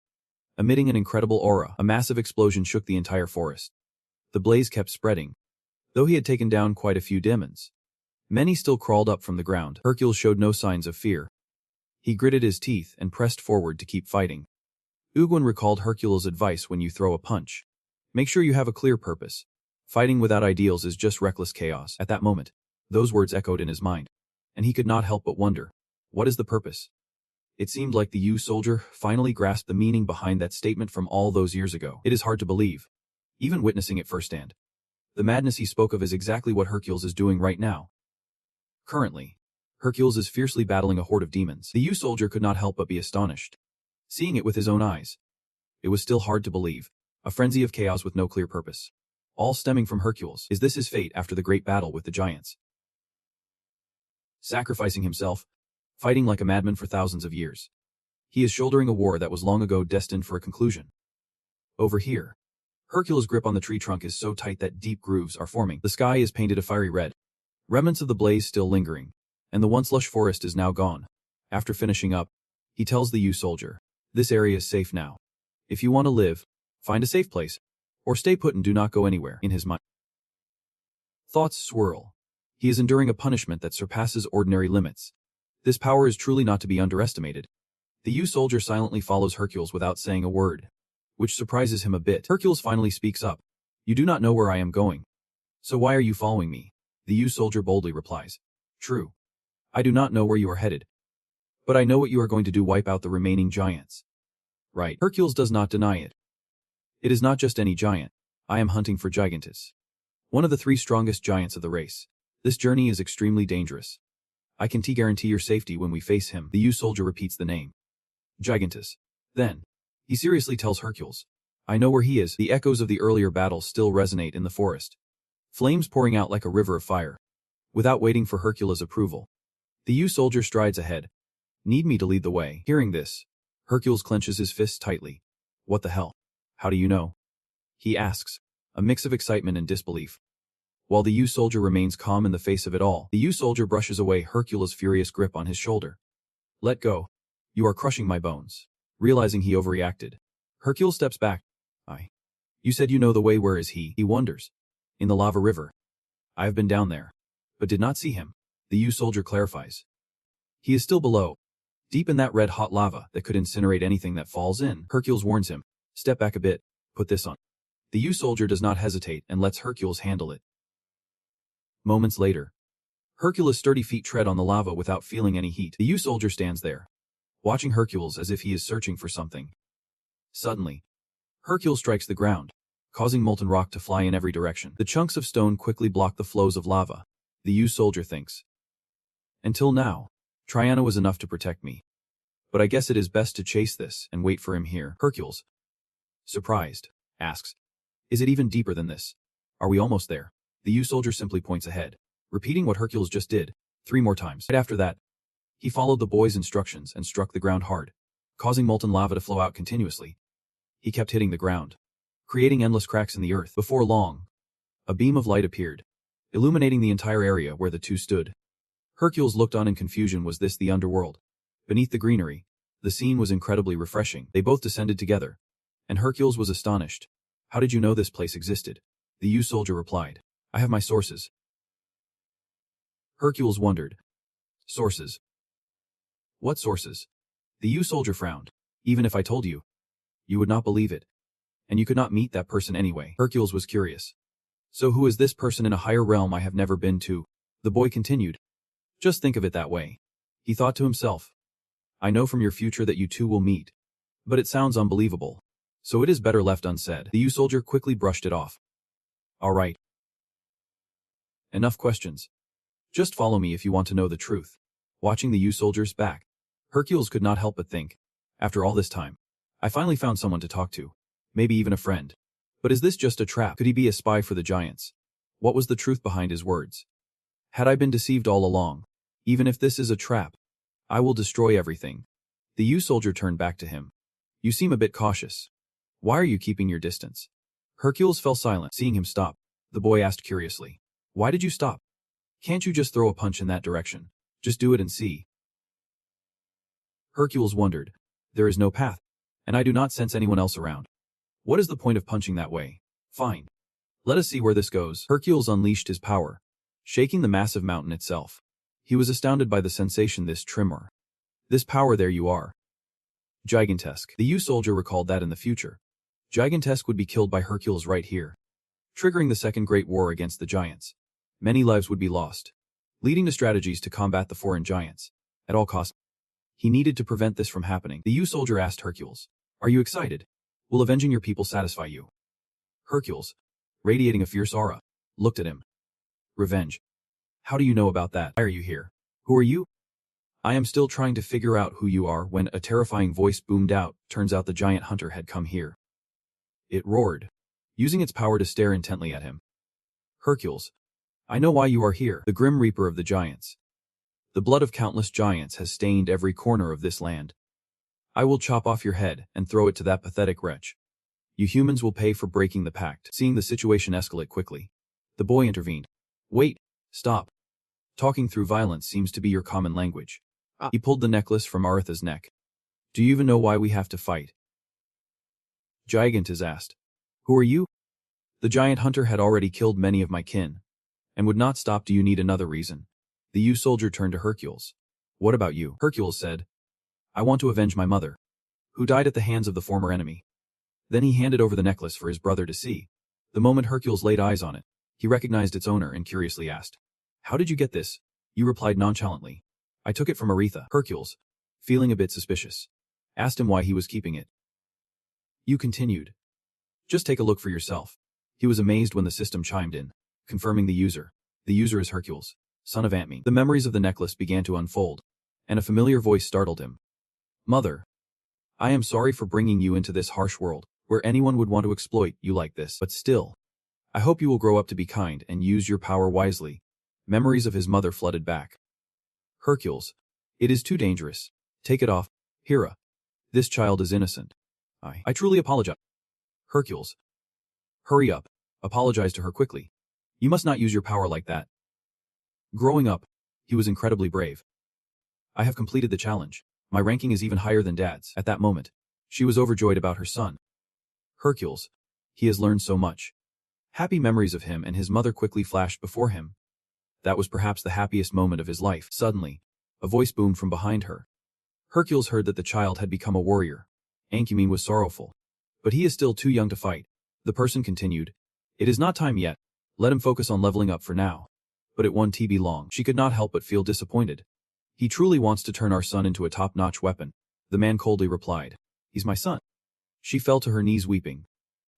Even though your blood runs through his veins, he is still my child. He coldly lifted her chin. Ancumen, you poor woman. Even though you did not intend to bear him. Just looking into your eyes, it is clear to see you love him so much, do not you? Yep. Very much. Her face then twisted with cruelty. Ancumen furiously exclaimed. You have gone mad. You only see him as a weapon. Not as your flesh and blood, I fully admit. Yep. He is an unbeatable weapon. She shouted. How dare you say that? He continued. I have many children. And the women are the same. They are ready to hand their children over to me as long as I can stand atop this tower. I can create a second or even third warrior. Then came the scene of bloody battles. A familiar voice echoed. A leader and a warrior. But too weak. The one speaking was ours. The other scoffed. I was just wondering how he would take the warrior away. And this is how it is. True to his nature. Cowardly and shameful. Do you think my son will just let it go? He speculated. In this hurried demeanor of his, it seems war is upon us. Poor child. Which warrior are you? The second or third? What is this new hunting dog's name? R stood there. It does not matter. As long as you are respectful to the warrior, everything else becomes meaningless. Then he casually remarked. Antmany, you died at the hands of the giants. The warrior only needs to know this. The desperate scream of Hetraculate echoes in his mind as he relives this memory. Pleading. Stop. Just stop. His trembling hands can't believe what they see. And he never expected Olympus to be this cruel. Akulat wants to rush to embrace his mother but can't. Her weak voice rings out. Alina, you might die. He will never let the child he wants to raise become a weapon in your hands. Killing me will drown that child in hatred. Antmany, listen to your sister. Stay away from Hefculet. Just let it out. Antmany, in pain, cries out.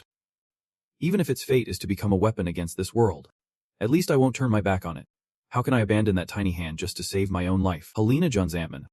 Is it because of the responsibilities of motherhood? She gently strokes her sister's hand. She pauses, tears streaming down like rain, remembering her once tiny son. Antman says, I just truly care for this child. She tells him, there is never a moment when a mother does not love her child. Every second spent with you fills my heart with joy. I always feel at peace seeing you grow each day. In her dying moments, she recalls her child. Hercules, thank you for being my son. Then Antman breathes her last, lying forever in a pool of blood, never to see her little boy again. Memory pierces his mind like shards of glass. Hercules's voice trembles. I had no idea. He observes. It seems like he is hesitating, wanting to say something. At that moment, Gigantes asks him, you risked coming here to clear the misunderstanding between Hercules and the former enemies. Ugorn does not deny it. Exactly. So he knows about the power of death. which is not surprising. He ponders. Right. I remember hearing that name before. You are Kim Ugorn. He questions. Weren't you supposed to be asleep? Gigantus replies. Not entirely. I still wake up to keep tabs on things. Hearing this, Ugorn can't help but ask. Then why did not you stop Hercules? Gigantus points to his wound. This is the scar left by the beam of Toon and Enzine. Healing it takes time. So I am using this time to prepare for the upcoming war. He calculates in his mind. The former enemies are also gearing up for battle. The Second Great War is going to be on a much larger scale than before. Many powerful factions have been wiped out, and a mighty force like the former enemies shares the same fate. All because of that bastard. Everything has become irreparable. Gigantus says. You have dealt Poseidon a heavy blow. Seems like you are not too fond of Olympus either. So which side are you on? Ewan momentarily falls silent, tacitly acknowledging it. And Gigantus can't help but praise him. Clever.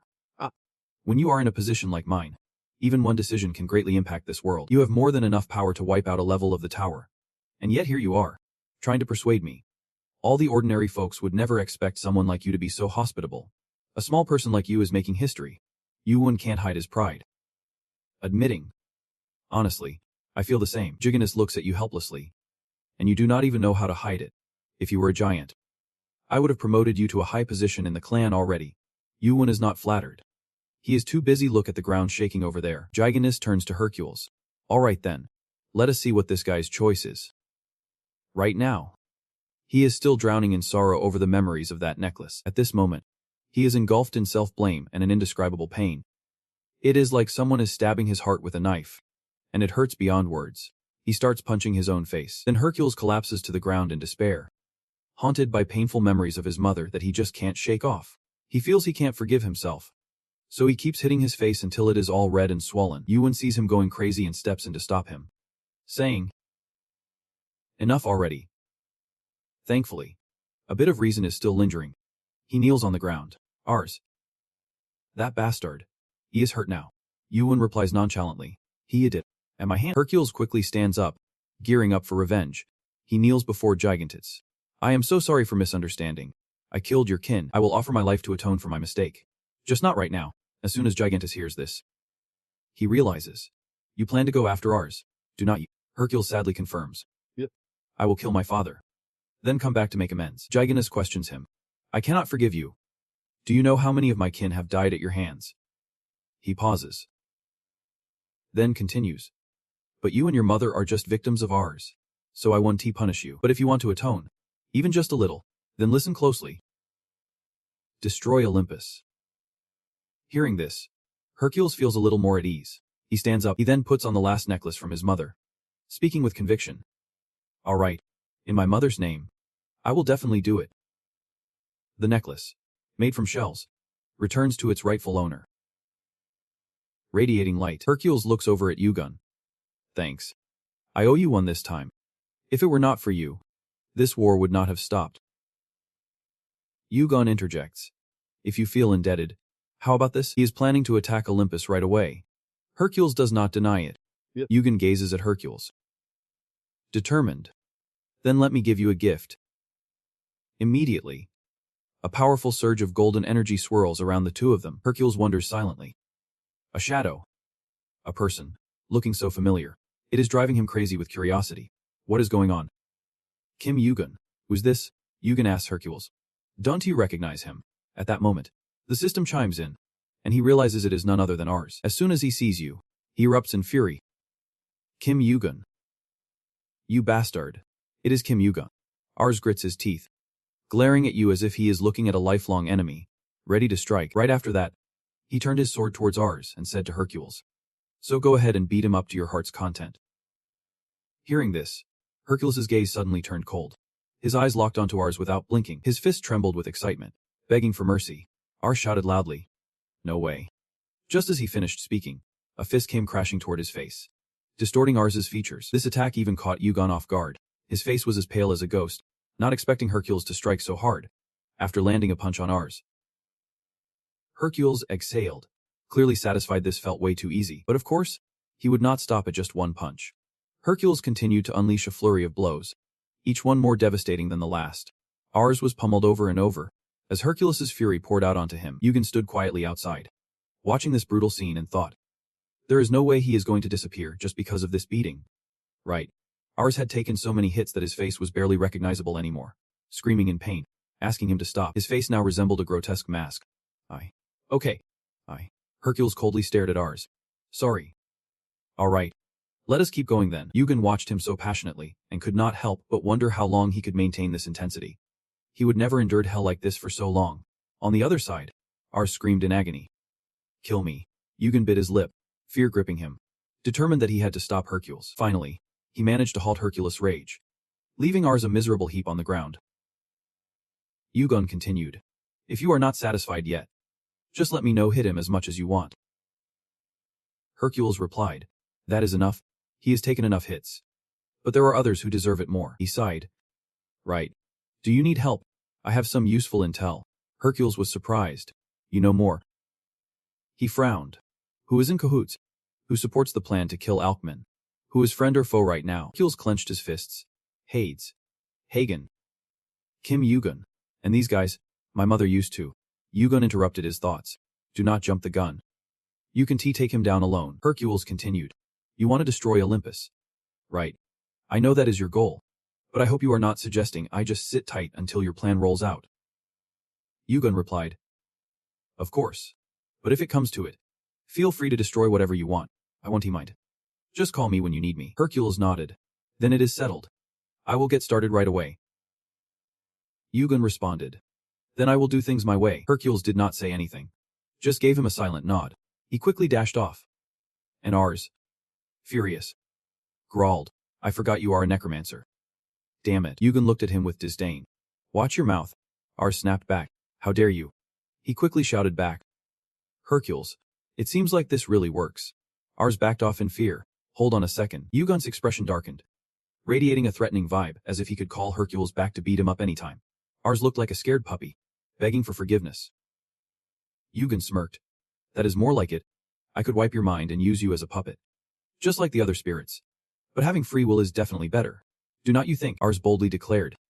If you want me to serve you, you are dreaming. You are the enemy of Olympus. And I won't stab my father and mother in the back. No matter how terrifying Hercules may be, you can't negotiate. So you resort to threats.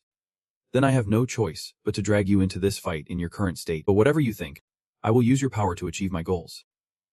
After that, I will destroy everything, whether it is Olympus or whatever. He locked eyes with him, his expression unwavering. But if you agree to withdraw, I won't force you to join the battle against Olympus. I swear on this system. Ars was shocked. The reason you are so desperate is that a soul of a high-tier warrior like Ars is incredibly rare. Even though convincing him is a bit tricky, I still want to turn him into a conscious undead. In the end, he reluctantly agreed. Fine. Let us sign the pact. Just saying that won't stop you from stabbing me in the back. He reached out his hand, already thinking about backstabbing each other. All right. Both signed the contract. The oath was established. And now this soul completely belongs to the player. It can participate in battles against players from Olympus. If the oath is broken, the soul will be set free. You have gained the essence of a war god, and the power of the war god has been restored. The scene shifts to the 77th floor at Hera's temple, where everything is remarkably pristine. A voice echoed. Is Hera not here yet? The other replied. Probably. She has been gone longer than usual. Hater sighed in frustration. What can we do? The situation is getting more chaotic. Just one player is making everything a mess. Mantius shook his head in disbelief. How did one of the 3 temporary deities end up in this state? Rumors say Hades and Poseidon are collaborating, so it makes sense for them to want the upper hand. Yeah, I have heard that too. They are not exactly weaklings. Suddenly, a green light appeared, causing a deafening explosion that blew the wall apart. Hater and Mantius were in the middle of their conversation when they froze. Wondering, what was that? A panicked soldier shouted. What the hell is going on? We are under attack. Hercules roared. Where is she? Where's Hera? Hater was frantic, and came here alone. That bastard. Which guild are you from? Mantius interjected. Wait, Han is the hero, Hercules. Hater was taken aback. What? Why is the hero of the Great War here? Hercules glared at them with an ominous aura. Don't make me repeat myself. Where is Hera? The crowd was terrified, not knowing what had happened to make his gaze so icy. One of them answered. She is not here right now. What do you want? Hercules, radiating fury, replied. Is that? As soon as he finished speaking, he charged forward. I will make sure to return after this palace gets destroyed. One of them gritted his teeth in anger. How rude. Being a war hero is old news. Our rankers from Olympus should not be afraid of such an outdated relic. Someone next to him said, Hold on. If we can solve this with words. Let us not rush into a fight. Our opponent is Hercules. He has not even used his full strength, and everything here would be in ruins. One of the soldiers charged fiercely at Hercules, weapon in hand. But little did he know, Hercules could dodge the attack with a swift and graceful ease. And of course, right after that came Hercules' counterattack aimed at the soldier. He growled, If you want to stop me, all of you better come at me. The sight before them made the soldiers freeze in shock. They were not wrong to call him the Butcher of Olympus. Meanwhile, Ugrin was texting Harkarn, could not help but be amazed. Wait. Kim Ugrin. Did you actually pull it off? Ugrin replied, Hercules just attacked Hera's palace. Harkarn teased. Is this your doing? Ugrin was lying in bed, waiting for news from Harkarn. He thought to himself, Hercules, you have already stirred up trouble. Then he told Harkarn, I just advised him to start from there. We are on the same side now. Harkarn exclaimed, Wait. What did you say to him to get him to go along with it? Do not be so quiet. Ugrin did not respond, turning over to rest. But when he did not reply, Harkarn yelled again, Do not tell me you are asleep. Before he could even close his eyes, another message popped up from Hades. Ready to go. The moment he saw that message, he shot up, looking like their plan was about to kick off.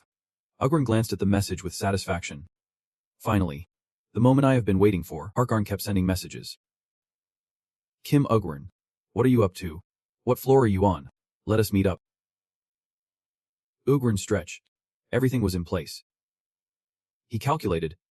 The only thing left now was to tip over the last domino to make it all fall apart. He then texted Harkarn, Head to the 42nd floor. I need your help. They quickly arrived at the 42nd floor, the underworld ruled by Hades. So everything could be kept under wraps. Harkarn stared at Ugrin. Puzzled. Say that again. Ugrin continued.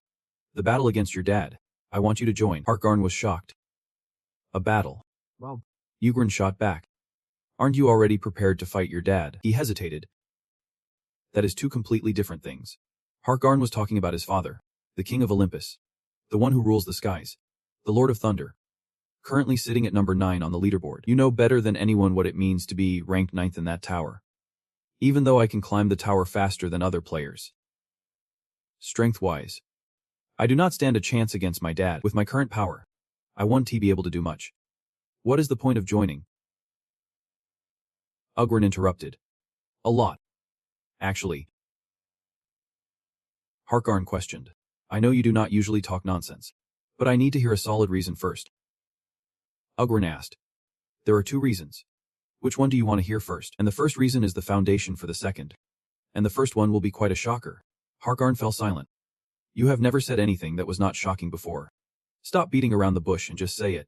Ugrin quickly replied. All right, your dad really only loves one child, and that is you. Harkarn. Hearing this reason was honestly not surprising for Ugrin. Harkarn was so shocked he froze in place. It felt like the entire world had come to a halt.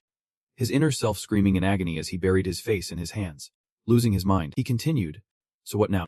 Fine. If that is how you feel, then the rankings do not matter when your beloved only child turns traitor. But still, it sounds ridiculous. Even if you are the one saying it, rage radiated from him. Why did my father love me? Bringing me into this world. Sure, I appreciate it. But my mother is the one who truly nurtured me. If anyone loves me, it has to be her. Everyone knows the path my father is on. Just look at Hercules. Olympus has always valued goals and results over reasons and righteousness. They will stop at nothing to achieve their aims. And what do you mean by love? Ugrin said. If you do not believe me, I do not know what else to say, but I am not lying. Harkarn replied. I think so too. Everything you have said so far, in some miraculous way, is the truth. As if you are someone from the future. I need to think for a bit. Give me a few hours. No. Just a few minutes. Saying this is really cruel. Let us see if he makes choices like in his past life. Suddenly, a message popped up. And Harkarn, frustrated and deep in thought, could not catch a break. He quickly turned to Ugrin and said, Hey, we have got trouble. My father just ordered me to attack the demon cult. A message came through the app saying, My father just ordered an attack on the demon cult. I heard your buddy is the vice leader there. Right after that, the signature fiery chariot of Olympus sped across the sky. He did not say a word the entire journey, while Ugrin leaned back and observed.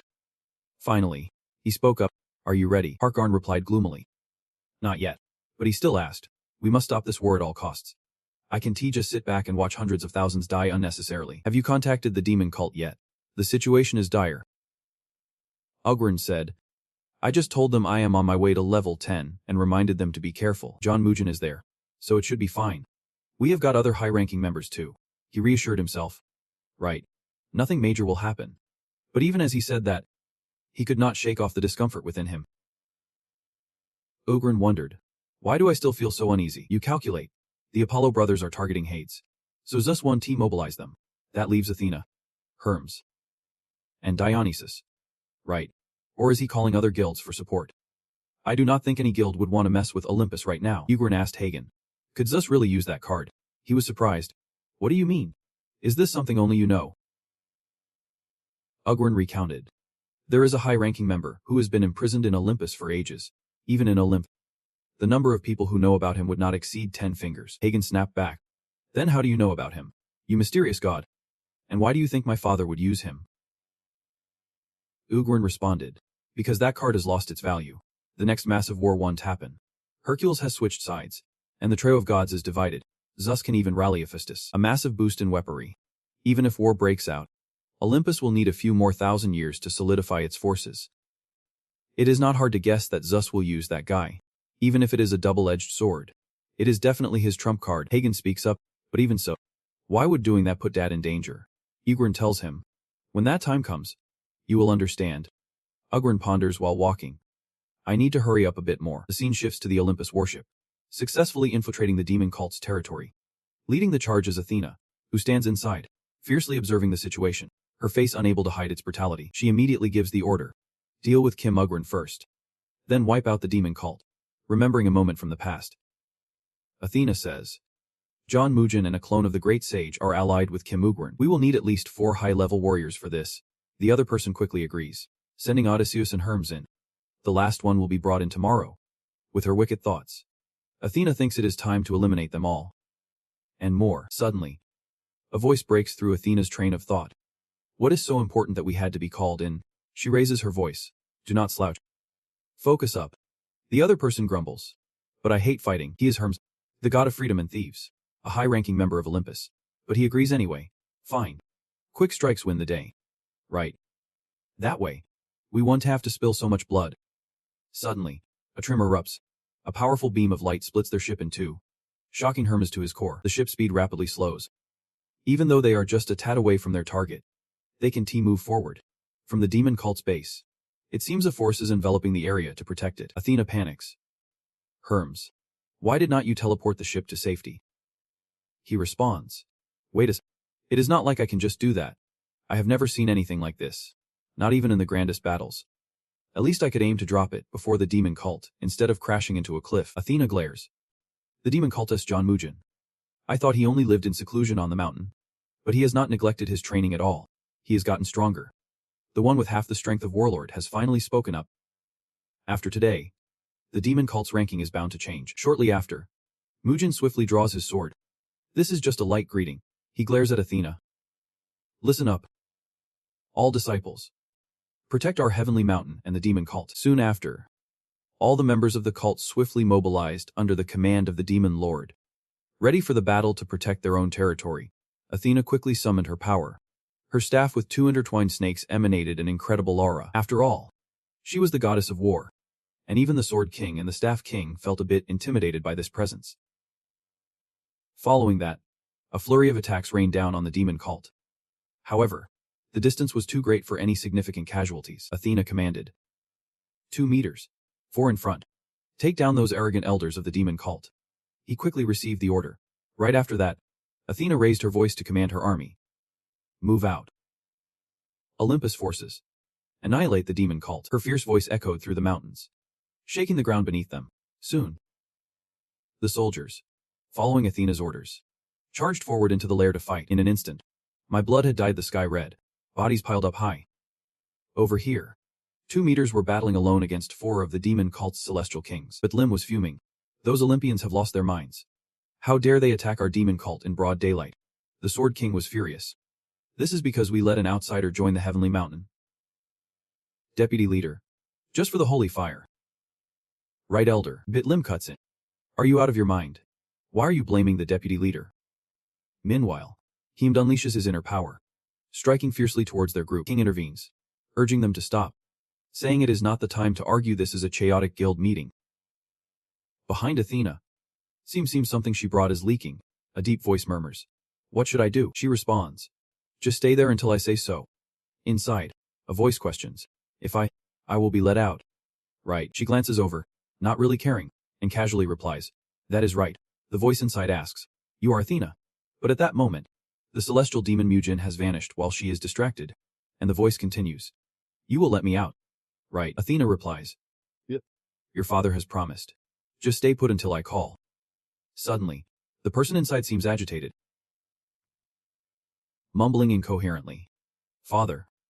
Falling. At that moment, a streak of blue light streaks down from the sky towards it. The aura from the person in the cage radiates uncontrollably. That person keeps mumbling. Falling. I was wrong. Please let me out. Free me. Just then, he lands nearby, hearing every word from the inside Earthworm. Even stranger. The signal from his system keeps buzzing incessantly. The situation is extremely tense. Outside, the battle has escalated far beyond the initial chaos. No one notices the disturbance of what is holding someone captive here, while bodies pile up around. Suddenly a hand reaches out through the gaps. Blood and corpses are stacked around that place, and a gentle female voice resonates. She gazes towards the lair of the celestial demon cult and can't help but exclaim. Such beauty. Such light. She recalls someone once told her. This is a gift for you, but you must not open this box. No matter what happens. By all means. Back then, she remembers crying a lot as she examined that box, which was a gift from the enemy who killed her parents. The beautiful light emanating from that box is truly radiant, releasing things from within. Yet, no one has noticed the unusual happenings behind them, because everyone is too focused on the battle to let their guard down. Suddenly, a stunning young woman steps closer to the chaos. Soldiers murmur. What the heck is that? She seems to be one of Olympus' people. Is she reinforcements? The beautiful girl who has been trapped for years is none other than Pandora. Soldiers approach her, charging into the battlefield unarmed. Are you crazy? If you are a support unit, get back. Her beauty makes them blush. But is it really true that Olympus has someone like her? Where did she come from? So beautiful. Her voice rings out sweetly. You must be terrified. His gaze is infatuated with her.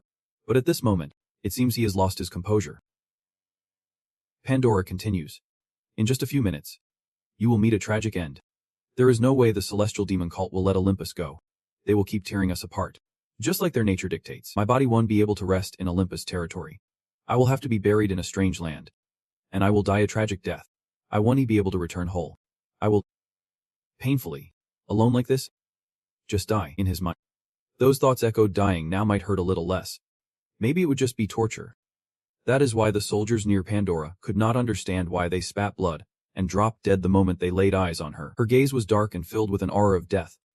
A chilling look straight from the Grim Reaper.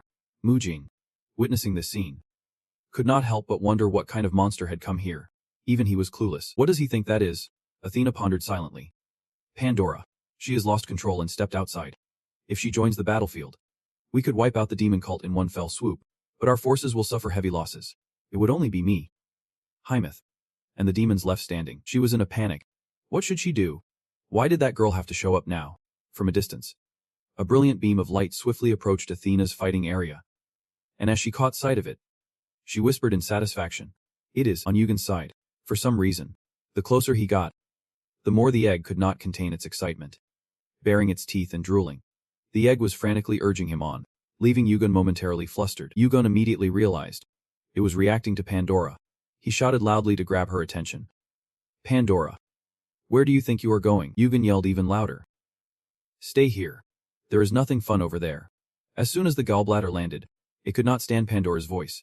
He bit his lip and covered his ears, his head pounding. What the heck is this feeling? Catching a glimpse of Pandora's indistinct figure, he asked how. Who is that? Yugen instructed. How Gran. Go to the Celestial Mountain to support the sect leader. Do not hang around here. He quickly agreed. Yeah. I think that is a good idea. It feels way too dangerous here. Kim Yugen. You better be careful. You look so much like your father that Pandora might mistake you for him. Seeing how Gran leave, she was furious, knowing that even if she did that, Victory was impossible. Right. It is pointless. Everyone will die. Why won't you give up? Why suffer like this? You know the chance of winning is less than 1%. Yugen felt a bit dizzy. She was exaggerating everything. Even the tiniest negative thought. This was the first time he felt this awful. Right now, the egg was reacting, which meant it was also a seed dropped by the chaos. Yugen tightly gripped the sword in his hand and said to the egg, "The table is set. It is time to feast." As soon as he gave permission, it happily opened its big mouth, ready to chow down. But suddenly it stopped responding and lay still. Not moving. He glared in annoyance and scolded it. "Do you want me to feed you by hand or something? Put in a little effort." "Well, yeah." At that moment, Pandora covered her face and cried, "Why are you stopping me?" "Well," Yugen calmly replied, "because your existence is a threat to us." Pandora could not help but wonder. "You all." At the same time, he quickly launched an attack towards her. But for some reason, that assault could not reach its target. And at that moment, the shards of lightning reacted to the anomaly. A loud explosion erupted where he aimed. But no one was harmed. Yugen calculates. With just this, it is not enough. I have to give it my all, leaving no room for error. As soon as this thought crosses his mind, a fierce determination ignites in his eyes as he stares down his opponent. But what is truly terrifying is that she has not even done anything yet. And he is already flat on the ground. The very spot where Yugen stood crumbling beneath him. Just her gaze is enough to make him feel the pressure. She is undeniably a formidable foe. Yugen shows no sign of fear. He chuckles softly, knowing he must win this fight. But then, doubt washes over his face. It is one thing to think that way. But how exactly am I supposed to win? Not willing to stay down for long, he quickly springs back up after that surprise attack from Pandora. He lunges at her with his sword, but she remains unfazed. Every attack Yugen throws her way is skillfully dodged. He is putting in all his effort. Yet he can't seem to close the gap. Her eyes seem to hold some terrifying secret. With just a glance, Pandora causes the ground and rocks around them to explode like bombs going off. Yugen clutches his bleeding wound. Close combat is not working. His stamina is draining fast. And he is feeling like a sitting duck. Away. If I still have any conscience left. Come on. Show yourself? Just then, it peeks out, and he is fuming. I am itching to boil you alive. Yugen quickly activates his fire eye and battle senses. Calculating that Pandora's rank is higher than Athena's when she was active, it is no different from before. Going head-to-head 1T cut it. Meanwhile, the shattered lightning reacts to Kinney, activating demonic energy. And he is feeling a bit lost. What should I do now? At this moment, Pandora sorrowfully speaks up. Asking why. Why are you trying to help me? What have I done wrong? She seems to stumble through her words. Losing control. I do not want this. As destruction surrounds her, watching everything spiral out of control. He forces himself to think there has to be another way. Come on. Yugen begins to strategize. Realizing Pandora's power is fueled by her negative emotions. In a battle like this, her strength only grows with her emotions. So she must be even stronger now. If I can eliminate what enhances her power, I might stand a chance. Wait. There is still one thing that can devour those negative feelings. That thing. Over here, Athena and Mugen are locked in battle. And it is still unclear who will come out on top. Their relentless attacks and tremendous pressure cause the ground to shatter and debris to fly everywhere. This truly feels like one of the epic battles between two powerful warriors, with the mountains shaking fiercely. Yet, seems neither of them has gained a significant advantage.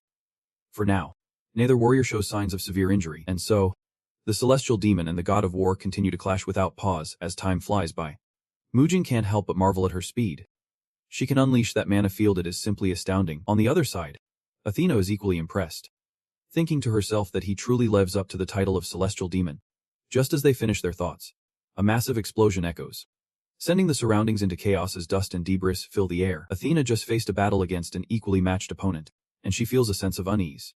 She thinks to herself that Kim Yui-won will soon fall. There is no way he can defeat Pandora. But the real issue is the heavenly demon. I need to conserve my strength to revive Pandora. But with a powerhouse like this, Mugen quickly moves in, while the others look elsewhere. Mugen asks, "What do you see inside that shield?" "It is like the battle of a cult leader." Athena scoffs, finding it amusing. Both he and that little cult leader will die here today. It will be the downfall of the heavenly demon cult. They will regret ever messing with Kim Yui-won, even if he is just a side character. Mugen smirks. It seems like the heavenly demon cult has been quiet for too long.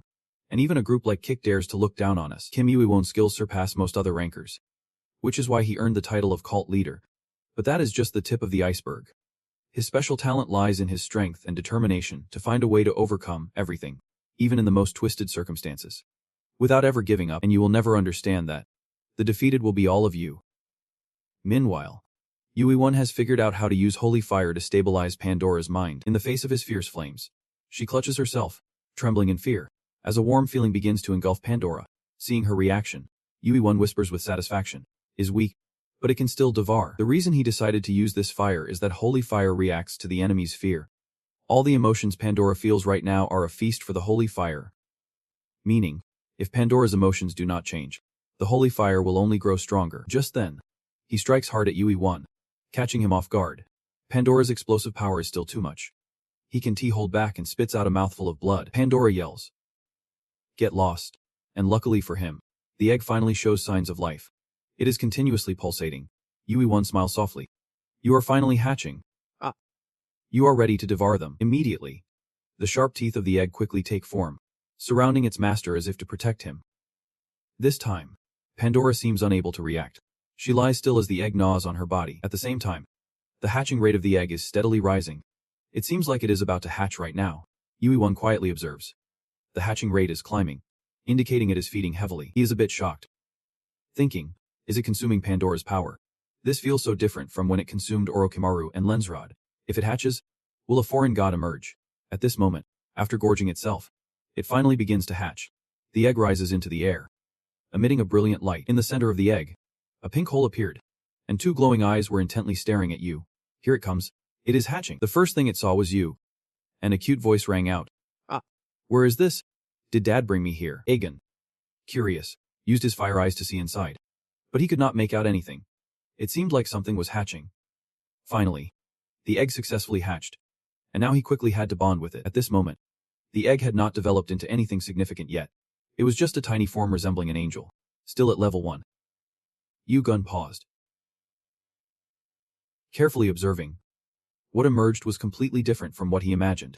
It was not a terrifying monster, just a tiny boy. This is the superior demigod. The boy's gaze toward Aegon was filled with affection. Like, "Hey, Dad." Suddenly, the child's eyes sparkled, and a mischievous grin quickly appeared on his lips. Right after that, a powerful force shot straight at Yu-Gun, sending him flying.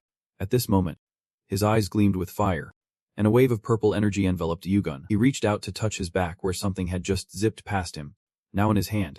He sat down on the ground, unable to help but look over at Pandora, who was now lying quietly on the ground, radiating a gentle green energy. Looking at her now, you could not see any signs of harm. He wondered to himself, is it over? At that moment, a voice rang out. "Girl. What the heck was that? Who just called something over?" Himet looked at the scene before him. Astonished, his face turned pale, and his whole body trembled. Himet could feel goosebumps all over him. Yu-Gun looked over. Puzzled, is that Himet? He wondered, not feeling any malice. Is it because there is no hostility? Thinking of this, he asked, "Aren't you going to attack?" Himet rushed over. "Of course. But just a moment ago," Yu-Gun spoke up. "You do not know that I dislike pointless fighting. Do you? Didn't you come here because you were summoned?" Himet glanced over. "Now that Pandora is out, why would we fight anymore? Also, those shoes belong to me. I won't ask too many questions. So let us keep it brief. They have been missing for a while. Turns out they were with you." He frowned, unsure who knew that. Yu-Gun thought. It is not like he lied.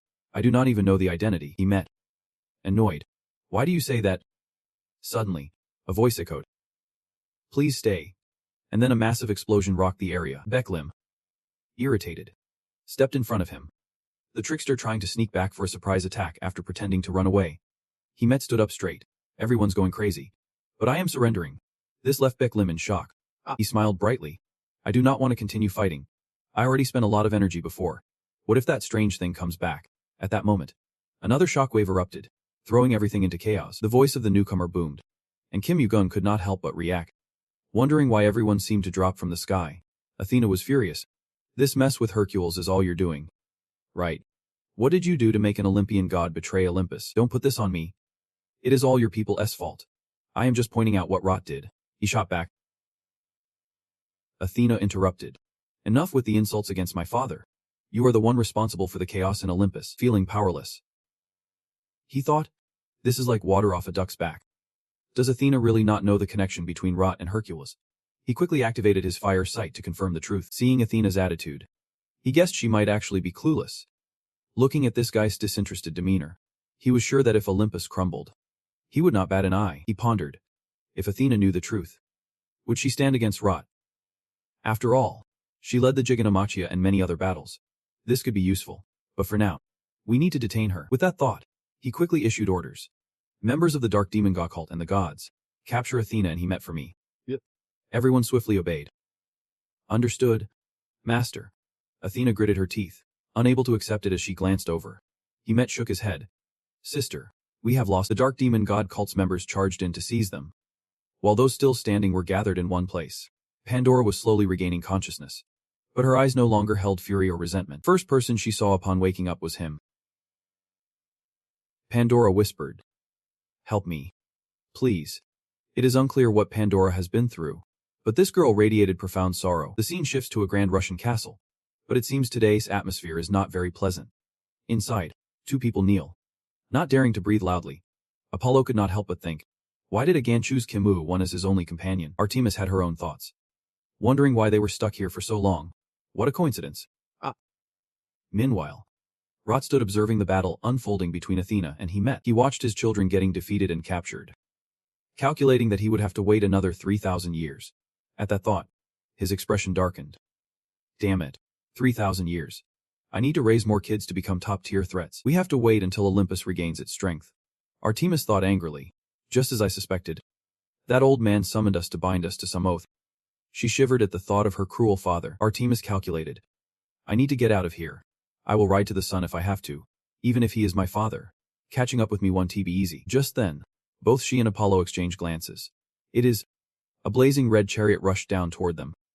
But Rod aggressively unleashed his lightning to shatter it. Both were taken aback as he exclaimed. What a disappointment. It has been ages since we had a family reunion. And you are already trying to leave. Without stopping there, he shifted his attack back toward his children. You refused to join the fight. And now you are secretly meeting who just yesterday felt incredibly light, but deep down, there was a storm brewing. He spoke slowly, and I asked again, which side are you on? The scene shifted quickly to nightfall, where everyone eagerly set up tents to rest. Inside the tent, familiar noises filled the air, laughter and shouts echoing loudly. He kept pointing at Pandora, wondering why that girl was here, refusing to talk and just hanging around. Just throw it out there. You sighed. Exhausted. Figure it out yourself, he shouted back. How am I supposed to throw a high-level item? Right after that, he bolted. I am out of here. Unlike you, I want my guts and lungs intact. You stopped his evil antics and ran off too. You pondered to himself, needing some alone time because of this.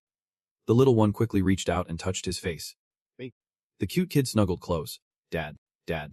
You sighed helplessly. Arthur. And then a voice rang out. Me. You continued. Gatekeeper, keep an eye out. Do not let anyone in. Meanwhile, the little one would not stop chattering. Dad, Dad. Arthur quickly followed orders. Got it. You then called out to Caw. Pandora. I am still talking to you, she replied casually. Yeah, I heard you. He noticed her unhappy attitude, but could not figure out why it was suddenly like this. Suddenly, a notification popped up, asking him to give the little one a name. He was surprised.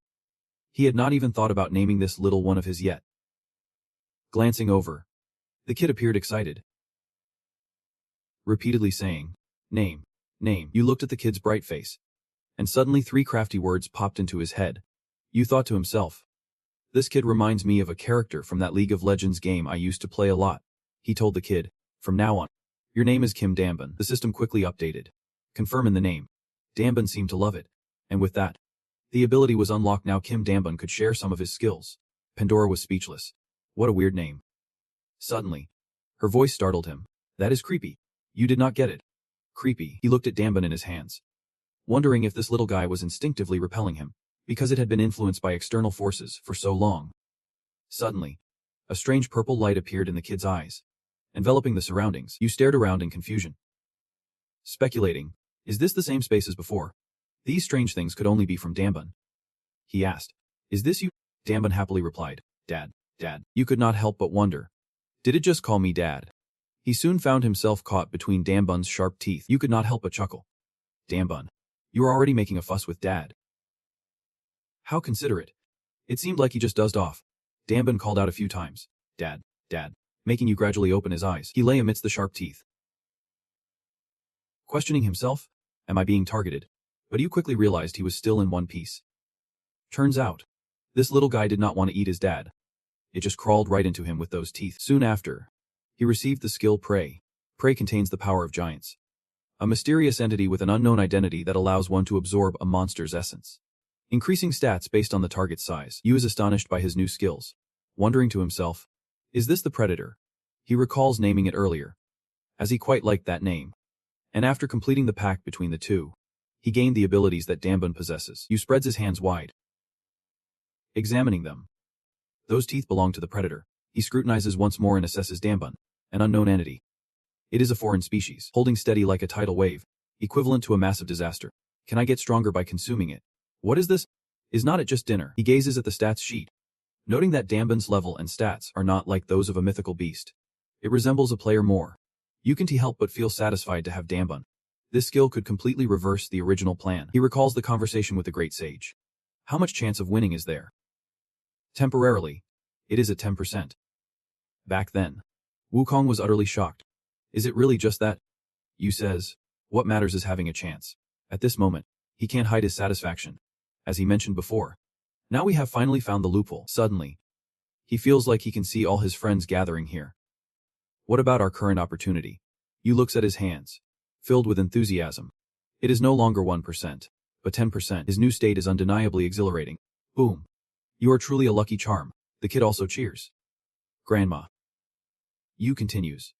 Let us have a fun collaboration in the future.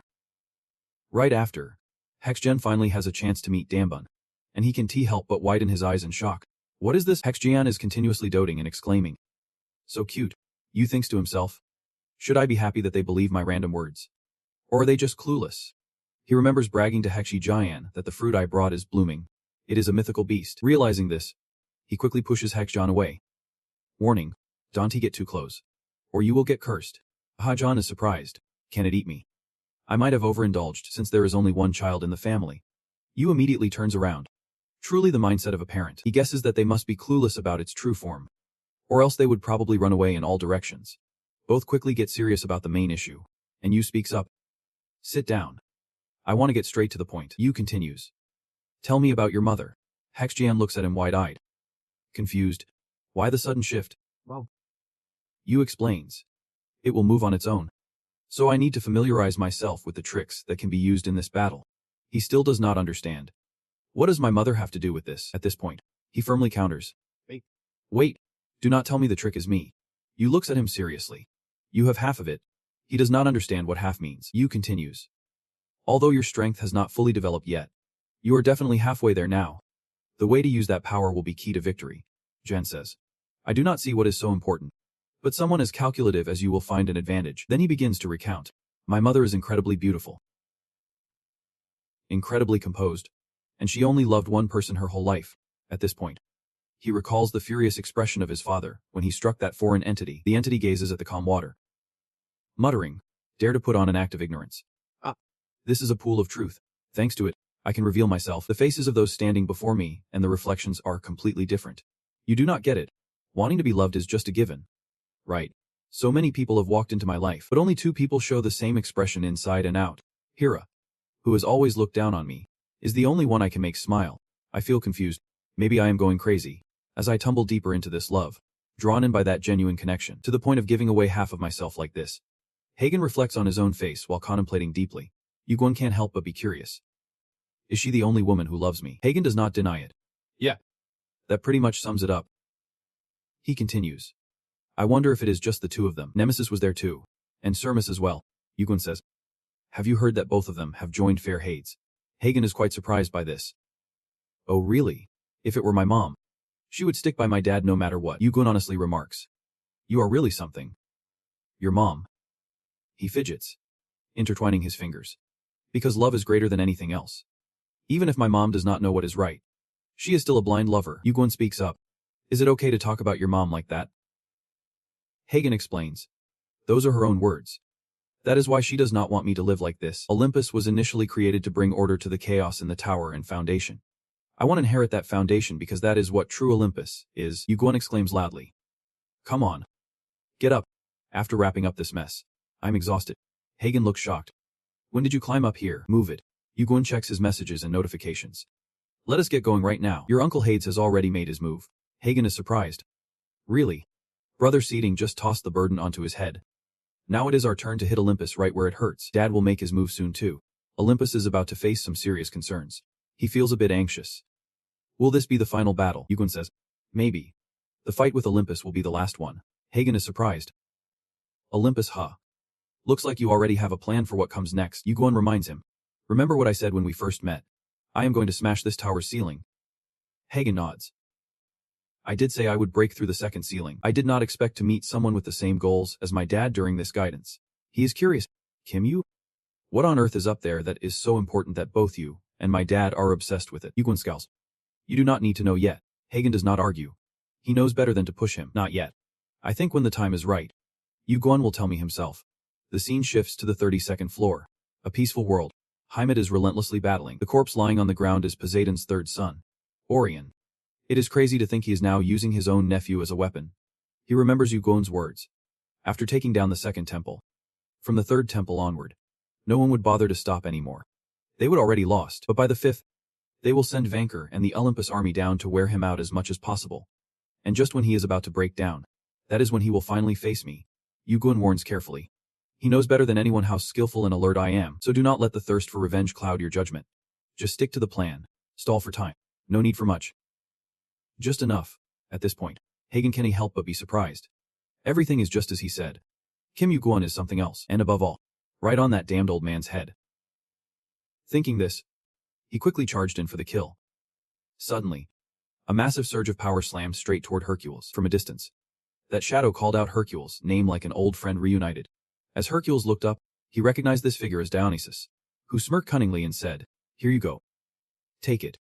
The wind's about to blow. In the next moment, a thunderous explosion crashed down on him, shaking the ground violently around him. The 2-meter-tall giant, wielding immense power, finally decided to stop playing around. Here it begins. The exhilarating anthem of a battle that will decide the fate of Olympus. Up above, the old man watched intently at his powerful son, lost in thought. How long has it been since I stepped outside the temple? I thought I would only emerge when the next Gigantomachia battle began. Seeing Hercules, the old man could not hide his satisfaction. He was able to withstand a barrage of thunder without using any special skills or powers. I wonder how many more lightning strikes he can take before he falls. Hercules, will your struggle to reach my peak take you far enough? Suddenly, a voice rang out. You still won't step forward. Meeting you is not easy. At that moment, Hades finally arrived, and the old man did not even turn around. Replying casually, aren't you the same? Brother. Hades exuded a deadly aura from the underworld, looking at the supreme god before him with a contemptuous gaze. Hades asked, You have ignited a war.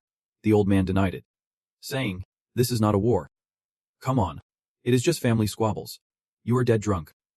Brother. It is not surprising you have got a big family. The old man narrowed his eyes. It seemed like this was turning into a sibling battle after all. But was not this fight predetermined long ago? A sly smile crept across his lips. After all, he had never managed to beat me. And just like that, a fierce bolt of lightning shot straight toward Hades. He radiated an aura of power, and, well, you know that. But you can't call it a sibling rivalry without this guy. Just as he finished speaking, a massive wave began to rise beside him, forming a pathway. This wave felt oddly familiar, almost like he had seen it before. It was both clear and carried a fierce, wild breath. It was Poseidon, the brother long betrayed by the old man. He glared at his precious brother, rage igniting within him. I have waited for this day for so long. Old man. As he laid eyes on him, memories flooded back. How dare you throw me into the abyss? The fierce trident lunged forward, but the old man swiftly dodged it. Hades could not help but chuckle. Although it was just a part of the gamble, everything was unfolding just as he had planned. Remembering what Yugon had said, they needed to free Poseidon from Aska's prison. If they did not intend to release him, they should try negotiating with Aska. They needed Poseidon to unite against the old man. The old man was definitely a thorn in the side of many over there. An internal conflict within the alliance they were most wary of. Moreover, if it caused discord among the 3 gods representing Olympus' peak, they would have no reason to refuse. At that moment, Hades said, Odin might have anticipated the possibility of the 3 gods teaming up against Aska. We can't waste too much time trying to convince him. If we can bring Hercules over to our side, they won't suspect the alliance of 3 gods. After all, they can see the tension between Thor and Hercules. Hades was utterly surprised, wondering who could persuade him to join us. Yugen replied confidently, Yeah, I am totally up for it. Over here, Thor and Hades were locked in a fierce battle. One was wielding lightning, the other water. and the clash between these two gods was electrifying. Poseidon summoned a torrent of water, launching it fiercely at Thor, who swiftly dodged to the side. Suddenly, something caught Poseidon off guard, and he grit his teeth. Lightning crackled through the waves created by Poseidon, making him flinch. Before long, that blue wave was engulfed by an onslaught of violent thunder, and Poseidon thought to himself, "Is it channeling electricity through the water?" And just then, he was jolted by his own attack, electricity coursing through his entire body, in response to Poseidon's rage. Thor remarked, "Looks like you have forgotten. We are two opposing forces." With that, Thor aggressively threw a powerful punch at his brother. The force was so intense that Poseidon was sent flying. Thor glared at Poseidon, but his expression left Thor puzzled. Is he smiling? Meanwhile, Poseidon cursed under his breath. "Damn annoying jerk, keep your focus on me," he said. Just as Hades struck Thor hard in the back, he asked slowly, "What is the compatibility between the two of us?" Little brother. Thor's veins were popping as he glared at Hades. Clever move there. But it does not faze me at all. As he said this, Poseidon's eyes blazed with fury and aggression. He quickly channeled his power, sending Hades hurtling away. Everything around them erupted, as Hades flew back. He thought, "I can't even defend myself. Counterattacking is impossible. Is the distance between us really this vast?" Thor scoffed at his brothers. "Looks like you guys are slacking in your training. I have not even started to fight yet," Thor declared as a surge of power rapidly surged forth. Truly the power of the sky's ruler. That seemingly light attack swept away everything in its path. A whole corner of the sky was engulfed by the blinding light Thor unleashed. Hades fell from above, and the impact created a massive crater in the ground. Poseidon was furious. "Thor, that damn punk is toying with us." Thor retorted, "You guys are just pathetic. No progress at all after all this time." Poseidon was livid. "Look at that guy who just lounges around in the temple, eating and doing nothing, and see what he has to say." Thor found it amusing. "So in your eyes, that is how it is, but you two are the real self-satisfied ones, completely unaware of the need to strive." Poseidon shouted, "What did you just say?" Thor followed up, "Have you ever thought about climbing to heights even higher than Olympus? For me, I will always do whatever it takes to reach new heights. And when that day comes, I will truly stand as the king atop the tower." Hades could not help but wonder, "You are already the king of Olympus. Is that not enough?" Jeet replied, "A life without ambition is no different from being dead. Especially here, in this tower. Watching those who are content with the status quo fills me with disdain." Hades asked, "So you want to spark another Jigen to make you battle, driven solely by your insatiable greed? There is no higher peak to reach. Stop spouting nonsense." Jeet laughed nonchalantly. "Whether you believe it or not does not matter. A higher level definitely exists." Suddenly a voice rang out. "A higher level surely exists. Up above." Jeet finally arrived, staring intently at Jit. "Finally, I meet that monster." Jeet turned to look at him. "You say there is a higher level. What do you actually know? You are so cute and charming." "Well done," the kid happily babbled. B said and saw him from afar, and his expression was not too pleasant. But BNC knew the newcomer was Kim Yu-won for some reason. A god who rules the underworld like Hades felt a bit more relaxed upon seeing him. "Finally, he has arrived." Yu-won stood before three gods, yet he remained unfazed. His eyes did not flinch at all. Looking at Yu-won, he could not help but ask again, "What do you know?" Yu-won did not beat around the bush. "More than you know." It seemed like Hades was not satisfied. A very half-baked answer. "Hello. What do you know about the happenings here?" While behind him, the waves were starting to rise. Hades did nothing. But this attack could not possibly get close to him. Hades observed, "At this rate, we can get close to it." B said and stepped forward. That suffering kid. Yu-won was shocked inside. He was no different from a monster. This overwhelming presence was unreal, but he maintained his calm demeanor. "You seem a bit curious.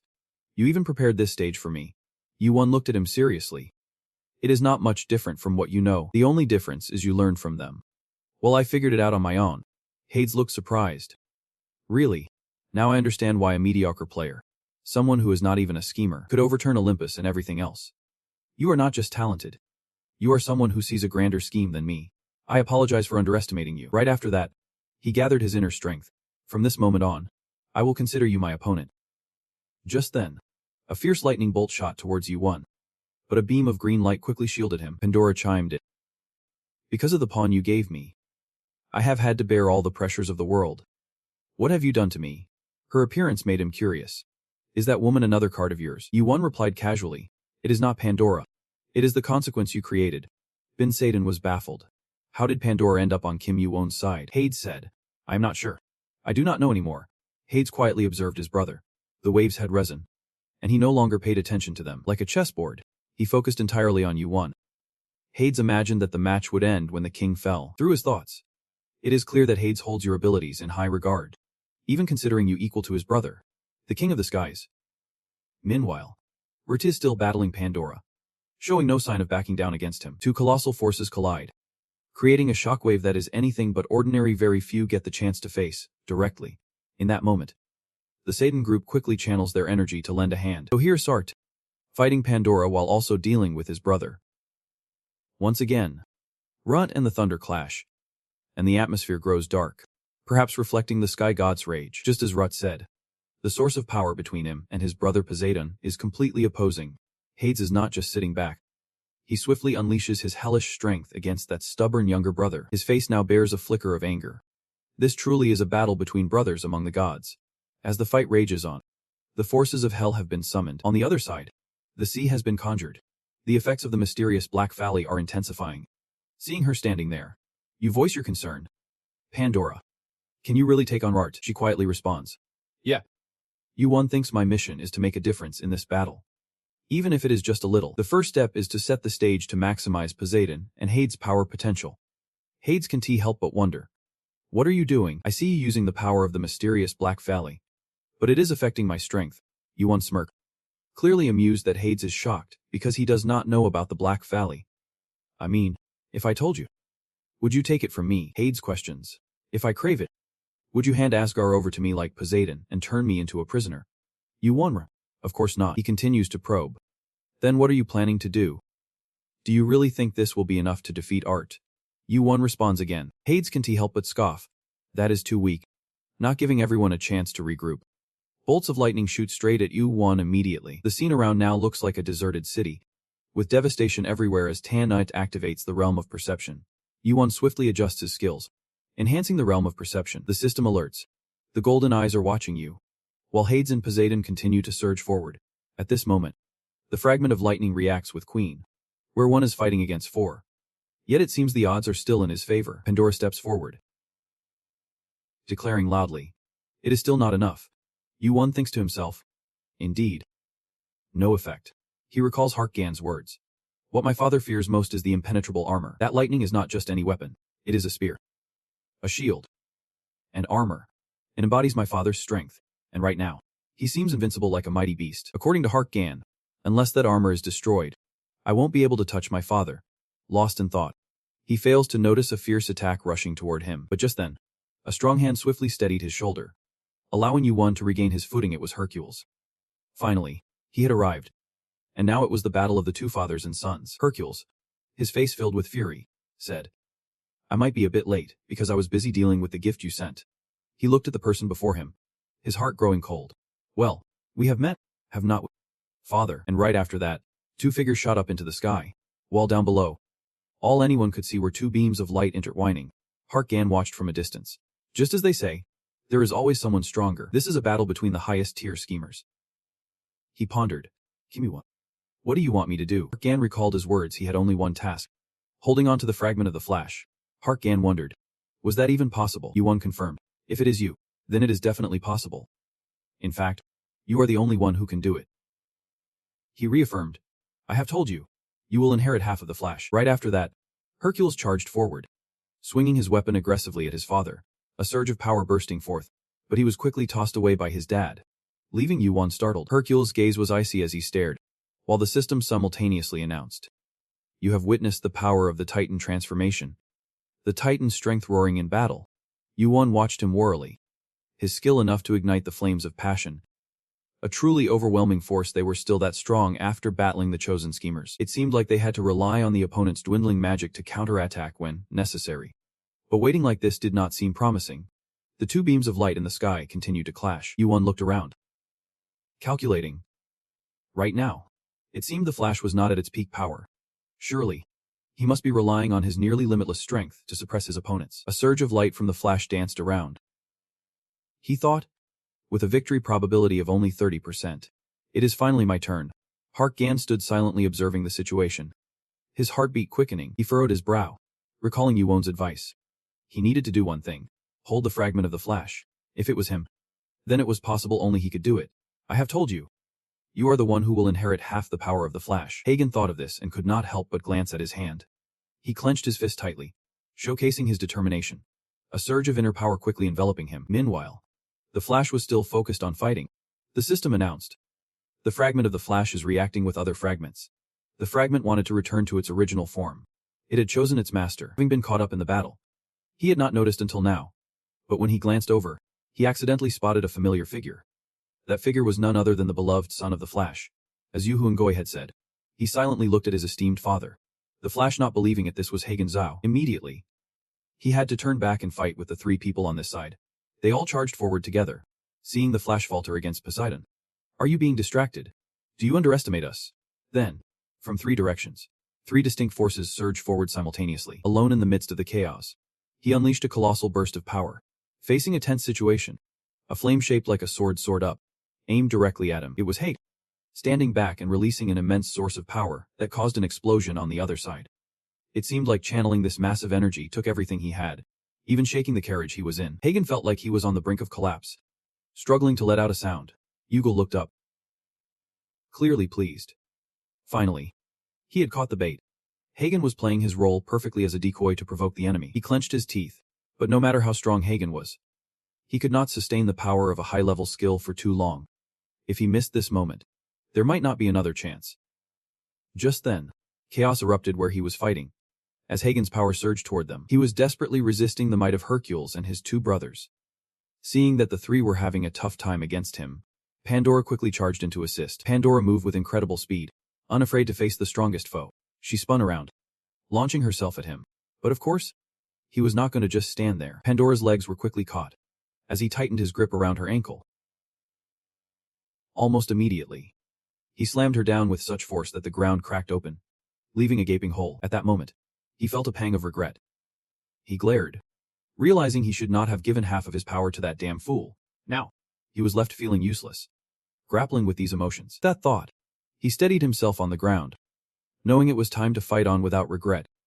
But just as he thought that, Poseidon swiftly attacked. And while he managed to dodge, he still felt the impact a bit. He was still struggling against his talented younger brother. Poseidon gritted his teeth, glaring at him. An explosive shockwave echoed through the clash of water and thunder. For a normal person, this battle would be unbearable. Poseidon's trident expanded and lunged fiercely toward his attack. But this time, it seemed like the god's weapon could actually affect him, gradually penetrating deeper. He could not dodge in time, barely managing to catch the god's hand with one of his own. It seemed that he was in a perilous position, surrounded by enemies wanting him dead. Enraged, he screamed out Harkon's name, his eyes ablaze with fury, his inner strength surging uncontrollably. The force of Harkon's power shot toward him, growing stronger, as if he was pouring every ounce of strength into this attack. It was the first time he had gone this far. Harkon bowed his head, struggling to stay on his feet. Over here, Poseidon and Hades gritted their teeth, their eyes reflecting a relentless intensity, radiating killing intent. Meanwhile, Collet was desperately gripping his weapon, trying not to let Red overpower him. Root's hands were busy blocking Harkon's assault, who was also his beloved son. On the other hand, receiving so many attacks all at once left Rut furious, yelling out, "Who dares?" The image of his little son and the shadow of a beautiful, gentle woman flashed in his mind. It felt like a slow-motion film. That kind-hearted smile meant just for him. Harkon, overwhelmed with joy, tightly embraced his mother as she spoke of his father. A vision of a typical three-person family materialized, only to shatter into a million pieces like broken glass. This might just be the wife and only son that RT truly cared about and held dear. Remembering these things brought a sting to his heart. Rit clenched his lips together, his body instinctively trembling. Suddenly, a familiar hand shot out in front of Art. Yugon saw him distracted and seized the opportunity, charging forward to strike Art right in the eye. Blood quickly gushed from Art's eye, yet it continued to emit electric sparks like a doll with severed wires. Yugon's face remained stoic as he looked at him.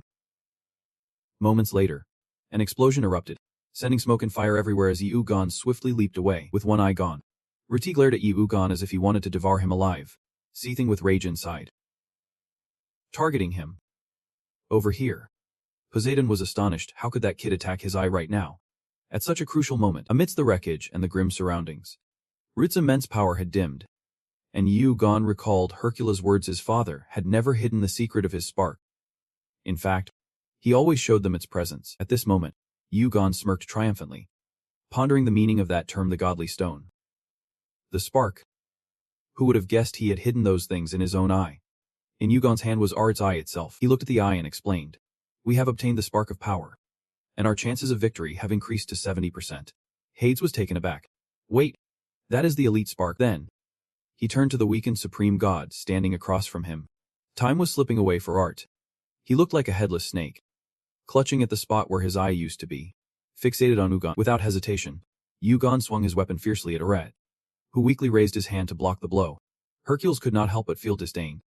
It was completely different from just a few minutes ago. Art looked so small and fragile, now. As soon as he finished speaking, Hercules lunged upward, striking fiercely at his father. Indeed, it was very different from before. Now he could easily hit Art. Art suddenly felt the force of Hercules' strength, his legs trembling under the impact. Although his momentum was waning, Art refused to back down, fiercely channeling his energy to retaliate against Hercules. An explosion rang out, the ground shaking uncontrollably from Arthur's attack. Hades could not help but wonder, had he really stolen the spark of thunder? Was this artist's true power? You explained. Just relying on a piece of equipment won't elevate you to a high-level trickster. He examined the eye closely.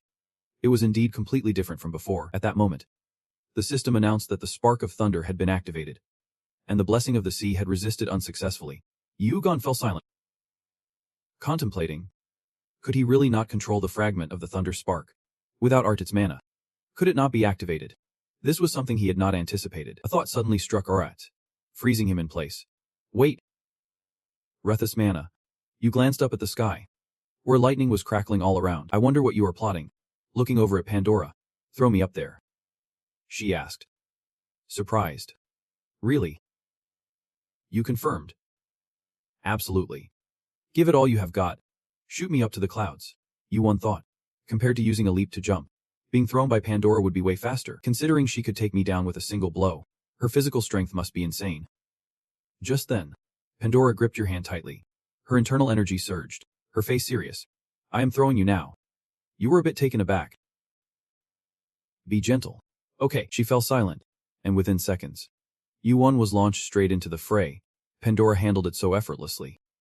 It was clear her strength was nothing to scoff at. By now, as you neared Hagen's carriage, Yu-gon had used his fiery eyes to map out the path.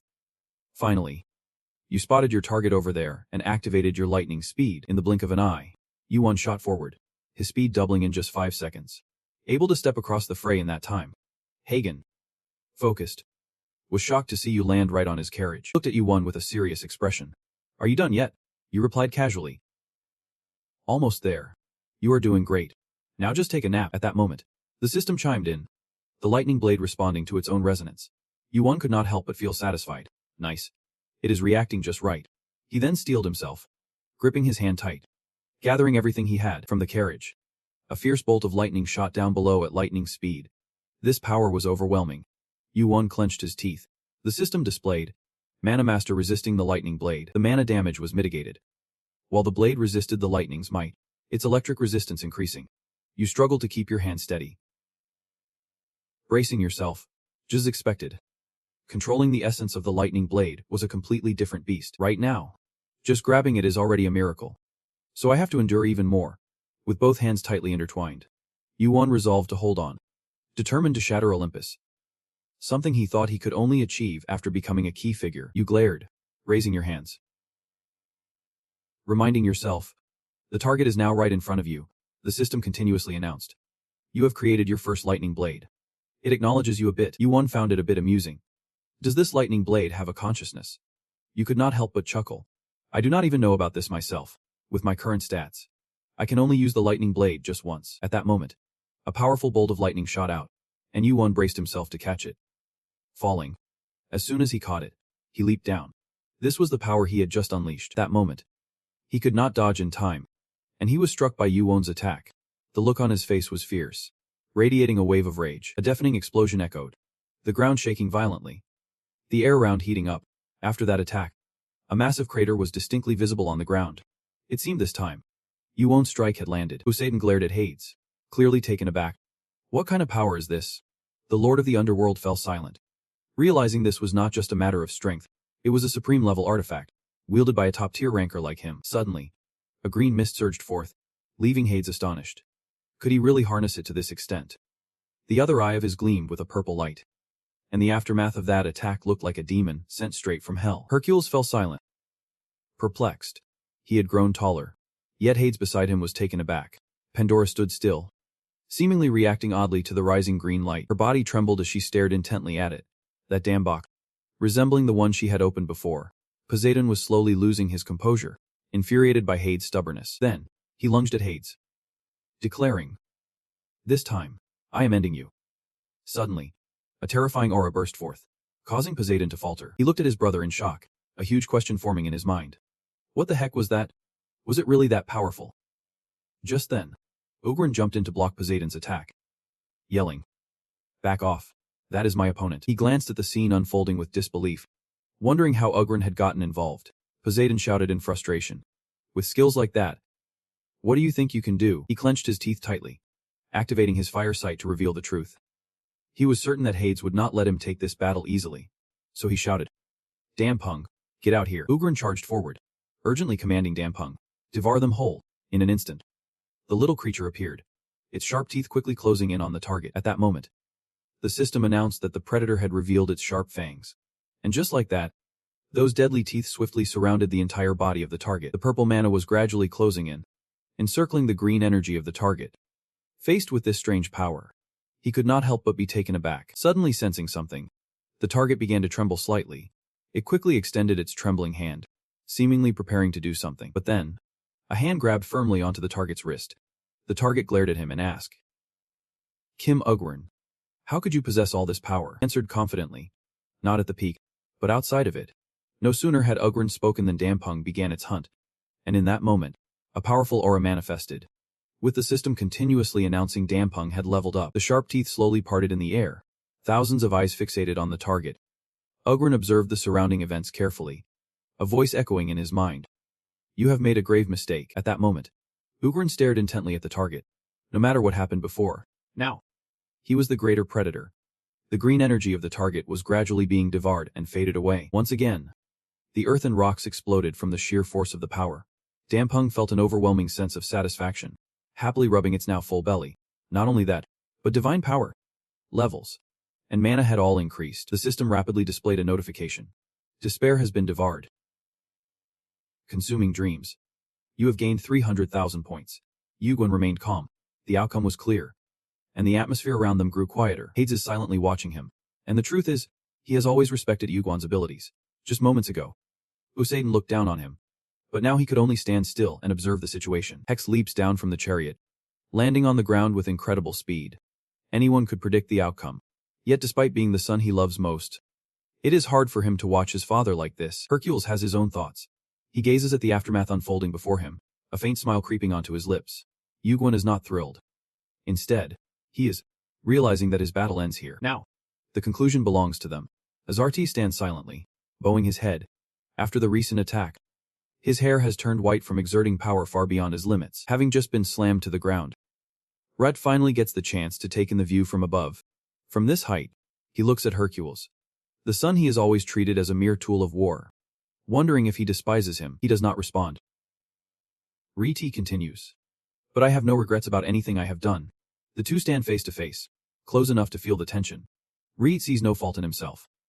In fact, he believes Hercules should be grateful for living as a pureblood inheritor of royal power. Hercules has never felt fond of his father, but hearing those words come directly from his mouth sends a shiver down his spine. He grips the branch tightly, his voice strained. "You are not enjoying being a father, are you?" he says, angrily swinging the branch toward Art.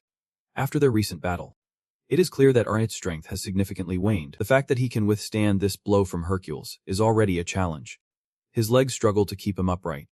Hercules relentlessly strikes the branch against him, ready to repay every grievance he and his mother have endured. And after the battle concludes, the reputation of the strongest guild in the towering fortress built over thousands of years crumbles. Fortunately, it is repaired so swiftly that the history of its glory feels almost forgotten.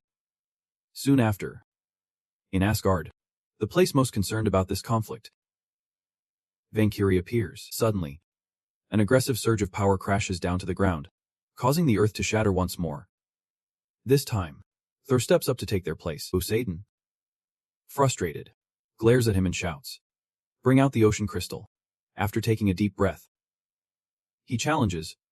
If you are so tough, come and take it. Meanwhile, with his remaining magic sealed, is thrown into the deepest, darkest prison of Asgard. He looks utterly defeated. Yugen asks Hercules. No regrets for not killing Art. He answers honestly. A little satisfaction flickers across his face, but he adds, I just want to stop here. Right here. After all, Ret has become a shell of his former self, stripped of power, dreams, and a future. Yugen listens in silence, aware of Hercules' longing for revenge. Now I will live without thinking about revenge. I am just too tired. Yugen speaks up. That is a solid decision for you. But he knows Hercules still carries a deep sorrow. Once glorious, there may have been moments of happiness. The bright castle built from a mosaic of diverse memories. Hade stood in silence for a long moment, surveying the wreckage of this once mighty fortress, destroyed by none other than Art. And the remaining residents clung to their own ways of coping. At this moment, Hagen clenched his fist with resolve. Olympus would rise again, reborn in glory. His face now showed a steely determination, ready for a fresh start. Right after the battle ended, Yugen had laughed as he tossed away his cloak and gloves, letting his eye pop out. Back at the forge, Hephaestus stared intently at the items he had left behind. At that time, Yugen had laughed with joy, having found the best artifact. Returning to the present, he slammed his beer down on the table decisively. A thought flashed through Hephaestus's mind. The enigmatic Phalidon, the mysterious veil of the ocean, the mystical veil of the sky, the ultimate artifact created from those three gems. The thrill of a new beginning fortified their minds and pushed them forward to the next chapter. And Yugen was no different at that moment. He held in his hand a golden badge shaped like a glittering tower. This was it, inscribed in the sacred ground of Valhalla. Yugen pondered silently, remembering. This was the item Poseidon had given to Yugen when the battle paused. This was a gift from my father. Take it, he said. Yugen was taken aback. Odin had presented it. Poseidon cheerfully explained. It is like an invitation. If you survive this battlefield, he wants to meet you once. He will welcome you like a guest. He held it tightly in his hand. Asga. It would be better to set this aside for now. Meeting Odin could wait. Yugen thought of his comrade. It was time to go save him. He sheepishly scratched his head, realizing, I still have one more place to go. The scene shifts to a desolate mountain, thick fog enveloping the area. Here, the scenery seemed incredibly peaceful. Houses huddled closely together. On this side, hurried footsteps mixed with chatter. What could he accomplish if he was not a schemer? They were discussing among themselves when one interrupted. He is using a strange skill. He still looks like an easy target. Let us go for it. At that moment, the wall shook violently and exploded, and the group instinctively shielded themselves. They lay sprawled on the ground in fear, asking each other, What was that? It is, a voice boomed. Don't run. I do not intend to fight. I just want to ask a little question. Everyone was secretly thinking. Liar, Yugen coldly asked. One of the treasures is here. Does anyone know anything? This is the 44th floor. The land of Tam-Quahot. Just as the scene shifted, they saw a man with a distorted face from being struck. A group of people was quickly thrown back, their bodies hit with such force that they felt a bit dizzy. Then two more were hit by an internal force blast, their faces all looking ragged. The attacker was Yugen. The others shouted, Don't kill him. Let us score points first. Got it. The commander ordered. Push him to one side. And Yugen swiftly glanced over. Immediately, a scream echoed through the area. The man gritted his teeth, wondering how a treasure could be here. If only he knew he would found it first. He coldly asked again. You really do not know? The man shouted back. I have said I do not know 100 times. And Yugen's face darkened, realizing it was true. You asked again. But you are Kim Yugen. Right. A player who is not a cheater but is this strong. You can't help but flash the biggest smile you can muster. And the outcome for that man. It is pretty clear. Even without anyone saying it, beaten to a pulp. The scene shifts to a room where Yugen is comfortably sitting on the floor. You can't help but feel satisfied. Renting a private house for just 12 points. The prices here are ridiculously cheap. This is the land ruled by the three hairs given dominion by the administrator. You let out a sigh. A world more chaotic than hell on the 42nd floor. Left to fend for yourself under the guise of freedom. Nothing has really changed. Feeling annoyed. You have not returned here since conquering the tower. The situation here is so bad that countless attackers swarm in to steal points and items, perfect for a little chaos. You think to yourself, they attacked first. Memories of that justified self-defense flooding back. By now, the rumor that Kim Yugen is hunting for the three treasures must have spread like wildfire. Among those treasures, the item owned by the three hairs is the sacred jewel of Amaterasu. You raise your sword, and one of the remaining two items they are searching for is right in your hands. Yugen closes his eyes in thought. If he knew the item that should be in Susano's hands is right here, he would probably go insane. At this moment, Danbun pops his head out. Danbun won't stop making noise, which irritates Yugen.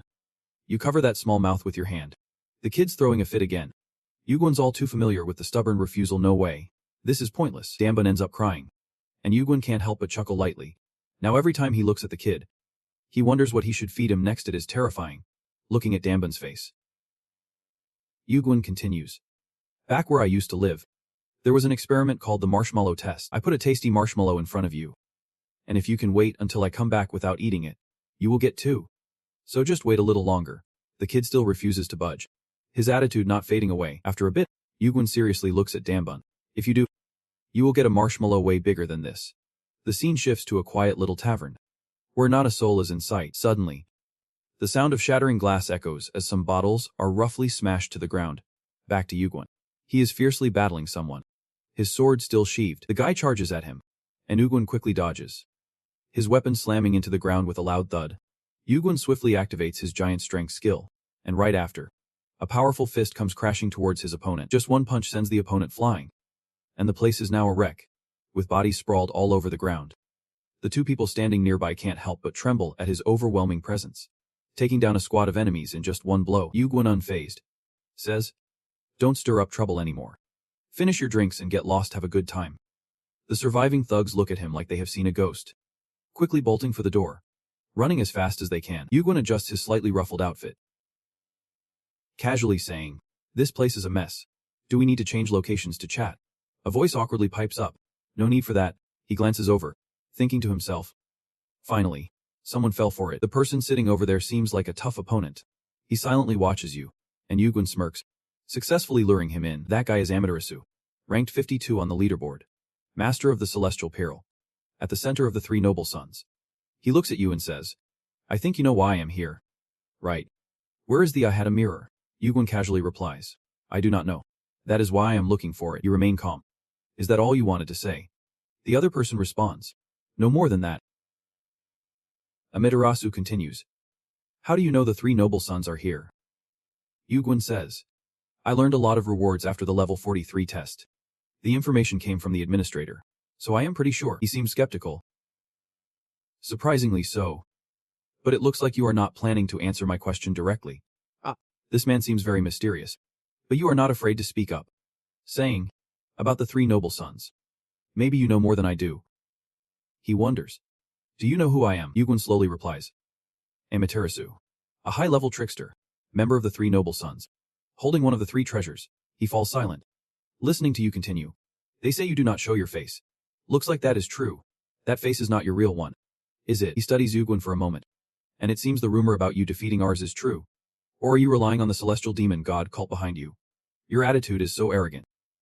Meanwhile, the system announces the holy fire, the fire eye, and the attire of the 4 great spirits resisting the sun mark. The worrying thing is, the resistance against the sun mark has failed, entering an abnormal state. Burning, Yugun shows no fear. He is already ready to fight. The energy bursts out from his collar, and Yugun whispers, "Do not do it. I have to lose this match." Yugun asserts, "Because I have connections to the 3 treasures. He won't be able to harm me." Then he asks, "Why are you doing this? Are you planning to steal the treasure if you find it?" At that moment, the system alerts again. Abnormal state. Burning escalated to level 2. Amaterasu places his hand on the table and asks, "Steal. That originally belongs to the 3 noble sons." In an instant, he swiftly moves in front of you. "Hand over the connections you know. If you cooperate, I will let you go. I will let you go." Yugun remains unfazed. Cooperation is possible, but giving everything up is too much for me. Amaterasu retorts, "You are mistaken. Even if you get it first, I will destroy the entire celestial demon god cult to take it back." Yugun shrugs. "Is that?" Pausing for a moment, you continue, "Do you think the only thing behind me is the celestial demon god cult?" At the same time, you pull out that golden tower from the system. Amaterasu glances at it and is instantly taken aback. The symbol of Valhalla. Not something just anyone can possess, especially received directly from them. Thinking of this, he feels a bit anxious. This could get complicated if it involves Asga. Amaterasu looks at you and realizes he can't push any further. He then says, "Nevertheless, I can't compromise on the Ida mirror, so tell me, what do you want?" At this point, Yugun has achieved 50% of his plan, and he asks, "Can you give me something equal to the 3 treasures?"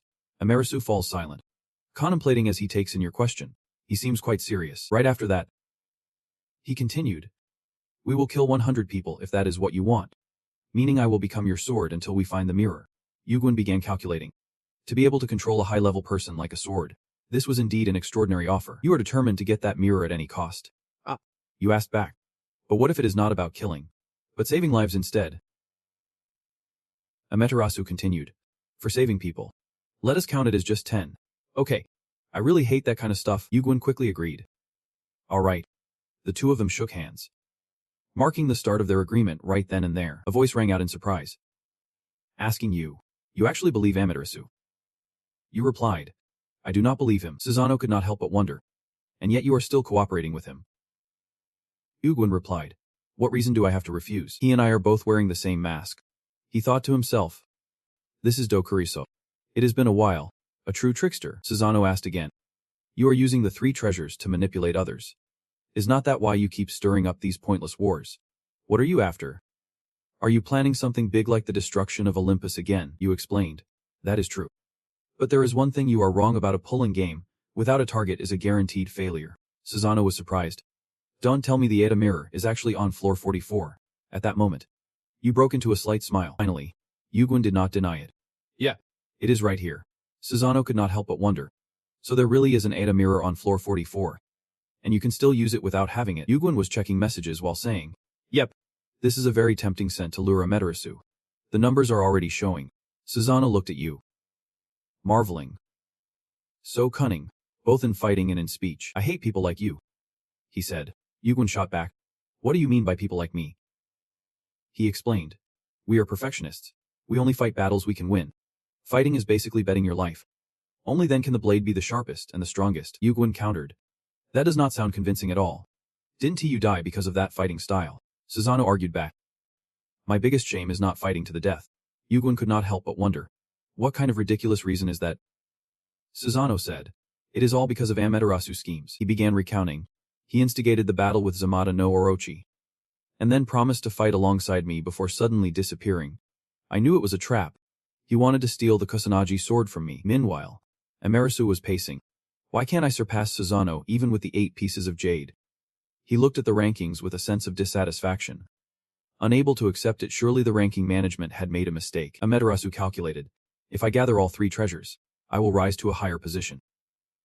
In strength, rank, and influence. Thinking this, he could not help but smirk slyly. Almost there.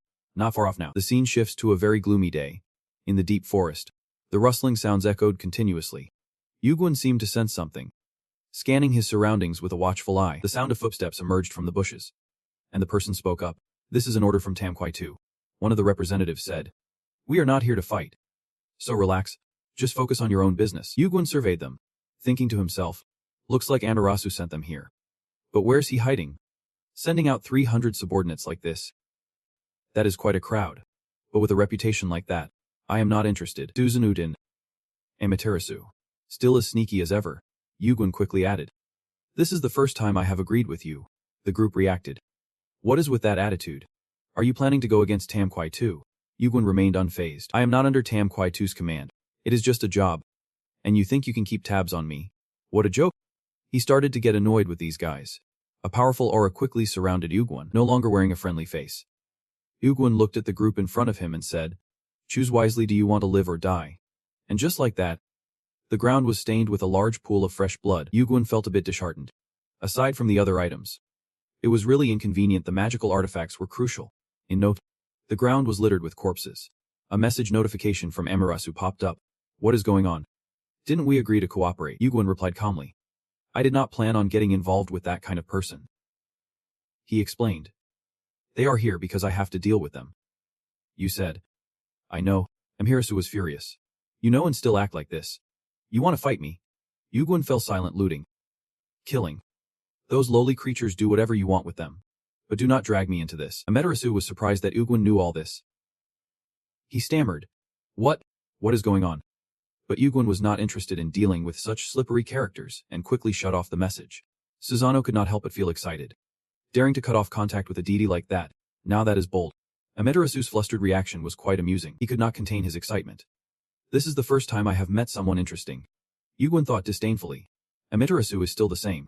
gathering his minions and calling himself king. He recalled the combined power of the three treasures being on par with Olympus. Such a force cannot be allowed to form. At that moment, Yuguan calculated in his head, for the future, it is best to eliminate it gradually from now on. Auden regretted letting things go too far. Hearing him rambling on, Dampung felt annoyed. Shut it. Your king is tired. Susanoo retorted. And he is your king. Not mine. Susanoo angrily scolded Punk. You insolent brat. The spirit of him is just dripping away. Pat, pat. Yuguan tiredly spoke up. Damn Punk. That is not food. Both of you need to stop. Susanoo curiously asked. So what is the plan now? Going to find the Atom mirror. Do you know where it is? Dampung still sulked. I did not lose to you. I am just here because my king told me to come. Yuguan interjected. I have a few leads. He said. First, we need to find a cave. A cave? Susanoo exclaimed in surprise. Which one? He explained. The Atom mirror is in a cave. Susanoo was surprised and gasped, but he was also curious. How do you know about that? Yuguan, while retrieving a weapon from the system, replied. I have my ways of finding out everything. Right after that, he firmly gripped Susanoo's sword in his hand, a surge of power enveloping Yuguan. His eyes turned red, activating the fiery gaze that illuminated the path and triggered his sensing area instantly. He found the direction he needed to go. Way off in the distance, Yuguan ventured deep into the forest alone, where the trees loomed ominously. Yuguan raised the sword, slicing through the branches. He could not believe that just the intent of the sword could cut through them. Truly, the legendary sword was not just a name without substance. Seeing him like this, Susanoo quickly asked, What are you doing, using such a fine sword to light up bushes? He was indignant. A sword is born to cut living things, and this sword epitomizes that philosophy. Yuguan continued to carve his way through the underbrush. He shouted back, Are you even listening to me? These trees are alive too, so I am using it for its intended purpose. Susanoo was left speechless, going a bit crazy. Suddenly, a gust of wind whipped up, leaves swirling everywhere, far across the cliffside. It seemed a store had appeared before them. Yuguan noticed it and slowly approached to take a closer look. Yuguan quickly reached the store, and Susanoo could not shake off his unease. Was it really that easy to find? The entrance was too easy to spot. He stood before the door, observing carefully before drawing a conclusion, but the issue was what lay inside. Suddenly, the sword felt strange. Susanoo glanced over and exclaimed, What is going on? The sword is vibrating. He gripped it tightly as it reacted to the Atom mirror. As he entered, he spoke. The three sacred treasures have different shapes, but are fundamentally one. Only when all three unite can they unleash their full power. Amaterasu knows this, which is why he is going crazy searching for them. Hearing him speak so fluently, Susanoo could not help but sigh. You sure know a lot. I am giving up. Can't he even keep up with you? After a moment of thought, he asked, So you have never met Amaterasu after getting Kusanagi? Susanoo scoffed. Of course not. If I would have been ensnared in his dirty schemes and lost Kusanagi. They had ventured quite deep inside when he continued. Better to die twice than let it fall into his hands. Yuguan asked. So that is why you kept it so well hidden. I worked hard to find it. Suddenly, Susanoo spoke up. Kimi Yuguan, you better do your part. Both the Atom mirror and Kusanagi cannot fall into Amaterasu's hands. That would mean trouble for me. Yuguan's face turned resolute. That won't happen. I will personally ensure it. He was astonished. I can't believe I have to cheer for you now. Yuguan stopped. Is that all you are going to do? Why not take more definitive action? He looked at him sincerely. If I have the chance to defeat Amaterasu, lend me a hand, just this once. And I won't push you again. As he said this, he could not help but think. The undead can only be perfected when the soul is completely subdued. I have both the body and soul of Susanoo. But if I force him, I won't be able to unleash his full power. And because of that, Susanoo had to willingly accept it. He remained silent, pondering for a long time. Finally, Susanoo relented. All right, but just this once. Got it.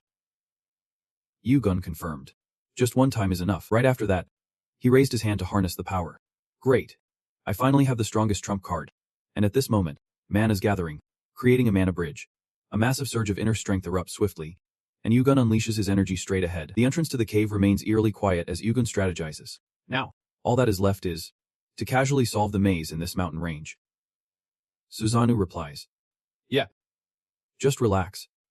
And this marks the first day of searching for the Atom mirror. The destruction brought by Kim Yugan's power is so intense that the rocks can't withstand it and shatter into pieces. Across the vast mountain range, a fierce wave of destruction spills out, and the space around is completely engulfed in chaos and ruin. Moments later, the mighty Kim Yugan steps out, his energy still flowing like a raging river. This is the discovery of the Atom mirror. As he sheathes his sword and stands there, surveying the surroundings for a moment in this vast space. There is not a single sound except for dust particles swirling in the air. Feeling something soft, a sense of doubt creeps into his mind. He has not seen anyone for days, not a single monster. Not even a bug in sight. The monsters on level 44 seem to have lost all their experience. It is not bothersome, but it is not exactly comforting either. But not finding the usual signs of life is definitely concerning. On the outside, he appears calm. But inside, he is really anxious. Where the heck are they? The sword in his hand vibrates powerfully. This reaction must mean something is nearby. Let us do your job as a compass. Suddenly, Kim Ugwand halts mid-step.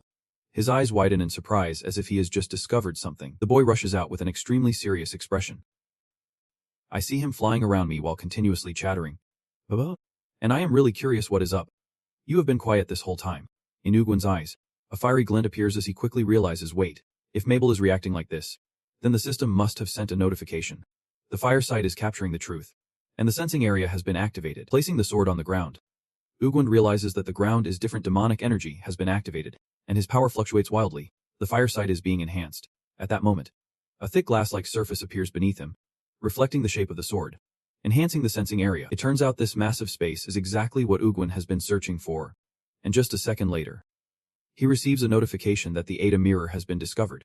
Standing in this place, he feels utterly small and slightly bewildered.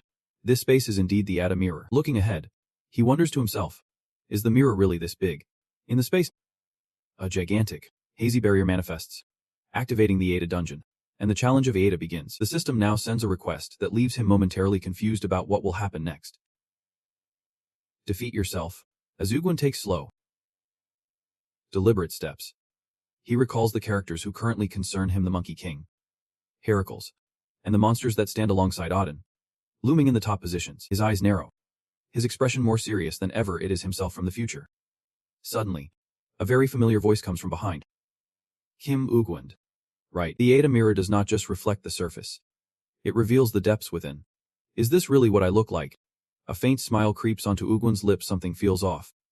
The Kim Ugwand standing before me is not the current version of myself. Facing that visage stirs a storm inside him.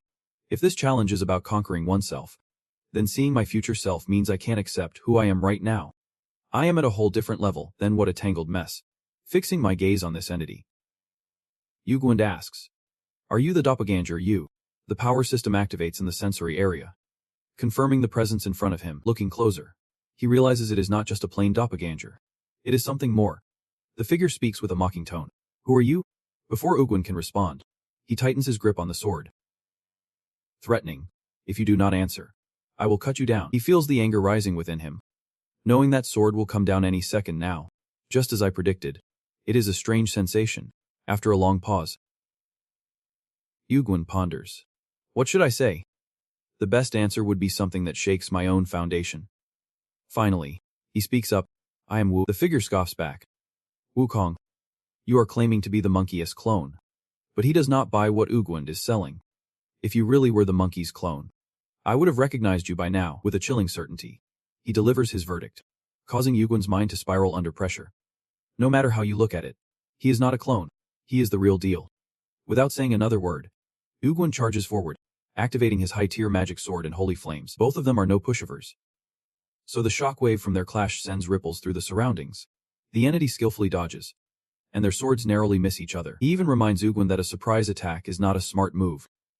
Suddenly, out of nowhere, two female opponents join the fray to attack the entity. He steps back, a small wound already appearing on his face. The rapid regeneration skill kicks in, healing the scratch. He glances over and realizes it is a necromancer, and Deathar seems confident. I am only here to deal with Amaterasu. Ugwand chimes in from the back.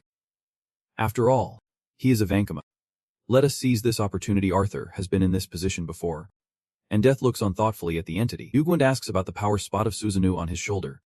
Aren't you going to help? It casually replies. Is that even Amaterasu? This looks interesting. But I am not concerned, since it is not my body. Managing the distance is tricky. It stubbornly threatens him. You will die here, and the treasures will be buried forever, which only benefits me. Ugwand grows more curious, sensing a deep hatred for bound souls. At this moment, he seriously questions it. How can you accept me?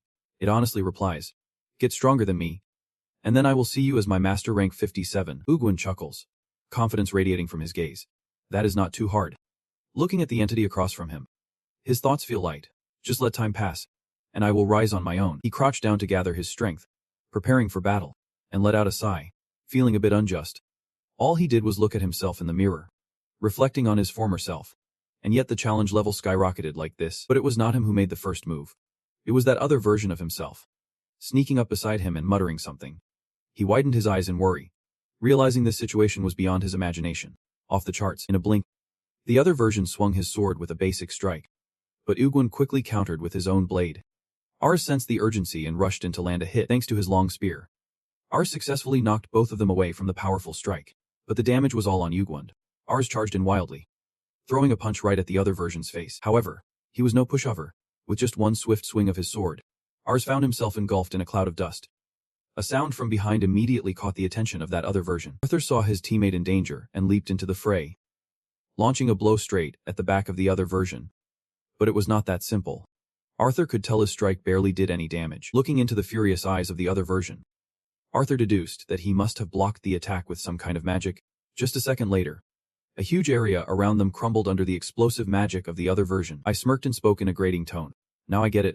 Even with a monkey-like face, he is not just a mere clone. He kept questioning and threatening arrogantly, seemingly unwilling to reveal his true identity. Do I need to force you to talk? You could not help but feel frustrated. This guy's way of speaking was really annoying, acting all high and mighty. But look where it got him. You retracted his sword.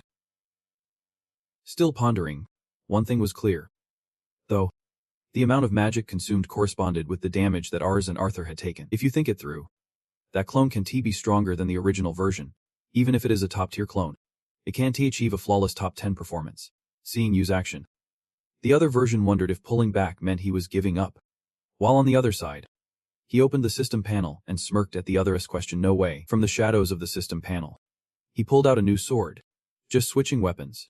Yu firmly gripped the new sword, eager to slash down the other version. That is why I do not mesh well with cursed swords. Do not get it twisted. I am the main character in this battle. The other version kept spewing insults and disdain, disappointed in the cursed sword, thinking it would be more impressive. So you are relying on that to inflate your power. No matter what, I am still stronger. As he thought this, he zoomed off at lightning speed, acknowledging that his chances of winning were not high, but in the end, he would be the victor. The first attacks were unleashed, and Yu felt ridiculously confident because he understood how the other fought.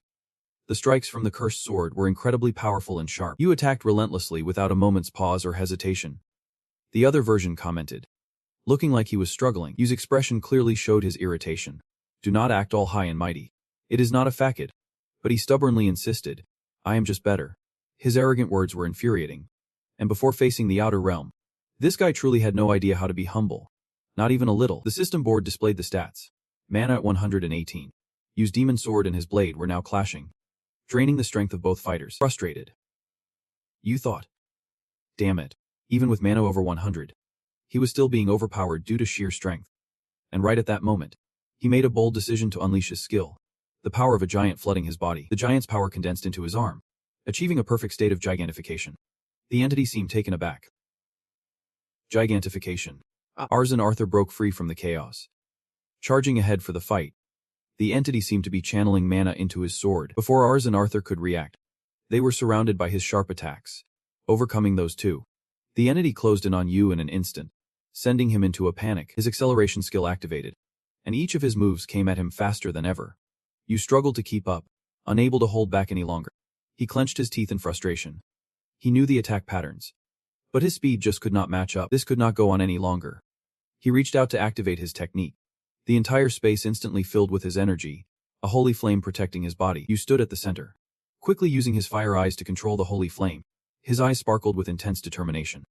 He had to keep up with him. The entire space in his vision turned orange, and the enemy's movements slowed down.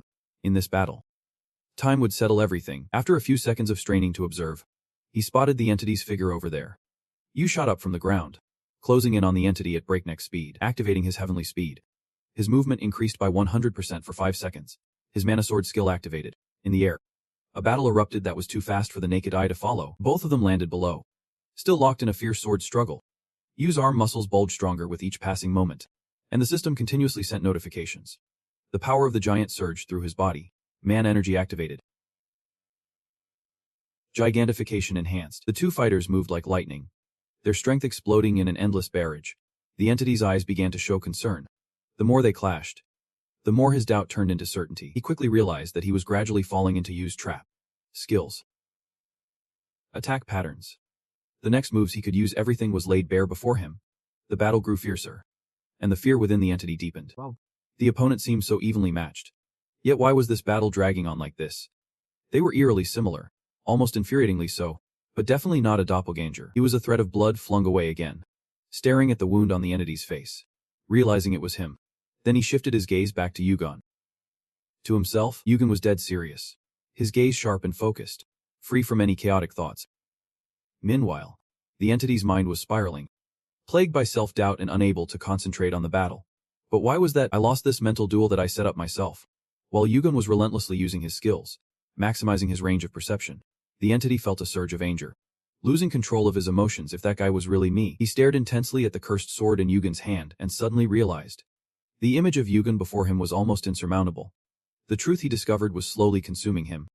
And this was the only way out. Spotting the perfect opportunity, Yugon decisively swung the cursed sword, delivering a clean and absolute strike.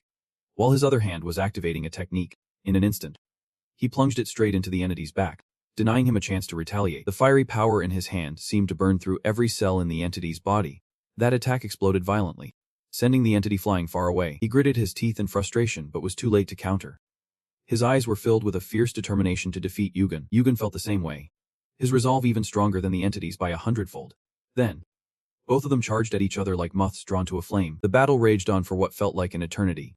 Yugon dominated completely, launching attacks to his side relentlessly. Blood gushed from his wounds, and he immediately summoned the system's super regeneration was activated. However, the unexpected warning appeared, unable to heal.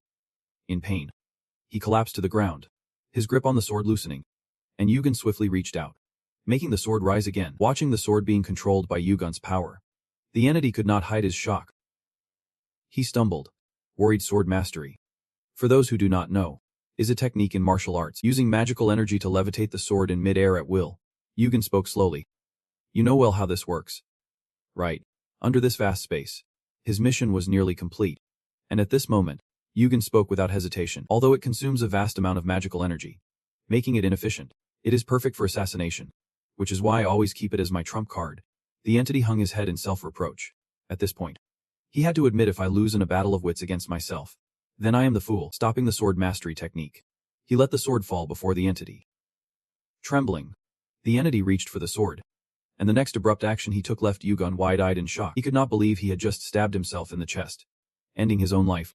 Before logging out, the entity carefully advised, I do not know what you plan to do, but you must win. As the entity's physical form disintegrated, Yugon received the notification. He had passed the Ada challenge, overcoming the cursed swords. He was left in awe. Was it really over? Looking at his hands, marred with scratches from wielding the cursed sword, he sighed. This sword really does drain the user's lifespan. Its deadly aura knows no boundaries. He suddenly recalled Kronos' words from before. Once you leave this place, there is no turning back. So live fully while you are there, and do not hold on to this place. He stood there, lost in thought for a long while, feeling weighed down. Even though his time here was much shorter compared to before he reversed time, he thought he was focusing on the present.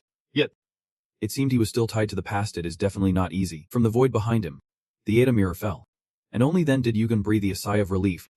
Finally, he had found it. The system updated with a notification. Yet a mirror acquired. Amaterasu clenched the glass orb tightly, taking slow steps while his heart raced. It had been days without any news from Kim Yugon. Could he be dead? He definitely is not dead. After all, he has the potential to wield second-level power. Then a chilling thought flickered in his mind, making him uneasy. What if he has found the mirror? Just thinking about that made his blood run cold and doubt creep in. After all, he would not betray me that easily. From the start, he trusted Asga and planned to stab me in the back, did not he? The dark space before him only amplified Amaterasu's sinister demeanor. Did he really think everything would go his way? All these thoughts filled with negativity were directed at Yugon. He would definitely try to climb to the top of the tower. With that kind of power, he would not just sit still.